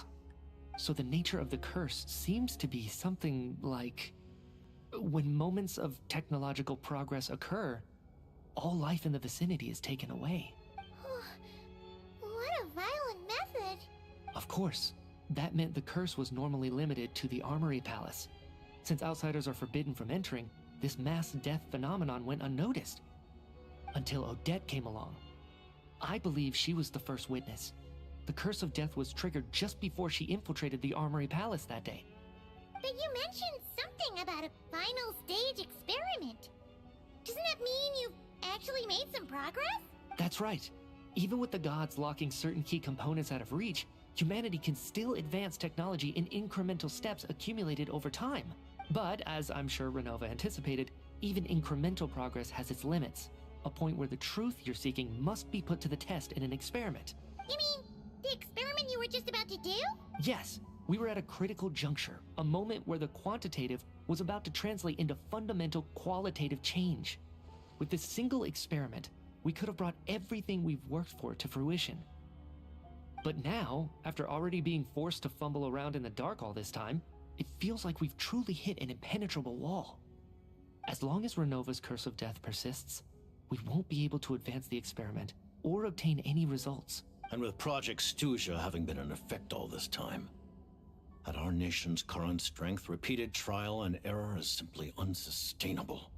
Only by eliminating Renova first will it be possible to continue advancing our plans. She's the ruler of death! She can just kill whoever she wants, right? That's gotta be the scariest power ever! Is it even possible to beat her? We'll see. But one thing's for sure. She definitely can't just do whatever she wants. The best proof of that is me, standing here, very much alive. You are alive. Care to explain how that is? You're saying... Wouldn't it be easier to just kill all of us researchers for good? Why resurrect us over and over Unless, again? oh, Why the let us ruler advance of our life. technology to this point? So, you're saying even the ruler of death has limitations we don't know about? Exactly. And I think that's where the key to our breakthrough lies. Regardless, the ruler of death has always been an obstacle we must overcome. Indeed, we must face life, death, time, and space. After all, our goal is the heavenly principles. The Fatui want to challenge the heavenly principles? I think we knew that. For a long time, I've had a vague suspicion the Fatui and the Tsaritsa were targeting the heavenly principles. I think that was actually not even vague. I think we've been told that at some Hearing point. the Jester admit it is still a shock. No wonder that Tsaritsa's goal has always been kept a secret from the people. What kind of road will that lead SNEZHNAYA down? In that case... Lord Jester, I would like to request some leave. I'd like some time to organize my thoughts and go over the data. Granted. Get some rest, put the experiment out of your mind, and take care that the curse of death doesn't affect any civilians.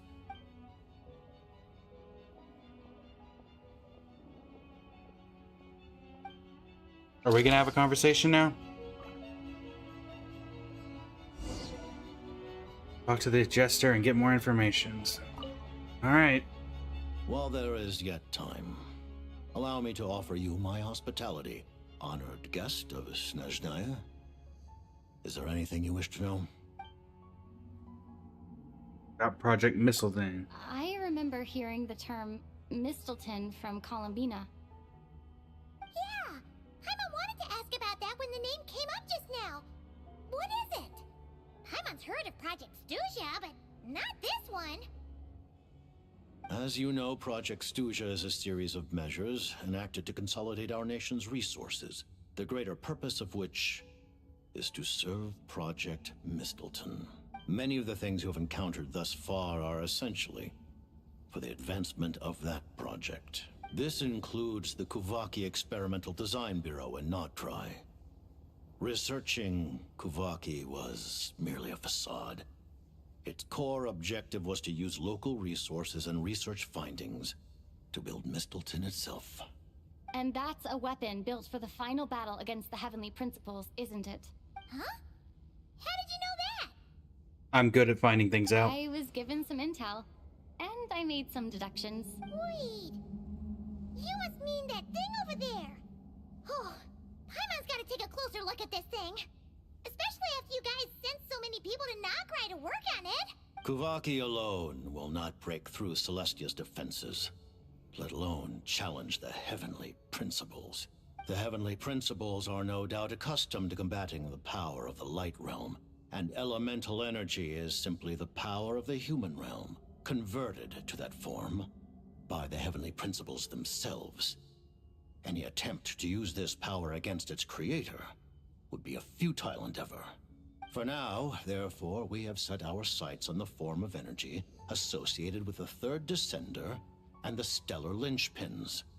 This may hold the potential to allow Mistleton to contend with the Heavenly Principles. You could say that by reverse engineering the stellar linchpins to extract the energy within, we have obtained a source of anti-Celestia energy. So this is the energy research that Miti is in charge of. Kuvaki Experimental Design Bureau, Project Stuja, and the new energy experiments. Huh. So, Project Mistleton is what ties it all together. And it looks like your plan is almost complete. No wonder the Ruler of Death came after you. The Tsaritsa. Her Majesty the Tsaritsa has embarked upon an expedition to vanquish a monster. Were it not for this, I imagine she would have been delighted to grant you an audience. Seems like the powers that be in SNEZHNAYA don't intend to hold my past conflicts with the Fatui against me. The Harbingers have been granted significant autonomy in retrieving the Gnosis. But by the same token, they do not completely represent SNEZHNAYA's official stance. You read my mind. Speaking of the Gnosis, Paimon's been dying to ask this question since forever. Why exactly does the Tsaritsa want to collect them? Is it something to do with the fight against the Heavenly Principles? The Gnosis will undoubtedly serve as a key bargaining chip when she confronts the Heavenly Principles. Beyond that, you had best ask the Tsaritsa herself. I am not sure if this information is mine to disclose. What do you mean, not sure? Don't you make the rules? You're the highest-ranking Harbinger! Ugh, never mind. Taking on the Heavenly Principles is something most people wouldn't even entertain in their wildest fantasies. Why is the Tsaritsa so fixated on this? Intervat today. Civilization is nothing but an illusion. Something whose very existence can be negated at any moment. Our civilization may very well be destroyed in the struggle, but as things stand, the Heavenly Principles could choose to negate our existence on a passing whim. And we must not sit back and accept that fate. Only by changing the state of affairs, only by overthrowing the Heavenly Principles, can our civilization truly be said to have taken root. Listen, I don't know if I want the Fatui taking over the world, if that's going to be any better than the Heavenly Principles, to be fair. Otherwise, the fate of the people of Conria and Hyperborea is a cycle doomed to repeat itself. Accepting potential destruction in return for getting to control your own fate. Furthermore, perhaps this is still somewhat difficult for you to understand. Are you aware that all the rules of this world are made up of curses? Huh? All of them? Paimon knows about the curse of death you mentioned, and the curse of immortality that you and Dainsleif have. Is he gonna say anything that now that we mentioned Dane? Then, the birth of the Hilly Churls, the rules of Natlan's Ode of Resurrection, those are curses too? Farina's long life seems to stem from a curse placed on her by Focalor as well. Yes. Even a god's love for humanity is a curse the heavenly principles inflicted upon the gods. What? The I'm sorry, what? Tsaritsa has always had ample reason to hate the heavenly principles. If she can seize their authority, she will reconstruct the entire world, and when that time comes, humanity will be completely liberated from curses and lies. Look forward to it. It will be a world beyond your imagination. I will still say I don't exactly trust. SNEZHNAYA may not understand these details. In this frigid land locked in a ceaseless struggle against the environment, in this nation to which the gods have never shown favor, we all believe that standing in solidarity with the Tsaritsa in our shared struggle will surely usher in a new and better world. About your relationship with Paimon. Paimon really doesn't remember. He's basically a stranger. You've got to believe Paimon. Freaking out over nothing. Allow me to explain. The reason Paimon reacted to the anti-Celestia energy developed by the Armory Palace is because she comes from Celestia herself. More specifically, This has been a theory for a long time, so I'm not super surprised here. Paimon? A creation of Celestia? Oh, right. I was blinded by anger earlier, but thinking back on it, Renova also said that Paimon is a creation of Celestia, but she lacks Celestia's power or authority. as you know, the lunar fragments in Nodcry were pulled down from the sky using Fatui technology. But the first application of this technology was in Conria over 500 years ago. I used this technology upon the heavens, and the response I received was none other than Paimon, descending from Celestia. I presented her to the Vinster King, but he took no interest in this gift, nor did it satisfy him. Paimon then took up temporary residence in my palace until, of course, the arrival of the Cataclysm. Wait, Paimon's a little confused. You're talking about things that happened in Conria 500 years ago. Thank you very much, Kailani. Welcome back. Paimon was there for that? And Paimon's at least 500 years old. Paimon doesn't remember any of that. Falling from the sky? Being given away as a gift? None of it. Having lived through the Cataclysm, perhaps you too were burdened with some manner of curse. Although, losing your memories would indeed be the smallest price I've ever seen paid. But it's not just her memories from Conria. Paimon doesn't even know how she spent the last 500 years. She only has memories from the past few years. No matter how hard she tries to remember. What was Paimon like back in Conria? Did she know a whole lot because she came from Celestia? Was she super smart? Unfortunately, when you arrived in Conria, your consciousness was like that of a newborn infant. None could say what kind of being you once were in Celestia. During the time you lived in Conria, your personality was no different from how it is now. Sounds like you were able to fly under the radar. Paimon's plan to get her memories back and become super smart is ruined before it could even start. You know, even though Paimon lost her memories, she still feels weirdly close to you for some reason. That must mean you took pretty good care of Paimon back then, huh? On the contrary, I completely ignored your existence. I was entirely focused on my struggle against corrupted Tyr the Wise. But now, as I see it, it is as if you are the only sane thing that survived that era of insanity, and thus are worthy of protection. Noted. Man, Paimon's gotta stop projecting friendship on everyone she meets. Yeah, you really do. Traveler?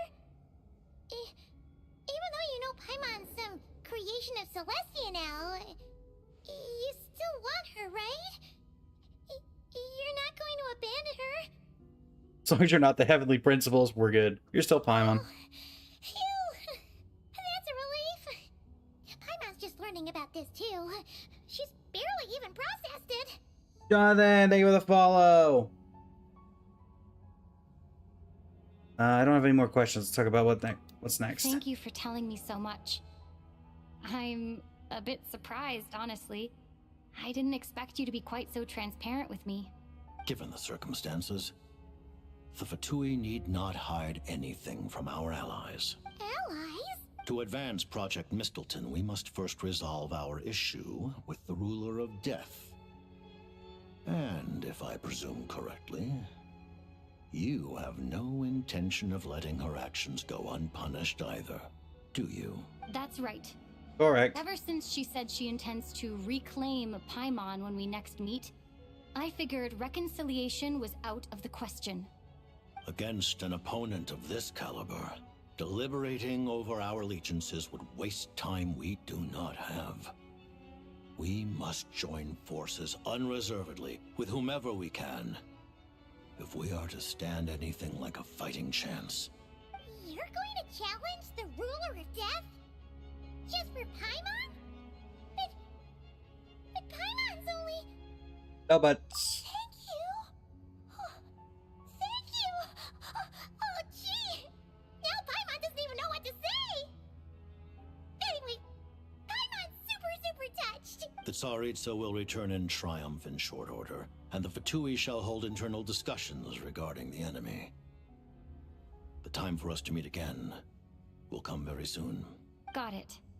Thanks for your help with Paimon. I'll be sure to look after her for you. There was just one other thing. Well, it's just a request, really. Paimon really wants to see what this Mistleton thingy you're gonna use against the Heavenly Principles looks like. Of course, Paimon knows it's top secret and stuff, but she just had to ask. It's okay if the answer's no. Certainly you may. Oh, for real? Actually, maybe it's best not to. What if her nova suddenly pops up again? What is this? We've already gotten While to the plenty of big technology is reveals, not yet but... fully developed, it has nevertheless reached the stage where Celestia's creations are unable to damage it. In that regard, you may rest assured. Oh. Wow. No wonder Paimon felt so out of sorts recently, even though it was super far away. Alright then. Paimon's ready to take a sneaky peek at this top secret super weapon. What is this gonna be?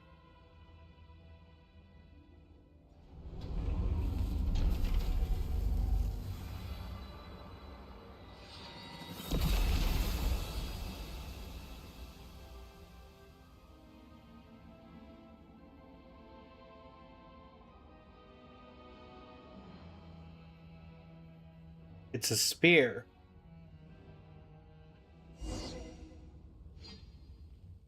Should I be getting more information from that? Because I genuinely don't know what the... Huh? Oh, hey there, Odette! Paimon? You're okay. Thank goodness. Should I You're do... well. Does that... Should I recognize that spear? Long story short, yep, Paimon's all better. What are you doing here? Were you waiting for us? That's right. When I woke up, I wanted to go in after you, but the guards had woken up as well. It would have been tough to take them on alone, and there was no easy way to sneak past them. So I returned the way I came and waited for you here. It was thanks to you that my soul found its way back to my body so quickly. Thank you. Huh. That actually worked? Nice. I just figured I'd try my luck when that ominous feeling struck me. Really, you should be thanking this thing instead. Anyway, and now that things here are all taken care of, I have other things I should get back to.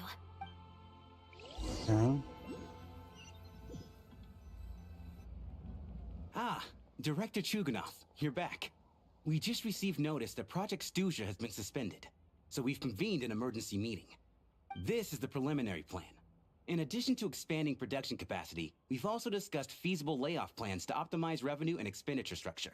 Our calculations indicate that the factory's profits will increase by at least 30%. Just give the word, Director. That won't be necessary. Leave the energy for those who need it. Whether they use it just to get by or to run a business, that's up to them. Start preparing to halt production and lay off the staff. Make sure the workers are able to land on their feet and that they are duly compensated. Thank you all for your hard work during this time. Am I hearing you right? Why? After all the tough times we made it through, now is exactly when we should start to turn a profit. I just suddenly don't want to do this anymore. Huh. Does there have to be a reason? Iskra, it's time to rest. Dear esteemed members of the Rokot, given the effects of Lelik's radical actions upon our organization's reputation and social stability, a decision has been made to permanently withdraw this codename from use. Considering that Lelik did what they did for the benefit of the people, the Rokot has nevertheless negotiated with the authorities, ultimately securing a waiver for all penalties due to them. Lelik will be suspended for a period of time. Depending on their future performance, they may be allowed to adopt a new codename and continue acting as part of the Rokot. The purpose of this notice is to remind everyone once again that motives and methods are equally important when one operates in the shadows. Even with Project Stooge's suspension and our interim operational victory, we must guard against complacency and rashness and work to consolidate the progress we have made so far. We act only for the greater glory and solidarity of our nation. May the aurora shine ever on, and the tundra always stand firm. We act only for the greater glory and solidarity of our nation. May the aurora shine ever on, and the tundra always stand firm. Looks like it's finally over. For now. You mean for us? Just thinking out loud. I've never seen the SNEZHNAYA so lively before.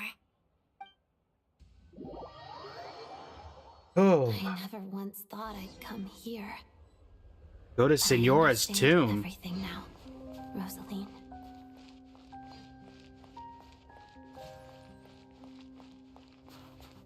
Wait, we're at...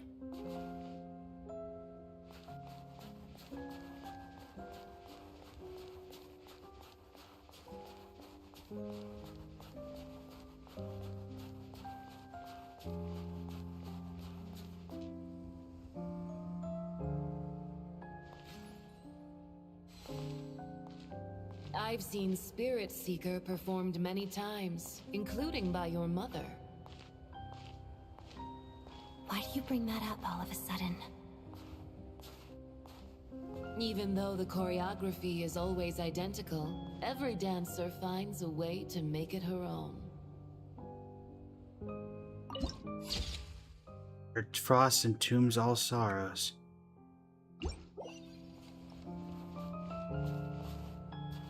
So you actually want to talk to me about ballet?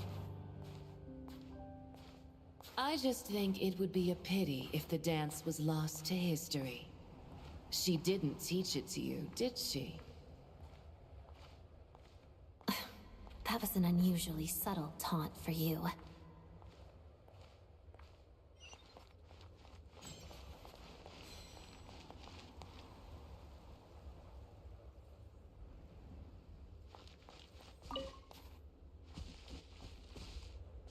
We embraced one another on the snow-swept plains, melting the ruthlessness of time. But when our bodies, in pieces, are cast to the winds, what of our love will remain behind?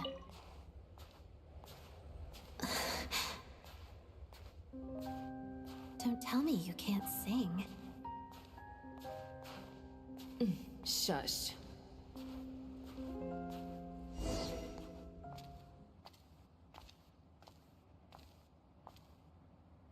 I understand her hatred. The Fatui robbed her of the life she should have had. I never opposed her dancing. Yet still I became an enemy of her ballet. I'll just keep my distance. Many despise me. I'm used to it.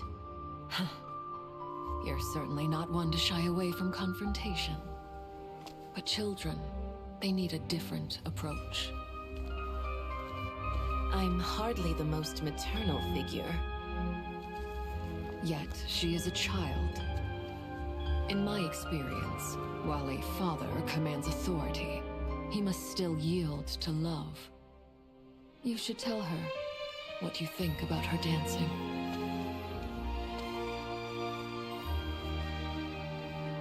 Odette will soon take the stage at the Korylievsky Theater. This could be your chance. Geonosis secured. It went smoothly. I'll be there. Have them send me an invitation.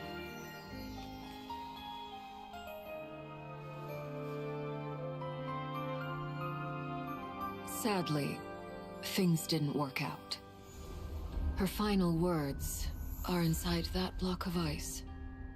This? Aren't these for monitoring her subordinates? Not yours.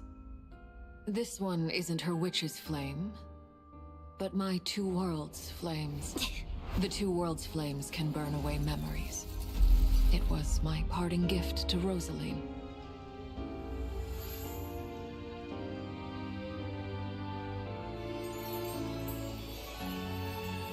If all goes to plan, she and I will both live to see the Tsaritsa succeed.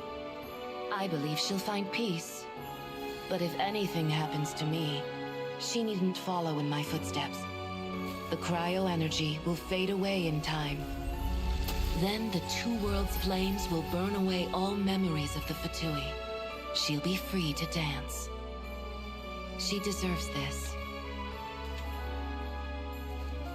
I will handle the aftermath. The choice is yours, child.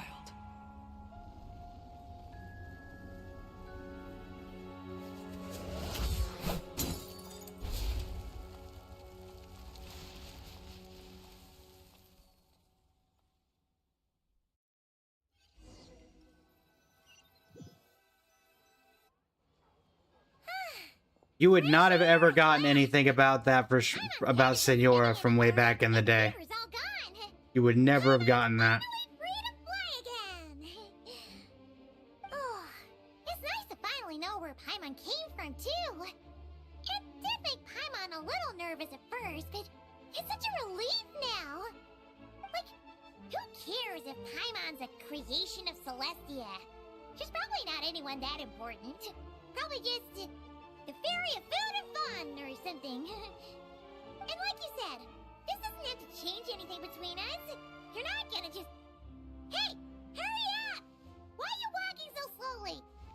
I see you back in full form. You've spent the last few days lying in bed and stuffing your face. I didn't think you'd be able to fly this fast. Says who? Paimon's as agile as ever. They don't call her White Floaty for nothing. Paimon originally wanted to check out the bookstores in SNEZHNAYA, but she's more in the mood for flying around right now, so let's save that for later. Wait, they've got light novels from Yai Publishing House here too. Huh? And this is Paimon's favorite mystery story from Fontaine. Wow, they got a sequel. The local SNEZHNAYA books look pretty interesting too, but also kind of heavy. Not the easiest things to look around. I thought you were in the mood for flying around. Paimon can read while she flies. Hey, look at these two dolls. Which do you like better?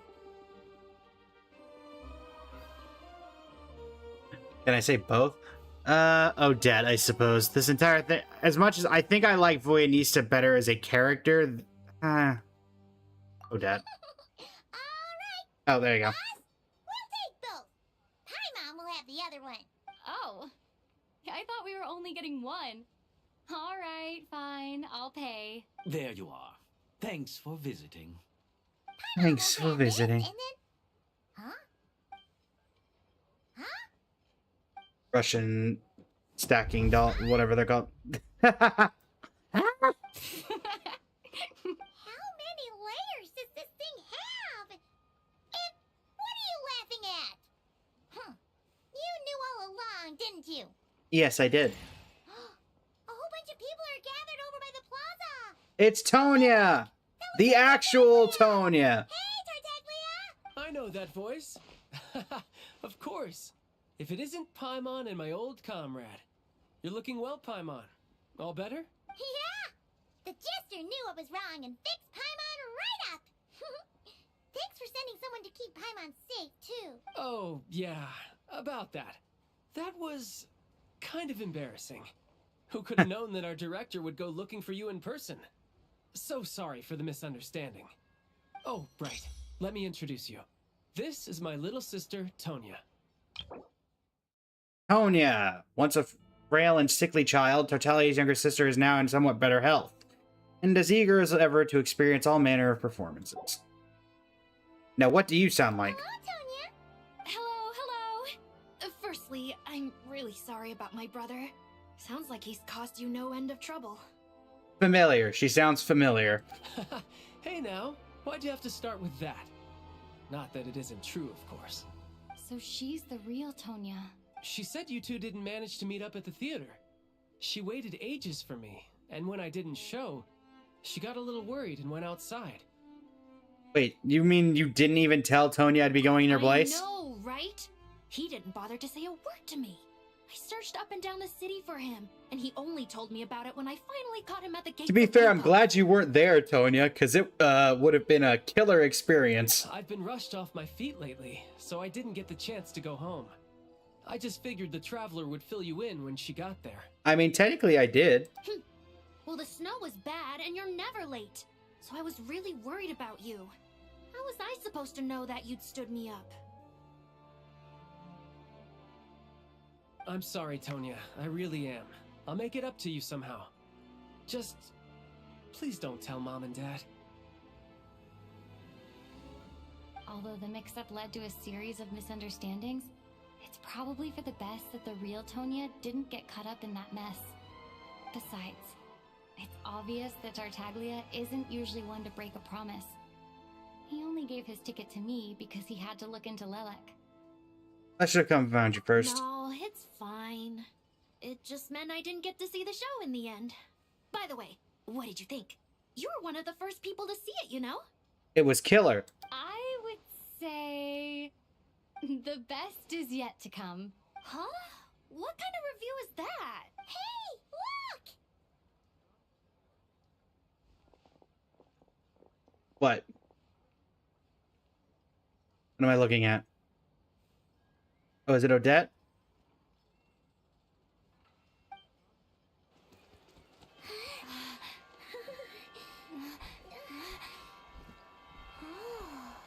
Oh, wait, is this... the Tsaritsa herself! Wait, did you kill the monster or not?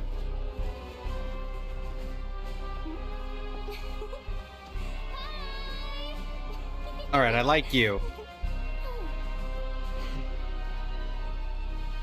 You're very cold and calculating.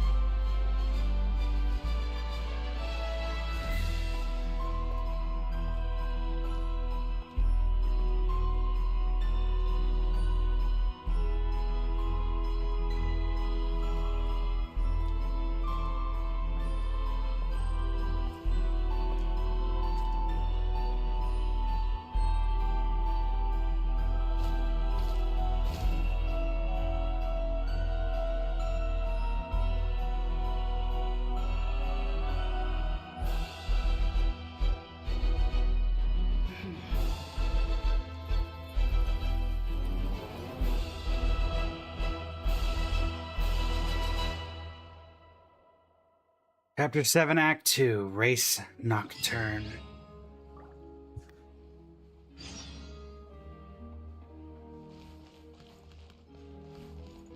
Okay, chat.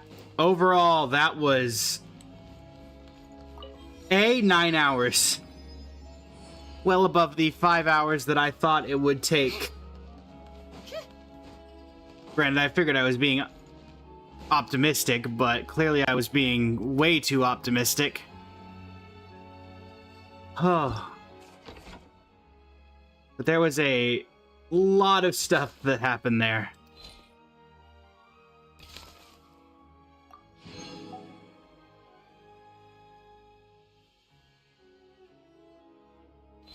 Renova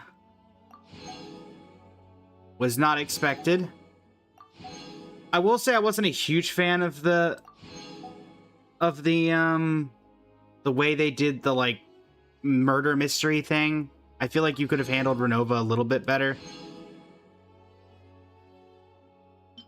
Oh, cool. We get the little dolls. I feel like they could have handled that a bit better. Maybe I'm wrong there. But I definitely feel like there was a very high possibility you could have handled that better, particularly for finally showing off someone as feared and as hyped as Renova has been. But it did foreshadow how the curse was handled, so I'll give it that.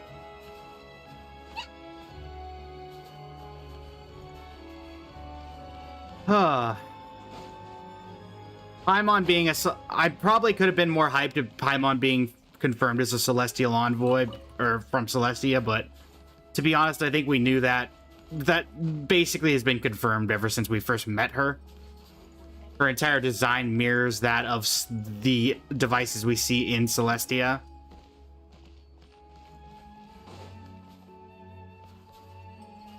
I didn't expect Renova to be so cold. Which I feel like with the Night Kingdom and everything, from the little we knew about her, she didn't seem to be quite that cold. Piero, I was not expecting to have a very major role this early, and he had much more than I thought. The lore of Piero knowing Paimon was completely out of nowhere. Oh goodness. What else? There's so much to unpack in that. The Eye of Graia we really didn't touch on after that. We do have that in mind. Called back to the Zeppel-Yarny Palace again? Ugh, seriously. What's the point in all these endless meetings? But, I mean, overall, I do think that was very interesting, the way that everything worked out. And I'm also glad that they reverted the deaths. I feel like there'll be people who say that they should have kept it because it doesn't have impact and that they're afraid to kill off playable characters. But at the same time, I think we needed to not have everybody die at the very start there.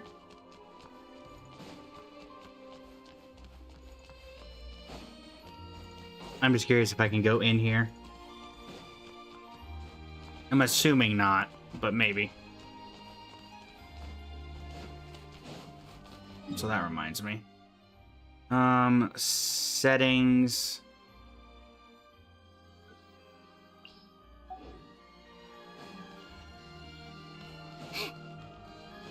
Yeah, I kind of figured.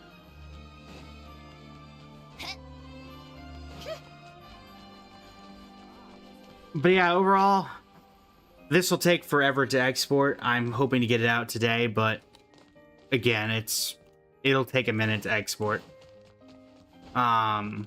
Obviously, there will be no stream today.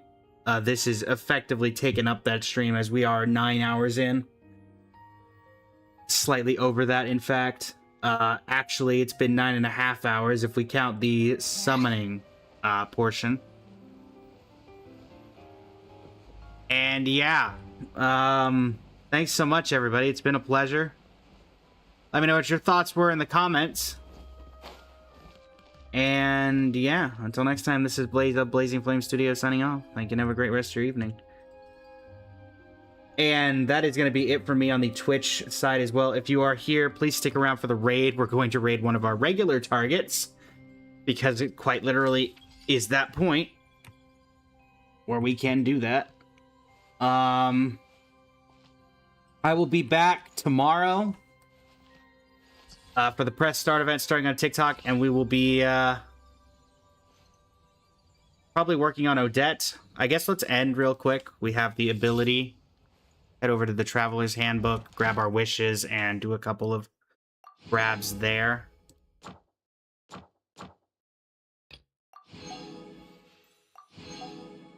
now, I mean, Project Stuja, Project Mistletoe, all that is going to be a lot going on.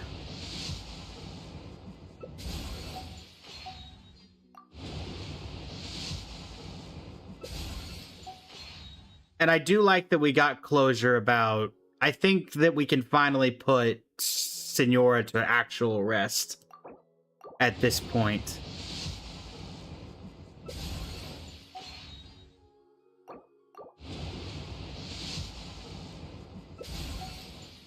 I think we're finally able to let that one go.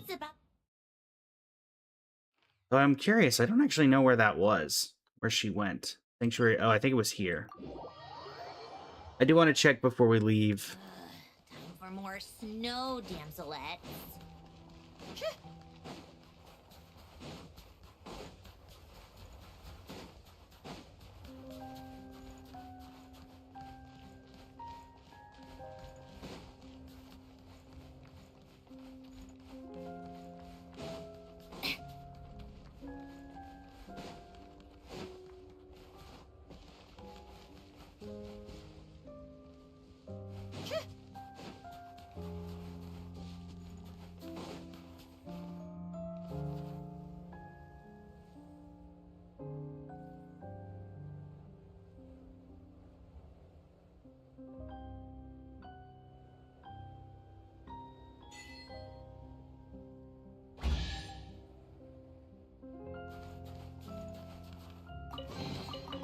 So, what's inside?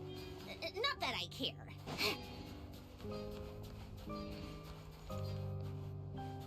Something tells me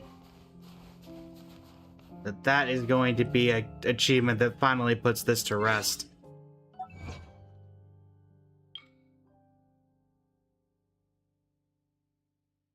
Perishing like a moth to a flame, the last rose of winter.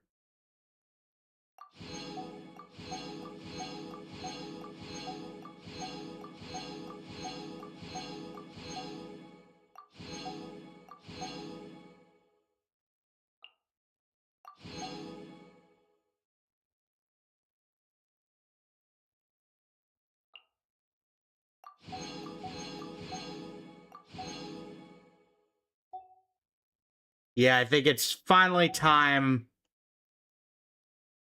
that this gets put to rest. I think it's fair to say now that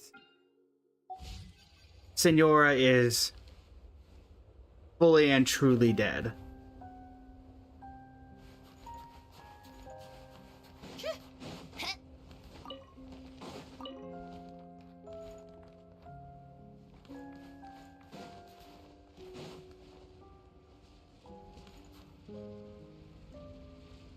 But thanks so much, everybody. It's been an absolute pleasure. We're gonna raid Carrie, and it's gonna be it.